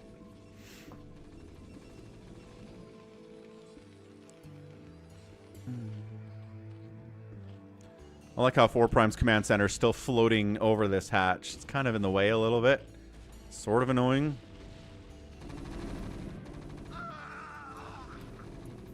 Yeah, this Century thing is way too OP. It's getting this base over here too, sort of. Yeah, that's a Nexus.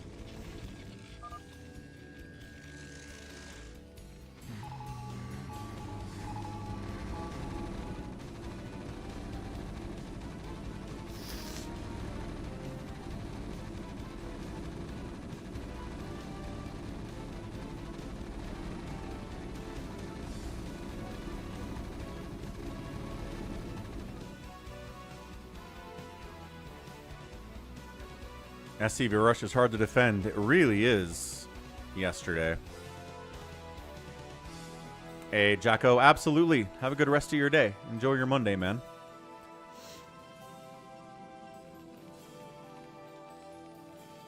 Okay, so again, weird map. Alpha knows the map. He's really taking advantage of it.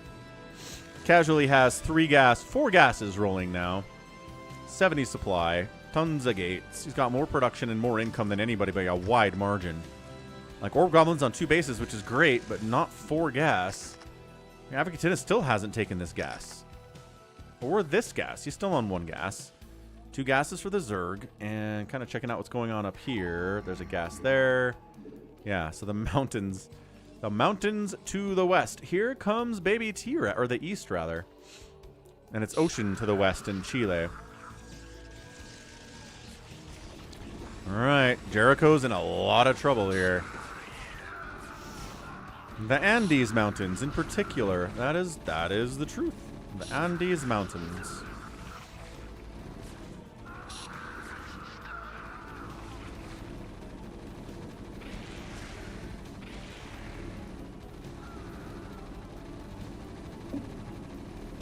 Jericho might just die. I just don't think he took advantage of killing 4 Prime fast enough. Yeah, Zergs are just at a disadvantage here anyway. A lot of Reaver shenanigans happening, but also tanks. That Overlord is headed for Japan. Yeah, he's on his way. On his way. Across the Pacific Ocean to Japan. Bunch of DTs out from Alpha and Zealots.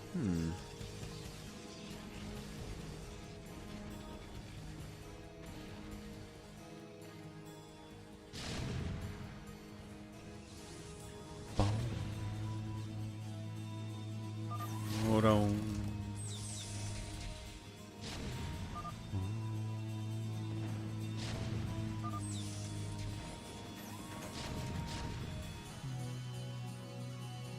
Maybe T-Rex? Wait, what? Oh, Jericho calls GG. Yeah, he's pretty much out of it. Hey, what's up? Ahmed. Dude, yeah, live games Sunday. Every Sunday. We're here.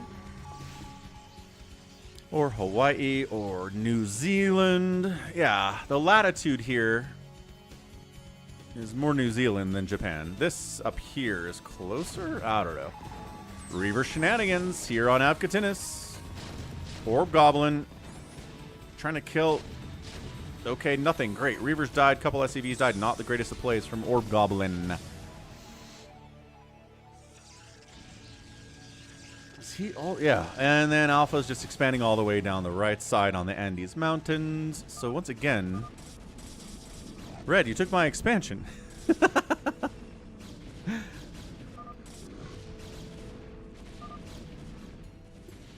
Yeah, the siege tanks are firing away. Orb Goblin's trying to retreat to the south, but retreating to the south means you're running into an enemy's base every time.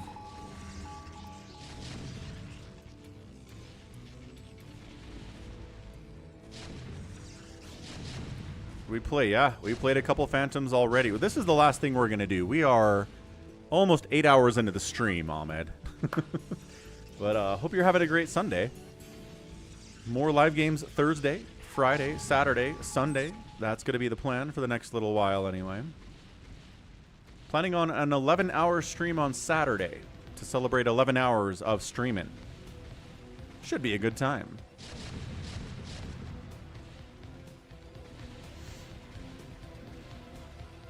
Max Tyler says, is it true the Koreans think that infesting a command center is bad form? I don't think so. Look, it's so rare to have queens in the first place. And I've seen it's just a way to kill a command center fast. Like, I don't think it's bad manner. If you're in a tight game and you get a command center down, you know, to 40% health, and you're like, I can't finish it though, but then a queen comes in and infests it and kills it. That's just a good play. I don't see how that's bad manner.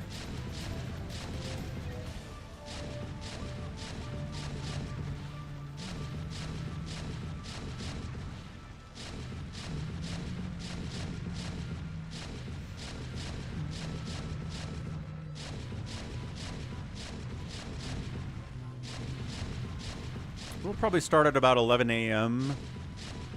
11 a.m. Eastern, as usual, Richard.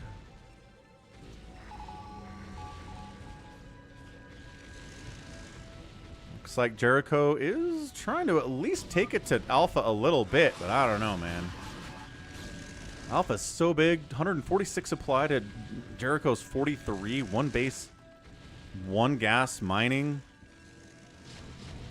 How can you build 30 cannons? Dude, it's because he has like 7 bases, man. I don't know why there are a bunch of forges here from Orb Goblin, but it's kind of fun. They're dead now.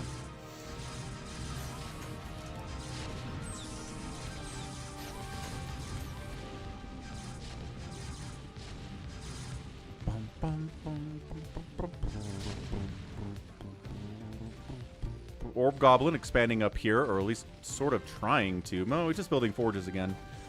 Yeah, he just Chaos Goblining his way across the map. Classic Orb Goblin. Doing what he do.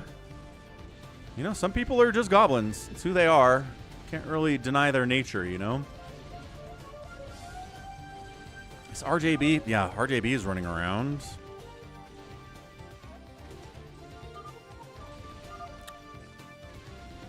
Yep.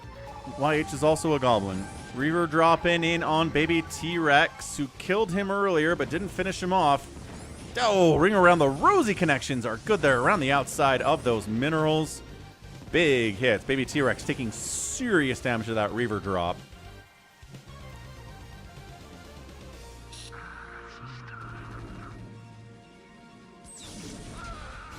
Yeah, RJB lives. He took some serious hits there, but he's not dead yet. I don't know how his main base is alive. I'm going to be honest with you. I thought Baby T-Rex had been murdering it, but yeah, see, this is why Marine play kind of loses effectiveness at the 16-minute mark, because Protoss has got splash damage now, sir. 165 supply from Alpha, 96 for Baby T-Rex, 104 from Avcatinus, and 53 from Jericho.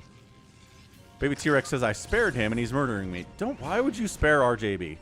Since when has RJB ever appreciated being spared in a game? Like you don't even know him at all, Baby T-Rex.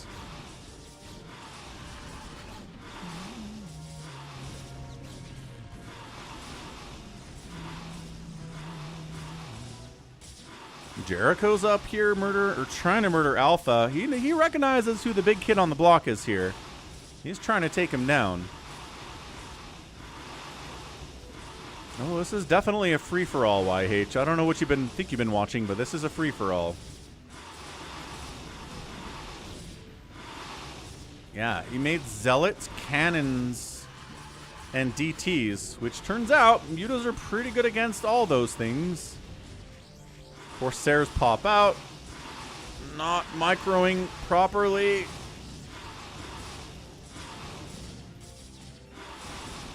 Is he attacking? I think he was attacking the Stargates there. Mutas are like, we're injured. We got to get out of here. Run. Let's see. How's Baby T-Rex doing? Not ideal. He's got DTs hacking him to death, too. Yeah, RJB taking it personally that you almost killed him. Sparing him doesn't really matter. Why's this guy so big on this map? Because it's his map, Jericho. He recommended it. He knows it inside and out. He knows the secrets. He knows the tricks. And he's taking advantage of it on you, who doesn't know anything about this map. That is how. Avcatinus poking on Alpha a little bit here, too. Spider mines everywhere.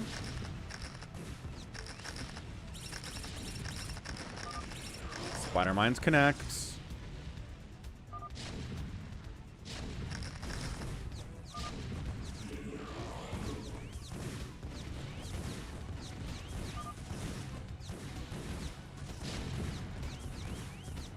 So they're, knocking Alpha down to 9 bases instead of 10. That's pretty good. Avcatinus getting big. Baby T-Rex lagging out. Sieging up. Trying to kill RJB after RJB almost killed him. But it's more tanks here from Baby T-Rex than I thought he had. All right. Hamster's rooting for Avcatinus to get the win.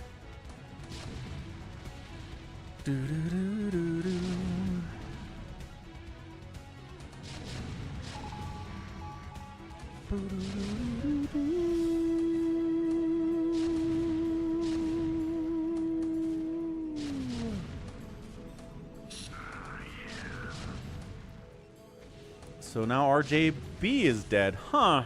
Thought for sure Baby T-Rex was going to die. But I think that's it for the RJB. We not get up this... Oh, there's a DT hold position on the ramp. Genius. All right. Oh, Reaver dies in exchange for an SCV and 2 Marines. RJB, 29 supply. Baby T-Rex, 62. Science Vessel. Detect.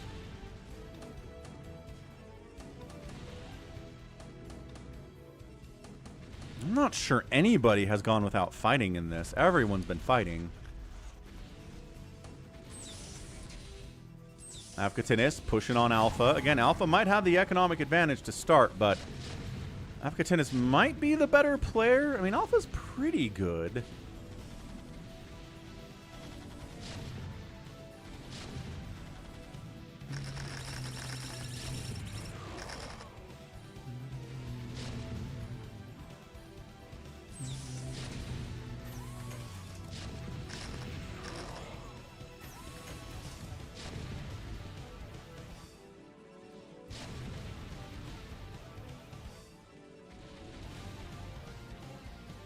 Battle of the Andes. It is, Max.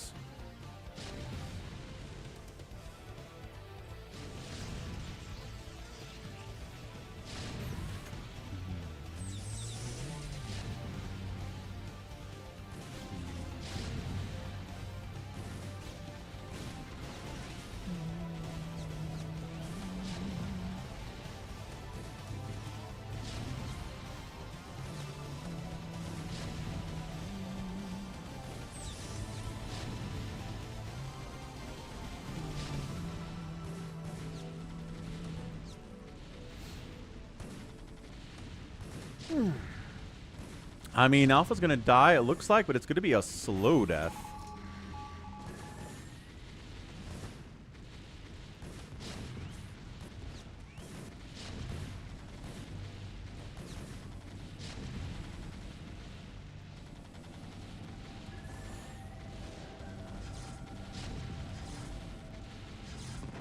Reaver connects.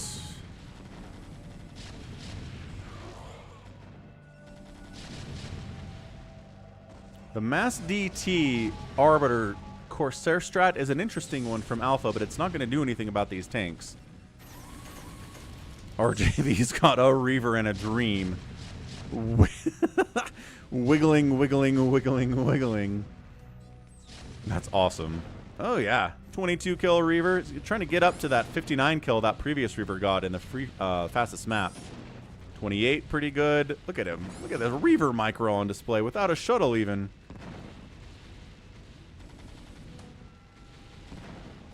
Oh, it's gone. All right, is that it? And he's eliminated. RJB is out of there. Shoot. What a stupid map it is. Possibly the dumbest. That's why we're liking it.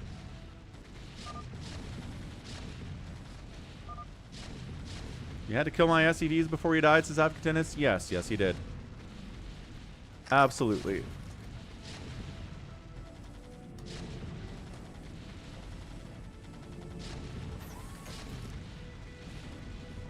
Prediction up.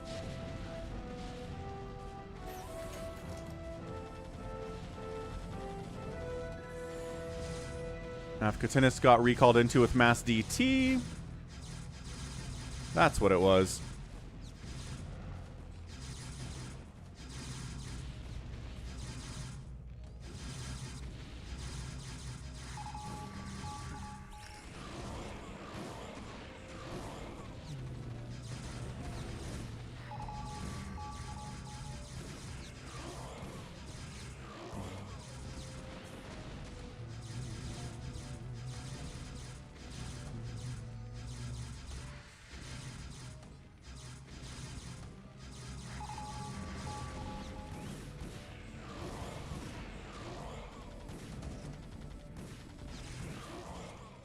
So, yeah, good stuff from Alpha. Down to 60 supply, though. Also, his production's all dead. He's got some income down here, but no gateways. Like, he's out of it. I think it's Avcatinus. I think he's just the biggest at this point. Alpha's got a ton of money, but no way to spend it. Plus, not really taking this too seriously, it seems. And if he just kind of moves... This is a good map for Mech Man. You can cover this whole area. Just keep pushing south.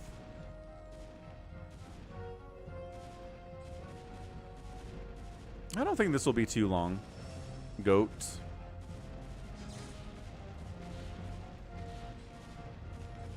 DT's on a rampage.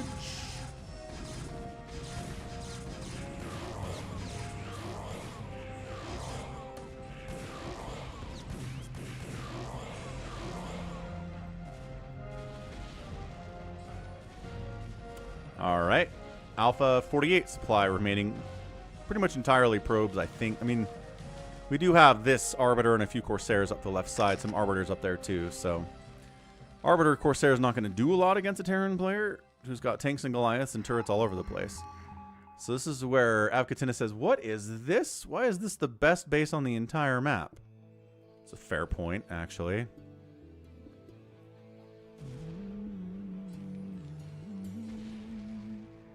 Borisu says, yeah, what's up, Nico? Yeah, I mean, Sundays I don't have the kids when they're at their mom's. I like to go a little bit later.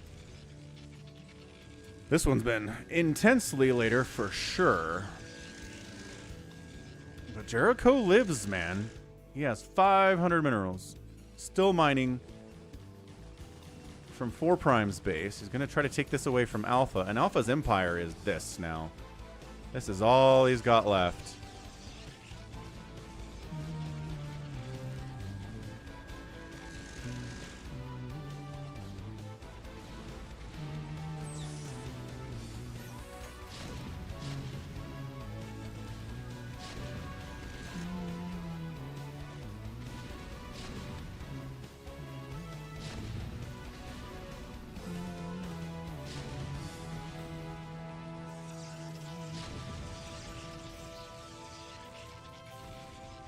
Your kids pack their stuff in suitcases every week. Some of it. They've got different sets of clothes at different parents' houses. But like, take their laptop. My kid takes his gaming PC back and forth. My daughter just makes sure she takes her backpack with her for school. That's about it. It's not a lot.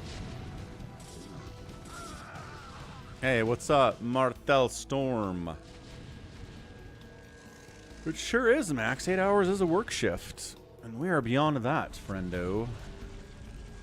No lunch breaks. No smoke breaks. Well, I do step away for a couple minutes from time to time. I guess that could be considered a smoke break. Bathroom breaks.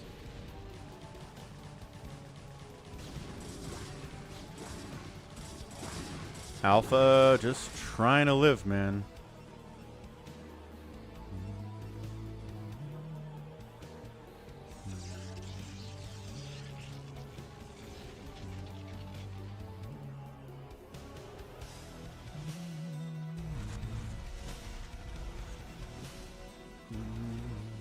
Might, Richard.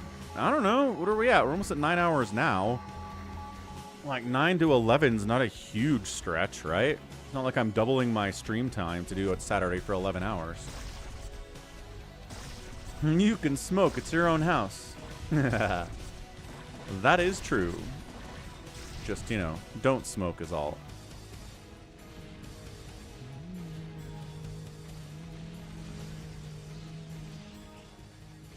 Is Avcatinus still murdering stuff?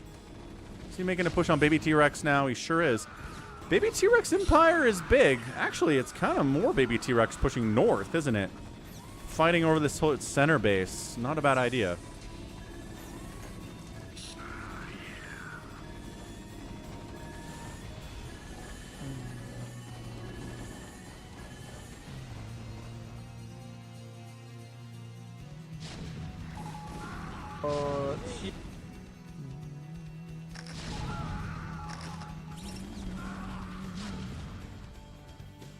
So Avcatinus, 143 supply, but only 600 minerals. Baby T-Rex has a bank, but he's down about 50 supply to Avcatinus. Man, dying with a bigger bank than your enemy is never a good feeling. Jump in here, it's Spider Mine. Spider Mine, no, no, definitely not. No, good try though. Good effort, Avcatinus. Upgrades, 3-2 there. Baby T-Rex is at 0-1. Baby T-Rex, the upgrades. The upgrades. Dude, Dark Swarm Lurker shenanigans here. I don't know. Kind of feel like Jericho might have a way to win this game.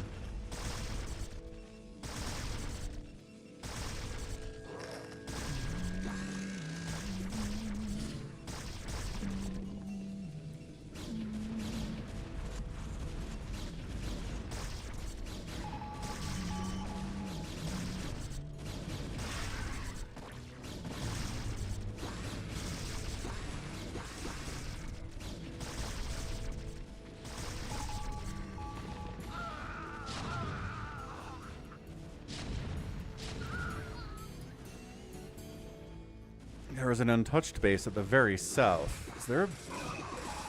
Oh, this? Yeah, Alpha's taking it. Alpha and Jericho's battles are pretty legendary, man. Alpha has more money, but the spellcasting looks like it belongs to Jericho. Is it enough is the question. I like how he ran from the Sunken when he was in the Dark Swarm. I don't think he had to do that, but, you know. It sure is, Joel. It's called Chile. It is modeled after the map of Chile. Baby T-Rex, taking a base up that way. Does he have +2? At least he's working on the upgrades. Good job, Baby T-Rex. We've got a TvT in the middle here.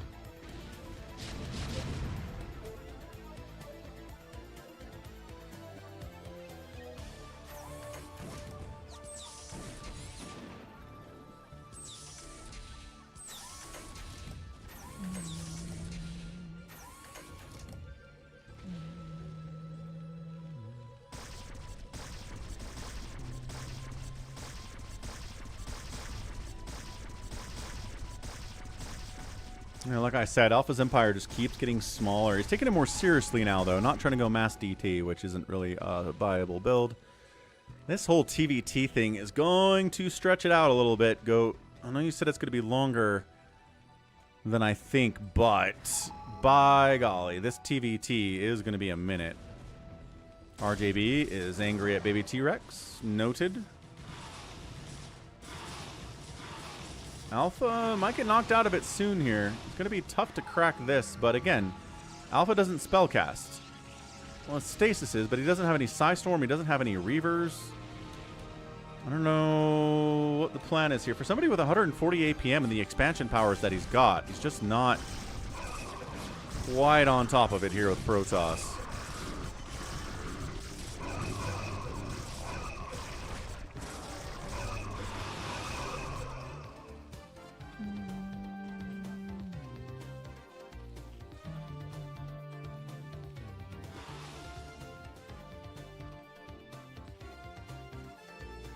First Strike, what's up, man? Thanks, man. Appreciate the support. Thanks for being here on the stream on a Sunday. Jericho's been fighting hard against Protoss today, man. He was fighting Happy. He was fighting Detroit. Now he's fighting Alpha. The last couple hours from him, the last hour from him have been pretty intense.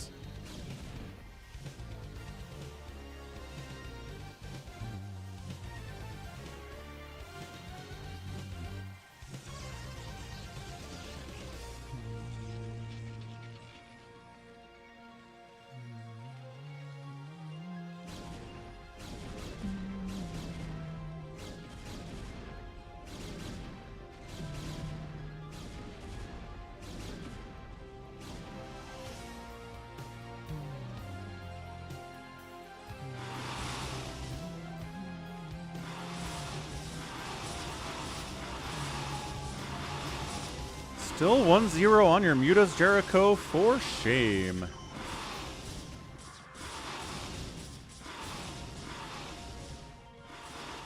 Yeah, he's fighting Cracklings. The Hydras are 0-0. The Lings are 1-0. Okay, upgrades are not a priority for anyone today, it seems. Good grief.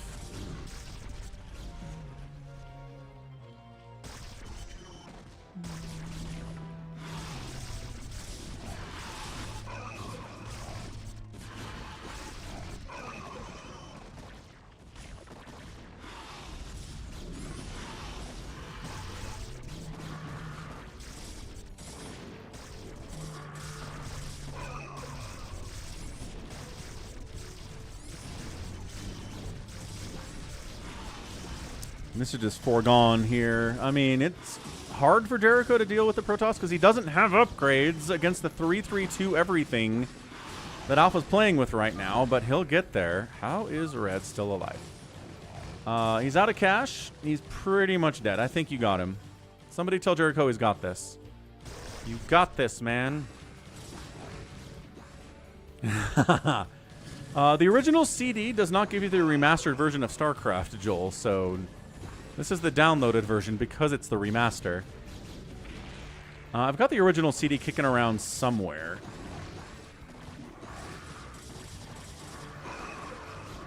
See if I've got it in this drawer here.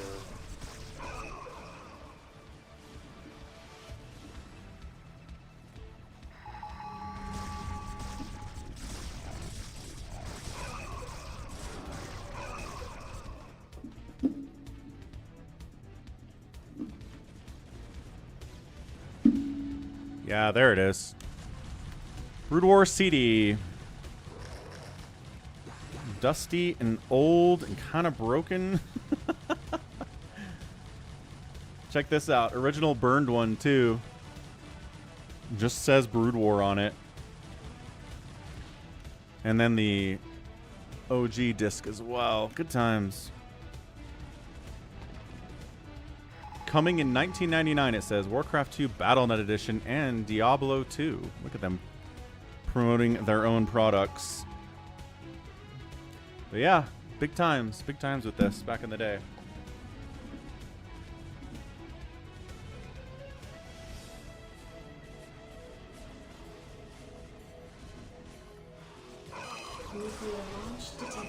Guess who that would be? Oh, that's right.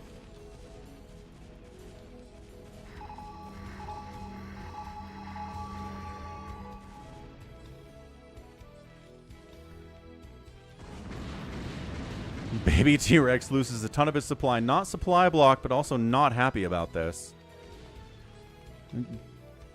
Shield battery. Tell Jericho, how's he supposed to beat a 3-3-3 Protoss when he's got no upgrades on anything?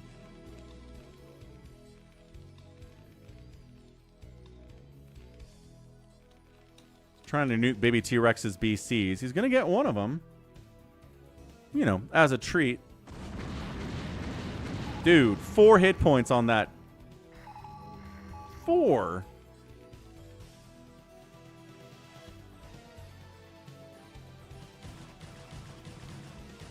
Yeah, Plague would be nice too. I still think he needs some upgrades.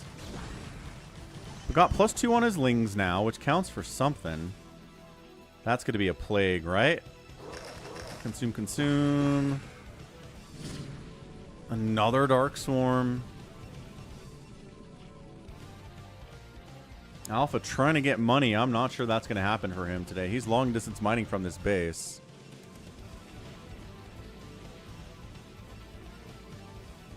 Battle Cruiser is heading north, but guess who's ready for it? Goliaths are here.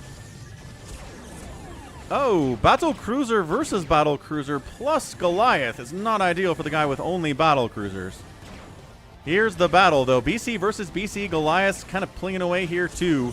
Yamato's getting charged back and forth. How much Yamato available for anybody? More Yamatos available here for Baby T-Rex, but not using them. Also, Avcatinus getting outnumbered. Goliath whittling it down a little bit. But man, the BCs are fighting hard, and Baby T-Rex 102 to 176 supply. Avcatinus still big, still has the money to build enough Goliaths to handle these guys. Also, the nuke silos standing ready with nukes as well. Baby T-Rex taking personal offense at that, and is going to try to take him out. And he certainly is. So this is looking good. Baby T-Rex. Not, okay, maybe not that happy. What are we? I heard the nuke alert. I didn't see or hear the actual announcement. Maybe they were canceled.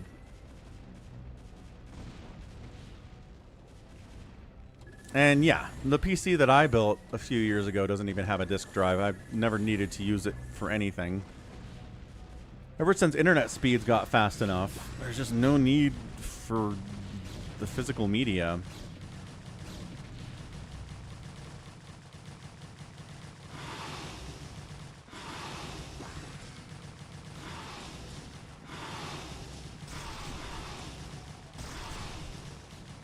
Yeah, I think that's it. Alpha, 52 supply, 200 minerals, not enough real money to do anything here. Jericho finally getting some upgrades.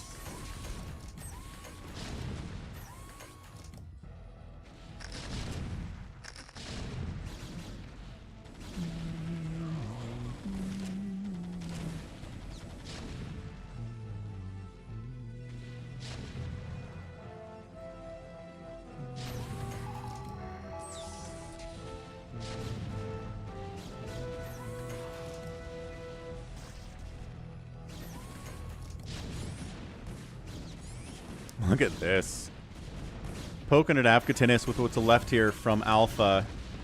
He's got upgrades is the problem. 3/3 siege tanks against Dragoons are going to do just fine. He falls back up. Jericho calls everybody pirates, I guess. There's no minerals left. They have been hoovered up quite nicely, although again, this middle base that Avcatinus is not taking. Oh, recall where? Oh, wow. All the way up here. Oh, those arbiters that were off the coast on the ocean finally getting use. And Alpha gets eliminated. Jericho takes him down. Wow. Despite the opening that he had, which was really, really powerful, can't quite pull it off in the end. Needed more splash damage. Just needed some High Templar, some Reavers, something, man. Something. So yeah, Avcatinus far and away the favorite to win this thing.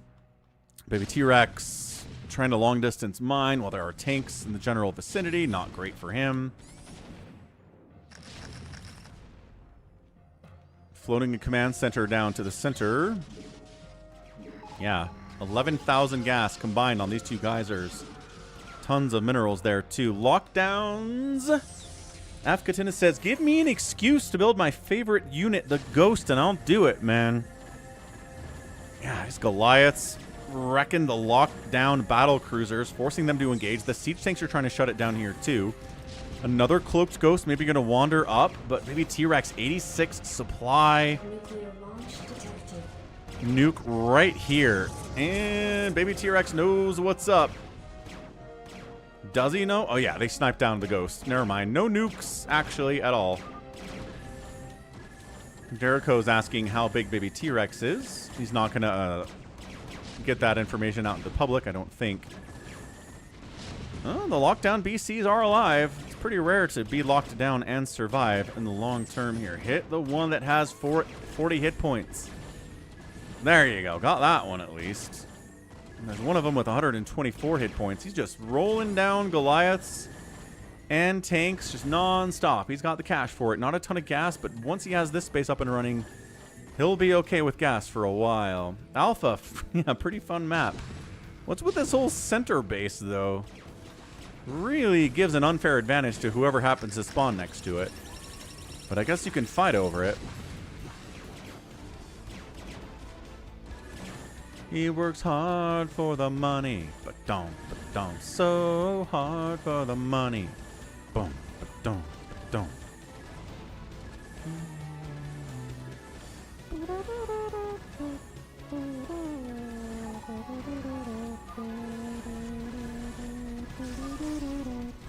Baby T-Rex out.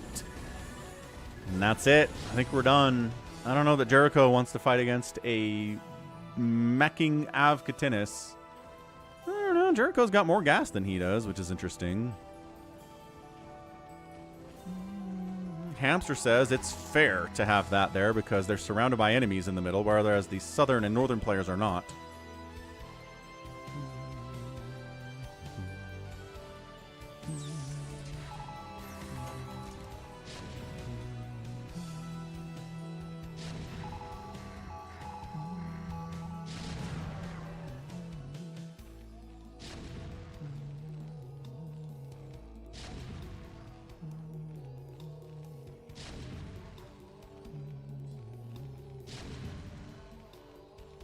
Nuclear launch detected.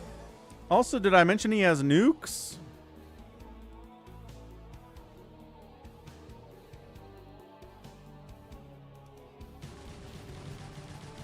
Okay, that's fun. Yeah, a couple Hiders and Overlord get wiped out there. Jericho's on the move out.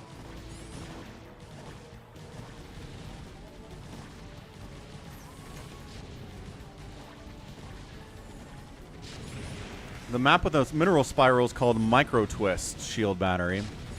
Kind of similar dynamics. Yeah, so Micro Twist I think is a worse map than this one. Micro Twist might be the worst map in all of the free-for-all maps.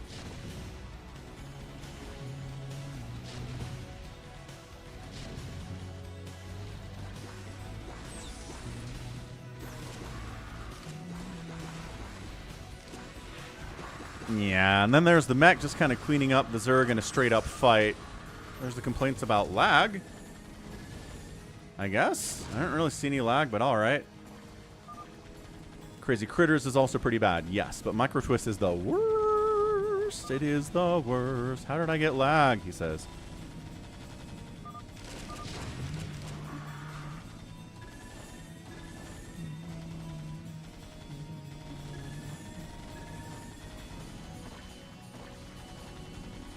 Yeah. I mean, Jericho is dead. His money is gone. I don't think he can beat a meching Avcatinus under most circumstances. Maybe one time out of 10 he can pull it off, but it is hard as a Zerg player to take down a meching player who knows what they're doing. The cost efficiency, the siege tanks, the Goliaths. The Ghosts are not going to be as helpful against the Zerg, obviously, but maybe a couple nukes would be pretty good. Jericho is starved out, man. He's got there's a blind overlord around here somewhere. How many minerals are on these patches? 12 and 12. Woo! Not great, it turns out.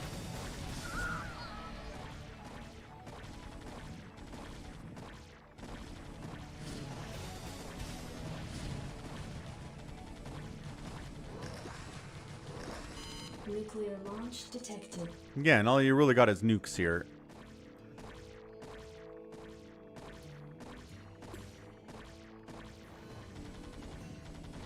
Nuclear launch detected.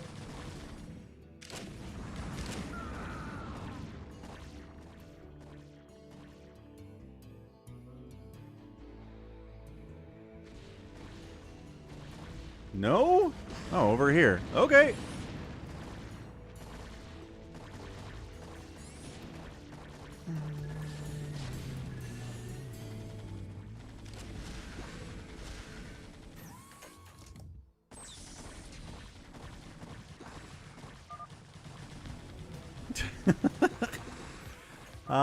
Jericho.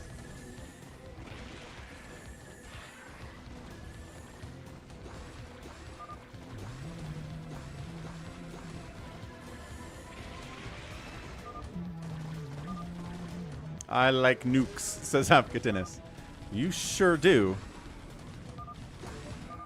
And that's it. GG. Avcatinus pulls it off in a 47-minute free-for-all on Chile. Ba-bam. Awarding the points.